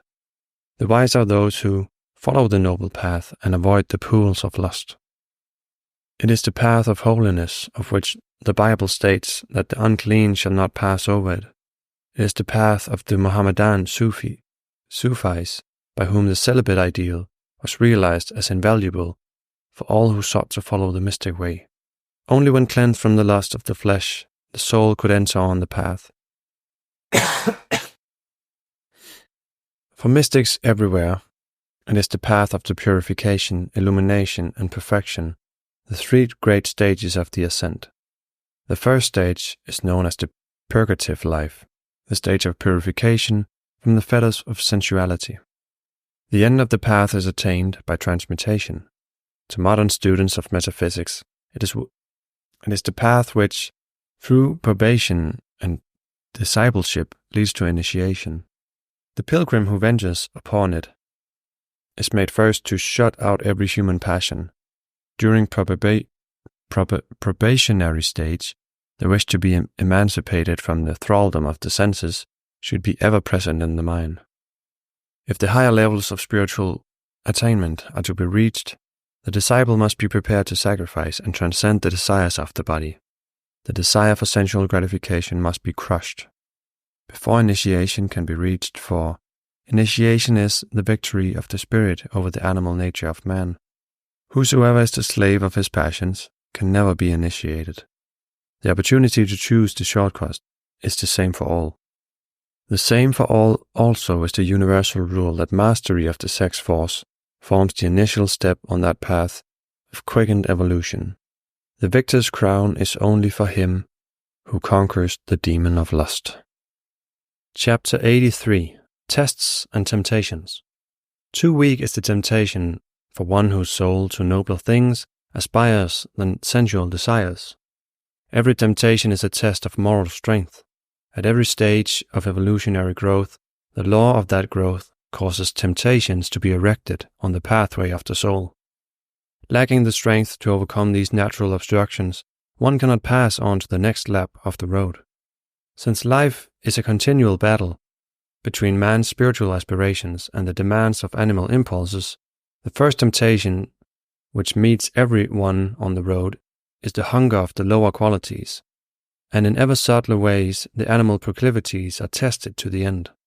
Even the highest degree of perfection attainable by man is no security against the assaults of temptation.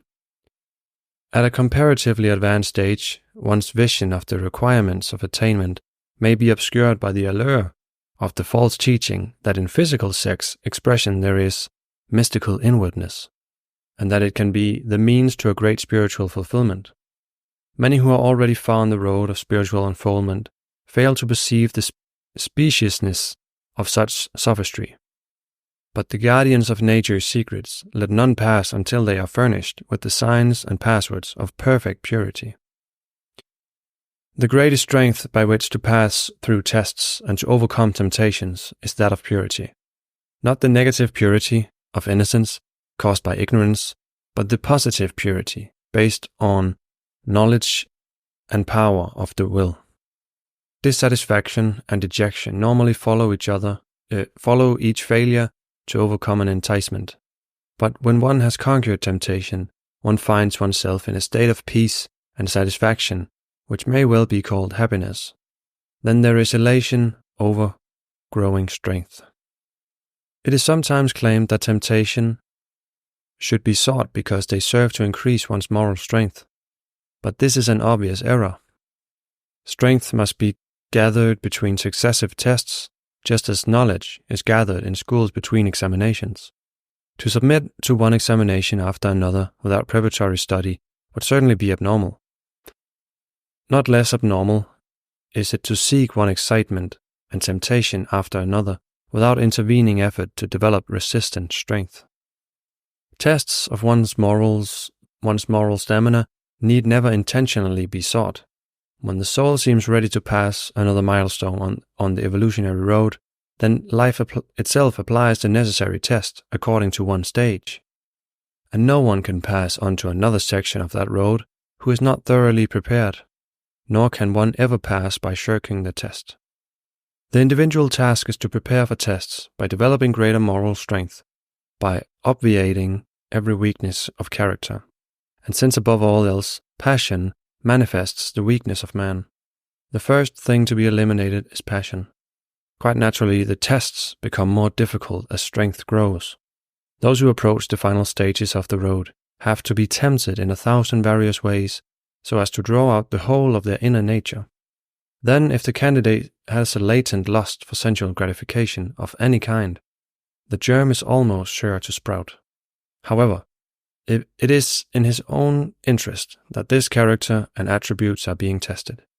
For until he has been tested to the utmost, none may know what hidden weakness lingers in him, and no weakness may remain in those who seek admission to the temple of purely spiritual joy to which the road finally leads. This thought is tersely expressed in the saying that Satan is the doorkeeper of the temple. He holds the keys of the sanctuary, that no one may enter therein save the anointed. By tempting everyone who approaches the gate that leads to spiritual attainment, he sees to it that only those pass through who have successfully proved their purity and inner strength. For the same purpose in ancient Egypt, the snake Bai appears to have been figured as guardian of the door, ways leading to chambers which represent the mansions of heaven. Again, the same idea is forcefully dramatized in the story of Parsifal, who symbolizes the human soul. He was tested by Klingsor's seductive agents, the flower maidens and Kundry. Said Klingsor, the arch-tempter, to Parsifal, "Into my power thou'lt fall when pureness has departed." Only by proving that there was no weakness left within him which could make him fall for any temptation did Parsifal gain access to the sublime spiritual precinct of the Grail. It is the same testing that has been so picturesquely told in The Pilgrim's Progress, where, for instance, the pilgrim learned that after playing with treasure, passion had nothing left him but rags. It forms the subject matter of the sorrows of Satan and of the devil's guard, and it holds the central interest in many other occult stories. This periodical testing of the soul, which is intensified on the shortest deeper path of quickened evolution, forms the basis for all symbolic rituals of initiation, from ancient mysteries to modern masonry. But the real tests, the subtlest and the hardest, occur in the lives of those who are filled with aspirations for spiritual growth, aspirations which are never, ever being debased by our lower animal nature. However, him whose senses are utterly subdued, whom no desires can lead captive any more, by what temptations can ye draw him? He has risen above temptation by being unassailably pure. He is no longer the subject of temptation, for he has entered into the reign of law. Chapter 84. Regeneration. When you have conquered entirely all sex desires, then the regenerative body becomes a vessel to hold spirit. Closely allied are degeneration, generation, and regeneration, caused as they are by one and the same force. The difference lies in the way which that force is being used. Degeneration results if it is misused sexually for physical gratification. Generation normally follows its use for reproduction. In order to bring about regeneration, the self-same force must be transformed in the individual into spiritual power. Regeneration is the turning of the generative force to purpose of spiritual enlightenment. It means the awakening of the higher consciousness. To be regenerate is to be born into spiritual life. Those who have gone through the experience have testified that it is literally true that there is a new birth possible to embodied man, which shall manifestly develop the potencies of his spiritual being. This second birth leads to the tuning of the individual consciousness with that which is universal and divine. The new birth, in every conceivable direction, adds to the capacity of mind and body. It produces great mental and spiritual strength, which, if directed intelligently, will develop supernormal powers. And the flesh itself shall be clarified. The regenerative forces, which now slumber in man's inner nature, when roused into activity, transform him ultimately into a divine being. In the process of regeneration, a person actually builds a new body for himself. Cell by cell is renovated and raised to a higher vibration by the transmuted life force. This is the most important evolutionary accomplishment of man. Propagation is wholly subordinate to the primary and vital use of one's generative energy in reproducing from hour to hour one's own body. Regeneration, then, is a tantamount to rebirth without first passing through death. It is as though entering into a new life in a new world. with new laws and new experiences through an inner change while remaining in the body. There is no regeneration after the body has died. But although the process takes place without death of the body, yet something must perish, something must be killed before the new birth can eventuate. The regeneration of man depends on the destruction of everything that obscures his true inner being. Not any particle of one's old sensual nature can be taken along into the spiritual birth. The process of this birth is described as a purging out of the tendencies of the lower nature and replacing them by the energies of the divine powers. Not until this has been accomplished can there be born within the earthly man of flesh a new spiritual man. And thereafter the physical man is felt to be an instrument through which the spiritual man works, whereas the spiritual man is felt to be the real individuality. This spiritual state is as far superior to man's ordinary terrestrial existence as the latter is to the fetal condition. The sage arrived at this state has the truer fullness of life not spilled out in sensation. But this cannot happen before every animal element is eliminated from one's nature. Every person has to make preparation for his own regeneration. When the life force is functioning for physical generation, it is differentiated into a male and a female aspect, requiring the cooperation of the two, but in the process of evolution, sex energy turns inward within the organism and creates in it a new life capable of regeneration. In this new form, the force is alike in woman and man, and not only is the spiritual energy alike in the two sexes, but the organs through which regeneration operates are the same in woman and in man. Therefore, regeneration must be achieved by each one separately. Not everyone, however, can successfully and fully bring the new birth about in a short time. This is possible only for the man or woman who has attained a very high state of mental and physical purity. One cannot go far in this direction until the spirit impresses upon the consciousness the fact that one must overcome carnal generation and must absolutely stop all waste of the seed. In other words, for the task of giving new birth to oneself, celibacy is the first and absolute prerequisite. The reason for this requirement is that, as already stated, in both generation and regeneration, the same potent force of nature is involved, namely the force concerned with the sexual organism. This force can be directed either to the physical generative organs in the body's lower regions, or to spiritual regenerative organs in the head, but so entirely different in every respect of the functions of regeneration and those of generation that they are antagonistic and mutually exclusive. All generative, all sexual expression must cease if spiritual regeneration is to be effectively produced. In this fundamental idea of regeneration is to be found the explanation of the universal insistence upon chastity. On the part of great spiritual leaders, no truly spiritual leader can be lax or lenient on this point. Regeneration requires perfect chastity because the mystical birth of man is based on the transmutation of sex energy. Man cannot become regenerated so long as he plays with generation. Chapter 85. Uncoiling the Serpent. Through practice, the serpent power which is coiled becomes straightened. In all preceding chapters, the ideal of sex purification has been substantiated by manifold considerations. By cumulative evidence, the fact has been brought out that perfect purity is of paramount value whenever an individual wishes to comply with the law of spiritual unfoldment. Each of the many substantiations contributes in its own way to the acceptability of the ideal of perfect chastity. Founded on the mass of material already presented, this ideal might well be left to stand without needing any additional support.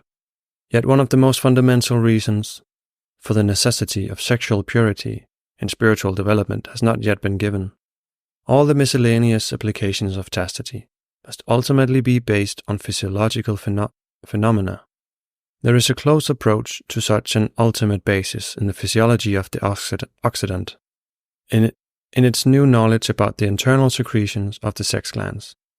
In addition to their importance in regard to body and mind, every bit of evidence points to the internal secretions as the holders of the secret of our inmost being.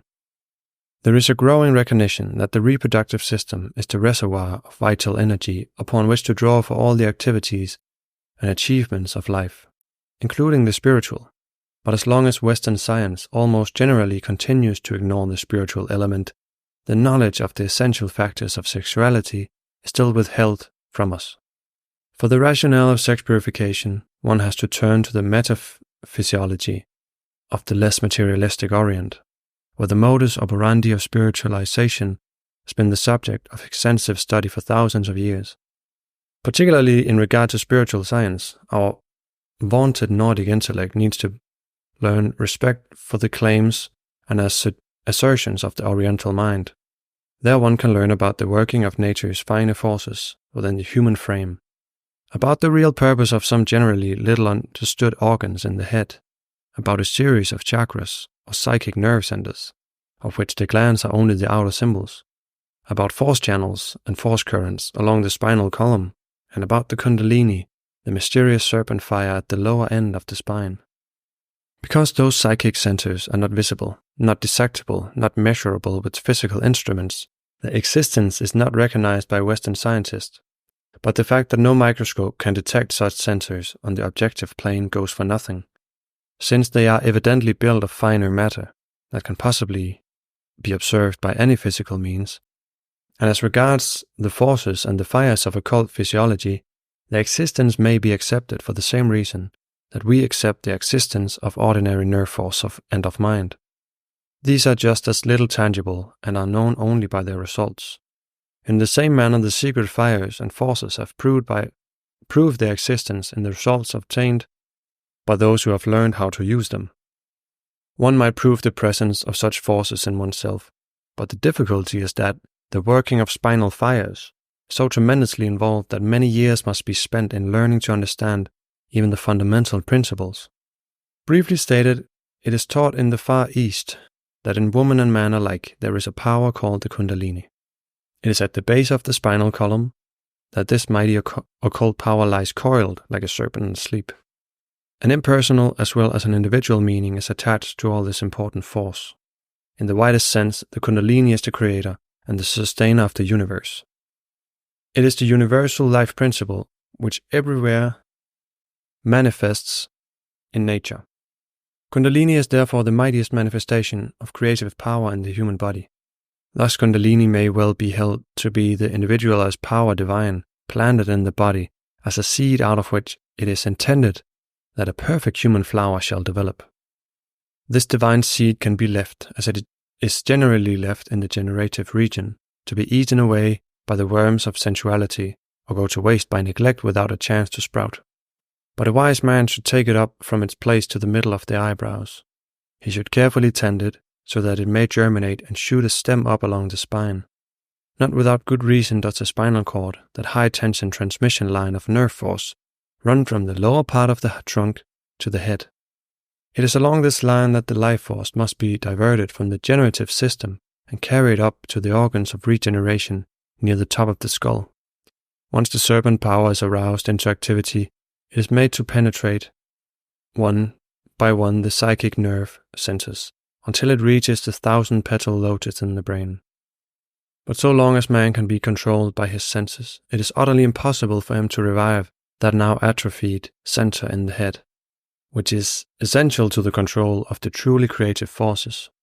Having worked its way up to that point, the serpent power opens the higher spiritual center of man the thinker, man the knower, man the creator, man at last in the image of God.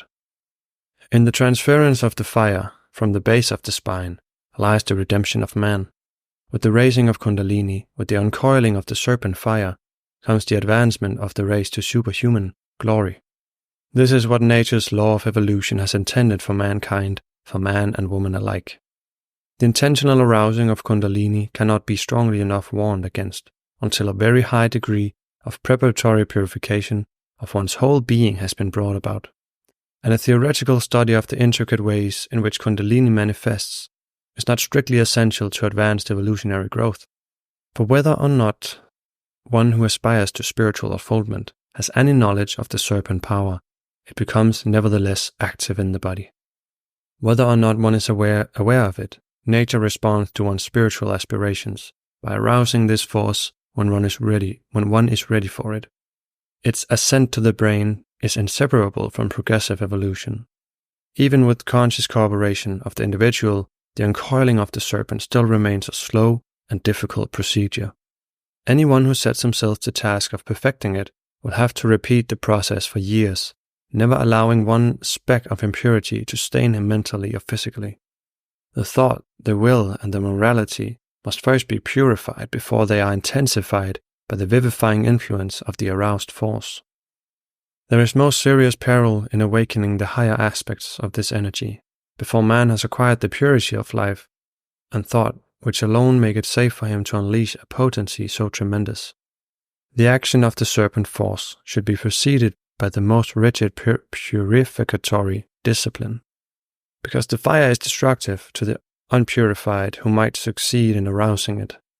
When prematurely aroused, before the attainment of utmost purity, the dangers connected with it are very real and terribly serious. Just as long as the force of Kundalini is held down to the organs of generation by sexual acts or thoughts, so long will it be unable to rise to the sublime organs of regeneration and of creation.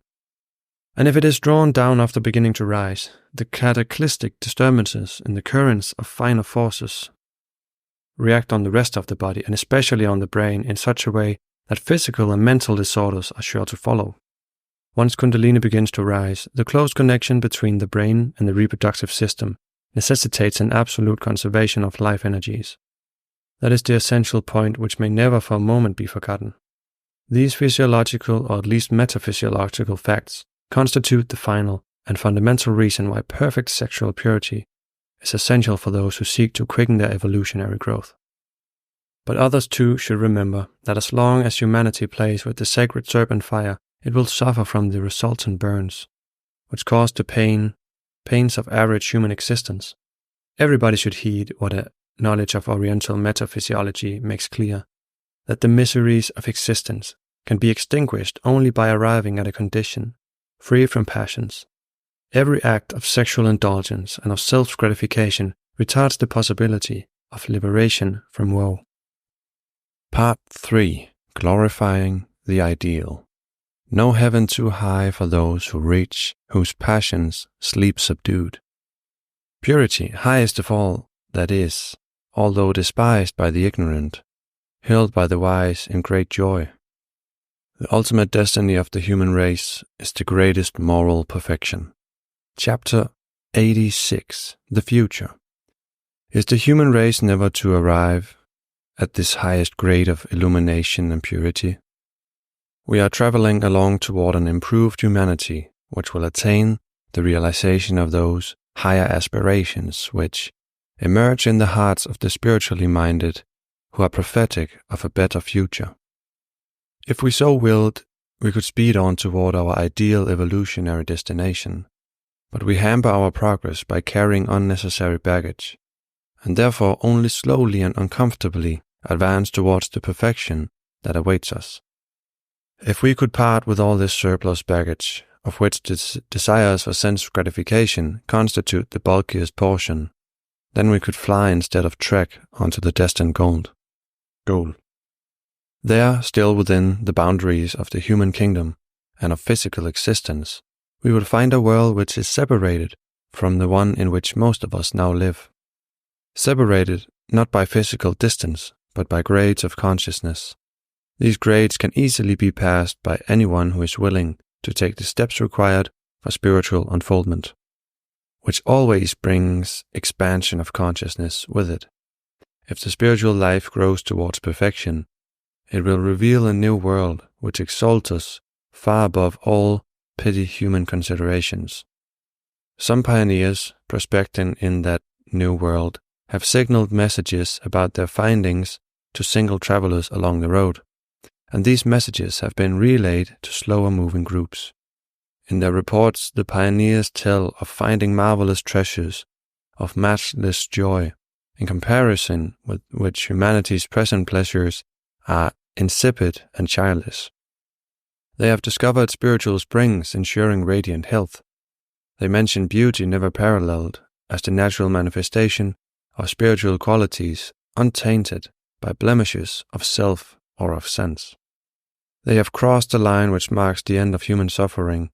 This they look back upon as a scourge produced by man himself, which the economy of nature has utilized to advantage as an aid in the development of higher qualities in him for the advancement of his evolutionary growth. They report a wondrous expansion of intelligence to which nature's deepest secrets become plain. They have acquired an understanding of realities of which all that we now know is only a distorted, incomplete reflection. And with their wider knowledge, their power of expression has vastly grown. They testify to the development of higher faculties, which admit them to a realm of new splendors, where they can hear the symphonies produced by sunset colors and by fields of flowers, and where they are aware of the music of the spheres. They speak of new dimensions which make distance non-existent, of penetrating with extended vision into the densest matter, of seeing the thoughts of others, of letting past and future pass like moving pictures before their inner eye, of consciousness unbroken, and of death overcome. Some of the wayfarers who have not yet quite reached the fields of the New World have added to these messages of the pioneers tales of their own experiences. As they approach the goal, they have felt life grow brighter, richer, fuller of interest. They have received a foretaste of the joys of the New World. In that supreme and happy world, all the trials of the human race will be over. But in those who are to participate in this new world, every vestige of mere impulse must vanish. Into that paradise nothing impure can enter. Perfection cannot be attained without complete purification. In overlooking this fact lies the error of utopian dreamers who would establish ideally purified social conditions without enjoining purity of emotions and of thought, without exacting purity from passion. They will only agree in adopting a political treatment for a disease which is spiritual. Human improvement is from within outward. Spiritual regeneration must come first, political and social last. Without the reform of man, social reform can have no lasting effect. For this reason, every sociologically idealistic colony has failed, and will fail until stress is laid on purification from within. But for perfected world conditions will automatically result from individual spiritual perfection, and a true sign of perfection is found in a full liberation from a sexual passion.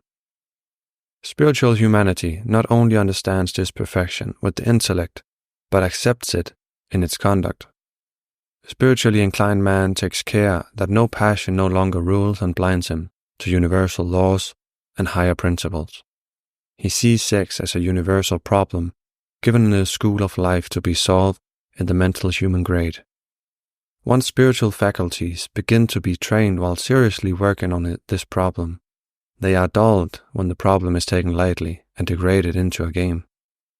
All mankind must gradually solve that problem and learn the lesson of unselfish renunciation, which sex in its intended purity was meant to teach by instilling a loving, self-forgetting attachment to and care for others.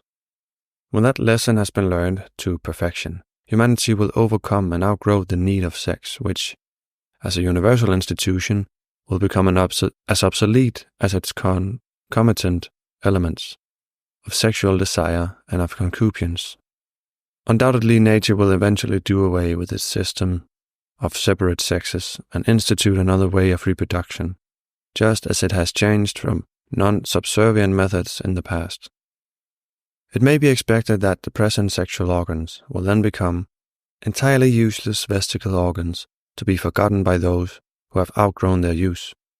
Occultists have definitely claimed that this mode of procreation is but a passing phase, which will change and disappear. The most learned occultists assert this because they know it, and men of science already begin to suspect an evolutionary process drifting slowly and inevitably into the neuter state. However, before an outer change can become general, mankind itself must have established an inner change. It must have produced a future humanity more elevated morally than ours, we must first see both sexes winnowed of materiality and weaned from sensuality. Before nature makes a change, mankind must free itself from the strange, strangling grip of the serpent's coils and reach the highest moral perfection to which the human race can attain. Chapter 87. Supermen. Such men are even now upon the earth, serene amid the half-formed creatures who should be joined with them. As the ripe fruit is hidden within the blossom's hard green bud, so is a sublime superhumanity hidden within the present rudimental human race. Ultimately, the future belongs not to man but to Superman. Humanity is something that must be surpassed. Even the best is still something that must be surpassed. In the process of evolution, the vegetable kingdom has surpassed the mineral, the animal, the vegetable, and the human, the animal. So the superhuman kingdom shall surpass, and has surpassed already to some extent even the highest human specimens. A definitely marked expansion of consciousness distinguishes each of nature's kingdoms from its next, lower one. Gradations from the animal to the god must be measured by progressive deepening and expanding of consciousness. The highest examples of each kingdom are those in which a trace of the expanded consciousness the next higher kingdom begins to show. The highest animals, for instance, are not the ones in which instinct finds its most remarkable expression, such as it does in ants and bees. They are those in which is found a sign of self-conscious intellect. So also the highest human specimens are not the most self-conscious personalities with the most remarkable intellects, nor the scientific geniuses, nor the greatest industrialists, nor the most powerful empire builders. All these may be wonderful examples of extremely well-developed human efficiency, but they no more approach the superhuman than an ant or bee approaches the human stage. The development of man towards Superman cannot consist in the growth of the intellect alone. The expansion of consciousness, the inner growth of man, is the ascent towards Superman. The highest human being are those who show in spiritual development a rudiment of the wider or the well-nigh divine consciousness which characterizes the superhuman kingdom. Only the heroes of supreme renunciation touch the nebulous beginnings of superhuman nature. To each kingdom, the expanded consciousness of the next higher must necessarily remain incomprehensible for lack of faculty by which to comprehend it. To the animal consciousness, a human creature can be no more than just another animal. And to the purely intellectual human being, a superhuman will seem to be no more than human. It requires spiritual faculties to even vaguely sense the transcendent superiority of the Superman. It is therefore quite possible that Superman is already born and lives among us, without being recognized by the majority of mankind. It is quite conceivable that there should exist and long has existed on Earth an evolutionary advance God consisting of individuals who are as far as above human beings as the latter are above animals, and who can act superhumanly, that is after a manner which transcends the normal possibility of men. In some of the old Hindu books, written thousands of years ago, one may read in story after story how these perfected men, known as superhuman, by the powers that they possessed, visited the courts of kings in order to see that kingdoms were well governed. In the days of ancient Egypt, also millenniums ago, Hermes Trismegistus spoke of holy men whose knowledge and comprehension of divine wisdom immeasurably surpassed that of humanity. But these, he said, are rather immortal than mortal men, and their humanity is near divinity. Clearly he too was speaking of supermen, men dwelling on the earth and yet not of it. They were called by Apollonius of Chiana at the beginning of our era. In the 17th century, Philalethes must have had supermen in mind when he complained that every sophister contemns them because they appear not to the world. And he explained upon what grounds they conceal themselves by saying that no man looks for them but worldly ends. For this same reason, people are still looking for them in vain. For all worldly, separative, selfish intentions automatically preclude the possibility of contact with the selfless, unifying forces of the Superman. In the 18th century, Karthausen was acquainted with the unique and really illuminated community, which is in possession of the key to all mystery. This community has no outside barriers. Anyone can look for the entrance, but only he who is ripe can arrive inside. A Rosicrucian work at the same period contains another reference to Supermen. It distinctly states that a direct intercourse with them is not possible for man unless he becomes sufficiently purified, and that only by a proper course of spiritual training can we come in contact with those beings. Much later again, one who had established an exceptionally close link with them wrote on this possibility of contact. Merely the magneto-psychic law of attraction and repulsion keeps the adepts from exchanging thoughts with a man who fives among the magnetic fumes of carnality and of spiritual atrophy. And a great thinker of our own days has said that man is separated from Superman by the fact that he is not prepared to receive Superman, and rarely is he willing to make himself worthy of the contact. Carnality and spiritual atrophy, these must be overcome before man can be a candidate for conscious contact with Superman.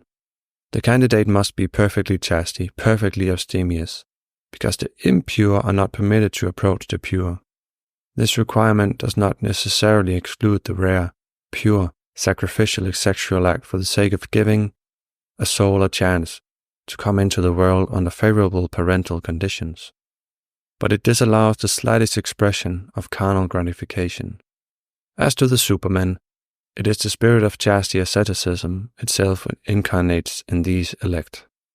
Of them it has been said that they are individuals who, rising by the steadfast subordination of their lower and by exaltation of their higher nature, have at length made of their bodies instruments of their souls and means of expression instead of sources of limitation for their spirits. They have been described as profoundest of intelligence, widest of culture, ripest of experience, tenderest of heart, purest of soul, and maturest of spirit. Only to them and to those who know and follow their method is it given to live the life of the spirit while in the body, and they bear testimony that one who is all spirit and love will have conquered the flesh even in memory. In the world of Superman, the uncoiled serpent has been disentangled forever from sex, and its energy has been transmuted into almost unlimited knowledge and supreme spiritual power. These faculties are awaiting all who will take in hand the evolution from the human toward the superhuman state by steadfastly practicing the required subordination of the lower and exaltation of the higher nature. Chapter 88. Cosmic Consciousness. The cosmic sense crosses the serpent's head. Locked in a dark dungeon of ignorance, shut off from the rays of spiritual light, man can but speculate upon the source of the feeble gleam that occasionally penetrates through the inadequate apertures in the walls of his prison. Pacing up and down and round, he vaguely philosophizes in the abstract. But abstract thought and philosophic speculation alone cannot bring more light into his prison cell. Some definite action must be taken to widen the apertures and to tear down the walls. Outside there waits beyond all mental powers a state of consciousness in which the highest wisdom and power are attainable. It is the state of infallible cognition, of eternal truth, and of absolute reality. The state that has been called the cosmic consciousness. This is a higher form of consciousness than that possessed by the ordinary man. It can be known by no one except by him who has experienced it. Those who live within the realm of animality do not even believe that such a state can possibly exist. Only he who vanquishes as much as possible a corporeal life can live surrounded with the bright splendors of truth and wisdom. All sensuous impressions from a wall between the soul and the world of reality. Absolute truth does not exist for sensuous man. It exists only for a spiritual man who possesses a faculty which cognizes spiritual objects as naturally as the exterior senses perceive external phenomena. Man cannot observe the splendor of eternal verities so long as he is held by the attraction of the senses. To develop the consciousness of reality, it is necessary to rise above merely human aims and conditions. The struggle for reality must be a struggle to transcend the sense world, to be reborn to a higher level of consciousness, and to rise by free action to the higher plane of cosmic life. In order to succeed in this attainment, it is especially requisite to rise above the disturbing emotions of sex. For once having freed oneself from the entanglements of the fleshly lust, man enters into a higher state of consciousness, and automatically begins to grow toward the cosmic consciousness of the Superman. Cosmic consciousness must not be looked upon as being in any sense supernatural, or as anything but a natural growth. But certain definite requirements have to be met before it can manifest. It is necessary for its appearance that an exalted human personality should exist. Above all, one must have an exalted moral nature. Just as long ago our ancestors passed from simple awareness to self-consciousness, so our descendants will sooner or later reach as a race the condition of cosmic consciousness. And then, away from every form of self-gratification, the race will acquire an even greater share of cosmic spiritual power. This power, the rightful heritage of man, can already now successfully be claimed by all who are willing to renounce the deceptive excitements of sense and of sex. For the ecstatic cosmic consciousness, the consciousness of oneness, but its state of bliss are possible of attainment only through transcending the reproductive tendencies altogether. Chapter 89. Oneness. The love of the sexes symbolizes at a distance the longing of the soul for that immense lake of beauty it exists to seek. Oneness is the keynote of spirit, the question of attaining this oneness, the most essential question of the inner development of man. Deep in every human soul lies the knowledge of that oneness which finds a constrained and deformed expression in the search for happiness, by union with external things. The reaching for a toy, the desire for pleasure, the fondness for delicate food, the grasping for possessions, the urge for sexual union, all are distorted manifestations of the longing for a realization of basic spiritual oneness, for unification of the self with the not-self. Those who are seeking life in the things that perish are but unconsciously blinding groping after the ineffable joys of the spirit. They seek without exactly knowing what, in a direction away from oneness, they seek. They seek in things external, what only within themselves can be found. They seek in the material what inheres in the spiritual world. At best, the physical union is like an allegory of the real union. The earthly expression is but a symbol, but who, after having glimpsed the real union, and after being aware of the reality of spiritual oneness, can be satisfied with allegories and symbols?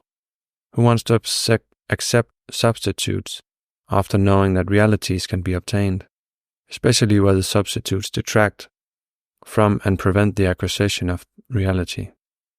The greatest cosmic reality is the oneness of all life, the oneness that exists above all seeming separateness, beyond all apparent duality. The way toward a realization of that oneness is covered with an almost impenetrable growth of selfish idiosyncrasies of the separative personality. These have to be cut down before the oneness can consciously be reached. Complete self-effacement of the material personality must necessarily precede a realization of impersonal spiritual oneness.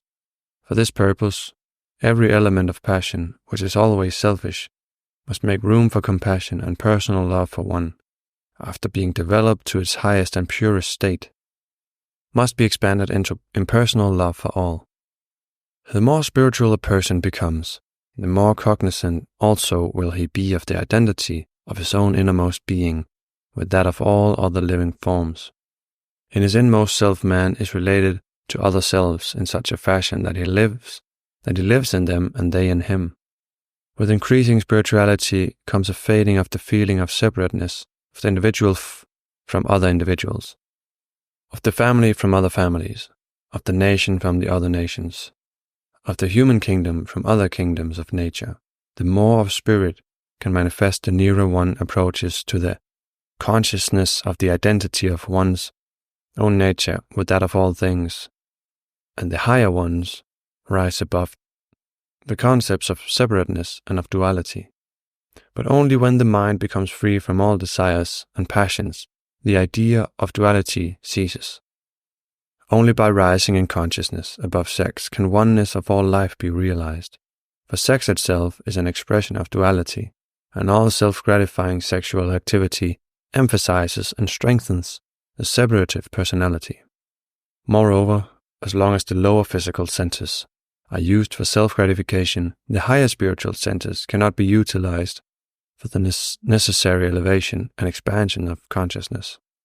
A persevering effort to bring about self-purification and spiritualization until all separateness is overcome is needed to bring one closer to a conscious realization of oneness. And the nearer this is approached, the greater the joy of living, which ultimately develops into an impregnable felicity. Chapter 9. Embodied Spirit. Man is a human being only if he conquers nature by spirit. In humanology, the clashing cosmic elements of spirit and matter are represented by human spirit, which is the emanation from the divine, and the body with its various desires and passions, which is of the nature of matter. And as cosmically matter is lower than spirit by reason of its lower rate of vibration, so the physical human body is lower than the indwelling spirit. Everything that increases the power of matter over man makes the body denser, lower in vibration, and less fit to serve as an instrument for the spirit. Even the body's finest organs high in the skull become thereby less accessible to spirit. The attraction of matter is most powerful in the organs and the lower part of the trunk. Hence, there are good reasons for designating the sexual tendency as belonging to man's lower nature. It is this lower nature with its animal qualities that must be conquered by the spirit within man in order that he may become a truly human being. The binding of the lower is necessary in order that the higher may act. To give a clear definition of the spirit in man seems, alas, impossible. Mere words cannot correctly define it because since it is spirit, it can be comprehended only spiritually. As long as man is controlled by carnality, there is nothing in him that can touch or sense spirit, and therefore he cannot be conscious of it. Very few possess the needed faculty of spiritual comprehension, and few are they who are willing to take up the rigid training necessary for the acquisition of that faculty. Probably just because for this purpose, the lower faculties require to be strictly governed by the higher. Those wise ones who had acquired the faculty of spiritual comprehension have stated in different ways, but always with absolute certainty, that essentially we are spirit. That we are not a body which may or may not have a soul, but that we are a soul or individualized spirit, incidentally using a body that the body is but an instrument existing for the use and sake of the soul and not for itself. But to prove this to ourselves, we have to discover the spirit in us by stripping off all that is extraneous to it. A strictly ethical discipline is insisted on, an absolute inward purity demanding self-mastery and self-renunciation. In the first place, a renunciation of everything that increases the power of matter over spirit. If we wish to become spiritually developed, we must become rid of our sensuality and passions. As expressed in the language of a somewhat orthodox moral philosophy, which nonetheless is basically true, if the spirit is to increase in power, the flesh must be subdued. As long as the satisfaction of the appetites and lusts of the flesh is included in man's ideals and aims, he can never rise above the plane of animalism. Flesh here refers to man's material nature, which violates the spirit is opposed to and exclusive of it. And single, the predominance of flesh over spirit expresses itself most strongly in the carnal union. The first step towards giving supremacy to spirit is to master the sexual urge. It is the grossness of all the matter in which material man consists, which holds the soul in continual imperfection. Our body fills us with desires and passions and vain imaginings, and a host of frivolities. But once having got rid of the foolishness of the body, we shall be pure and know the clear light of truth.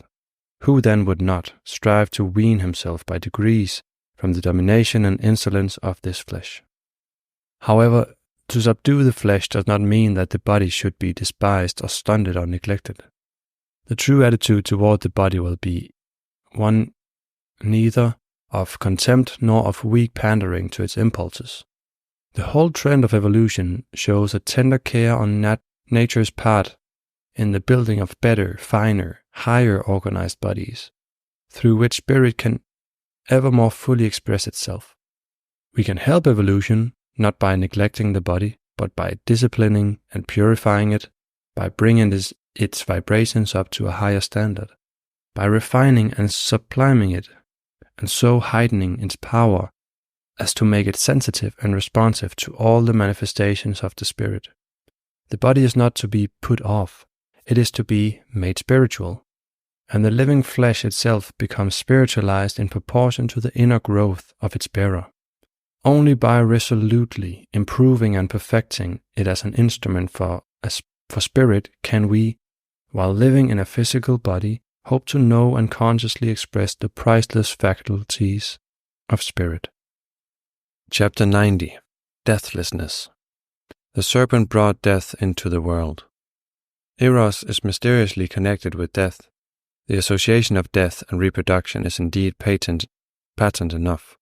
However, it is not death that makes reproduction necessary, but reproduction as death, as its inevitable consequence. The kingdom of death is maintained by carnal reproduction. The human race knew death only after the separation of the sexes. Sex as it is the beginning of death. To expend life in human embraces is to strike roots in the grave. These appalling statements, selected from the writings of eminent, unprejudiced minds, may sound fantastic and unbelievable. Yet when a medical scholar declares in scientific language that erethism of any kind, in both male and female, represents a catabolic crisis, he is but saying that any kind of excitement or stimulation of the organs of generation is a disruptive waste of energy, and this practically affirms that the carnal way is the way of the breaking up and scattering of the life force, and the end of it is death. In lower forms of existence, it has been definitely observed that the reproduction of many types is followed by the death of the individual, often within a few hours after propagative activity. And although it is one of the trends of evolution to lessen the physiological strain of reproduction, it remains true also in the human kingdom that reproduction is a drain on the parent. The passions wear out the earthly body with their own secret power. All amorous passion is a whirlpool seeking to draw us down into the gulf of death. Kabbalistically speaking, the serpent caused death to the whole world. In the mythologies of various peoples, the serpent is concerned with the origin of death. From the concupiscence of the flesh, death has drawn its origin. With the general spread of stimulation of concupiscence, death has appeared in the course of evolution. Hence death is accidental rather than natural. Death may be said to have become an important accident into the scheme of things. God did not make death. Man has created it himself. The quoted statements might suggest the thought that persons who never commit a sexual act should not be subject to death. But in the course of time, the racial habit of wasting the life force has so impressed itself upon the seed that concupiscence and loss of vital fluids occur even in those who are most meticulously continent, so that for them there too is no immediate escape from death. The germplasm from which present humanity is raised has been so weakened by careless sensual propagation that unduly early bodily decay, as well as death, seems to have become the unavoidable fate of all. Through heredity, the body is no longer capable of producing normal and well-vitalized seed. Allegorically expressed, the serpent has poisoned the source of all organic life. Decay of the living body, as well as death, can be overcome by the purifying process of spiritualization, by which the natural laws that apply to cause some matter are transcended. By this process, the body elements that do not harmonize with the higher spiritual vibrations are gradually cast off and replaced by finer, almost etheric atoms. The physical man must be rendered more ethereal. Like the fugitive who successfully casts away in his flight those articles which incommode his progress, beginning with the heaviest, so the aspirant eluding death abandons all which the latter can take hold. For this purpose, the candidate for longevity must begin to eschew his physical desires, especially the sexual desires, for these are direct attractions to a certain gross quality of the original matter. And he must beware of impure and animal thoughts. Purification of the body, of the emotions, and of the thoughts is necessary in order to weaken the resistance of the lower elements of the personality. If the spiritual individual wills to postpone and finally to overcome death, in this way it can come about that when men are innocent, life shall be longer. The actual prolongation of human life is possible for so long as to appear miraculous and incredible. It is not unreasonable to expect that in the end, the body can be made deathless. For old age and death are pathological. Death is not a universal accompaniment of life. Death is not an essential attribute of living matter, nor is death an absolutely necessary phenomenon in the existence of a composite living body. However, no one can expect suddenly to attain deathlessness, but everyone can make an effective beginning with the struggle against death by taking up the struggle against sex. Doing this one shall gradually discover that with the extension of sensual desire, man is released of death's most powerful bond. To withstand the allurement of generation is to graduate in the conquest of death. This is equivalent to the biblical statement that he that overcometh shall not be hurt of death. When the sexual urge has been entirely overcome, man can become truly the master of his fate, even in regard to birth and death. For then a physical body can be taken on when wanted, to be used as perfect instrument for self-expression during centuries, if so wished. And such a body can be laid aside at will for any length of time while the human entity lives in unbroken consciousness. Thus he who will conquer sex will conquer death. Chapter 91. Immortality. When a person is able to conquer the passional nature, he is conjoined to the immortal state. Essentially, we are spirit, and since spirit is eternal and immortal, we are inherently immortal. We are only mortal because of body, but because of the essential, man, immortal. However, we are not conscious of our immortality because we identify ourselves so largely with our mortal bodies. For in so far as a man turns to the mortal part of himself, in so far he makes his mind incommensurate with immortality. Hence, in order to become conscious of his spiritual immortal state, man must overcome his attachment to the ephemeral existence in the physical body. Furthermore, he must expand mentally from accumulating knowledge to a search for wisdom, because by wisdom immortality is reached. And above all else, he must rise to an exceptionally high moral standard, because also along with moral elevation comes a sense of immortality. To gain a realization of immortality, it is necessary to renounce every semblance of immorality and to transcend the relative morality of ordinary mortals. The mortal becomes immortal only when all desires cease. By crucifying the man of flesh and his passions, and by the restraint of the senses, man becomes fit for immortality. The mortal shall put on immortality when trained to everlasting chastity. As expressed in the traditions of many peoples, the serpent defrauds the human race of the gift of immortality. Therefore, the first step toward a realization of immortality is to gain full control of the sex function. In order to live as a conscious entity in eternity, the passions must die. Immortality is the secret of transmutation. Only to those who entirely transmute the sex force can that secret be revealed. To the man or woman who resolutely pursues the path of purity will come unfailingly the consciousness of immortality, and therewith a continuous conscious existence with ever greater wisdom, greater freedom, greater power, and greater joy. Chapter 92. Epilogue. The ideal of spiritual intuition, to be reached through moral purity, represents an internal fact. In the now completed mosaic picture of an ideal concept, imperfections will undoubtedly be found to exist in some of the numerous particles of which it is composed. But the ensemble is relied upon to leave an impression of the grave significance of its leading motive.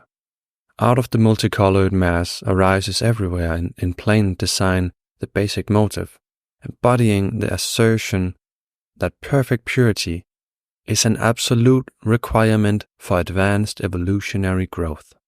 It is not claimed that purity alone will be sufficient to bring about quick and astounding results. Even under the most favorable conditions, growth remains a gradual process. Other requirements for evolutionary development are sufficiently known and recognized.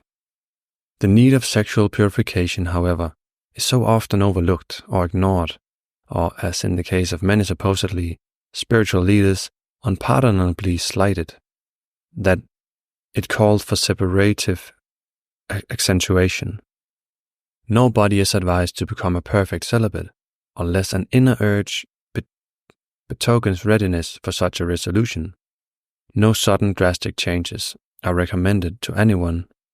Some are farther away than others from the point where the ideal beacons.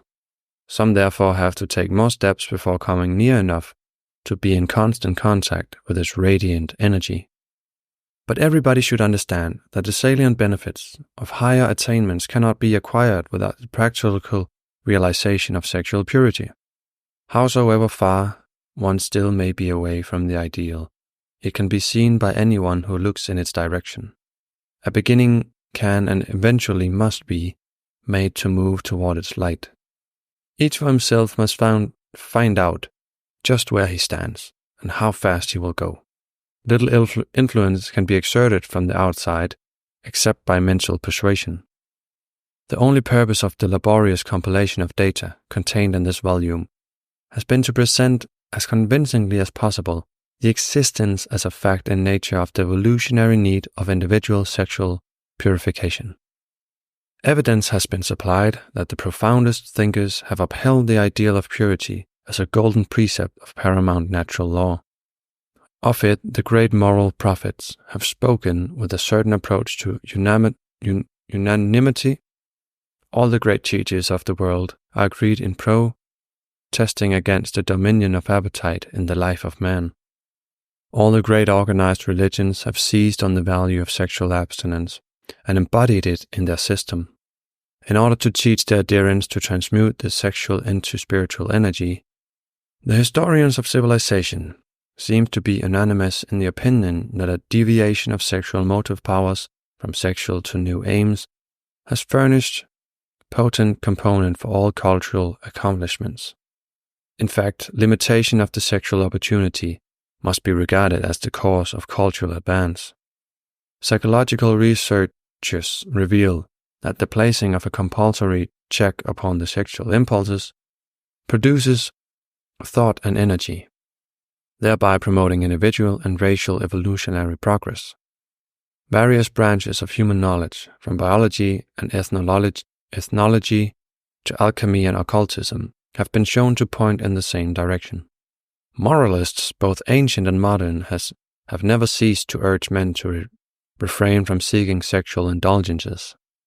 Even though Often they did not understand and therefore failed to explain the evolutionary importance of such abstinence. Philosophers who verged on contact with spirit through abstract thought, mystics who reached the plane of spirit in devotional experience, and many of the noblest amongst humanity have always realized that chastity, both as practice and as principle, is a biological and psychological moment of profound significance. They have insisted on the need of sexual purity, and the nearer man approaches Superman, the more insistent sounds the exhortation. That so many of the most advanced of the human race, independent of one another, in different ways, from different viewpoints, in different places and different times, have come to the same conclusion, is in itself an indication that the ideal of purity is of universal scope. Adding together all the factual and circumstantial evidences that have been presented, we can hardly fail to see that this ideal contains a truth of everlasting value, and that sexual purification is a requisite for the harmoniously balanced physical, moral, mental, and spiritual development of the race. Man can delay the evolutionary process. He can antagonize the law of growth, tarrying in the labyrinth of the senses, where spiritual light can never penetrate. He can philosophize that spirit does not exist. In the material world, he can establish ways of living from which all loftier considerations are left out. This is what has been done, and what in modern times is being done to an ever greater extent. Amongst other things, the spirit has been removed from sex, and the dying body is infecting the dissolving civilization. The very existence of civilization and of the race is endangered by adherence to the illusory senses and by a denial of the sublimer elements of life. Mankind's salvation, even physically, depends upon an emergence from the hypnotic spell of the senses. Not until this spell is broken can humanity perceive the radiant light of spirit, absorb its vitalizing rays, share in its joy and glory. Everyone is free to choose between the petty pastimes of the senses and the gradual development of superhuman power. But whatever choice is made by individual or race, the laws of nature remain immutable. They proclaim that evolution must eventually go on. The deadlock must be broken. The sensual side of human nature must be brought into complete subordination to the spiritual. Souls who refuse to follow this decree are threatened with removal from the evolutionary system. Persisting, they are likely to perish as individualized souls, even as nations and races which have clashed with spiritual progress by clinging to matter and to the senses have perished in the past. Over the ruins of destroyed Atlantises and Sodoms, over the obliterated graveyards of all sex-addicted races, evolution must march on toward a lessening of sexual expression and toward exaltation of spiritual faculties. Only those who are willing to cooperate with the evolutionary plan can keep up with the march, and reach the goal where burdensome existence changes into rapturous sublimity of being.